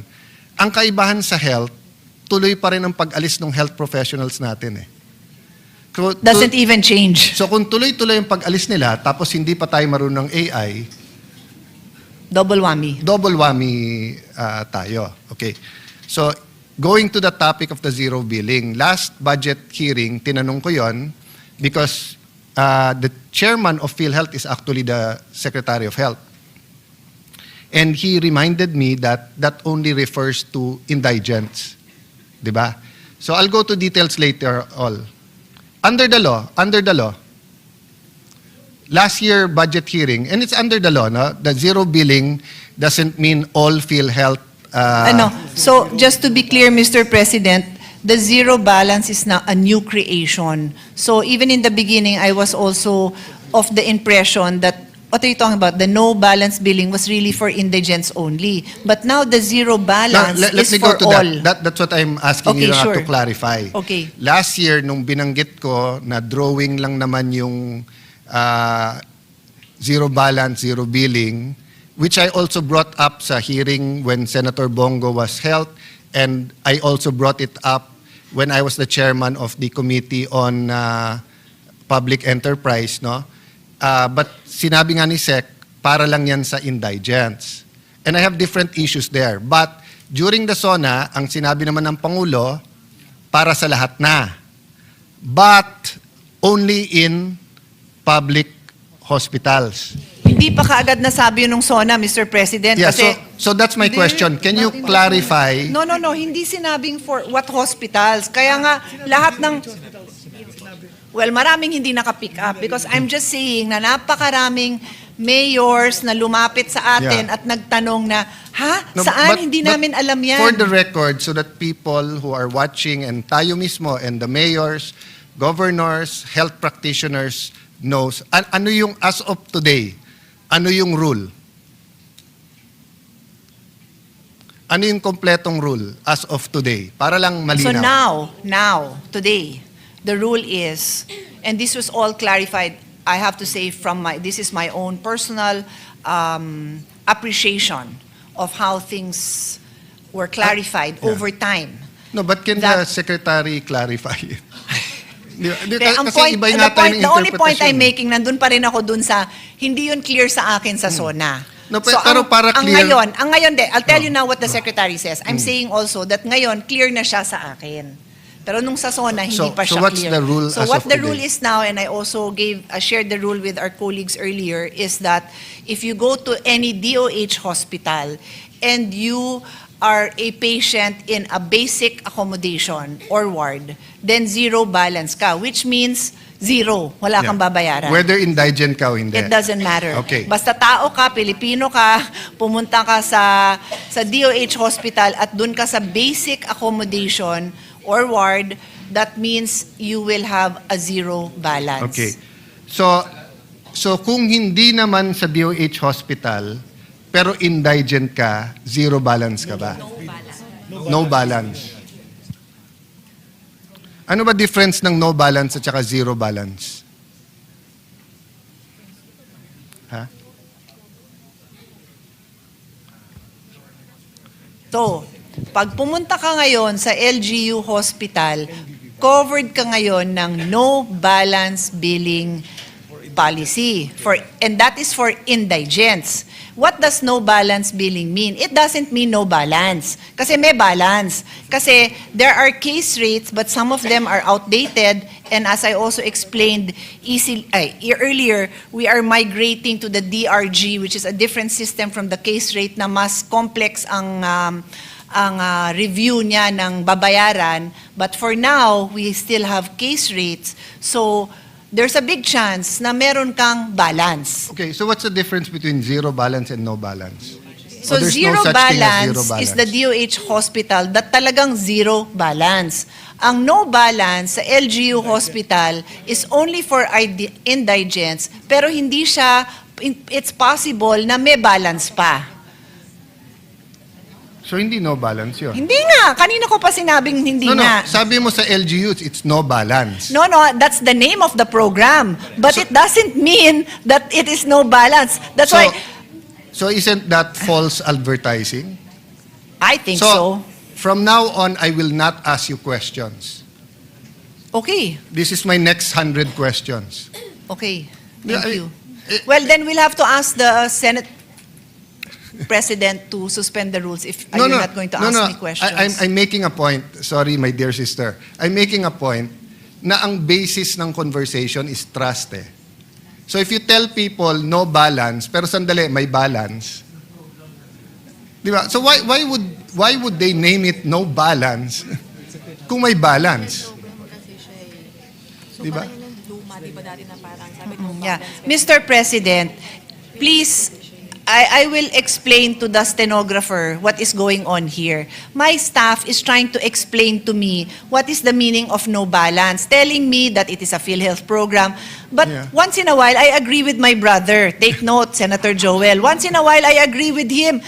No balance means no, none. Wala ka nang babayaran. Eh, meron nga. Madalas meron. Yeah. So, huwag niyo nang ipaliwanag sa akin kasi hindi ko yan kayang Yeah. ipaliwanag dahil sumasang-ayon ako. Yeah, I'm sorry for that, but I did ask the permission of Senator Soto, our Senate President, and of course ngayon ang nakaupo si Senator JV, our Majority Leader.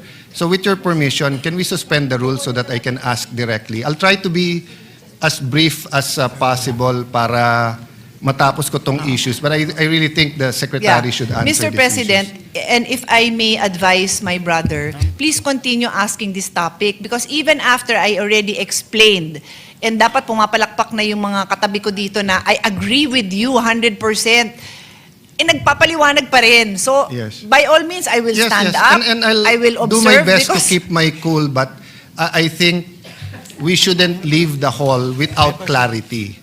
Meaning either ino-balance nila talaga or palitan nila yung pangalan, di ba? But let So- me end on a happy note.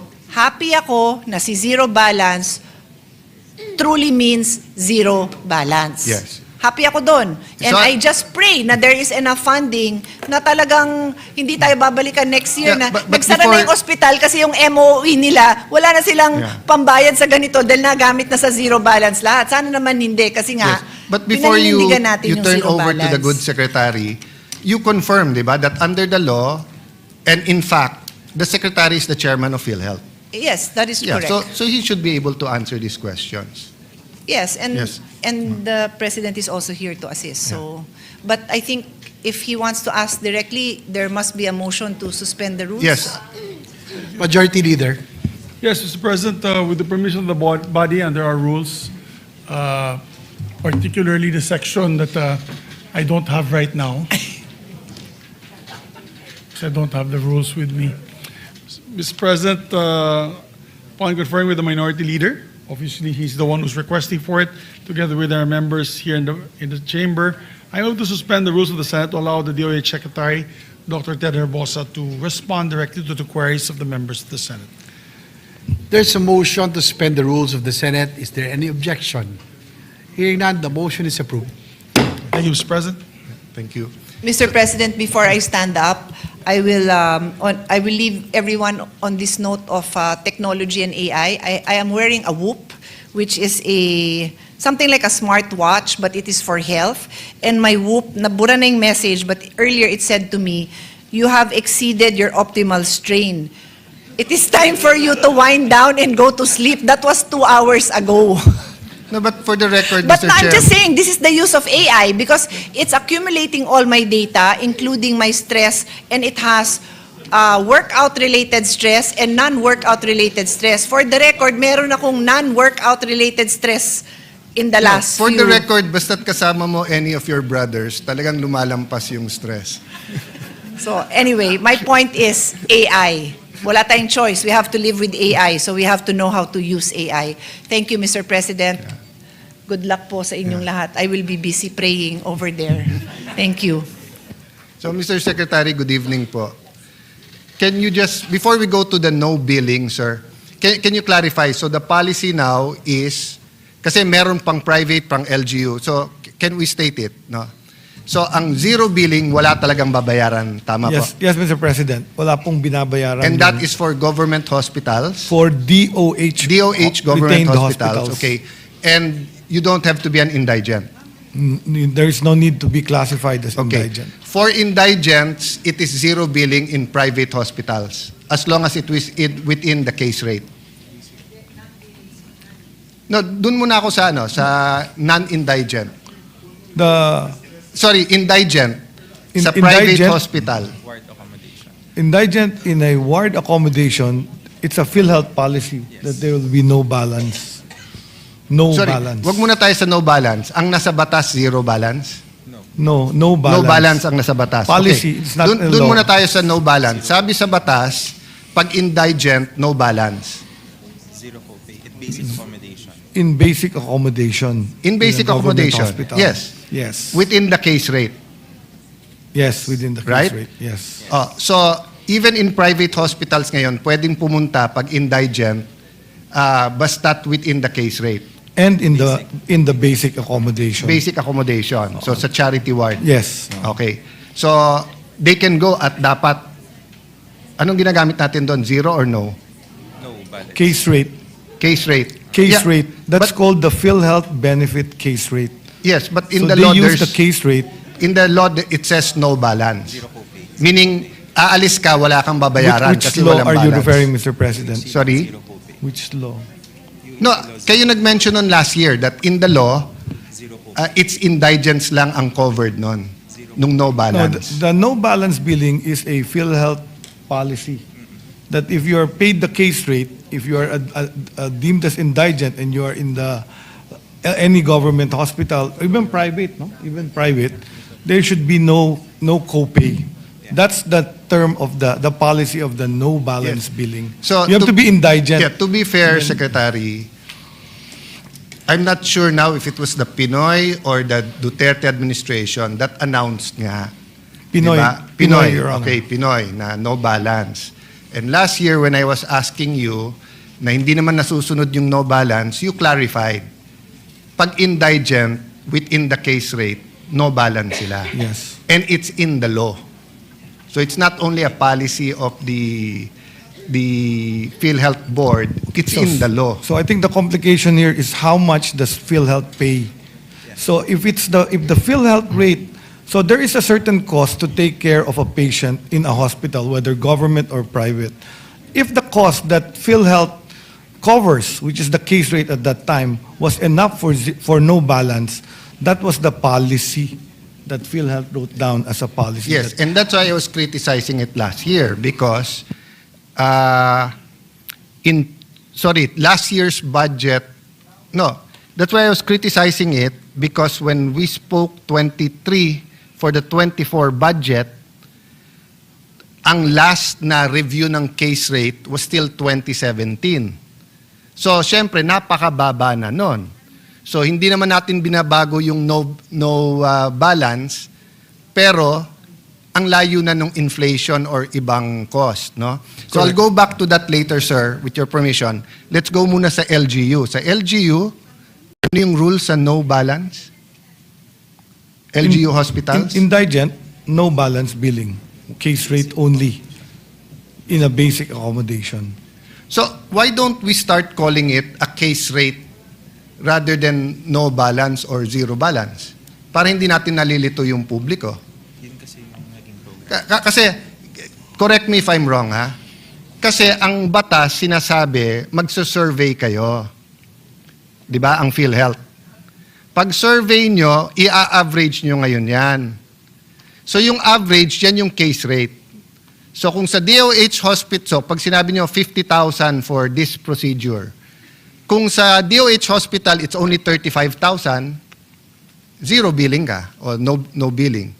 Pag pumunta ka sa isang private hospital and it's 50,000 within the case rate, zero billing ka. But kung ikaw mismo pupunta ka sa mas mahal na hospital and it's 70,000, bayad ka ng 20,000. Because the intention of the law was, in the average, there's more than enough hospitals na you will go na it's 50,000. Pero pag hindi mo inayos yung case rate, yung average, de halos kahit saan ka pumunta, over, edi natural magbabayad ka. Di ba? So the no billing or zero billing, ang kambal niyan yung case rate. Tama? Correct. Okay. Ang problema, because of the scandal, etc., and I knew, sir, wala ka pa nun, yung presidente natin ng PhilHealth, ang ginawa niyong remedyo na lang, quick 2024, is you just had a order na 30% na lang increase sa lahat. Tama po? 30% plus another 50% increase in case Yes. rate. So the total increase as of 20 today is 80%. Yes, 30% nung 2024, and then nagsunod nga, same year, another 50%. Okay? Correct. That's correct. Matatapos na yung 2025. Ba't hindi kayo nagsasurvey? Ongoing, there are how many thousand case rates? There are so many thousand case rates. So the case rate was across the board, but we are increasing a lot of rates that have now really gone beyond zero balance. For example, dialysis. it used to be 2,500. We increased it to 6,350. And the dialysis patients are not paying any more additional, even in the private dialysis center.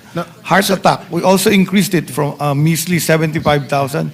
We increased it to about 500,000 plus. I So acknowledge today, that. I even acknowledge- jeepney drivers are treated in private hospitals for... I acknowledge yung coronary artery bypass graft surgery is 660 until 960,000.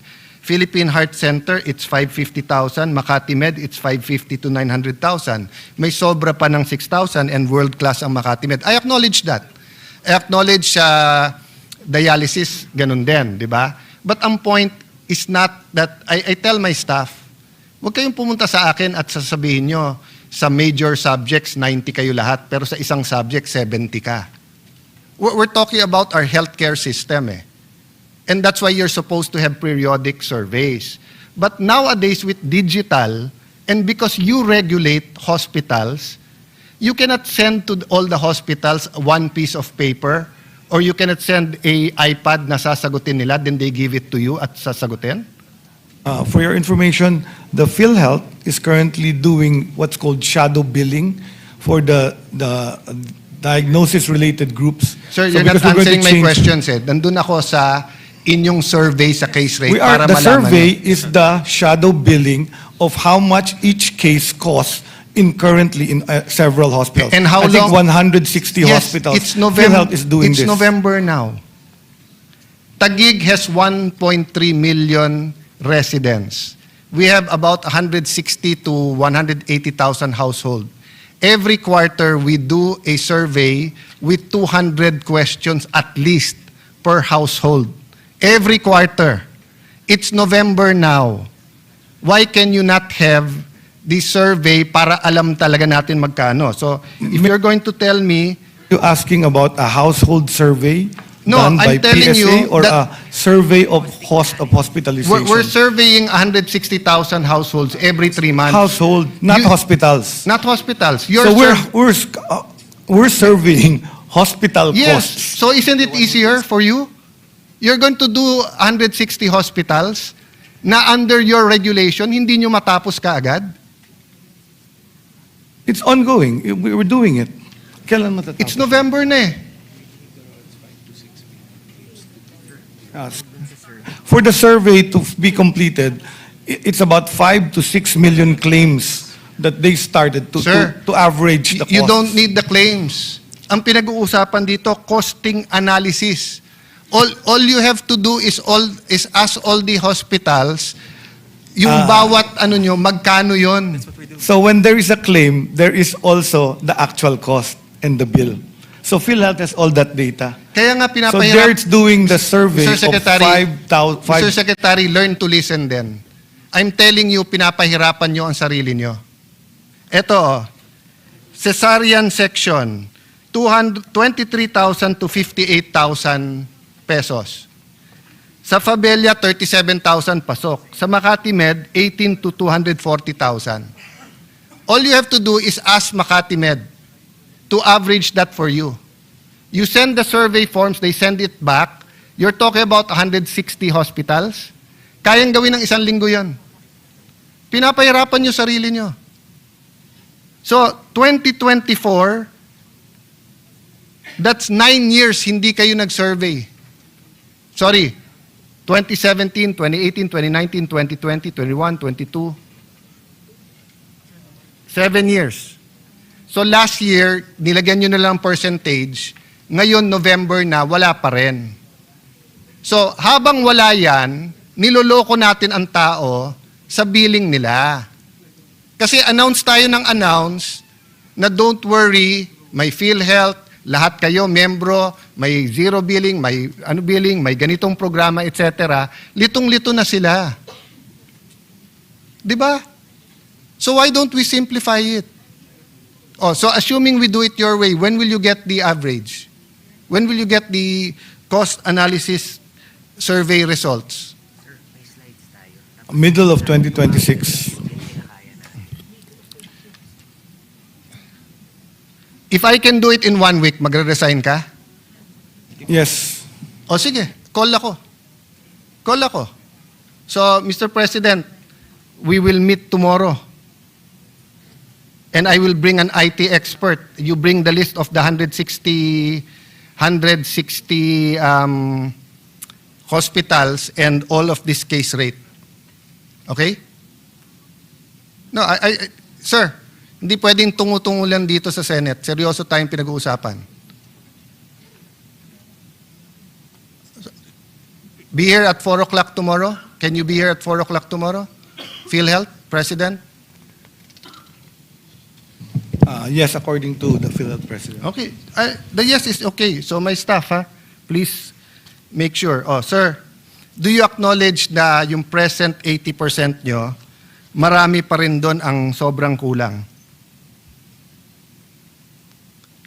It's me 80% of... No, yung inyong plus 30% plus 50%, do you acknowledge na marami pa rin na hindi na if you average it out and go to different hospitals, kulang siya?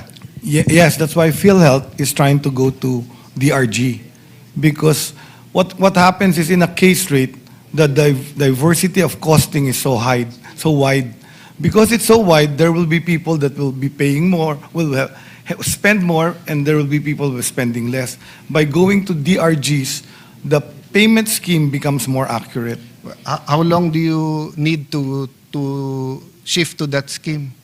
Middle of 2026 to pilot the DRG. So ipapilot nyo Right pala. now, it's actually being implemented as a shadow. Yeah, Mr. shadow Secretary, billing. what I'm trying to tell you is even in the present cost analysis, you can do it right away and people won't suffer. But hindi nyo nalang aminin na kulang ang pera nyo, kaya hindi nyo magawa, kaya hindi nyo matupad yung pangako dun sa law na zero billing. Kasi yung even on the cost analysis, madaling gawin yun. Kasi mag-a-average ka eh.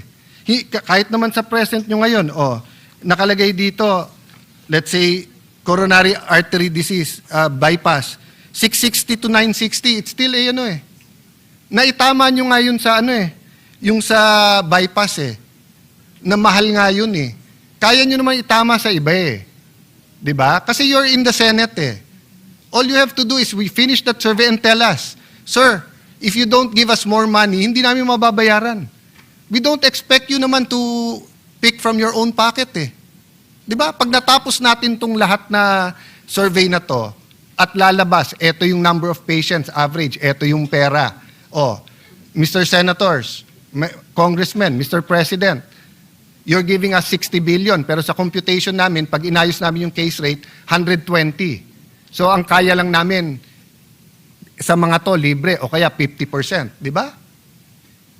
Garbage in is garbage out If we do not have these rates, and we haven't had it accurately till 2017, we cannot really tell people na isi-zero billing namin kayo. Pwede ba, kung cesarean, pwede ba pagdating sa heart center, boss, cesarean ako, pero sobra kasi dito, hindi zero billing, i-bypass nyo na lang ako. Pwede natin pagyabang na ang bypass kasya. Paano nga yung mga kailangan ng cesarean? Tapos pupunta dun sa mga ospital na zero billing, puno. So wag muna sila manganak. That's why there's frustration here. You don't give us straight answers Thank you very much, but healthcare is really complex. And No, health you're financing making it is complex. even It's more simple. complex. To simplify it to averages will make us create many errors. Okay. The standard deviation for an average will be wrong because different people will have different complications and different people will have different costing in terms of care. So when you use an average, which is what the case rate does, this is exactly what we have. Sir. We have a problematic Sir, case. don't That's talk- why we're don't- going to the DRGs. I know what I'm the saying. DRGs are more specific in terms of reimbursement. And most countries have gone to a DRG payment system. Thailand, in fact, we're copying the DRG system of Thailand because they offered it for us free. If we copy the DRG of the US, they're asking us to pay. So the DRG is the direction to be able to pay patients more but accurately Sir. and without fraud. Sir, walang problema yon. Walang problema na shift DRG, walang problema magbayad, kopyahin nyo doon. Ang problema, 2017 pa, in the meantime, magsasuffer yung mga tao dahil walang pambayad at kung ano-ano sinasabi natin sa kanila. And don't tell me about complications. Because wala ka pa dyan, hindi ka pa chairman ng PhilHealth, meron ng rule yan eh. Pagka bypass, no complication, eto yung babayad. Hindi kasama complication. Hindi ganun yung sistema dati. Ang sistema dati, bypass, no complication, eto yung bayad. Kung may complication, may dagdag yun. So, ngayon yung lulituin nyo kami na may complication. Kaya nga nakalagay dito, 660 to 960. I'm not proposing that you say this is 750. Kayo mismo nagsabi, 660 to 960. Etong 660 to 960, with complication to o wala? Excuse me, but Sir, I think just answer we're my question, getting confused because when you start to pay for complications, that's called the fee-for-service rate. We're going away from the concept Sir, that's not of what I'm universal talking health about. coverage. By law, it should be no copay. So that's what we're going to talk about. Should there be an amount of copay, and should the copay disappear? Because insurance will always pay what its money has in the bank. You cannot just keep increasing and then ask the complications to be paid. So the fairer way to, and many systems have studied this very well. So we're following what the other countries have done. No, to that's have a not the issue successful here. UHC. That's not the issue. The issue is what you're promising. Averaging Excuse me, Mr. is Secretary. erroneous. Excuse me, Mr. Secretary. You're not answering the questions I'm asking you, and we're interrupting each other. I will listen to you, you listen to me. Okay? What I'm telling you is we cannot promise people then not deliver. We cannot tell people no balance tapos may balance. That's why klinaklaro ko dito. And what I'm telling you is that even before, ang amount sa case rate, halimbawa sinabi cesarean or bypass, hindi kasama doon ang complication. So kung iniba nyo ngayon at ginagawa nyong complicated, that's up to you. But kailangan klaro yung sabihin natin sa tao.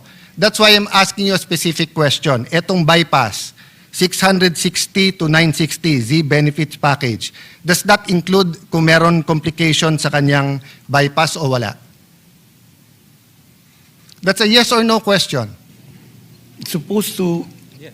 Yes. Yes, it includes. Because now we're also balance billing. It includes? It includes. If they're in basic accommodation, it's included. We've discharged patients with leptospirosis from NKTI, 2 million pesos, zero. We've taken care of heart patients in heart center with complications, zero. Sir, so it's included in you're the talking, zero balance. You're talking about the DOH. Nililito nyo na naman kami. Ito nga 660 to 960. Di ba, PhilHealth to. So at tinatanong ko lang to, etong 660 to 960. This is a Z benefit package. Yes, Z benefit package has a pre-approval. So you have to actually go to it, so the chances of having a complication are actually less. So what happens is, if there is a patient that wants to get a Z benefit package, they go to the PhilHealth, ask for a pre-approval, and then if they're approved for that Z benefit package, it will be done in a hospital that is accredited for Z benefit package. Okay, so not all hospitals have Z benefit packages. PhilHealth accredits them. Yes. So, ang haba-haba, hindi mo pa rin sinagot tanong ko eh. So, if patient A goes to heart center, pre-approved, okay, walang complication, 660, no problem, babayaran, di ba? No complication, 960 ang billing. Babayaran, di ba? Oh, for one reason or the other, nagkaroon ng complication, naging 1.5 million. Babayaran ba yung mahigit sa 960? Hindi. Zero balance is applied for all patients admitted in basic accommodation. Okay, so if yes. this patient Sir, is Z-balance, yes or no lang eh. Wait, I will tell. If Sir, this patient sorry, is sir. Z-benefit, Excuse me, sir. they are Hindi admitted tayo in basic matatapos accommodation, and they will have no copay. It will be zero. But if they are in a pay ward, they will be charged for the complication. Sir, do you think I'm stupid? Paulit-ulit tayo kanina na No. sinabi na natin na ward eh, di ba? Sinabi na natin government hospital, nililinaw ko na eh. Sinabi ko na, kung 960 may complication, yes or no, para matapos tayo. Di ba? Para matapos tayo. Mr. President, I think the Secretary wants to go back tomorrow. Let's just go back tomorrow. Let's have every day na lang to. Simple-simple tanong ko sa iyo para matapos tayo Ayaw mo sagutin Di ba? Tinanong ko sa iyo, heart center. Heart center is a government. Heart center, zero balance. Oh, DOH zero balance. hospital. Sir, hindi mo pwedeng yes or no? I said yes earlier. Oh, then stop at yes. Okay? Oh, so 960, walang complication, bayad. Sabi mo yes. 1.5 million dahil nagkaroon ng complication Ano to? Indigent nasa babayaran dahil zero billing. Okay. Lipat ka ngayon sa private hospital. Naka-charity ward. Walang complication. The 660 till 960 covered, di ba? Yes, okay. Nagka-complication, 1.5 million. Magkano lang covered? 960. 960 lang? Yeah. So that's what I'm saying from the start. Yung cost mo na to doesn't include complications. So don't tell me kanina na complex kasi to kasi pwedeng may complication. Yung amount mo dito is for basic.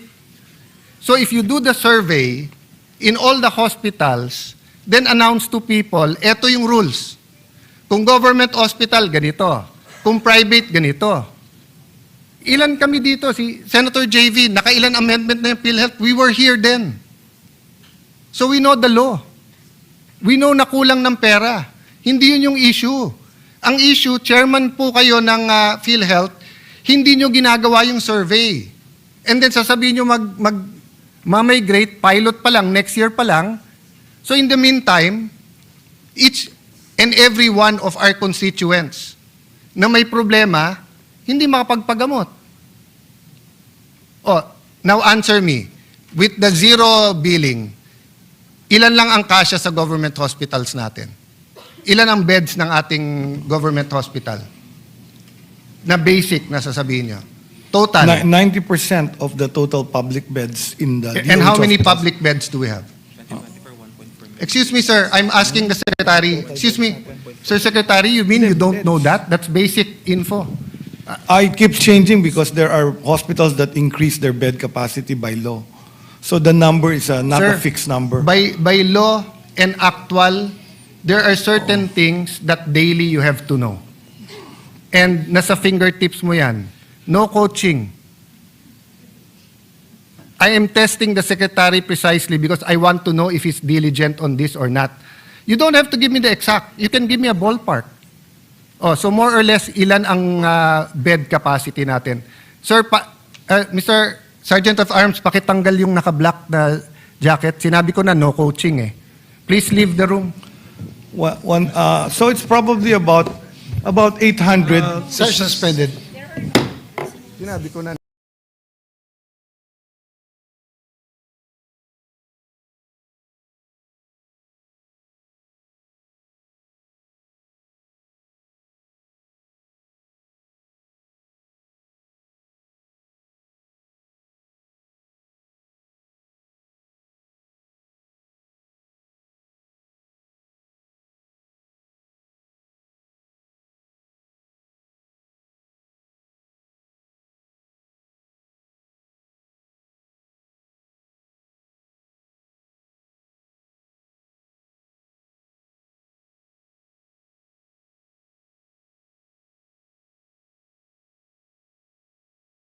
Mr. President, I think it's a bit heated now, the arguments, with due respect to my dear colleague and the secretary. Maybe we all need to take a break. We've been here also for everybody, including the secretary, has been here for the whole day. So I move that we just suspend consideration of the budget and take it back up tomorrow. I will just ask them to come back tomorrow, Mr. President. I so move, Mr. President. Is there objection? There being none, motion is approved. Thank you, Mr. President. Mr. President, I move to suspend consideration of the budget. House Bill number 4058. I so move, Mr. President. There's a motion by the majority leader to suspend the consideration of House Bill number 4058. Is there objection? There being none, motion is approved.